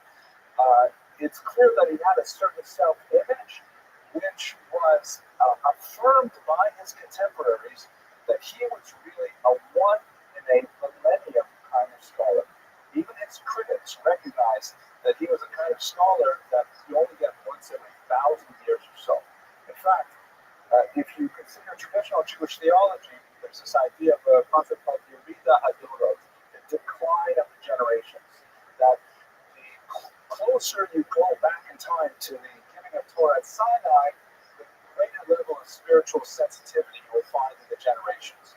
And that with each successive generation, there is a slow deadening of that sensitivity that results in a weakening of morale, of discipline, a weakening of the ability to penetrate the mysteries of the Torah. And as a result, there are certain kind of boundaries, like geologic boundaries, like what they call the Mesozoic age or something like that, or the Mesopotamian age, who knows. But I'm making it, I should just edit this out, right? Rodriguez? Yeah, I think I should. Okay, at any rate, so we have this idea that the older generations overrule any later generations. And to illustrate this, the Vilna Gaon, who was an Acharon, who lived in the latest period, he was considered of a high enough level that he could dispute a Tana, which means 2,000 years earlier. That his authority was so great, he could overrule Rashi, Tosfot, and in fact, he went out and simply disregarded them and stated his own opinion, even though it was in complete contradiction to medieval opinions. I know that's a little bit kind of detailed for those of you who might not study Talmud extensively, but within the yeshiva world, the audacity of it is incredible. No one else got away with anything like that. Okay. So he married at age 18 to a woman named Hannah, who would later bear him 8 children, most of whom survived to adulthood. She would die several decades later, and he would remarry with her. But almost immediately after their marriage, he went on one of his many frequent exiles. This was a favorite feature of many of the great rabbis of that era, where they would simply take themselves and wander Europe anonymously for various purposes. And the Gaon never left a lot of details about why he did this, but typically these kinds of things were motivations for personal repentance, self-reflection. When you go someplace where you're not famous, not well known, then people don't give you the same kind of respect that you want to have in your hometown. It breaks complacency, things like this. In some cases, he went to see old rabbinic manuscripts to try it, because one of his major scholarly activities was amending texts. He believed quite often that there were errors in the Talmud, errors in the Midrash, and so on, and he would quite regularly simply remove passages, amend them, change them, and so on. Usually on the basis of manuscripts, but quite often simply on the basis of logic. That he would say, I don't believe the text is correct here, it has to be changed to meet this things. So he wandered and left his wife for very long periods of time, and throughout, he maintained a very, very arm's length distance from his children. One of his his sons, Abraham, recounts a story about, no, sorry, it was Shlomo, I believe, recounts that, he was ill, the child was ill at some point, and the Vilna Gaon nevertheless picked up and went on one of his many journeys. And then when he came back and they asked, no, you're back so soon, he says, yes, I went into a Beit HaMerkatz, into a bathhouse, where it's forbidden to think about Torah. It's a place where you're not supposed to. And so since I'm not allowed to think about Torah, I thought about my family. I said, oh yeah, the kid who was sick, I wonder how he's doing. And therefore he came back home. When I read this in one of the kind of glowing hagiographic biographies from the Gaon, there's a little footnote that says, essentially, kids, don't try this at home. We don't understand this kind of behavior, but nevertheless, it's a story that's repeated by the child himself and by his biographers, and it gives you a sense of how divorced he was entirely from even the realities of his own family. He used to quote a passage in the Talmud that says, for the sake of Torah, one must be like a raven to one's own children, meaning cruel and tear yourself from them in order to immerse yourself in Torah. Again, a very hard value to totally understand, but we see that he applied it definitely to his own. During this period, Vilna's Jewish population was declining and was having extreme financial difficulties. But with his return in 7, after quite a bit of wandering, with some periodic visits back home, that marks a turnaround in Vilna, which coincided with his rise to extreme prominence. So let's see what I got here. It was during this time that he sat himself down in Vilna. He received tremendous financial support from much of his family, his extended family. Contrary to popular opinion, it was not until near the end of his life that he received any communal funds for his studies. He was privately supported by several family members in particular. And he sat down in this closed environment and spent all of his time focused on writing texts. He was especially interested in the ancient texts, and there was not a single bit of the Jewish corpus of literature that escaped his pen. He regularly wrote marginal notations, which indicated emendations of the texts I mentioned earlier, and very highly concise, with tremendously economical use of language, criticisms of the text, questions on the text, and to give you a sense of the kind of things he would write, he often didn't even write in full sentences. He would just write the reference marks to other passages elsewhere in Jewish literature, and if you went and looked up all those passages, then you would figure out the question that he had in mind, followed by the answer that he provides. So he didn't even bother fleshing it out for the reader. He assumed that if you are strong enough to read his writings, then you must have had an extremely advanced background just to be privileged to understand the questions. He was definitely not a populist, definitely not someone who reached out to the common person. His writings are really focused on scholars at a very high level. I myself have great difficulty studying the works of the Gaon. I have studied several of them long before I did research for this talk, and I find them highly cryptic, and I'm maybe a little bit above average in terms of my background, and it's still incredibly hard for me. There are people who do understand them, though. Not surprisingly, during his lifetime and in the 50 years after his passing, his images, wood blocks and lithographs of the Gaon were far better sellers than his books. Everybody wanted a picture of the Gaon in their home. Hardly anyone bought his books because they were just too complicated to understand. But he nevertheless served as an ideal, an image of what a Torah scholar was like. Okay, let me pause for a moment for questions. Then I'll take a back copy. Yes, please. His language, he wrote in Hebrew, rabbinic Hebrew. He spoke Yiddish. There's some evidence that he knew German as well, and he once commissioned a translation of Euclid into Hebrew. He liked people who studied the classics from other languages, and he promoted the study of, for example, mathematics in Hebrew, or whatever language is accessible. Please.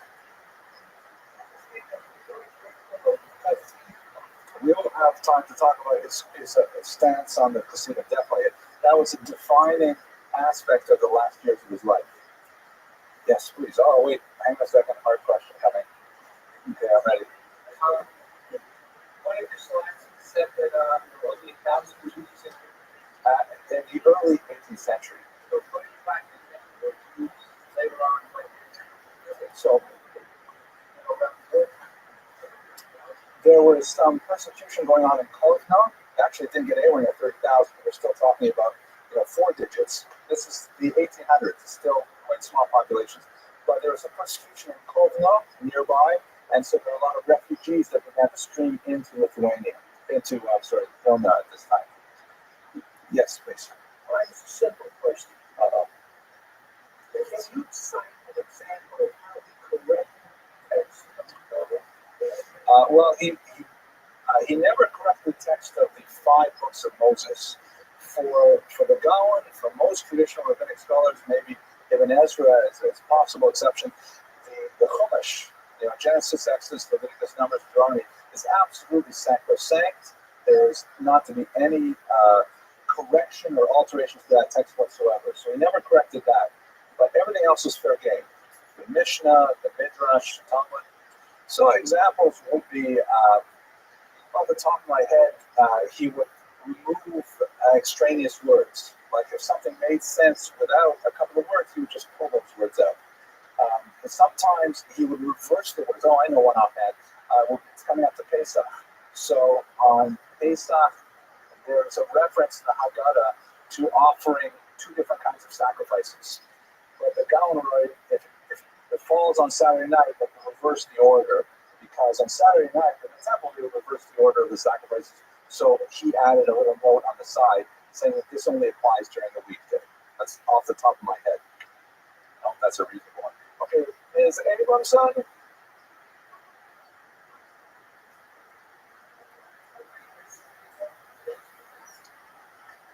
Like, how did he get so famous? That's really a tough question to answer. I think it's because people were looking for a hero, and he was absolutely a hero. When it comes to the Torah, he was a giant of Torah. There was no one to come close to him. Here is a child, 7 years old.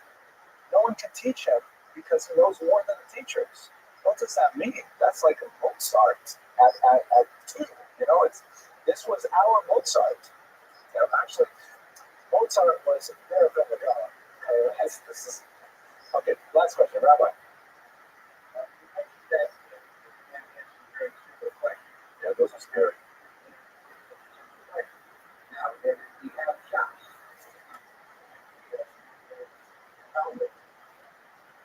Can you say anything that can help it? Then I want to make the choice. If you don't mind, I'm gonna ship one of those. First of all, I can't cite one from the Talmud off the top of my head because I usually don't study the Haggadah Sagrah Talmud. And in terms of points, I only have time for questions, so I think I'm gonna. I still have half an hour though. Ask me after half an hour. I'll take one last question. I know, but please make your point in 30 minutes. I'll appreciate it, please. 8. Okay. Let's go right to. Okay, here we are. So moving up. Now, his major contribution is the one that really was the turnaround that gave the Gaon, tremendous popularity, and just simply cemented his reputation, was a commentary called the Biur, which simply means in English the commentary. It is a commentary on the Code of Jewish Law, the Shulchan Aruch, but it had a very interesting kind of focus that, without fanfare, completely altered the trajectory of learning as it had been expressed up until the 18th century. Specifically, the Vilna Gaon completely rejected the modality of study known as Pilpul. It was very popular from the 13th to the 15th century in Poland in particular, and had gone into an archaic and kind of vestigial stage by the 18th century. What was basically the term in English means pepper, and it is a form of mental gymnastics where you start with the assumption that everything has to absolutely fit together perfectly, whether it is a 3rd century Mishnaic text, a 5th century Talmudic, 10th century passage in Rashi, a 13th century passage in Tosfot. Everything has to magically intertwine, despite the fact that the over 1,000-year confinements by hundreds of different basic idea, everything has to fit. It's a very difficult proposition. Therefore, what you'll say is pose a question that exposes a contradiction, and then you will provide an answer that resolves that contradiction. But then you pose another question that challenges your solution, and so you pose another solution, and this can go on for 10, 12, 15 different questions. And by the end of it, your head is spinning, and you could have just started mentioning, you know what, they have different opinions, and maybe Rashba and Mikvah simply don't agree. Why do you have to say that they agree by twisting the words into pretzels? The Vilna Gaon felt that Pilpul, while it demonstrated tremendous mental acuity to create these kind of harmonies where they did not necessarily exist, the Vilna Gaon felt that we have to just stop all of that, and we have to go back to the text itself. What does it say? What is the actual truth of the statement? So the way he countered Pilpul was by completely ignoring it, refusing to engage in any kind of casuistry like this, and simply going straight to the text itself. So he did this primarily on the code of Jewish law by privileging the Talmud as its source. And I'll explain to you how this relationship here. So if you look at the Talmud and the codes, basically let's look at the 3 documents. The first one here is the Talmud, which we have talked about in previous classes, but just to give you a quick refresher, this is essentially a massive commentary on the Mishnah. It was written in Babylon in probably the 5th or 6th century, and it was based on oral testimonies that were memorized and then later put into writing. There is a second Talmud written earlier in Israel, but it's not considered quite as authoritative. The Talmud is non-linear. It is not organized according to the Greek formulation that we're accustomed to, with chapters and headings, subheadings, and so on, kind of a logical flow of ideas. It's a long stream of consciousness document that can follow from one tangent to another tangent. Tangents are the norm rather than the, what's the opposite of norm? Exception. Thank you, Rabbi. I appreciate that. And it's an incredibly complicated document that requires a tremendous amount of training in Aramaic, and it's a coded document, very, very terse language. They have to memorize all kinds of, specific little code phrases and fill in large. It's a very hard book to study. There was a tradition of medieval commentators. The Rothschild and the Rabbi are 2 commentators from the 13th century who are especially important, that basically follow this approach of just trying to break it down and understand what is the text saying, but they were ultimately ignored as Pilpul developed in the Ashkenazic world. Pilpul was also heavily dependent on study of the codes, which had really displaced the Talmud as the principal source of learning at this time. Now, what are the codes? Since the Talmud is, by our Western sensibilities, very disorganized, there's it is highly organized, but just not in a way that we understand it normally. The laws are scattered throughout this entire document. And beginning with Maimonides in particular, in Mishnah Torah, there was an attempt to collect all this information and organize it so you can look up anything you want simply by following the index or the table of contents. The Talmud, of course, has no table of contents. That would be kind of absurd. And the index would be as big as the book itself because everything is scattered about throughout the text. So these codes, the most famous of which was the code written by Rabbi Yosef Karo, the Shulchan Aruch, is an attempt to take all of this massive amount of information in the Talmud and then put it in a much more logical format. During the 15th century, in particular in Poland, Talmud was hardly studied at all, and the codes received vastly more attention. The Talmud was consulted only to kind of support the whole Pilpulistic enterprise, and it simply was considered a secondary document altogether. Even though some of the most important commentaries, like the Beis Yosef on the Torah, also focused on the Talmud really became kind of the stepchild of the entire process. And at this point, this is where the Gaon steps in. He writes this commentary called the Theor, which is on the code, the Shulchan Aruch, which has become the canonized text, but he clearly links it directly back to the Talmud. And he shows how every single word in the Shulchan Aruch is completely and totally dependent on a proper understanding of the Talmudic text.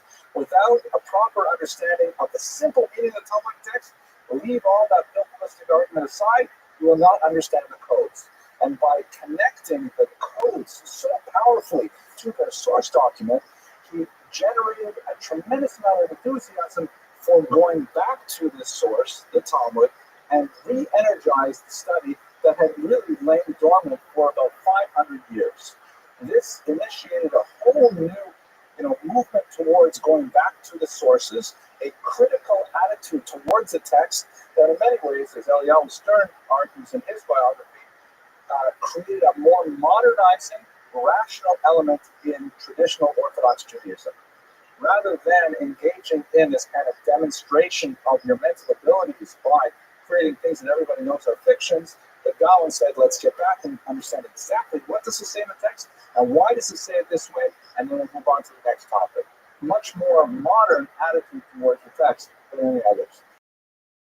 So this really was a revolution in learning, and it was when he began to accept students, when he emerged from his solitude, that the impact was really felt. Now, this was around 1758, when his father passed away. Up until this time, his relative Eliyahu Pesseles was supporting him, and his father was also a Talmudic scholar. And when his father passed away, the son, Eliyahu, the Gaon, received his father's share, so suddenly he had more material wealth. And as the Mishnah says, in Ein Kemach, Ein Torah, if there's no material support, there will be no Torah. For a study, Gaon was able to leverage some of this additional material support to increase his study of Torah, and in fact, he began at this mature stage to take in students. One of the assets that he received at this time was a study hall or a klois, kind of like a small Beit Midrash that was situated in highly desirable downtown Jewish Vilna, like they say. The Vilna Gaon always used to say location, location, location. I just made that up. He didn't actually say that, but right next to the synagogue of Vilna, he had his study hall. So he was clearly identified with the core of the Jewish population. At this point, as I mentioned earlier, the population had grown threefold, partially as a result of the refugees coming in from Kovno. But finally, now that he has a real formal place to study, rather than a small room in his apartment, he began to accept students, and he had dozens of students who would come to him and be bewildered by what he had to say, but nevertheless absorbed fractional elements of his teachings. So, and this also coincided with the economic recovery of the Jewish community. So these two things, the prestige of the Gaon attracting more attention and more population and more support, and also the increased wealth of this large and growing community created a circular effect, kind of a ratchet effect, where there was more Torah and more money circulating at the same time. Late in his life, because the community recognized him as the principal celebrity that was really bringing in a lot of attention to Vilnius, the Kehila, the official organized community, began to give a stipend to the Gaon, primarily to maintain his klois and his students, but he was bitterly criticized for receiving essentially a support from the community taxes, but we'll perhaps get back to that shortly. Now, it's at this time in his life when he slowly begins to get involved a little bit more in the outside world. And I'm going to pick on two specific aspects of his interaction with the outside world. These are perhaps the most famous. The second is going to be his relationship to the Hasidic movement. But perhaps more telling of who the Gaon was is the relationship he had with the the Hirsch-Wolf affair. It basically went like this. You have to understand that Cohen at this point, again, no official position whatsoever. He's not the rabbi of the synagogue. He's not the head of the yeshiva. He's just an independent scholar that is universally recognized as being brilliant beyond bounds. And so when he speaks, he's like I said, untouchable in terms of he's incorruptible because he has no relationship with any power base whatsoever. He also was disdainful of the organized community when he felt that would be appropriate. So his voice was extremely influential. And it happened that the son of the newly elected head of the Kehillah walked into a Catholic church at age 17, and he converted to Christianity. This was a bit of a shanda, the son of one of the wealthy members of the community, the president of the Kehillah, walks into a church and converts. We don't know exactly why.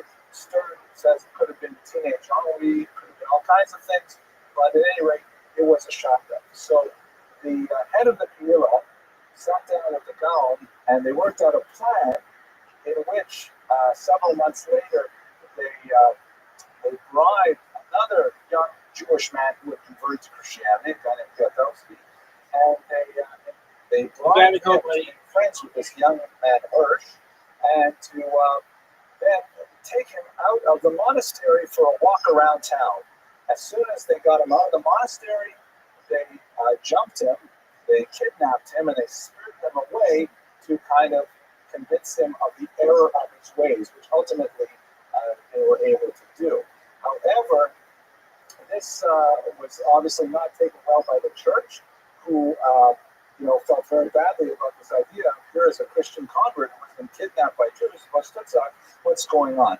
I should mention, by the way, in this context, that this is a very, very difficult period of time for the Jews, where there is widespread kidnapping of children by Catholic priests or by zealous Catholic lay people. The most horrific story of which is that of Edgardo Mortara, shown here, who was a 6-year-old boy, 8-year-old perhaps at the time. This is later, this is already in the 19th century. He was living in Bologna, Italy, and he was ill when he was a 2-year-old boy, and so a very well-meaning Catholic maid was worried that young Edgardo would die of his fever, and so therefore she performed an emergency baptism on the young child. And the child recovered. Now, an emergency baptism was considered acceptable to the church at that time, taking some holy water from the church and sprinkling on his forehead, announcing a certain formula, and then the child recovered. Nothing happened, but a few years later, when the child was about 6 or 7 years old, she happened to mention to the grocer, "Oh, by the way, yeah, I performed an emergency baptism on little Edgardo." And word of this got to the Inquisition, and the Inquisition showed up at the door of the Mortara home, and they took the child away, and he was never returned to the family. At age 19, he was emancipated from the church, but he had elected to become a Catholic priest on his own accord at that point. But these kinds of stories were happening throughout Europe, where children were, on the flimsiest of pretexts, simply being removed from their families. And it was something that was great pain to the Jewish community. So returning to the Hirsch affair, they kidnapped him, they smuggled him away, and ultimately he decided not to rescind his newfound Catholicism. But the Catholic Church was quite upset, and they rightly suspected the Gaon of being involved in this affair, because nothing could happen in the Jewish community without the Gaon giving his stamp of approval to it by this point. So they interrogated him, and the interrogators report that he behaved with the arrogance of a head of state, and he completely refusing to even acknowledge their presence, and being completely, like Malchus, like kingship, refusing to even discuss the affair with them. He and the father, the head of the community, were jailed as a result. It happened to be during the holiday of Sukkot, and Ramadan held the opinion that one should sleep in a sukkah at that time, and since he was, of course, in jail, not able to sleep in a sukkah, he said that he remained awake all night, pacing the pacing the walls of the cell to try and avoid sleeping outside of the sukkah. Of course, the sukkah is 8 days. I don't know exactly how he managed it, but he was jailed for quite a while, and ultimately they released him for lack of evidence. A few months later, it happens they found the other young man, the one that they had bribed, and they arrested him. And he was jailed for several months, and he had to suffer public flogging every Friday, 100 lashes for his crime. But anyway, this is one indication of how the Gaon got involved in a criminal issue, hatched a plan. The plan was successful, and he was willing to take the rap for it by going to jail. More seriously, however, in more lasting impact is his relationship with the very Hasidic movement. This is an image of a very famous, iconic image of Rabbi Zalman Ziadi, a younger contemporary of the Vilna Gaon, the founder of the Chabad movement. We spoke about him a couple of weeks ago, known as the Alter Rebbe. So the Vilna Gaon had, to put it mildly, a very critical attitude towards the Hasidic movement.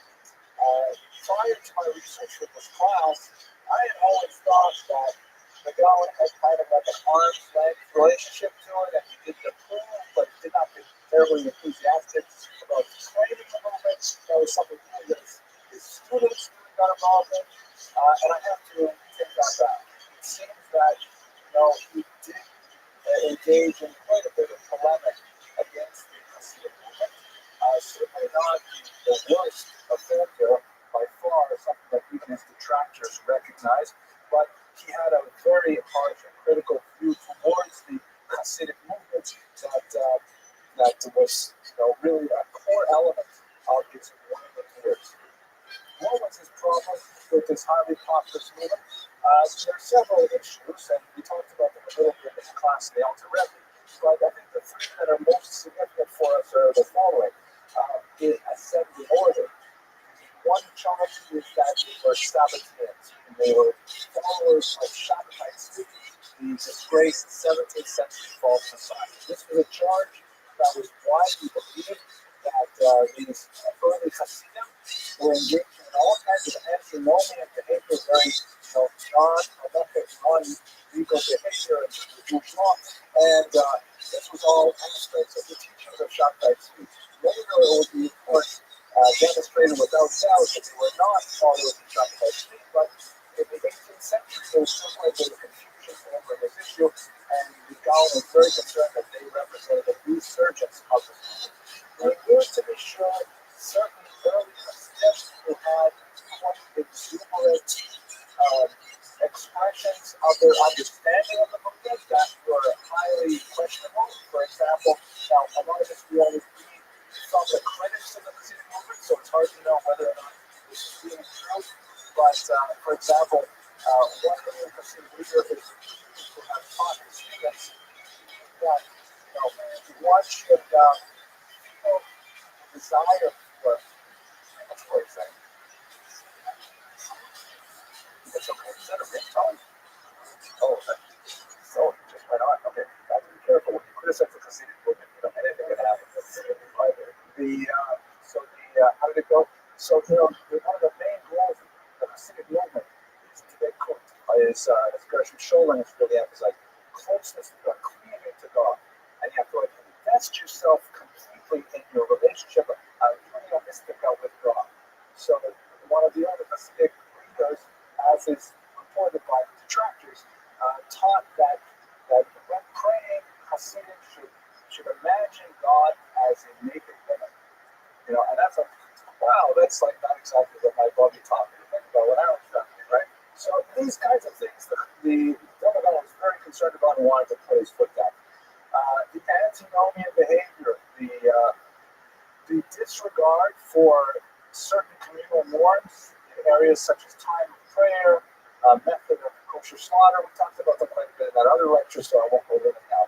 But perhaps the most important philosophical challenge that the Gaon objected to was the relative neglect of Torah study.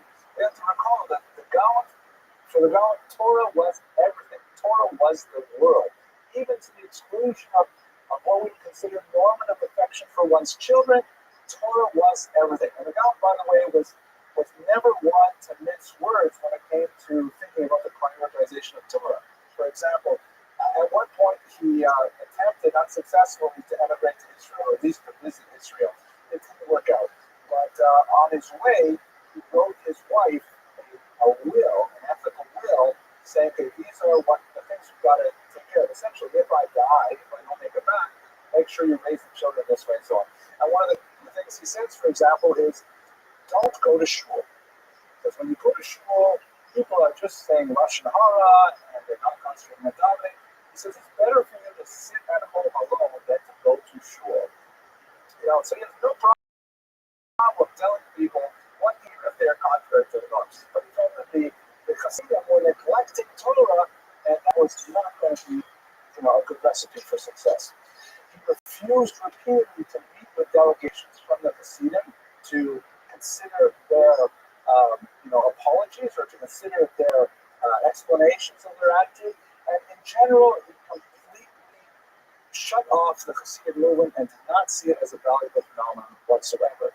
Now, the irony of all this is that his own social exclusion led him to misread Hasidism as a Sabbatean movement and perhaps to underestimate its much larger impact on the Jewish people, because after all, here we are 200 odd years later, and the Hasidic movement is huge and growing and very vibrant, and it's hard to say that they're not mainstream within the larger Orthodox camp.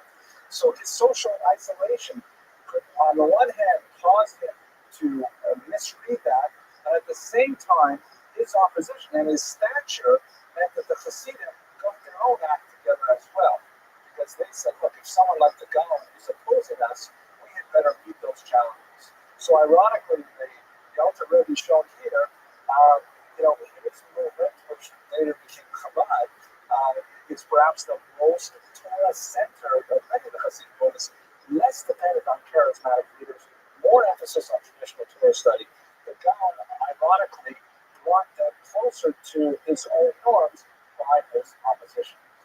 So what ended up happening?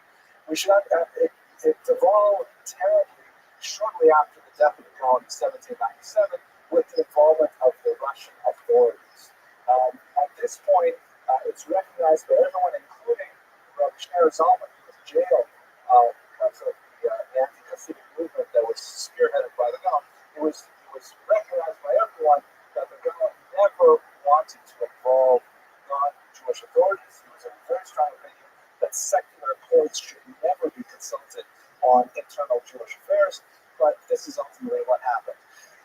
The region of Poland might have fell apart in the 18th century for reasons which are too complex for us to go into, but Poland was divided between its three neighbors in three successive partitions. Vilnius here was taken over by Russia, along with what would be White Russia or Lithuania, and right bank Ukraine, and a little bit more of the region of Belarus. These areas were taken over by Russia. And so at the end of the Vilna Gaon's life, the Jews of Lithuania found themselves under Russian authority. The Russians had no conception of any of these internal politics, especially because there were no Jews in Russia before 1772 at all. It was closed to Jews. And suddenly, the Russian authorities were confronted with a really intense battle between the followers of the Gaon, who became known as Nagdim, or opponents, and the Hasidim. And it went to this man, Mikhail Kutuzov, who was more famous in world history by being the general that defeated Napoleon. Together with his colleague General Winter, they were able to take down Napoleon in his advance to Russia, made famous in Tolstoy's War and Peace. So anyways, this guy Kutuzov is the Russian governor of Lithuania. This is not Jewish exactly. And in 1798, what happens is there's this man named Yehuda ben Eliyahu, who's a chassid, who complains that to the governor that the traditional Mitnagdim in Vilna are abusing the Hasidim in town, that they're not treating them properly. So he hears this complaint, and Kutuzov is trying to figure out, first of all, this is the first time we got Jews in the country, and second of all, I'm getting this complaint that one group is treating another group badly. Okay, so he didn't do too much about it, But then what happens is in 1800, 2 years later, Victor Ben Chaim, who was the Mitznagdic chief rabbi of Pinsk, he writes this long diatribe to the Tsar, Peter I, saying, and it's a long theological, economic, polemic, saying that the whole thing that's wrong is those Hasidim, and they are representing a very corrosive element, and they are contrary to the Tsar's wishes, they're going to undermine the authority of the Tsar, and so on. So since the Tsar gets this treatise in the mail, he sends a note to Kutuzov and says, could you please look into it and straighten out what is going on with those Jewish people, and what do they call it? Hasidim? Yeah, Hasidim too, but who are they? Like, go find out, and so Kutuzov gets involved in this, and he arrests people left and right. This is when the Alter Rebbe was arrested. Kutuzov can't figure out, like, what is this all about? Why? You know, and he says that nobody ever paid attention to these fights before, and they have some really bizarre interrogations of these rabbis in prison. Ultimately, they end up releasing them because, you know, what can you do? It's just an internal fight over religious doctrine, but it's certainly, you know, cemented the fissure, or I shouldn't say that, it's certainly widened the cleavage between the Hasidic and the Lithuanian movement, and that is still felt and even commemorated to this day. For example, the Chabad movement celebrates Yud Tet Kislev, the 19th of the month of Kislev, before as the anniversary of the release of the Alter Rebbe from prison. Okay. One last detail, and then we're going to close. I'm sorry, we might be a couple minutes late tonight. The last major impact that the Gaon had was the establishment of the yeshiva in Volozhin.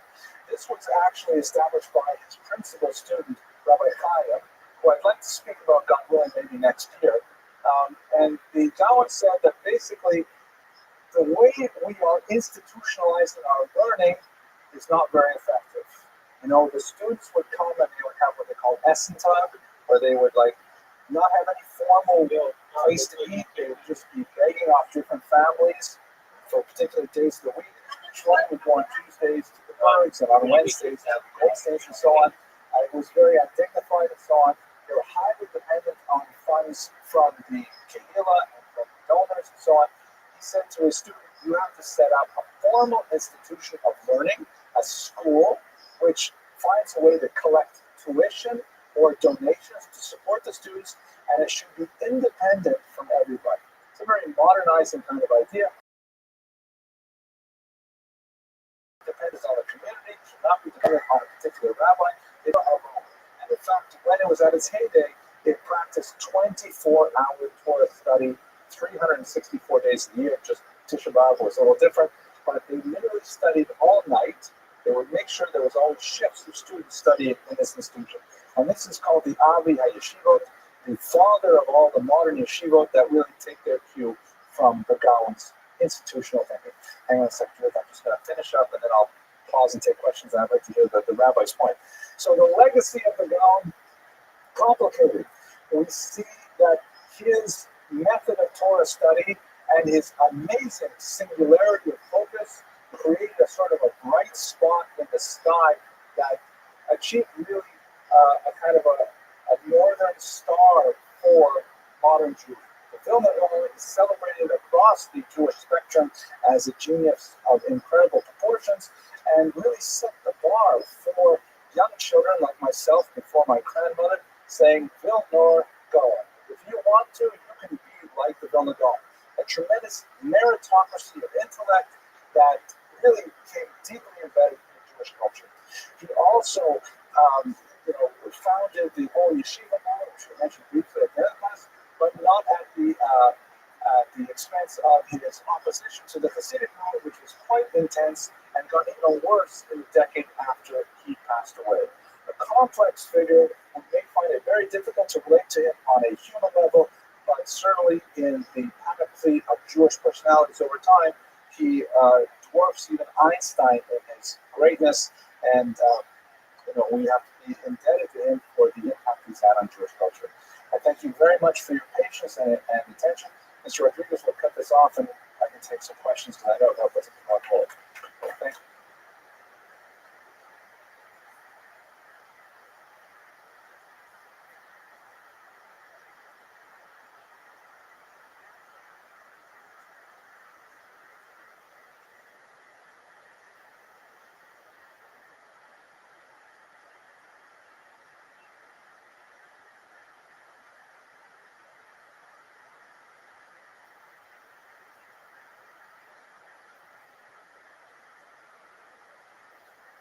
thanks to the ingenuity of Mr. Rodriguez, it looks like we will have the presentation. Look at that, it is going to come up there. Hopefully we'll get it right. We're still fiddling a little bit with the image, but our topic tonight is a fascinating one. We're going to look at the life and works of Rabbi Shneur Zalman of Liadi, a very important individual who is the founder of the Chabad Hasidic movement. The only tricky thing is that I don't have an image of it, so I'll have to turn around and look backwards as I do this. Okay, I have a feeling this one is not going to last. Yeah, but hopefully you'll enjoy it tonight. Oh, look at that, making progress. We got some color there, right? Okay, so now you're going to have to push the little arrow button to go to the first slide. Okay, the arrow button on the right-hand side. You don't see, just touch the right-hand side. No. Just touch the right-hand of your screen. There we go. Okay, we're and blank. Again. Okay. There it is. Already. Touch it twice more, please. Next time. Okay. So the figure we're looking at, this iconic image, I'm sure you've seen it, so many other representations. In fact, one of the fascinating aspects of the Chabad movement, which is fundamentally a modern movement, it's an 18th century movement, is that they were one of the earliest Jewish movements to really capitalize on the iconic value of imagery. And one of my colleagues at Terrell College in New York wrote a brilliant thesis on the visual culture of Chabad, in which they really capitalized on the power of having a physical image of a particular Rebbe or a symbol, logos, and so on to carry the message across. This is a very famous image of our subject, real kind of expression, looking upwards to the sky, very saintly kind of mind. Especially fascinating is we happen to have in this synagogue a direct descendant of the altar Rebbe. Would you please show us a picture of him, Mr. Rodriguez? There he is, Rabbi Aryeh Citron, who is a phenomenal Talmud Chacham. He's one of the main Baal Torah here reads the Torah. As you can see from this image, he looks a lot like his ancestor. The same kind of a face and beard and the kind of raised eyebrows early. Just put one more time. There you go.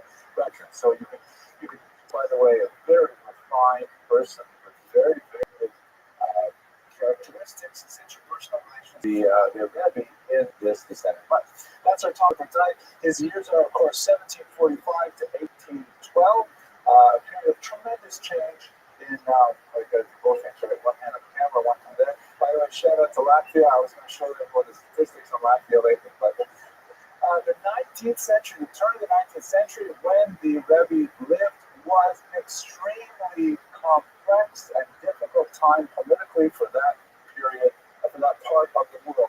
And Jews were caught up in some of the most significant geopolitical events of several hundred years. Give us a next slide, please. The most significant element to begin with were the partitions of Poland.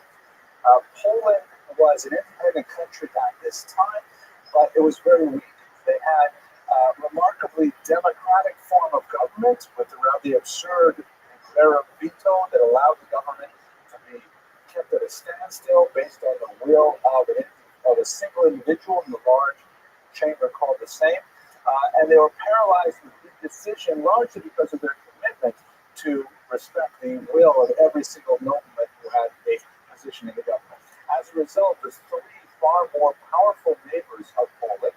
That is to the west, Germany, to the southwest, Austria, and to the east, Russia. So depicted here, you see Catherine the Great on the left, and the Austrian and German officials. They simply decided to carve up little Poland between the three of them. Largely without much violence, they simply said Poland is too weak to exist. We will each take a chunk of Poland for our own countries. Next slide, please. So you can see that Poland here was successfully divided in three partitions, which removed the Jews from Polish control, where they had lived with great peace and harmony from the 12th century until the 18th, and suddenly gave Russia the world's largest single concentration of Jews, which was great for the availability of Chinese food, but was a tremendous challenge to the Russian government because they had, since 1479, declared the entire country Yugoslav, free of Jews, and so they had to come up with a lot of legislation to learn how to cope with this massive influx of Jews. Yes, Judith. Because of my short sight, that there were those in person, Yes. or they accepted this large concentration of Jews. And our question is, why do they take that particular segment? If you're not enough, why do No. they So it's obvious. They took the part that was geographically closest to them. So they moved from Russia westward. That's why. So it would not make sense for Russia to take, the Congress way over here at first. Right. Everybody takes as much as they can. Yeah. To the south, yes. This is Ukraine, right basket of Europe. So the right bank of the Dnieper is also very heavily populated by Jews. There are Latin for the Polish noblemen and so on. So it's an interesting time, and in another context that we talk more about the politics of it. Catherine II was an unusual tsarina who decided to extend the tremendous amount of rights to Jews at the time.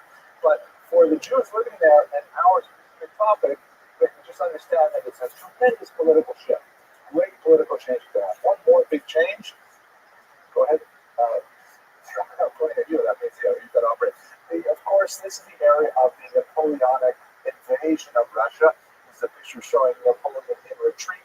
Russia eventually defeats the French invasion. They had a brilliant soldier known as General Winter.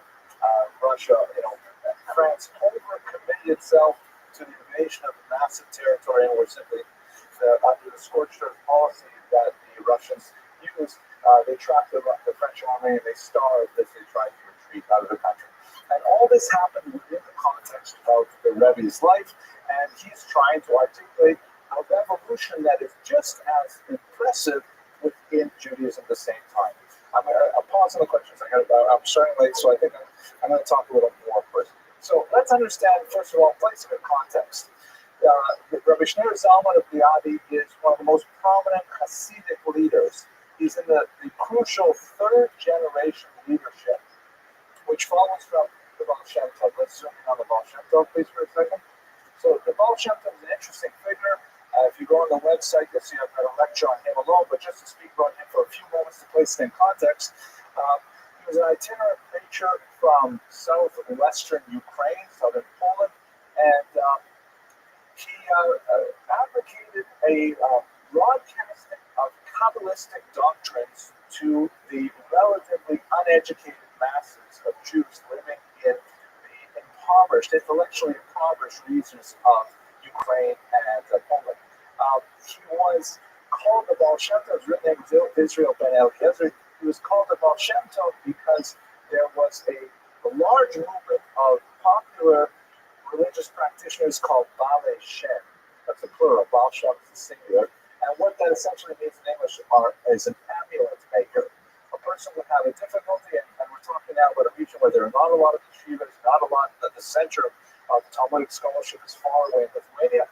You would have a problem with your business, with your marriage, trying to find a shidduch, trying to have a baby, all kinds of things. You would go to one of these itinerant preachers, and you would pay a certain amount of money, and they would write for you a handwritten amulet, usually invoking the names of various angels and Kabbalistic discussions, and you would take that amulet, you would put it under your bed, or put it in your hatband, or put it in different places, and it would be like a segula. It would be kind of like a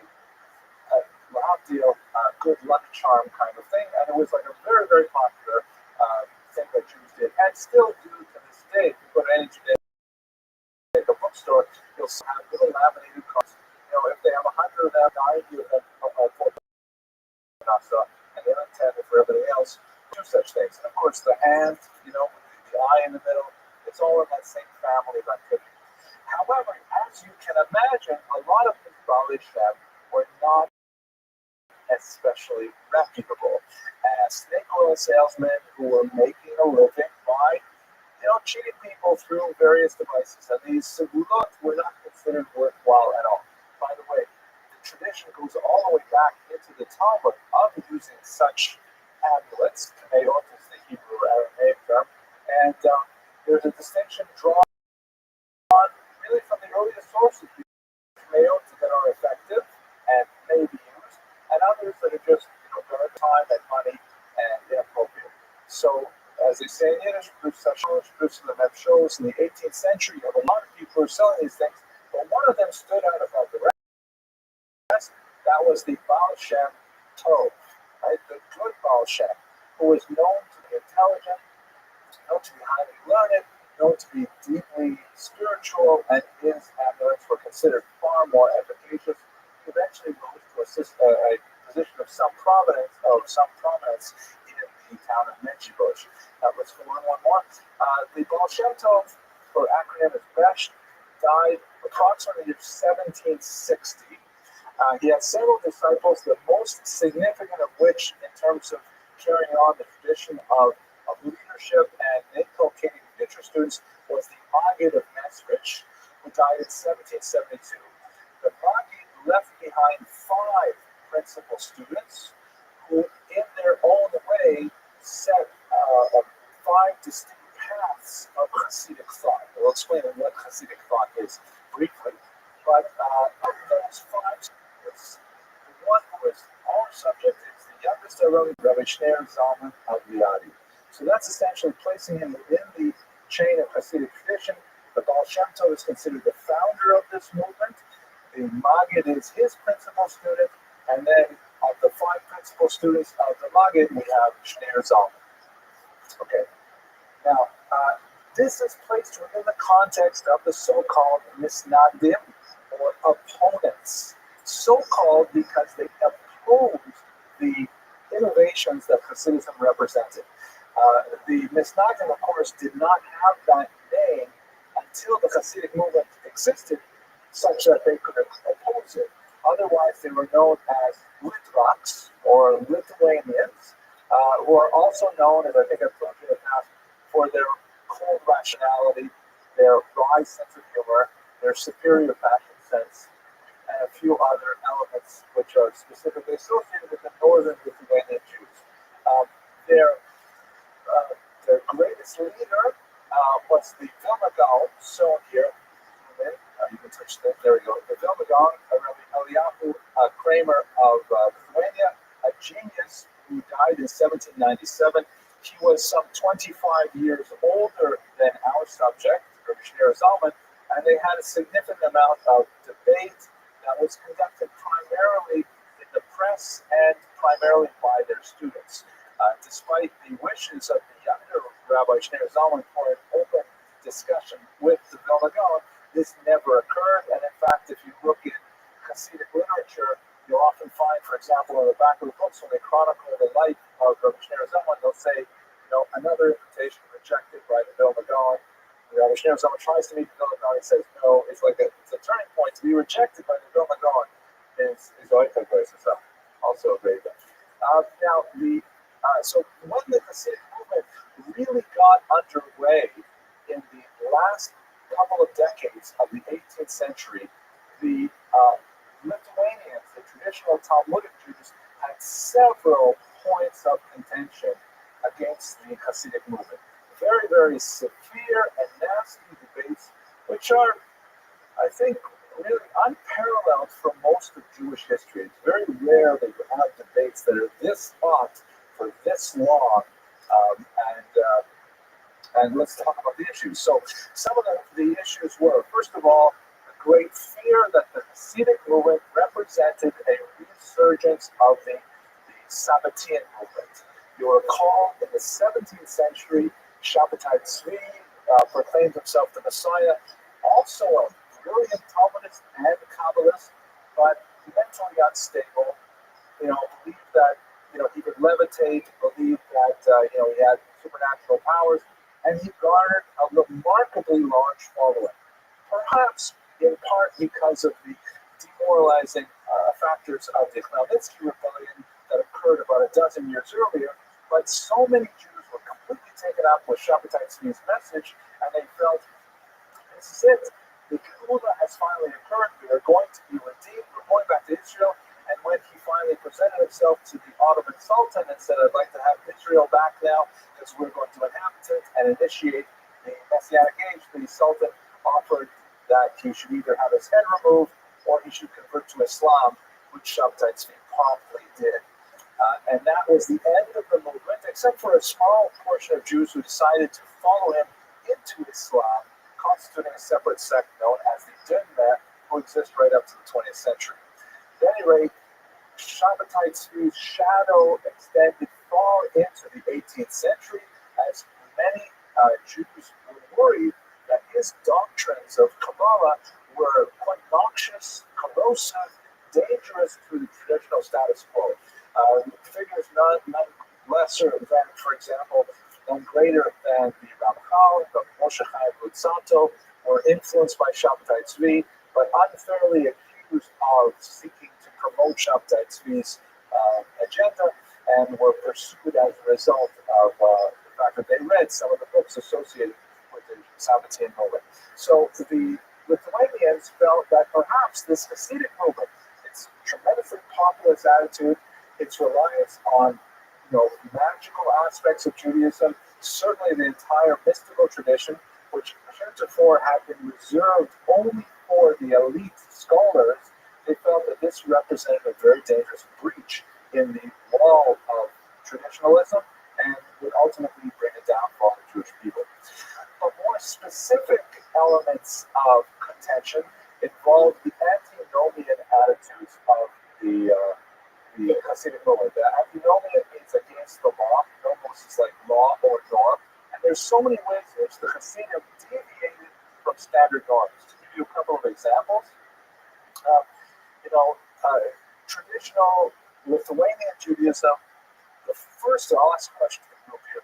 When you're studying Talmud, there's always one question that comes before anything else. Whatever subject you're studying in traditional Lithuanian Talmud, there's one question that comes up first. What is that question? To give you an example, it says you have to fast on Yom Kippur. What's the first question? No, the Talmud doesn't ask what. How long? Excellent. That's it. What is the shiur? What is the measure? So you have to fast on Yom Kippur. Okay, how long is Yom Kippur? When is Yom Kippur? What does fasting mean? Am I allowed to have a sip of water? Am I allowed to have like a pill that's intravenous feeding? We want to know the shiur, the measurement of it. That's the first question the Talmud asks. Never why. It says, okay, we have this mitzvah to do. How long is it? How big is it? Who is required? Who's not required? Etc. That's really the Talmud is all about that question. So one of those big issues is we have to pray 3 times a day.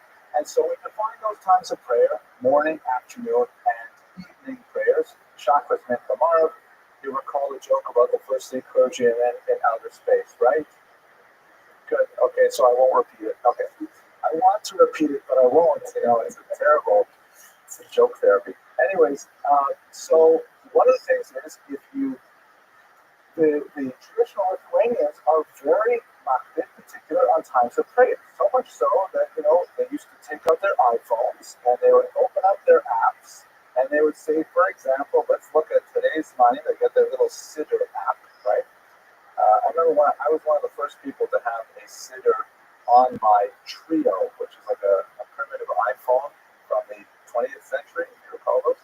And I was once at a conference and I was praying from my phone, and people thought that was weird. Then it started to ring. I was like, my Siddur. So here we go. The earliest time you can put on talis and tefillin now is 6:15 and 28 seconds in the morning. The latest time you can say the Shema prayer, according to the Magen Avraham, is 9 hours, 11 minutes, and 55 seconds into the day. The latest time you can put on tefillin is 10 o'clock and 19 minutes. Like, we're really big into these times. That's a really traditional Lithuanian way to be. You have to pray within these windows of opportunity. The Hasidim said, no, that's ridiculous. You drag yourself out of bed in the morning. You're still hungry. You're still groggy. You're schlepping all the way to Yam Israel. You chuckle away, but no one's paying attention. All you're thinking about is breakfast and stuff like that. That's not the way to daven. The Hasidim said what you should do. Get a good rest. have a little bit of a bite to eat. That's another thing. The Ashkenazi tradition don't eat before prayer, just drinking like coffee or tea to wake you up, but otherwise no. But you're so hungry, you're going to be thinking about food. Better, you should go to synagogue, settle the mind, even if it's late. You think God cares if it's later, He wants you to pray properly. And so, on the one hand, this represented kind of like a much more emphasis on the spirituality of prayer. On the other hand, it's antinomian. It's a new time. You're setting up something. These are not the rules. You can't call it baseball if you shorten the distance between the bases. So there was a lot of argument about these things. The Hasidim would retort, if the point is to cut down the trees, give the woodsman a chance to sharpen his axe. Give him the opportunity to prepare his instrument so he can do the task properly. Two different points of view. Kosher slaughter. New technologies evolved that fed into this fight. For example, up until this point, slaughtering was done with cast iron knives. Right? Remember cast iron, those pans and stuff like that? And it was a big deal to sharpen a cast iron knife. So Shoftim used to basically put up with the fact that to get the knife sharp, that was a really, really hard thing. And so if it was a little duller, that was okay. Even though that might mean that when the animal's being slaughtered, it involves pressure on the neck, which normally would invalidate slaughter. The fact is, it's very, very hard to get it so sharp. In the 19th century, steel knives became available, which were far easier to sharpen. Our knives today are stainless steel. They're far easier to sharpen, which is much better. You can make it really sharp. You don't have to press the animal's neck. But the thing is, when they're that sharp, very easy for them to become damaged. And if the knife has the slightest nick in it, that tears the animal's neck and also renders the animal unkosher. So the Lithuanians wanted to stick with the old technology, the old knives. The Hasidim said, no, we're going to do new knives. And so all of a sudden, there was a separate type of shechita called Hasidic slaughter. An argument, we'll see it has economic aspects. Another example, the attitude to learning, very important. Again, remember that in Lithuania, there's a huge emphasis on the meritocracy of learning, on the idea that everyone has an opportunity to gain status through Torah. You recall, I think I've said this not too long ago, there are 3 ways to get status in the Jewish community, right? What's the first way to get status? Money, always, right? Money works. Kesef Yanes, a call says Kohelet, money has living. The second way to get status, marry well, right? Or be born well, right? If you have lineage, yichus, if you have your important doggy and important sages on, that's another. But the only way to get status, which is devoid of your own merits, possibly, is through learning. I should say it the other way around. If you don't have money and you are not well born, then the only way to get ahead is through learning, which is what Jews did tremendously in Lithuania, but in southern Poland and in Ukraine, it was not happening. So this movement, the Hasidic movement, which was very populist, had charismatic rabbis who reached out to the people, and so many Jews felt, I don't have to put the energy into learning. I should put my energy into attachment to my Rebbe. I'm going to be a very devoted follower of my Rebbe. He will do the learning for me. I will just do what he says. And that was one of the, my computer might be starting up. No, it just shut down. No, it's coming back. Hold on. Okay. So and the argument there was Luther saying, no. You can't rely on the Rebbe. You have to be your own man in Torah. The Fox said, as it were, what do I need a Rebbe for? I have a sefer. Rather than the rabbi, I have a book. And the Hasidim said, what do I need a book for? I have a Rebbe. Now, the role of the Rebbe as a whole was also very complicated. Many of the Litvaks felt that the Rebbe acquired a kind of heretically inappropriate status for the average Hasid, and that the Hasidim regarded the Rebbe as almost angelic in nature, and that's someone that you could pray to. This was definitely a perversion of Hasidic doctrine, but nevertheless, it was one of those issues that divided the two communities dramatically. So these are the kind of fights that are happening. There is an important, Mr. Rodriguez, economic aspect to it. There's always an economic aspect. The we should recall that in the 18th century, most of Jews in this region lived within manor communities, manor towns that were owned by Polish noblemen. And it was entirely possible for a person to buy the position of chief rabbi of the town. You could purchase it. You could actually simply put in a bid and say, if I get this job, then I will pay the nobleman X amount of dollars every month. Do you think it's worth it going over to the computer? No. Okay, so let's stick with your. Thank you for having your iPhone there, Mr. Rodriguez. And this meant that you would have, and then why would a rabbi want to do this? Why would a person who might not even be a rabbi, why would they want to do this? Influence, power, right? But even before that, money. Thank you. So it's always money, right? The Abramson rule of history. Because they would then get a revenue stream from the kosher meat tax, from synagogue dues, from a whole host of things where a rabbi could, make an investment, get the position, then he's got the shtela, and he would collect all of these funds. What happens, however, if a rival charismatic populist Rebbe comes into town, and all the people start saying, hey, you know what? I love you, Rabbi, but the truth is, I've become Hasidic and I dug it at a later time, and I can't go to your shul because, it interferes with my davening time. And, Rabbi, I love it that you've been producing kosher meat for us for so long, but I've decided I want to hold the Hasidic standards and use the steel knives. So what's going to happen to the synagogue dues? What's going to happen to the kosher meat tax and so on? It creates an alternative revenue stream that undercuts the traditional Lithuanian community. And so there's an economic element to the fight which contributes to its severity. Okay, we really have to go now to Rabbi Shneur Zalman now that we've given you some of the context. As a youth, he was a traditional Lithuanian. In fact, he was known in the Hasidic world as the Litvak because he came from the Lithuanian cultural region. And as a youth, he exemplified many of the values of the Lithuanian style of Judaism by spending his time in rabbinic scholarship, in which he excelled. As a young man, he made probably the best decision of his life by marrying a rich woman named Sterna, who turned out to be exceptionally devoted to her husband. And after his conversion to the Hasidic movement, she stood by him despite the opposition of her parents. And there's quite a number of stories about Rabbi Shneur Zalman as his parents tried to dissuade him from leaving the traditional Lithuanian fold.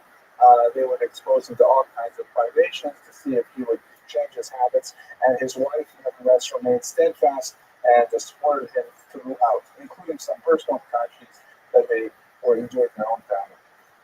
As a young man, he was exposed to the teachings of the Maggid of Mezrich, and he went to meet with the Maggid, and he spent some time in his court.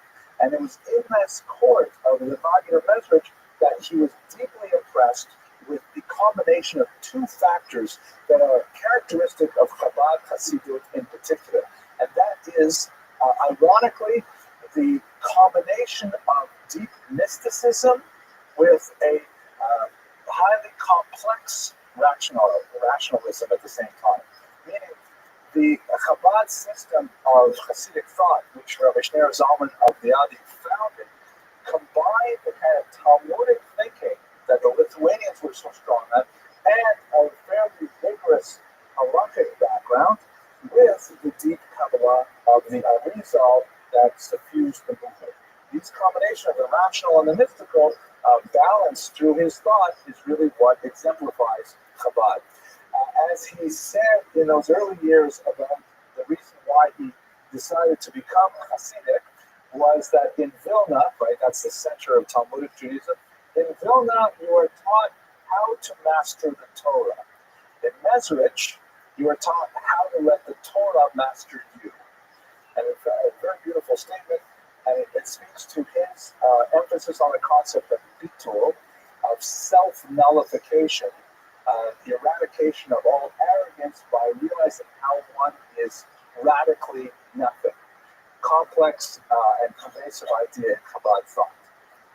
Mr. Rodriguez, thank you. Okay. Despite his youth, because again he was the youngest of the Maggid's disciples, he rapidly rose to prominence because he had a lot of the characteristics that the young Hasidic movement was seeking.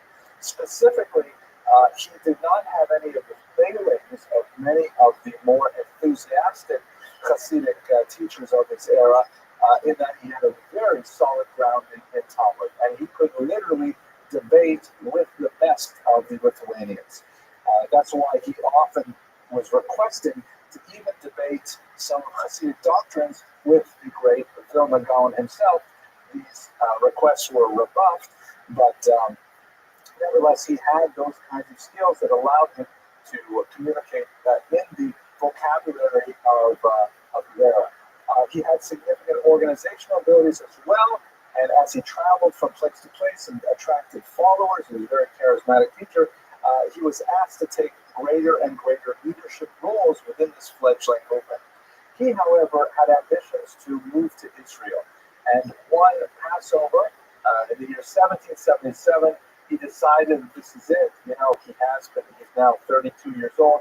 He decided he wants to make Aliyah to the Holy Land, and in fact, he left his town of Yoshna at the time and prepared to leave for Israel permanently.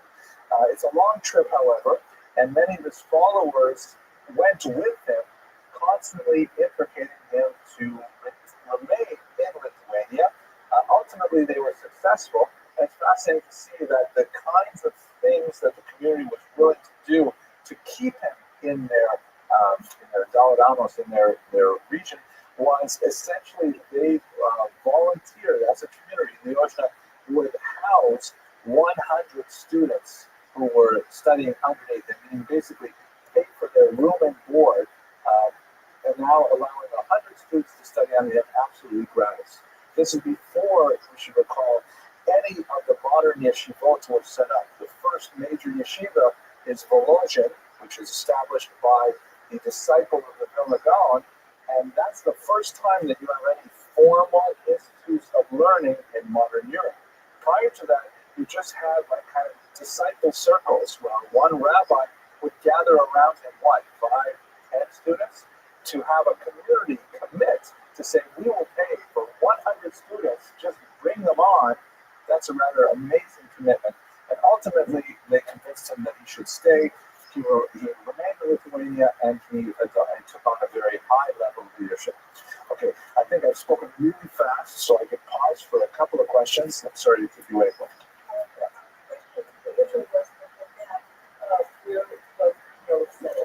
Oh, that's a good question. Shall we go back to the map? Well, actually, it's hard to do that. It's probably hard to go to the map. But basically, the Pale of Settlement, it had different boundaries.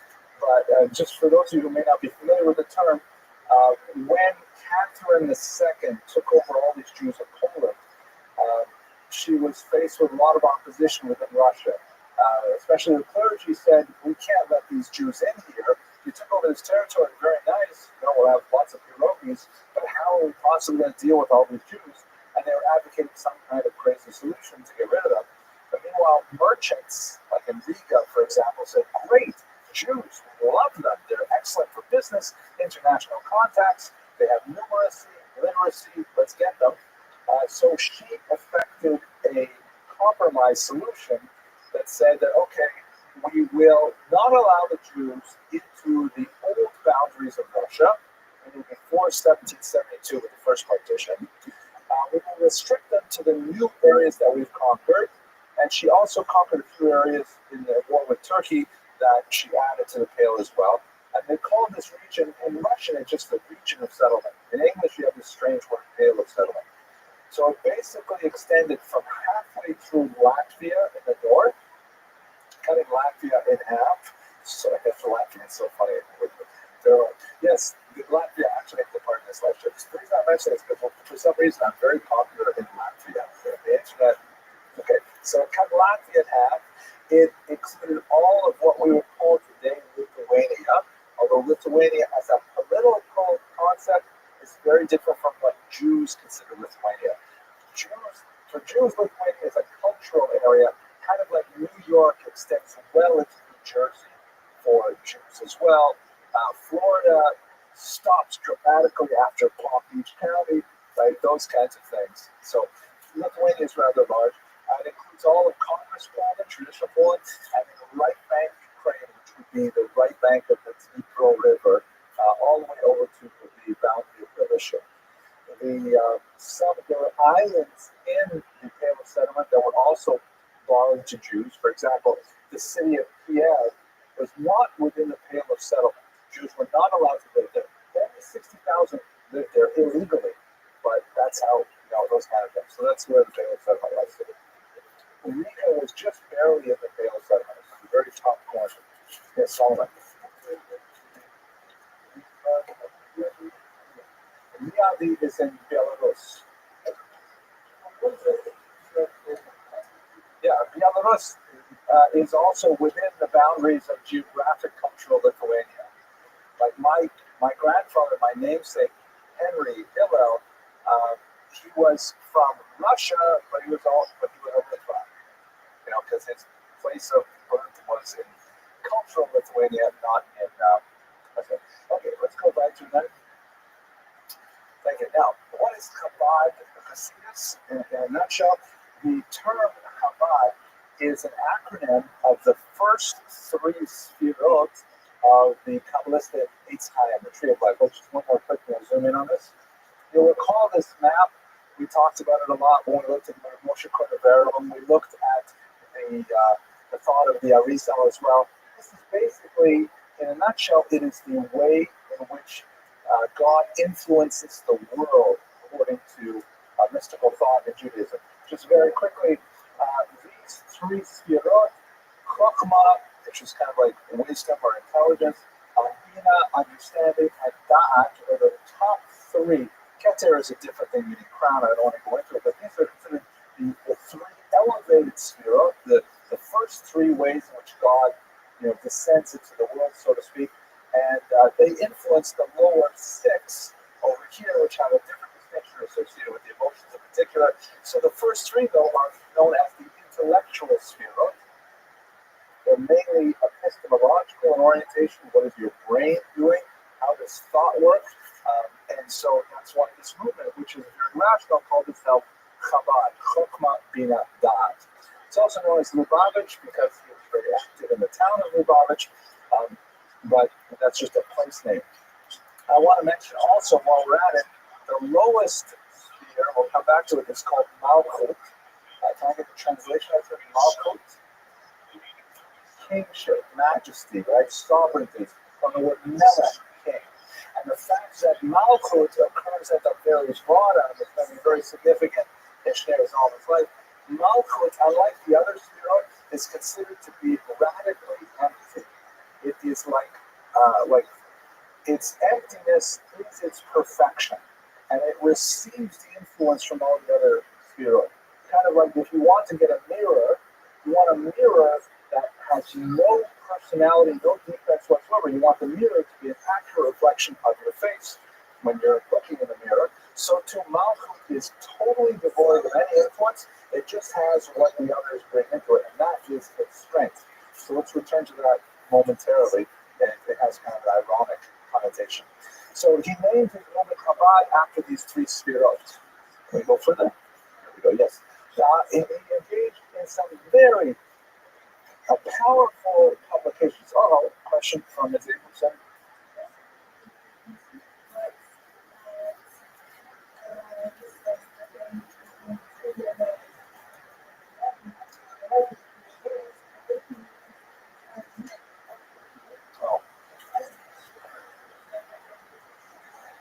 As always, a brilliant question, Ms. Abramson.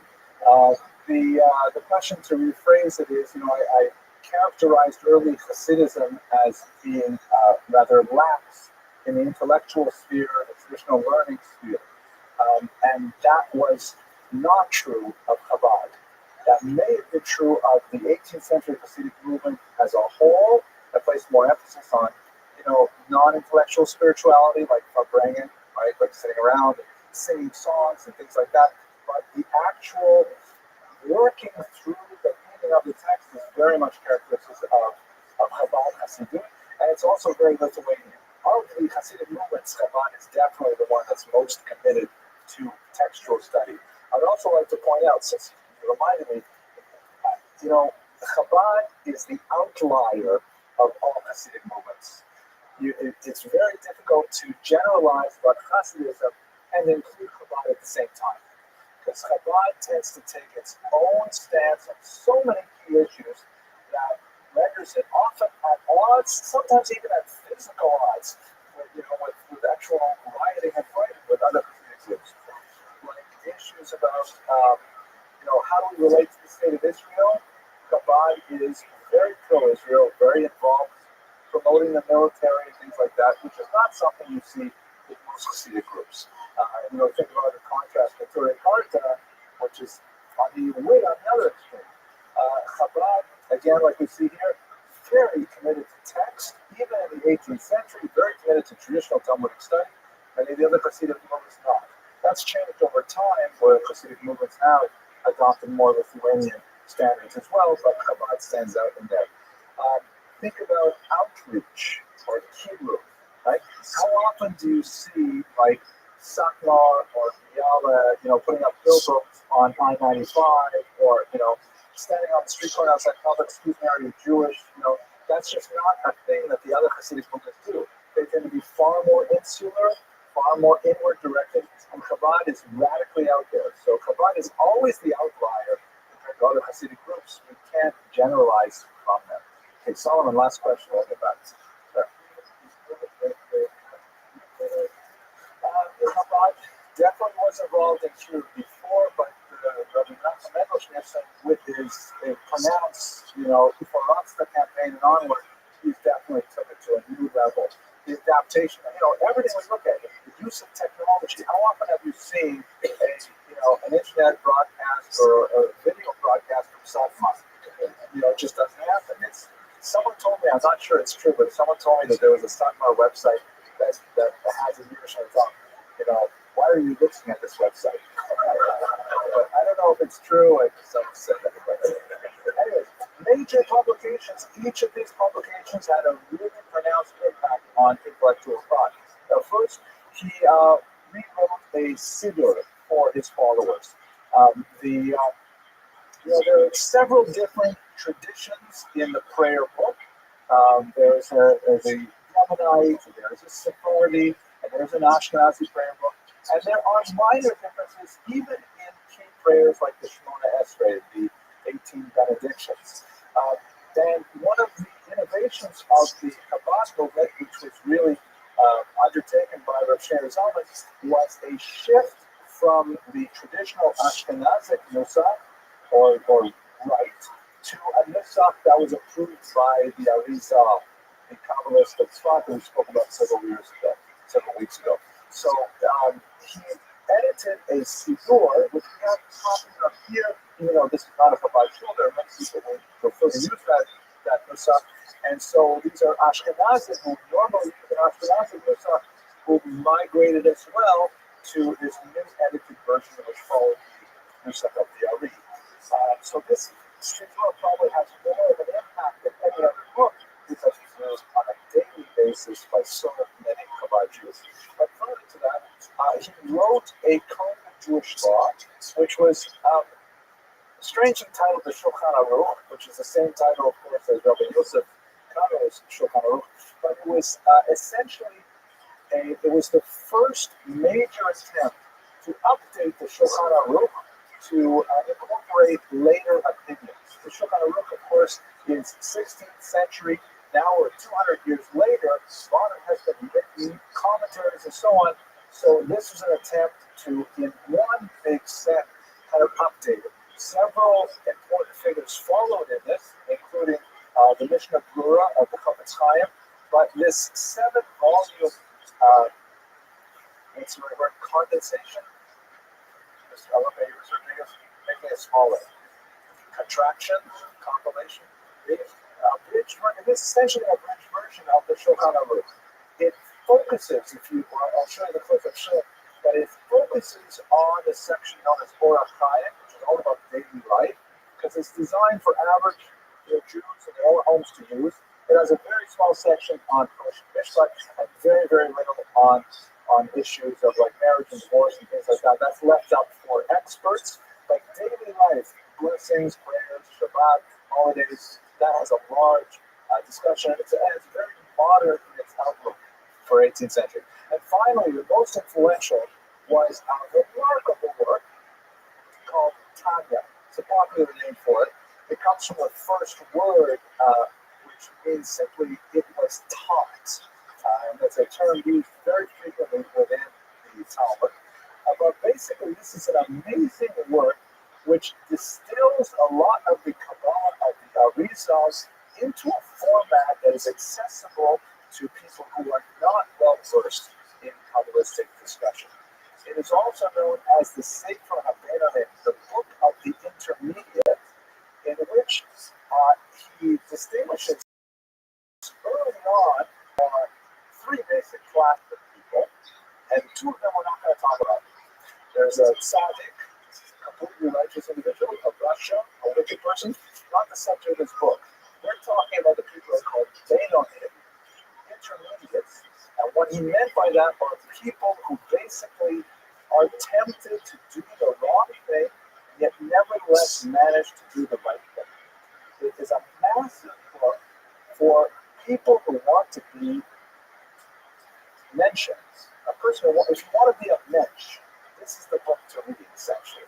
It talks about the various factors that pull a person's inclinations toward doing the wrong thing, strategies for overcoming those desires. It fits it within a much larger metaphysical format of why this happens within the world. There's a brilliant section on how to repent for prior mistakes. It's a very, very powerful work that includes both metaphysics, Jewish mysticism, and Musar, personal ethical development, philosophy. It's an amazing work. It's an amalgam of many letters that he essentially wrote to his followers and then later worked up into a book format. It's a classic that is studied daily by Chabad Hasidim today, and they continue to find great depth and meaning at. Let's go quickly through the next three pictures, please, Mr. Rodriguez. This is a quick close-up of the Siddur. The Tehillat Hashem is the English version as well. Let's go to the next one. There we go. Here's a picture of the Shulchan Aruch. And you can see here 7 volumes. The last volume is essentially an index of the 7. The first 4 deal with daily life, and the other 2 deal with other miscellany, even though they should really be about the same size and wasn't a true condensation. And then finally, the Tanya. This is a very interesting, accessible version of Netanya. It's called Lessons in Tanya, which has an interwoven commentary written in the 20th century that is available in several languages in 5 volumes. The original Tanya, of course, is a single volume. Yes. There are various editions of the same book, but there's only one book called Tanya that I know. The controversies were very significant around his life. And these controversies were periodic in nature between the Misnagdim and the Hasidim, and they tended to erupt around publication dates, which is fascinating because when Jews would publish a book, there would be a hoo-ha. Book publishing was still pretty new. It's true, it's a couple hundred years now since the Gutenberg Revolution has happened, but books are circulating, and books created like energy, and books created like people talking about ideas. The way people today talk about movies for like 15 minutes, back then a book could have years worth of discussion, as entire communities would be affected by a book. Their lives would be changed by these books. So the arguments that surfaced around the Tanya were very, very powerful. And added to that, there was a huge gray market of unauthorized editions of the Tanya. One of the things that developed in the early days of printing was the fact that once someone printed a book, then it was really easy for other people to simply print it themselves and sell it themselves. There was no concept of intellectual property rights as we have today. And so one of the things that you'll read at the very beginning of the Tanya is a pretty strong curse on people who sell this book if it isn't an authorized edition, because people would they would plagiarize it, and they would just rush through it kinds of mistakes and they misleading things, and it got the Hasidim in a tremendous lot of difficulty. And there's a lot of problems from the perspective of traditional Talmudic Judaism around certain ideologies. For example, the problem of evil. Where does evil come from? What does evil represent? In the universe, Chabad has a rather dramatically novel approach to it that many Misnagdim felt was heretical even in the 18th century. It has now become much more well accepted and at least debatable to this day. Now, I'm not going to go into it because the drill takes about 15 minutes. What ended up happening?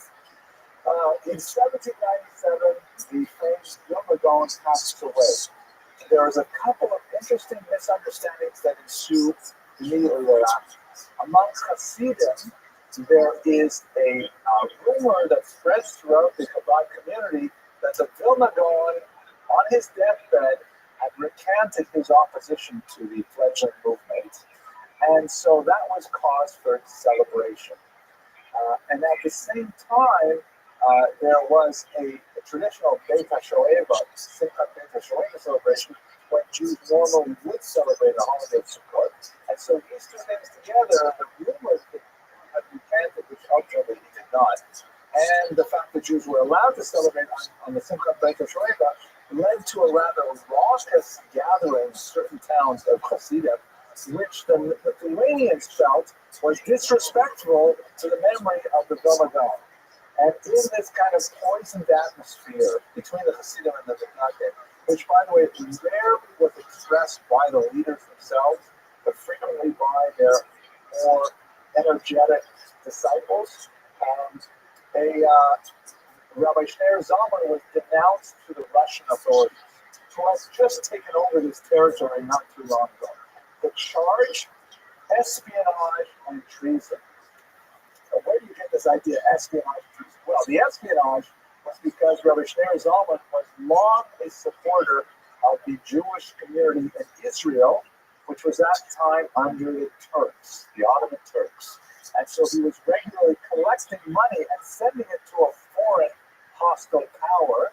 And so those detractors of Rabbi Shneur Zalman portrayed this to the Russian authorities as an act of treason.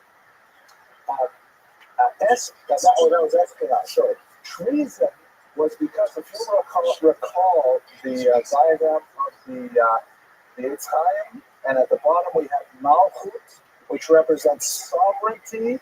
And what was the characteristic of sovereignty? Purity, but why pure? Emptiness, right? And they pointed to him up this one. And he says the king is meaningless. The king is empty. The Zohar means nothing because Malchut is only what you put into it. And they portray this Kabbalistic doctrine as some kind of treason, a kind of, an argument against the power of the king and the significance of the king. He was arrested with a lot of pomp and circumstance, and there was some really fascinating interrogations which involved arcane discussions of the Russian police with this rabbi on central Hasidic doctrine.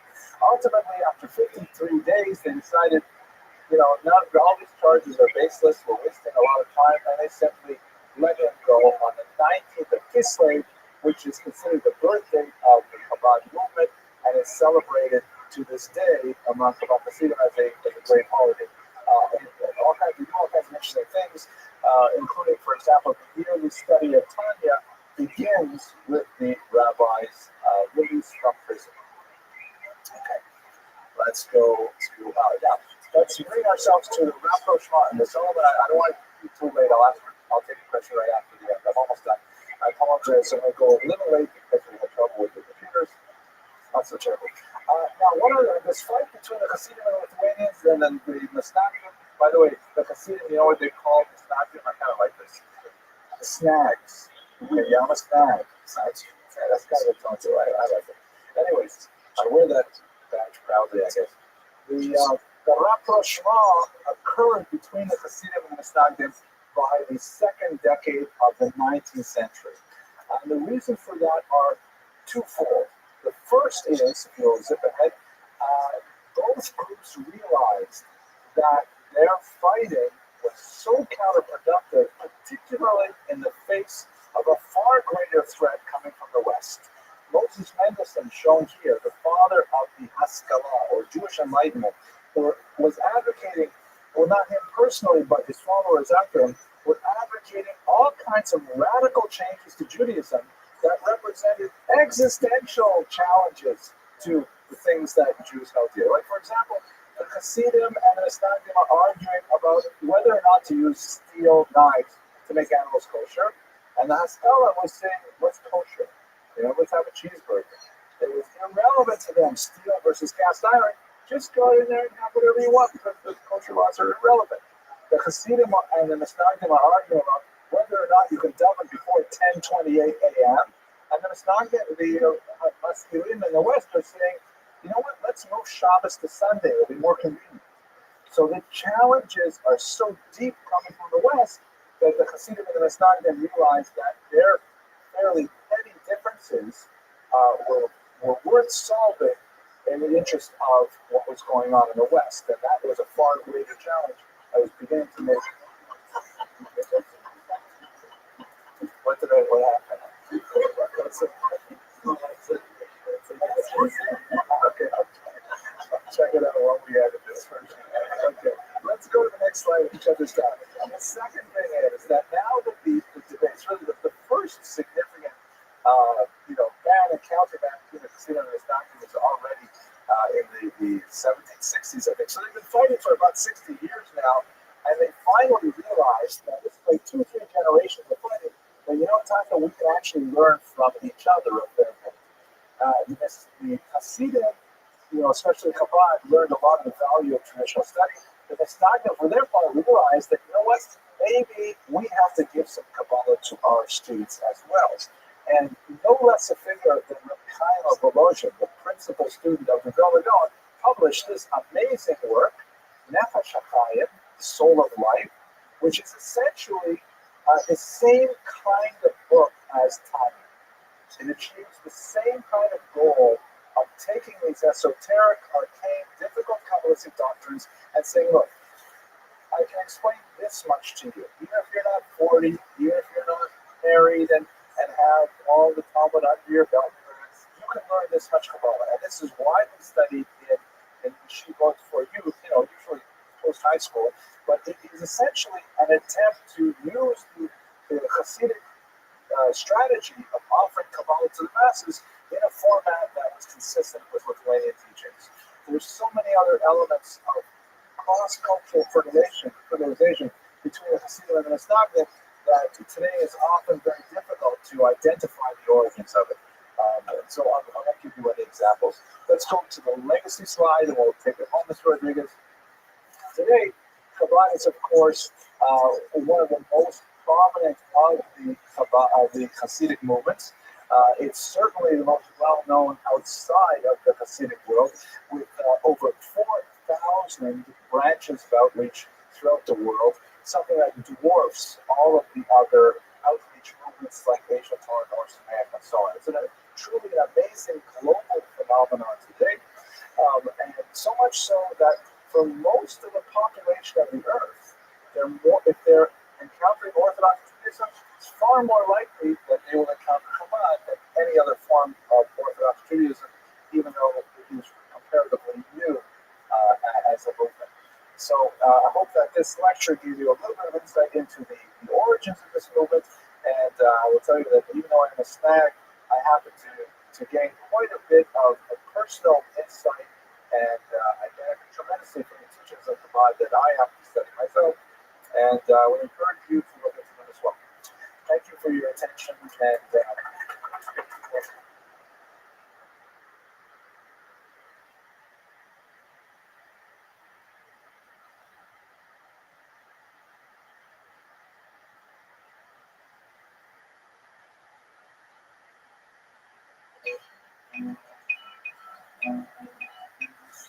okay, great. So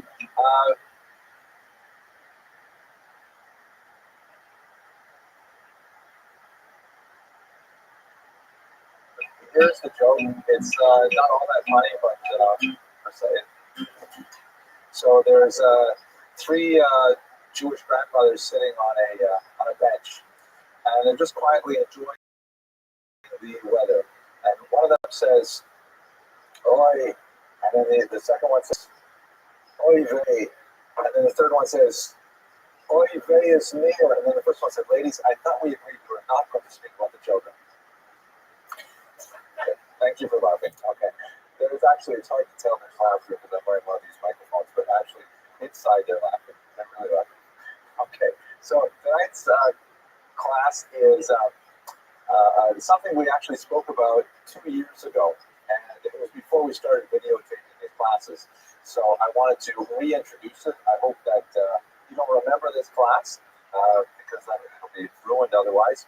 And I had to apologize also because yesterday I had to do a very quick trip up to New York. I went up in the morning and came back at night. It was kind of a rigorous trip,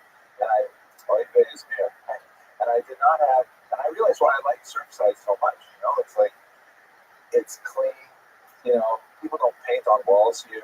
You know, but anyway, I did not have a chance to make the movable Prezi that you enjoy normally. So we're going to do old tech. We're just going to do a PowerPoint for today that I used from a long time ago. One last word. We don't have a sponsor for this week. So the lecture is sponsored by Young Israel Bell Harbor. My daughter suggested that one of the first steps toward world domination is to sponsor one of these lectures. And I'm speaking to the internet audience as well. Please consider sponsoring a lecture because it's great for the synagogue to have a little support as they are building their new magnificent edifice just down the street. But today's topic is but being here, as I like to say, is a sponsorship that's tremendously valuable to me. I'm really glad that you come and enjoy the lectures. Okay, so today's topic is a very unusual one. Because we try to focus on biographies, I have chosen a name, King Bulan. However, it's quite possible that Bulan did not exist, or he existed under a different name, and we know very, very little about him as a person. I'm using him as an excuse to speak about the nation that he represented, that is the nation of the Khazars, which represents one of the most bizarre chapters in the long history of the Jewish people. Basically, what we're going to be talking about is in the middle of the 8th century, a large affair of regional control throughout much of the northern Caspian region, which would be today Ukraine, the Caucasus region, and over into Kazakhstan, simply decided to convert to Judaism all at once. And they remained Jewish for several hundred years. We have a lot of corroborating evidence that this actually happened. For example, there was a huge shortage of matzo balls throughout the rest of Europe as there were. No, okay, I'm sorry. It was a really long trip, but no, we have lots of corroborating evidence about these Khazars. And then suddenly, in the 13th century, they basically disappeared. Now, what happened to them? Where did they go? It's a topic of considerable controversy. And I'd like to kind of walk you through the sources and show you what little we know about the Khazars, and then we'll have to leave at the end of the hour with a lot more questions and answers, but nevertheless, it is a fascinating and unusual chapter in our long and storied history. So the story of the Khazars was made most famous some 400 years after their initial conversion. And it was made famous through a literary event, a publication of a book called the Sefer Kuzari. Kuzari, of course, means the Khazarite, the person of Khazaria. And it was written by Rabbi Yehuda Halevi by means of some kind of complicated discussions with a mysterious Yitzhak Sangari. Basically, what the Sefer Kuzari purports to be is the extensive dialogue between the king of the Khazars and representatives of all of the world's great monotheistic faiths. After an extensive debate with a Jew, a Christian, and a Muslim, it sounds a little bit like an off-color joke. Ultimately, King Bulan decides that he will in fact convert to Judaism, and he takes his nation with him. Now, the book itself is not a history text. It's not purporting in any modern sense of the term to give an accurate and objective account of what happened in Khazaria in the 8th century. It is not, as the historian Bonanza put it, the way it actually was. Not actually trying to say that. Really, the author, a famous poet and philosopher, Rabbi, was using this as a literary conceit to expound upon a religious triangular dialogue. And he wanted essentially Judaism to have an excuse to compare itself with the other world faiths of Christianity and Islam. It's not coincidental, of course, that he wrote this in Spain, which is the world's great triangular culture for most of European history. Spain has very strong populations of Christians, Muslims, and Jews, and so this three-way debate was very open on for the time. And he used this story of King Bulat as a device in order to allow the Muslims to have their say, and then the Christians their say, and the Jew, of course, would then do away with their arguments and demonstrate that Christianity or Judaism was clearly superior. To give you one example of a classic argument, one that I find actually rather convincing when I think about these sort of things. One of the arguments that's made in the Kuzari, if I remember correctly, is that all of the other great monotheistic faiths rely on the testimony, ultimately rely on the testimony of a single man. In the case of the Christians, it would be Jesus, and especially Paul, who never actually met Jesus in his lifetime, but had a vision of him, on the road to Damascus, as we discussed a few weeks ago. Or in the case of Islam, it's Muhammad, who has an encounter with the angel Gabriel, same angel as the Jewish pantheon. And ultimately, the testimony of the veracity of the faith relies on one or a small group of people. The Kuzari argues that this is one of the big differences with Judaism, because you have the account of the Aseret HaDibrot, the Ten Commandments, where you have 6 million adult male Jews, and of course their wives, their families are all there at Mount Sinai receiving the Torah at once, all claiming, according to the Midrashic account, to have heard the first two commandments directly from God, and then afterwards, through some mediation. And so the Kuzari argues, it's one thing to have one person, so to speak, make up a story and have lots of people believe it. But can you imagine 6 million people, 600,000 people, approximately 3 million if you include children and people of all genders, so to speak. If you have 300,000, how many is it? 600,000, 3 million, about 3 million people hearing it and reporting it. And if that isn't enough, they're all Jews. And you can imagine Jews all agreeing on one event like that, recording it for posterity. That's an interesting kind of argument that they produce. But that's really what the Kuzari is about. The Kuzari is not about the history of the Khazars. He just uses the story as an excuse to speak about the Khazars. So what we're going to do is we're going to go back in time and try to actually understand what happened in Khazaria. Why did these Jews convert, or why did these people convert to Judaism? What kind of Judaism they practiced, and so on. So here's a map that shows you exactly where the Khazarian Empire was at the time of conversion, about 740. Here is Kiev, way up here at the top, the Black Sea, the Caspian Sea, the Mediterranean is over here. If we extended this down, Israel would be right about here. So it's a big chunk of territory. It includes what would be called the Caucasus region here, I think it's Georgia, maybe a little bit of Azerbaijan.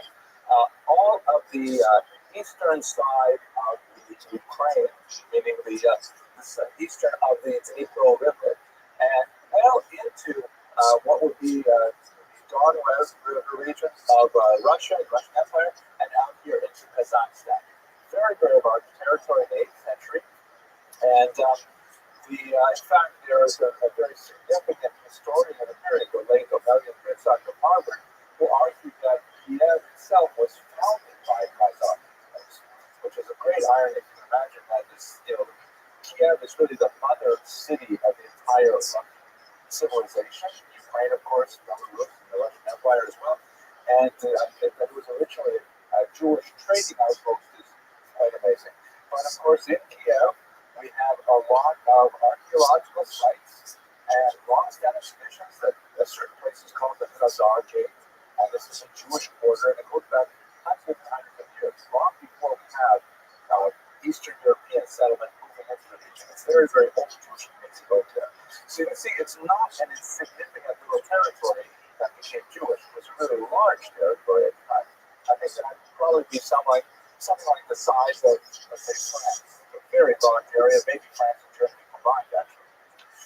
So, people have been fascinated with lost Jewish tribes as long as there have been lost Jewish tribes. And that is basically from the 8th century before, well, I said 7th, but I meant the 8th century before the Common Era, when the 10 northern tribes were dispersed throughout the ancient Near East. And since then, various cultures have many cultures have purported to be the inheritors, genetically, culturally, historically, of those 10 lost tribes. But none of them have really been, demonstrated as accurate, although there is some fascinating new material coming out with DNA analysis, looking at various populations to try to determine how likely it is that they are in fact Jewish. And especially in Africa, there have been several populations that have been identified as having a very high statistical relationship to contemporary Jews. The Arab historians, again, this is not a secret to historians, everyone's aware that there was this Khazar Empire was Jewish, but they opine that the Khazars must have been the children of Keturah. In rabbinic teachings, Keturah was the name of Hagar, Abraham's second wife, that after he sent her away with her son Yishmael, and then she came back, and her name was changed to Keturah, which means kind of like pleasant smelling incense, and then she had a whole bunch of children with Abraham that is mentioned in the Bible, and he married Keturah. And then the children went east. So it makes sense they could land in the Khazarian region, but there's no way for us to really determine the truth of that. Other historians argue that it might be the children of Japheth. Mr. Rodriguez, you have a hard question? Historians? Yes. Victoria is a whole new person. Oh, really?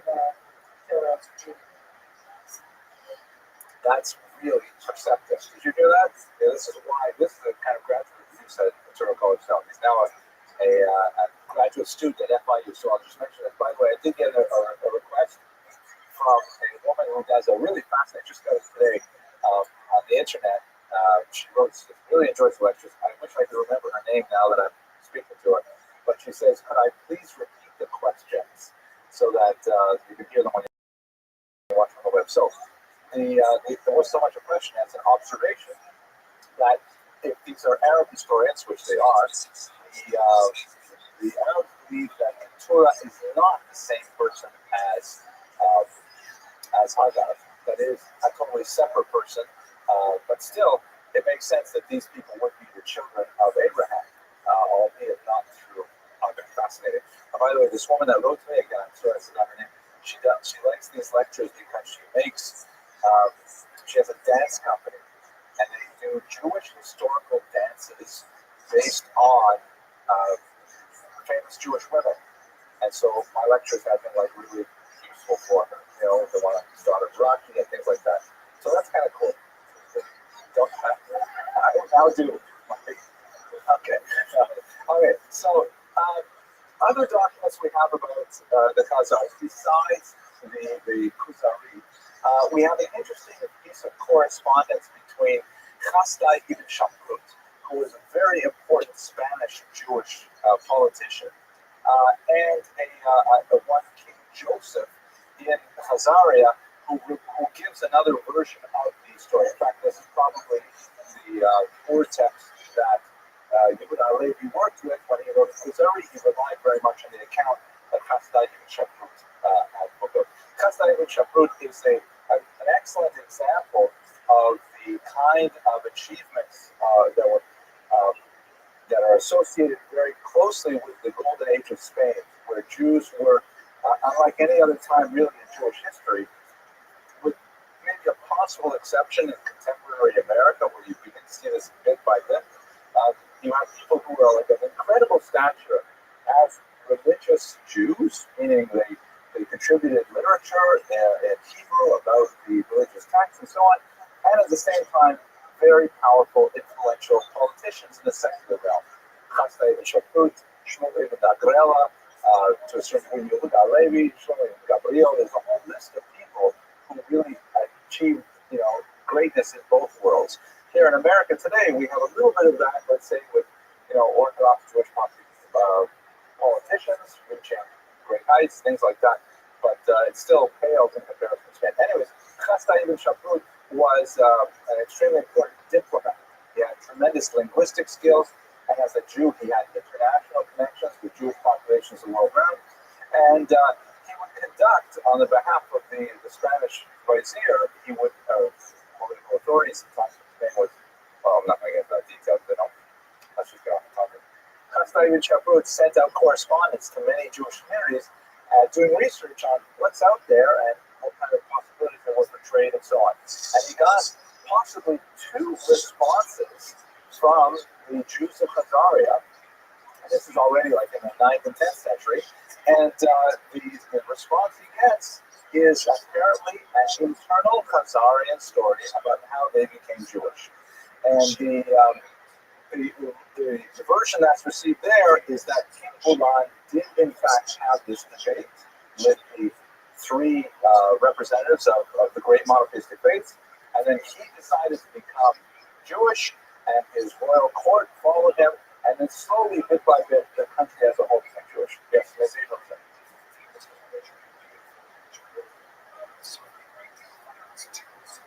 That is a characteristically brilliant question, because all of the big questions that we'll repeat now for all dancers in New York. The question was, why did he only invite the monotheists to the debate? I mean, the polytheists were around a long time. There's lots of idol worshiping going on. Why are they not called to the party? Why only the monotheists? Let us see if that goes in terms of the lecture I was going to give. I'll answer the question now. Oh, we're going to go. Let's go. I got to go back here. So this one. Let's go to this one here, right? The answer is because it was clear that polytheism was rapidly going out of favor.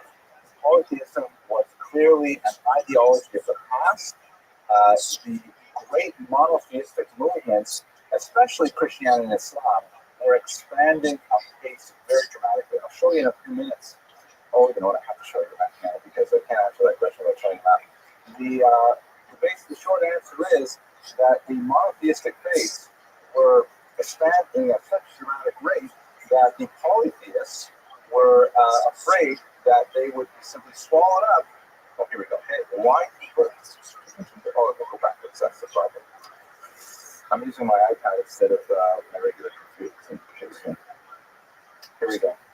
So have a look at this map here. We looked at a version of this earlier.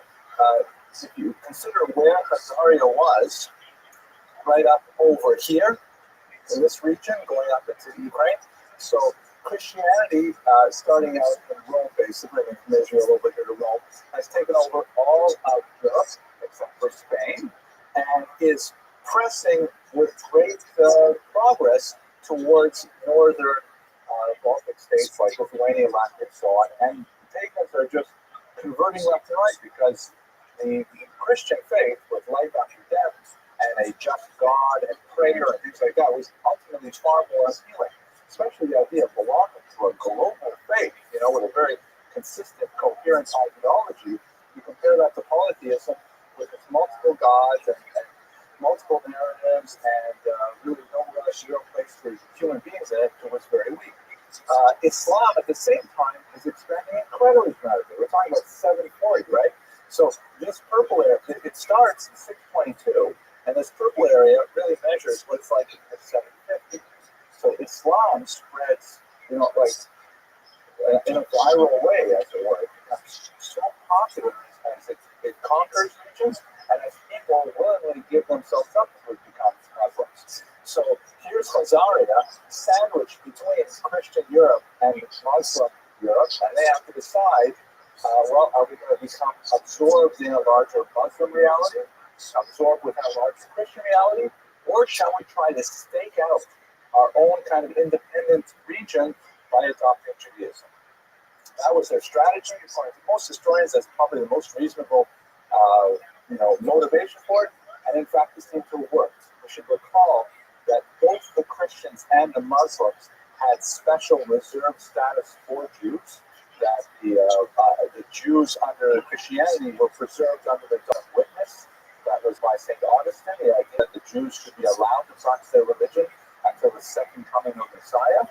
And for the Muslims, they had the doctrine of the Zimmi, the protected people, that Jews were allowed to practice their religion because they had once received, an authentic communication from God.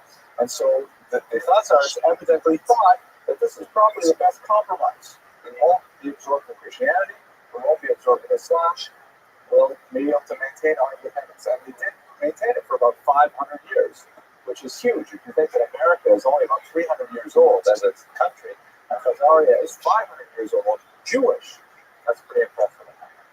Does that answer your question, 100%? Excellent. So that's for the question. Okay, so let's go back to where we were. Now, another fascinating area where we get sources on the Khazars, if we'll take just a little bit of background information, is the amazing Cairo Geniza, which is one of the really most dramatic discoveries in modern times, not just for Jewish history, although it's especially good for Jewish history, but also for Mediterranean history as a whole. Just a little bit of background information. The halacha is, Jewish law requires that anything that is holy may not be discarded. It has to be treated in an appropriate manner when it is no longer usable. Specifically, holy books may not simply be thrown in the trash. They have to be buried in a Jewish cemetery. They have to be treated with respect and given, as it were, a proper burial. That's the only way you're allowed to get rid of them. You can't simply throw them away. So in most synagogues and Jewish homes, there will be a place where you store all of the old books until there is time to bury them, and then they're transferred to the funeral home and things like that, and they're buried. This storage place is called the Geniza, from the word Liganos, or Lignos, how would you say that, Stephen? Lignos, so which means to store away, to like keep as a treasure kind of thing. And that's what people do. They have these things called the Geniza, and then from time to time they have to bury them. So near Cairo, there was a synagogue that they had a custom in this particular region that not only would they treat holy books like that, Torah scrolls or printed books at this time, but they would treat anything written with Hebrew letters. Anything written in Hebrew was considered holy, and therefore they saved it all.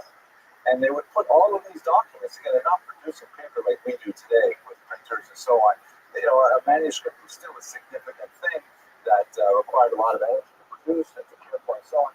But anything written in Hebrew, including shopping lists, marriage contracts, business arrangements, and of course a whole host of religious documents, were simply stored away in the attic of a synagogue near Fostat. And there was some kind of legend that circulated that there was like some kind of serpent up there, that anyone who went up would be bitten and it would, be their end. But some English travelers, British English travelers, made their way there and insisted on having a look. And this is actually the opening to the Geniza. It was kind of like an attic. And they went up and they found literally hundreds of thousands of documents covering several centuries of Mediterranean history, all written with Hebrew letters, but of course dealing with things both religious and secular. It was a find that astonished the scholarly world, and within a short order, by the turn of the 20th century, it was all carted away and stored, in some of it's in, I believe, in New York, in Leningrad, and I believe London has some pieces of the Geniza. But amazing things, they're still going through these documents, trying to figure out what they mean. About 250,000 fragments, and by comparison, there are about 100,000 documents for all of Arabic history. So in this one Geniza, you have more than 2.5 times everything we know about Arabic history. So it gives you a sense of how the historical world relies on the Geniza to understand it. The texts are difficult to use. Well, here we go. Yes, there's some in Cambridge, in New York, and in St. Petersburg. They're fragmentary. They're often damaged. That's why they were stored away, because they can no longer be used. Um, and they're written in several languages, even though all in the Hebrew characters. You have, of course, Hebrew documents. You have Aramaic documents, and you even have Arabic documents. People writing using Hebrew letters to express statements in Arabic, which was not an uncommon thing. Many medieval documents written by Jews used the Hebrew alphabet even to write in English or in French. Don't just use Hebrew as it were. So,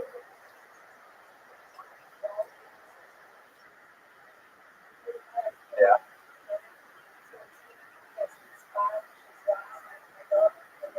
that's very funny. So the competition, right. In Mexico, well, it wouldn't work in her school, but in Mexico, if they need to write down the answers for a test, they'll write them in Hebrew, and then you just look at it afterwards. Very good. Okay, the contents, as I mentioned, you have religious texts, you have manuscript copies of things by the son of the Rambam himself, or I'm saying, is that correct, Mr. Rodriguez? I'm not sure. I think that he found some pieces of the Mishnah Torah in there. Yeah, that's something really good. Maimonides' own handwritten documents. Astounding. Business papers, legal documents, lots of letters that were sent to Egypt, because a letter could come from England, let's say, written in Hebrew, would arrive at a home in Cairo, and they would send it away, put it up there. Personal Megillahs, personal stories, biographies, autobiographies, things like that, and even some scrap paper with doodles on it, if you can believe it. And the scope of the coverage is the entire Mediterranean basin. We're talking about about 500 years of this entire region recorded in this treasure trove. So what does it have to say about the Cossacks? Because it corresponds. So this is one find from the Geniza that's pretty interesting. It's known as the so-called Kievan letter because it seems to have the word Kiev written in it. Unfortunately, the word Kiev is written at a spot where it's smudged and a little bit damaged, so you can't tell for sure if they're really trying to say Kiev, but it is a letter from a Khazar going to the region of Fosta, and it's a letter of introduction. Actually, it is what we would call today a ti'udah or a petek, and we still use them in Jewish society today. It's essentially a letter attesting to the bona fides of the holder of this letter, saying that he is an upright individual who has fallen on hard times, and he deserves the support of the Jewish communities that he visits. In other words, this was a letter that belonged to a Meshulah, a charity collector, and he was schlepping around different parts of the Mediterranean basin, showing the letter to people, saying, listen, I'm from Khazaria, possibly from Kiev, and could you help out a guy? And he would ask for $1 or so, show him the shul at 7:30 in the morning, then go to another shul, and and collect money. So that indicates that it's probably authentic. It's it's a and it shows you how long Jews have been doing this. It's a well-worn Jewish tradition to have one of these documents of introduction and ask people for funding. Now, one of the most fascinating things about the letter, though, which tells us more about Khazaria, is firstly the idea that it was from Khazaria is fascinating. But look at this fascinating thing at the bottom here. At the very bottom, it says in Turkic rules, not in Hebrew, but in Turkic, this phrase, which I'm not going to try to pronounce because I have no idea, but apparently the translation is, I have read it. So what could that possibly mean? Here's this document written in Hebrew, and at the very bottom, there is a signature that says, I have read it. What do you think, Stephen? It's a receipt in Turkic. So who's receiving it? I forgot to mention, by the way, the names of the guys who are writing it. They're like weird Turkic names, like pagan names. And then it says Hakohe, like I don't know, Sviatoslav Hakohe, things like that. So that combined with this strange phrase, I have read it. But when you look at a Tuadat today, what do they say on the Tuadat? Besides, they describe how this person, please. Yeah, Shabbat. Exactly, that's precisely it. There's a little, it's a bit of letterheads at the bottom, but it's like the rabbi, so to speak, or the head of the community or someone wrote, yes, I approve this message. My name is so, and I approve this message. And that's what it is. It's an endorsement by a prominent Khazar Jewish official. And yet, he writes it in Turkic and not in Hebrew. So how did this document get created? What did this document mean? How did it work? Okay, this is like, this is an undergraduate class. Nobody make eye contact, because that's the first thing to do, right? Joseph, who do you think actually wrote this letter? Like, who actually penned it to paper? The guy probably, the holder of the document probably does not know any Hebrew. So who wrote it? A scribe, right, or a rabbi. Some professional author who you would go to and you would speak in Turkic and you say, listen, I want to go to Fostat. I think they have a lot of rich Jews there, and I want to collect some money, so I need you to write down my story. So he goes to a scribe, and the sofer writes it down in proper literary Hebrew, and then he has this document. Then what does he do with it? Because he wants to authenticate it. Yeah, he goes, he takes it to the head of the Jewish community, and he says, would you please, indicate that you approve of this message? And that's what this is. So this little phrase here is from the head of the Jewish community.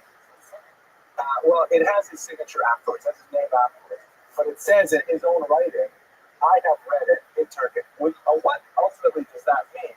The fact that it's in Turkic.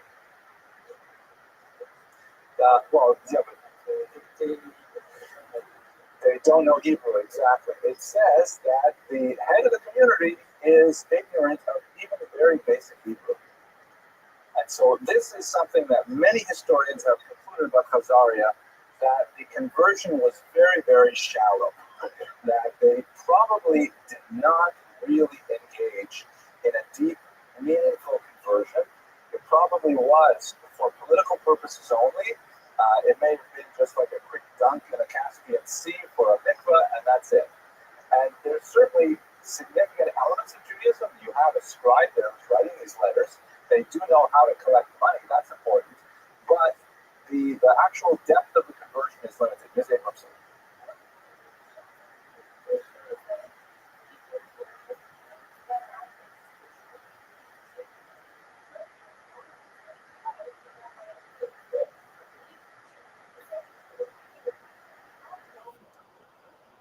Good argument. So the argument Ms. Abramson theorizes that it's catering to the readership, the fact that it's in Turkic.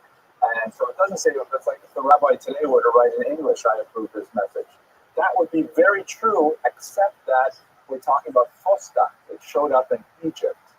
They don't speak Turkic there, they speak Arabic there. So if he had written in Arabic, then you have an argument. But this is probably the case. And I have to say, I cheated a little bit because I did some more reading. And there are lots of indications from, for example, the travelers, Patakia of Reichenberg and Benjamin of Tudela that we spoke about a while ago, that they come to Khazaria and they can't believe, as they put it back then, the Shvach HaMaisis, how difficult the extent of Jewish life is there. But they have very few schools, they have very few mikvahot. It's really hard to find good kosher Chinese food anywhere. And they say, obviously, this is not a very advanced Jewish civilization at all. There's even some question from some of the travelers that did they even practice circumcision? And circumcision is one of the most basic rituals of Judaism. It, in fact, it's usually one of the last rituals to go as Jews become more and more assimilated. They will still practice circumcision till the bitter end, so to speak. It's one of the last things to go. Excuse that partial pun there. I didn't mean that. And there's a lot of, so it could be possible that Khazaria was not really that deeply religious. In fact, most of the evidence, the preponderance of the evidence indicates that that is the case. The Khazars also may have been fairly pluralistic in terms of Judaism, as we shall see later. There have been some confusing finds too, like, for example, this find of a coin in the region of Itil, the capital of Khazaria. Wow, isn't that like, that spells it all, right? See the coin, you see the symbol on it? It's all over, right? They're totally Jewish. Problem is, the Star of David was not a traditional Jewish symbol for about another 800 years. You know, we didn't use the Star of David to represent here. But you see the menorah, you see like the hands of the Kohen, but you don't see the Star of David. So this is quite likely simply a pagan symbol of the time, six-pointed star. It happens to look very Jewish. It makes us feel warm. It's sort of like ethnically connected, but it's probably not historically accurate. Yes. Could this be its origins? It's a brilliant theory. You could probably get at least one graduate paper out of it, but I think it would be a stretch to say this is the origins. I mean, a six-pointed star is not that complex an icon. I'm sure many cultures have it. To look at another example, the swastika that has such, dire negative connotations to us in the regions of India. The swastika is considered a symbol of progress, right, like a walking wheel, and they don't have any of the negative connotations. There are even some synagogues that have been discovered with swastikas in the tile inlay. Obviously built before the 20th century, but it was considered not necessarily a negative thing. Okay, now one of the big questions is maybe the Khazars were Karaites, because ironically, this all happened at the time when the Talmud was being written, not so far away, right? This is happening in the northern Caucasus region, and the Talmud has been written, I don't know how many miles, but maybe 2,000 miles away in the Mesopotamian region. It's not so far. The Jews are corresponding between Spain and Babylon. Can they correspond with Khazaria?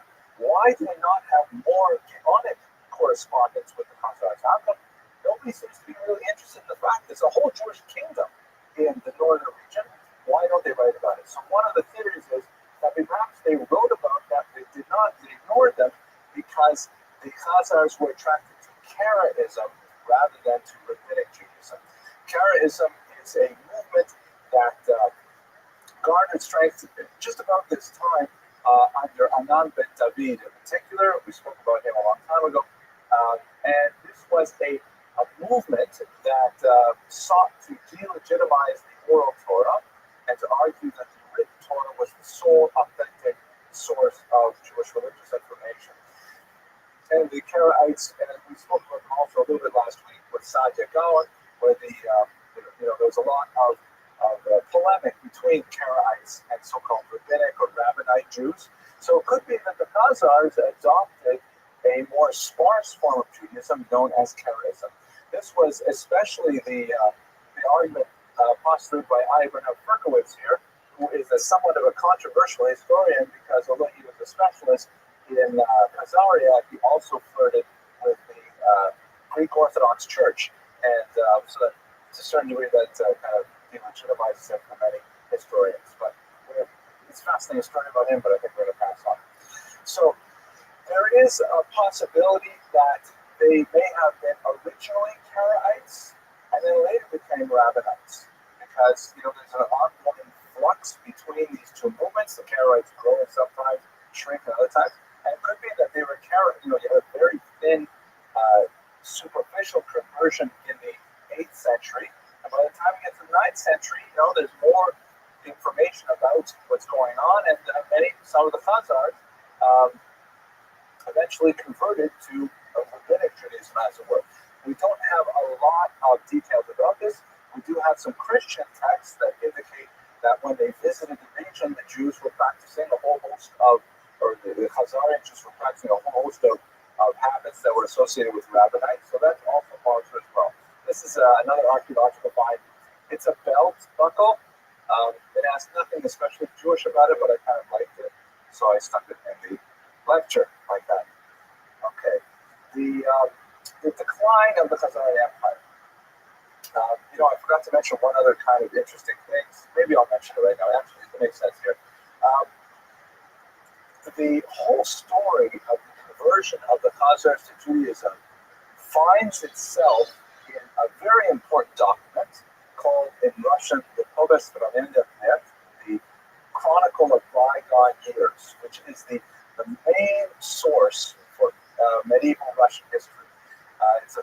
century document that describes the history of the world with special emphasis on the conversion of King Volodymyr of Kiev to Christianity in the year 988. And in the post there's a discussion of how King Volodymyr was a pagan, and he was wondering about, what should he do? And so he invited 4 representatives of world religions to debate with each other in Kiev.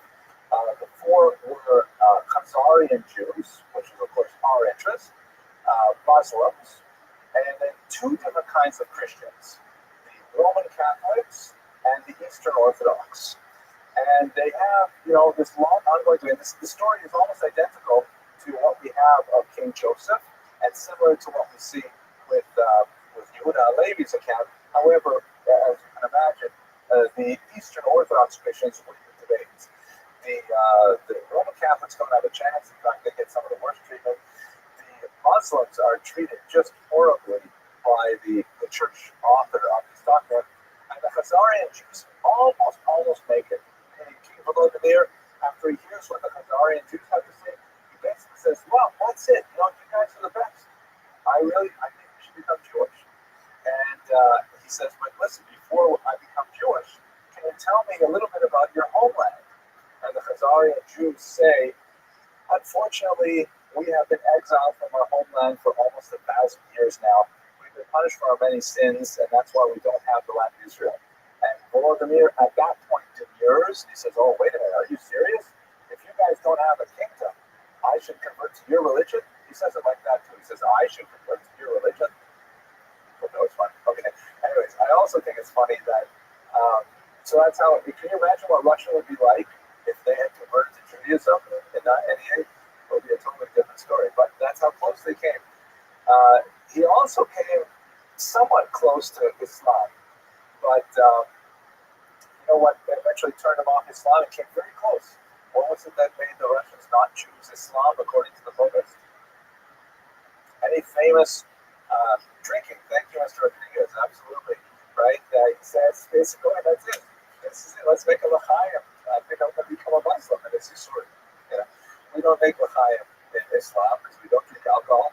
And he says, what? That's not for us. He says, we Russians have to have our little cups, by which he means shot glasses. And so that's how close he comes to Islam as well. And then the church author of the text adds a few other salient details. Again, besides, he says, it's such a scary throwaway phrase. And besides, the Muslims tend to rub their beards with excrement anyways, which he just made that up on the spot. I think it was just to try and add a little color to it. Anyways, you do have Khazars appearing in lots of documents like this one. So there's no surprise that there are all these Jews living in Kiev. It's just one of those weird things that Jews tend to basically ignore them. Only travelers report on this exotic Jewish community, but otherwise it doesn't garner much attention. The decline of the Khazar Empire was probably mostly because of their ongoing warfare with the Kiev and Rus people, which will be regarded by the Russians as their cultural progenitor, but also by the Ukrainians and by the Belarusians. So they have these ongoing wars, and ultimately, especially when the Tatars come in from the east, the Khazarian Empire is overrun and it disappears about the year 1240, and then it never reappears. Now, what happens to all these Jews? This, by the way, is a picture of Khazar burial mounds. They have these. They look kind of like just mounds. So what happened to them? These are now pure suppositions. We don't actually know. But what seems to be reasonable is they probably simply assimilated into the surrounding peoples. They probably simply, saw the end of their political identity and the coherence of the Jewish ideology with the state, and they simply stopped being Jewish and picked up being pagan like they were 500 years earlier. If this is true, it's indicative of the relative weakness of the conversion, that they did not really, hold on to it very strong and fast, and they simply disappeared as a result. Some theorists opine that they are the progenitors of various groups of Jews, such as, let's say, the mountain Jews that trace their origins to this region. And these things are possible, but in the absence of more verifiable data, it's impossible to say whether or not it is true. There is a theory, Arthur Kessler is associated with it, and some people who have a very a biased agenda in particular, that in fact the Khazars are the progenitors of Ashkenazi Jewry. Meaning, if you have just a look at Jews today, at least in terms of superficial racial characteristics, you've got a wide range from dark-skinned Africans, small number of Asian Jews, Oriental Jews, and North Africans with a kind of a Mediterranean complexion, and then you've got all these light-skinned, sometimes blue-eyed, blonde-haired Ashkenazi Jews who clearly trace their origins to the Bible. Yes. I lived in Hungary for a few years, and the Hungarians claim that the Khazars are the origins of the ancient Jews, the original Jews in Hungary are Khazars. That's interesting. That's it. The observation is that in Hungary, the argument was that the ancient Hungarian Jews were the Khazarians to begin with.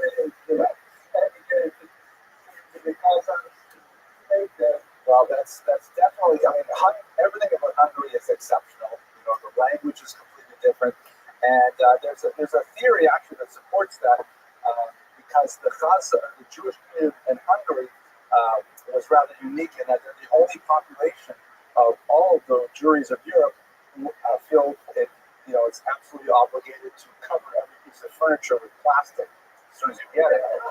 So that could be they have Khazar origins, but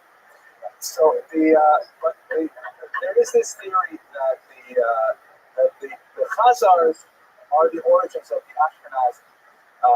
It doesn't have much weight to it.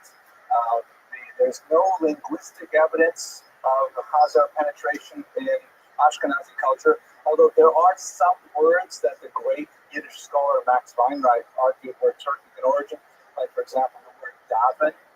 Daven has no Hebrew root and it has no Germanic root, so it doesn't come from Yiddish either. He argued it came from a Turkic root. It's not really related to Slavic either, so there may be some little bits of Turkic in there, but there's no evidence otherwise to indicate that the Jews of Eastern Europe, not so much maybe Hungary, but certainly Ukraine, Poland, and so on, are from the Khazars. What is motivating a lot of people who propound this theory is that they hope that by displacing the origins of Ashkenazi Jewry, which were probably the most prominent Jewish population in Europe and in America, about 3/4 of American Jews are of Ashkenazi origin, they could somehow delegitimize the biblical ancestry of the Jews. In other words, by saying, you think you're descended from the forefathers in the Bible, forget about it. You're actually a Khazar. You're actually descended from the conversions of the Khazar to Judaism.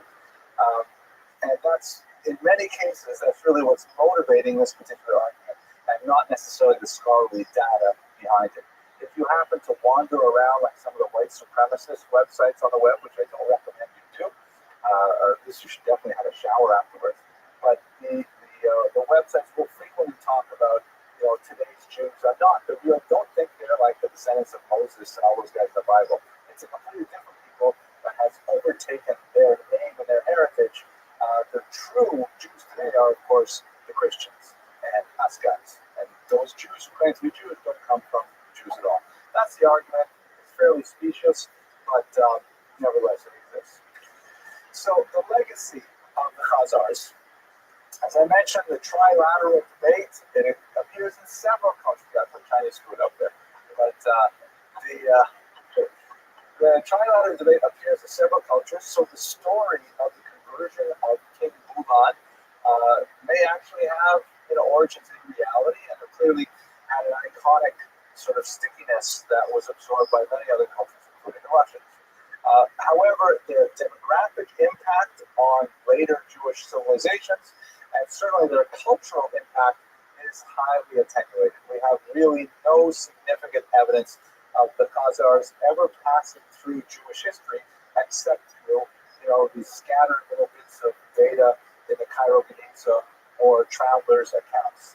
We have no great Khazar authors, we have no great Khazar traditions that we can identify, and they simply appeared like a bright flash on the horizon, and then they simply disappeared shortly thereafter. Okay, so that's about it for tonight. I hope you enjoyed the lecture. Next week is going to be a really big one. We're going to talk about a colossal figure in Jewish history, the great Moses ben Maimonides, the Rabbi. It was a fascinating life story and a tremendous contribution to Jewish culture. So I look forward to speaking with you then. Thank you very much.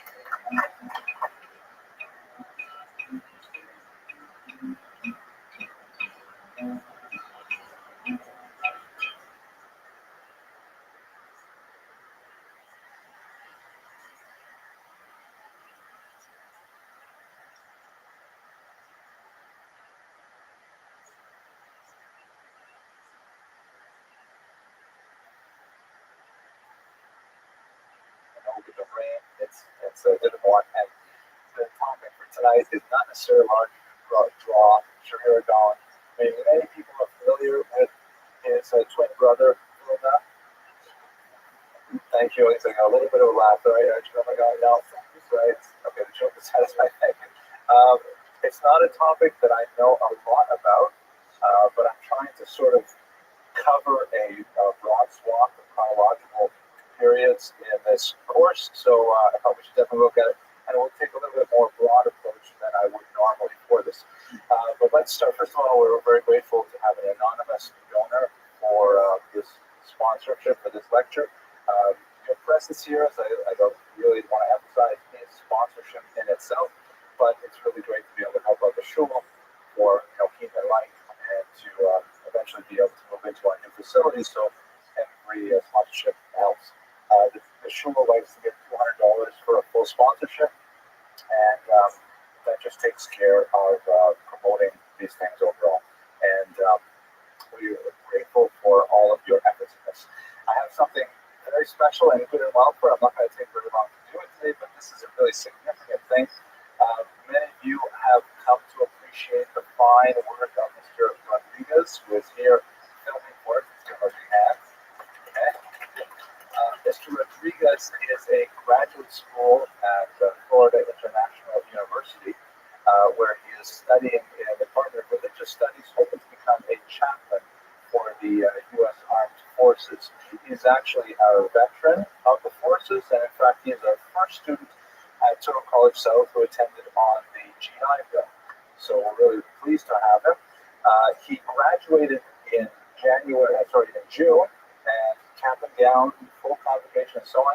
But it always takes a while to print out the diplomas. So I know it's a little unofficial, but Mr. Rodriguez, would you come up here and accept your diploma, please? There it is. It's a bachelor's diploma. There you go, Mr. Rodriguez. Okay, smile for the internet. Okay, very good. Okay, all right, great. Thank you. Well done. Okay, so that was kind of a fun, good and welfare thing. Let's go directly to our material. Okay, so Shahira Gaon, his years are 906 to 1006. He lived a century. Obviously, the dates are not exactly precise, but it appears he had a very long and productive life. And interestingly enough, the last 3 decades of his life were by far the most productive. I mean, what he did before he was 70 years old was significant, but nothing like what he did after he was 70. I was looking for pictures to stick up to illustrate things, so I put in this is a shameless self-promotion here. This is a small book I published just before the Siyam HaShas, which will be part of our discussion today. We're going to be talking about the Talmud.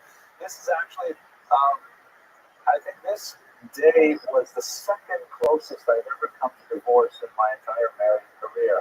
When I came back upstairs after the photo shoot, and my wife said, "You wore the tuxedo into the ocean?" But, it was like the metaphor of the sea of Talmud. This is not Photoshop. This is actually live but I put on the inside of the book that no Gemara volumes were harmed during this photo shoot. And also, I made a special thanks to the dry cleaners who not only cleaned the tux perfectly, but what I didn't realize what happened besides getting wet with salt water is that, my pants are hemmed, and the hems were full of sand by the time I got out of the water. The sand actually got right in there, so they had to unstitch the hems. Right, anyways, I did not shrink. No, at least I didn't notice. So he's born. He's at a very crucial period in Jewish history. Shmir Gaon represents one of the last of the Geonim. The term Gaon means pride. It's honorific. It's a great title. It is used today very, very sparingly to refer to great rabbis. One of the most famous, of course, is the Vilna Gaon, or the Gaon of Vilna, the city Vilnius. His first name was actually Sharira, and Gaon was just the title given to him. It comes from the word Ga'ava, which means pride, like the pride of the Jewish people, so to speak. That's the sense of the term. And it's usually used in its traditional context to refer to the heads of the Talmudic academies in Babylon, where they had, the pride of place in the Jewish intellectual world from, let's say, about the 7th century through the 9th century, when into some decline, Shmir Gaon was able to shore up that decline in a manner that we will discuss shortly, and really cement it as one of the high points, the high watermarks of Jewish intellectual history. We know more about him. We know comparatively little about many of these figures, but we know a little more about Shmir Gaon because of a famous letter he wrote, the Igeres to Rav Shmir Gaon, the letter of Rav Shmir Gaon, that is basically a short, so 20-page history of the transmission of the oral Torah from the time of the Mishnah to the time of the Gaonim in the end of the first millennium. It's a crucial historiographic source because it speaks to Jewish self-understanding of the unfolding of the oral Torah. It's obviously a problematic source because he didn't have at his disposal the same kind of historical tools that modern historians would have, but nevertheless, it's sort of the canonical view of exactly how the Talmud was formed. So my goal for today is to say a little bit about the development of the Talmud, and specifically to the period of the Gaonate, speak a little bit more about Shmir Gaon and his biography, and then speak a little bit about his legacy as well. Okay, that's the plan for today. Let's see how it goes. Okay. So, since I was doing a shameless self-promotion with one book, I said I got to do one more, so I'm throwing it. This is, I don't know why I do these things, but this is another book I wrote, and I just republished it a little while ago before Yom Kippur. I like this cover. This is actually my son Alexander, and he went a year and a half ago. This is wintertime. For those of you who are native to Florida, this is actually what they call snow. It has it's white, it's cold, and so on. And my grandparents, his great-grandparents, are buried in a very, very remote cemetery in northern Canada. And we had to hike in about a mile to get to the actual cemetery, and he broke the snow for me so I could go in and follow him. Anyways, totally irrelevant, and I won't do that anymore. Sorry. So, as I mentioned, he wrote this great letter, the letter of Shmir Gaon, which is a really important historical source for our understanding of the Talmud. The letter was in itself a teshuvah. This is a technical term. It means literally answer, but it is an example of a genre of rabbinic literature that is crucially important. And in fact, the Gaonim were the preeminent creators of this genre. Specifically, once the more or less the canon of the Talmud was formed, once there was sort of like an agreement among Jews worldwide that, okay, this is the Talmud, this is our greatest authoritative text of Jewish law, and I'll speak in a few minutes about what's inside the Talmud, how did we get to that place. It was nowhere near finished. The oral Torah, so to speak, is constantly unfolding, and there are all kinds of social and technological innovations that require ongoing rabbinical assistance. And so the way that this was dealt with is communities would typically send shailot questions to the great rabbis. It was sent, let's say, to the local rabbi. If the local rabbi was unable to answer it, we passed it up to a bigger rabbi, and eventually would get to the yeshivot in Babylon, where they would provide an answer. The answer was called the teshuvah, response, and altogether this becomes known in Latin as the responsa literature, plural of response in Latin, or the she'elot u'tshuvot, question and answer literature. So this is a classic example of it. In this case, the question is not halachic, like it could be something that's very practical, like let's say, for example, a woman was married to a man, and then his boat sank, and a little 8-year-old child saw the boat sink, and they assumed her husband was on it, God forbid. So does she have the party now, or does she wait 30 days before she has the party? That was a joke, okay. I'm sorry, Lisa. So no, and then she gets remarried, and then all of a sudden the guy swims ashore. So what do you do about the whole situation? So you would ask a question, you would send the question to the rabbis. Joseph, I'm glad you're enjoying this. They would send the question to the rabbis would give a response, and that response constitutes a precedent and is used in the development of labor law. And so they will be consulting historical teshuvot that can go back literally. I mean, when we write teshuvot today, rabbis are still writing teshuvot in the 21st century, and they will be relying on teshuvot that were written easily 1,200 years ago. So it's a serious genre of literature. The great Rabbi Yosef, who passed away a little while ago, is a brilliant mind who wrote about this much teshuvot in tiny little print, double color, massive volume, phenomenal achievement, and that's written in the 21st century. Questions can be things like, thinking of Rabbi Yosef, is plastic surgery permitted? And under what circumstances are plastic surgeons allowed to operate?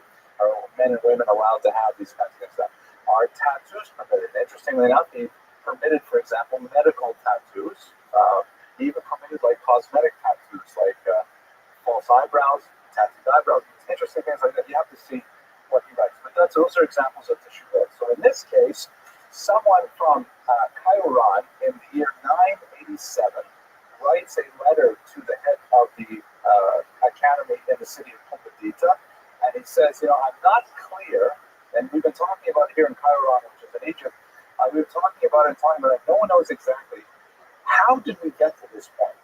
I mean, we know we have the Torah, first 5 books of Moshe, and we have a sense of the rest of the Tanakh, who wrote what pieces and what they're about, but how exactly did we get this oral Torah?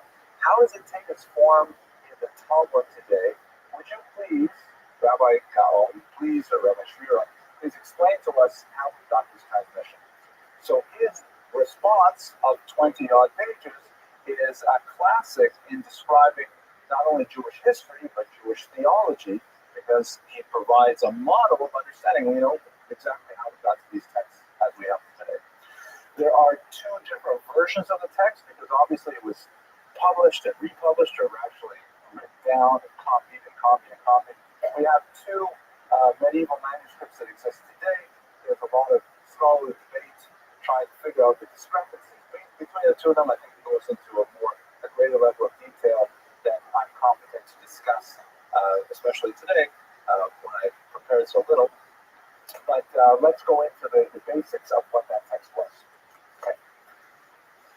So no more pictures of book covers. Who was Shvira Gaon? He was one in a long line of Gaonim. His grandfather was one of the Gaonim, one of the heads of the academy, and this is his own lineage very far back. As according to one of the greatest historians of the time, Dawood, he goes all the way back really to the ancient period in his youth, so to speak. After Shvira Gaon, in fact, took that position, he would later hand it off to his son Hai Gaon, and so they would continue this dynasty afterwards, and both of them are really very well known for their roles at this time. What's especially important about his Gaonate as opposed to his predecessors is that around this time, at the turn of the millennium, the Jewish world was beginning to fracture in terms of its intellectual centripetal forces. There were centrifugal forces, meaning the the center of the Jewish intellectual world was really spreading out. There were increasing activities of Jews in places like North Africa, Morocco, Spain, and even in the Rhineland, where you have a lot of very powerful Jewish minds engaging in Talmudic study and engaging in the codification of Jewish law. And Babylon was sort of in decline. To a large degree, Schreier felt that this was due to the poor performance of his predecessor, immediate predecessor, who he felt had kind of like let go of the stick when he should have been maintaining the centrality of Babylon. And so feeling the lack of direction from the core of the Jewish population, a lot of the outlying populations were essentially taking matters into their own hands. Spain in particular, I mean, think about the great distance between Babylon and Spain. It's huge. So Spain was sort of setting off on its own. Some great scholars like Shmuel and others who are writing great Talmudic commentaries. And Schreier felt that no, everything has to come back to center, and everything has to recognize the greatness of the city of New York. I mean, Benito, right? That's really what he was thinking of. And we'll speak about how he did that shortly. He was also a very prominent student of pre-Zoharic Kabbalah, meaning the esoteric wisdom of Judaism. His writings in this area are cited, but are unfortunately not extant, so we don't know too much about his work in that field, but we know that he had a huge reputation among the medieval scholars for them. I'm going to go now a little bit further back in history to try to understand what exactly he's addressing. So do I have any specific, not too hard questions? We're going to start with easy questions. Is Abram set? No easy questions? No, please, an easy question, please. Yes, correct.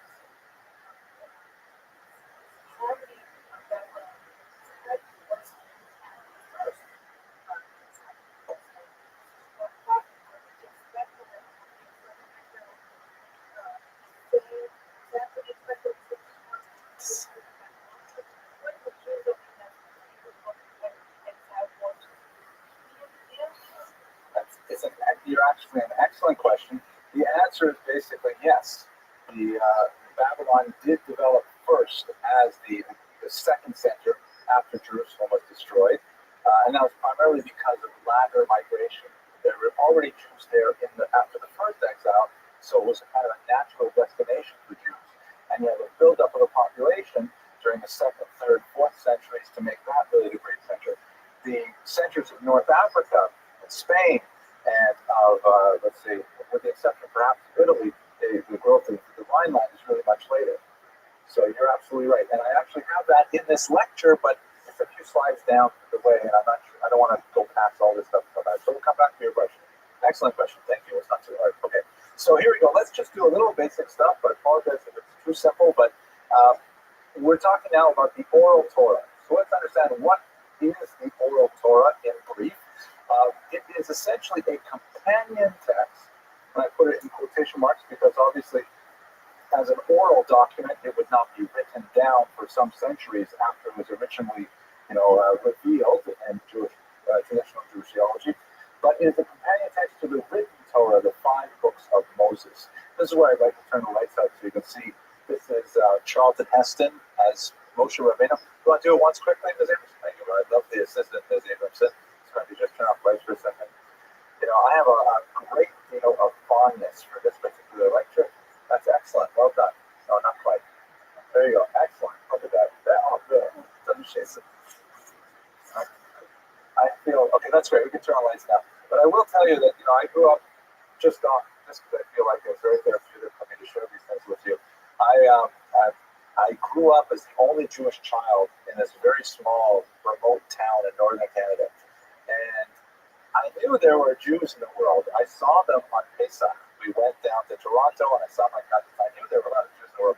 But, in this little town, it was only like the Anglophones and the Quebecois, and that was me. I felt only like there was the Chinese kid who was my best friend and rival, and that was it. But then they had a theater back then, the Cinequa, and they brought in Cecil B. DeMille's The 10 Commandments. I was about 8 years old when I showed it, and I was like, this movie's about me. This movie's about my people. I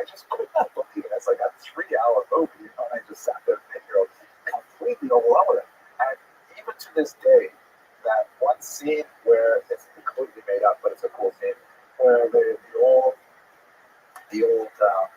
man who's like preparing a mortar for the bricks, and he gets whipped and he's going to die, and Charlton Heston bends down and says to him, how do you feel about the NRA? He says, how do you feel? He says to him, what's the matter, old man? And the old man started crying. He said, I believe that I just prayed that one day before I died, my eyes would behold the Redeemer. And I was just looking at Charlton Heston right there. Oh my gosh, I get teared up even now. It's such a powerful. It changed my life. Anyways, there's the oral Torah is the companion text to the written Torah, the 5 books of Moses, and it can be understood as 3 distinct, slightly interrelated bodies of information. The first is Midrash. Midrash is translated appropriately into the Greek term exegesis, which I would have been tearing up thinking about that scene. Exegesis, which means basically deriving meaning from the biblical text. Looking at the written Torah, you will find, hundreds of grammatical infelicities, even spelling mistakes, weird conventions like letters printed upside down, letters broken in half, all verb, subject, discontinuities, all kinds of strange things. If you just read the text, now, if you're a copier, you'd be tempted to fix things, virtually every third or fourth paragraph. So Midrash, among other things, analyzes all of those slight inconsistencies in the text and derives profound and very beautiful meaning from them. Almost in a very poetic fashion, Midrash takes the text and develops a much larger depth of functionality to what the text is really saying. And it has become so well ingrained in the Jewish tradition that many children, for example, especially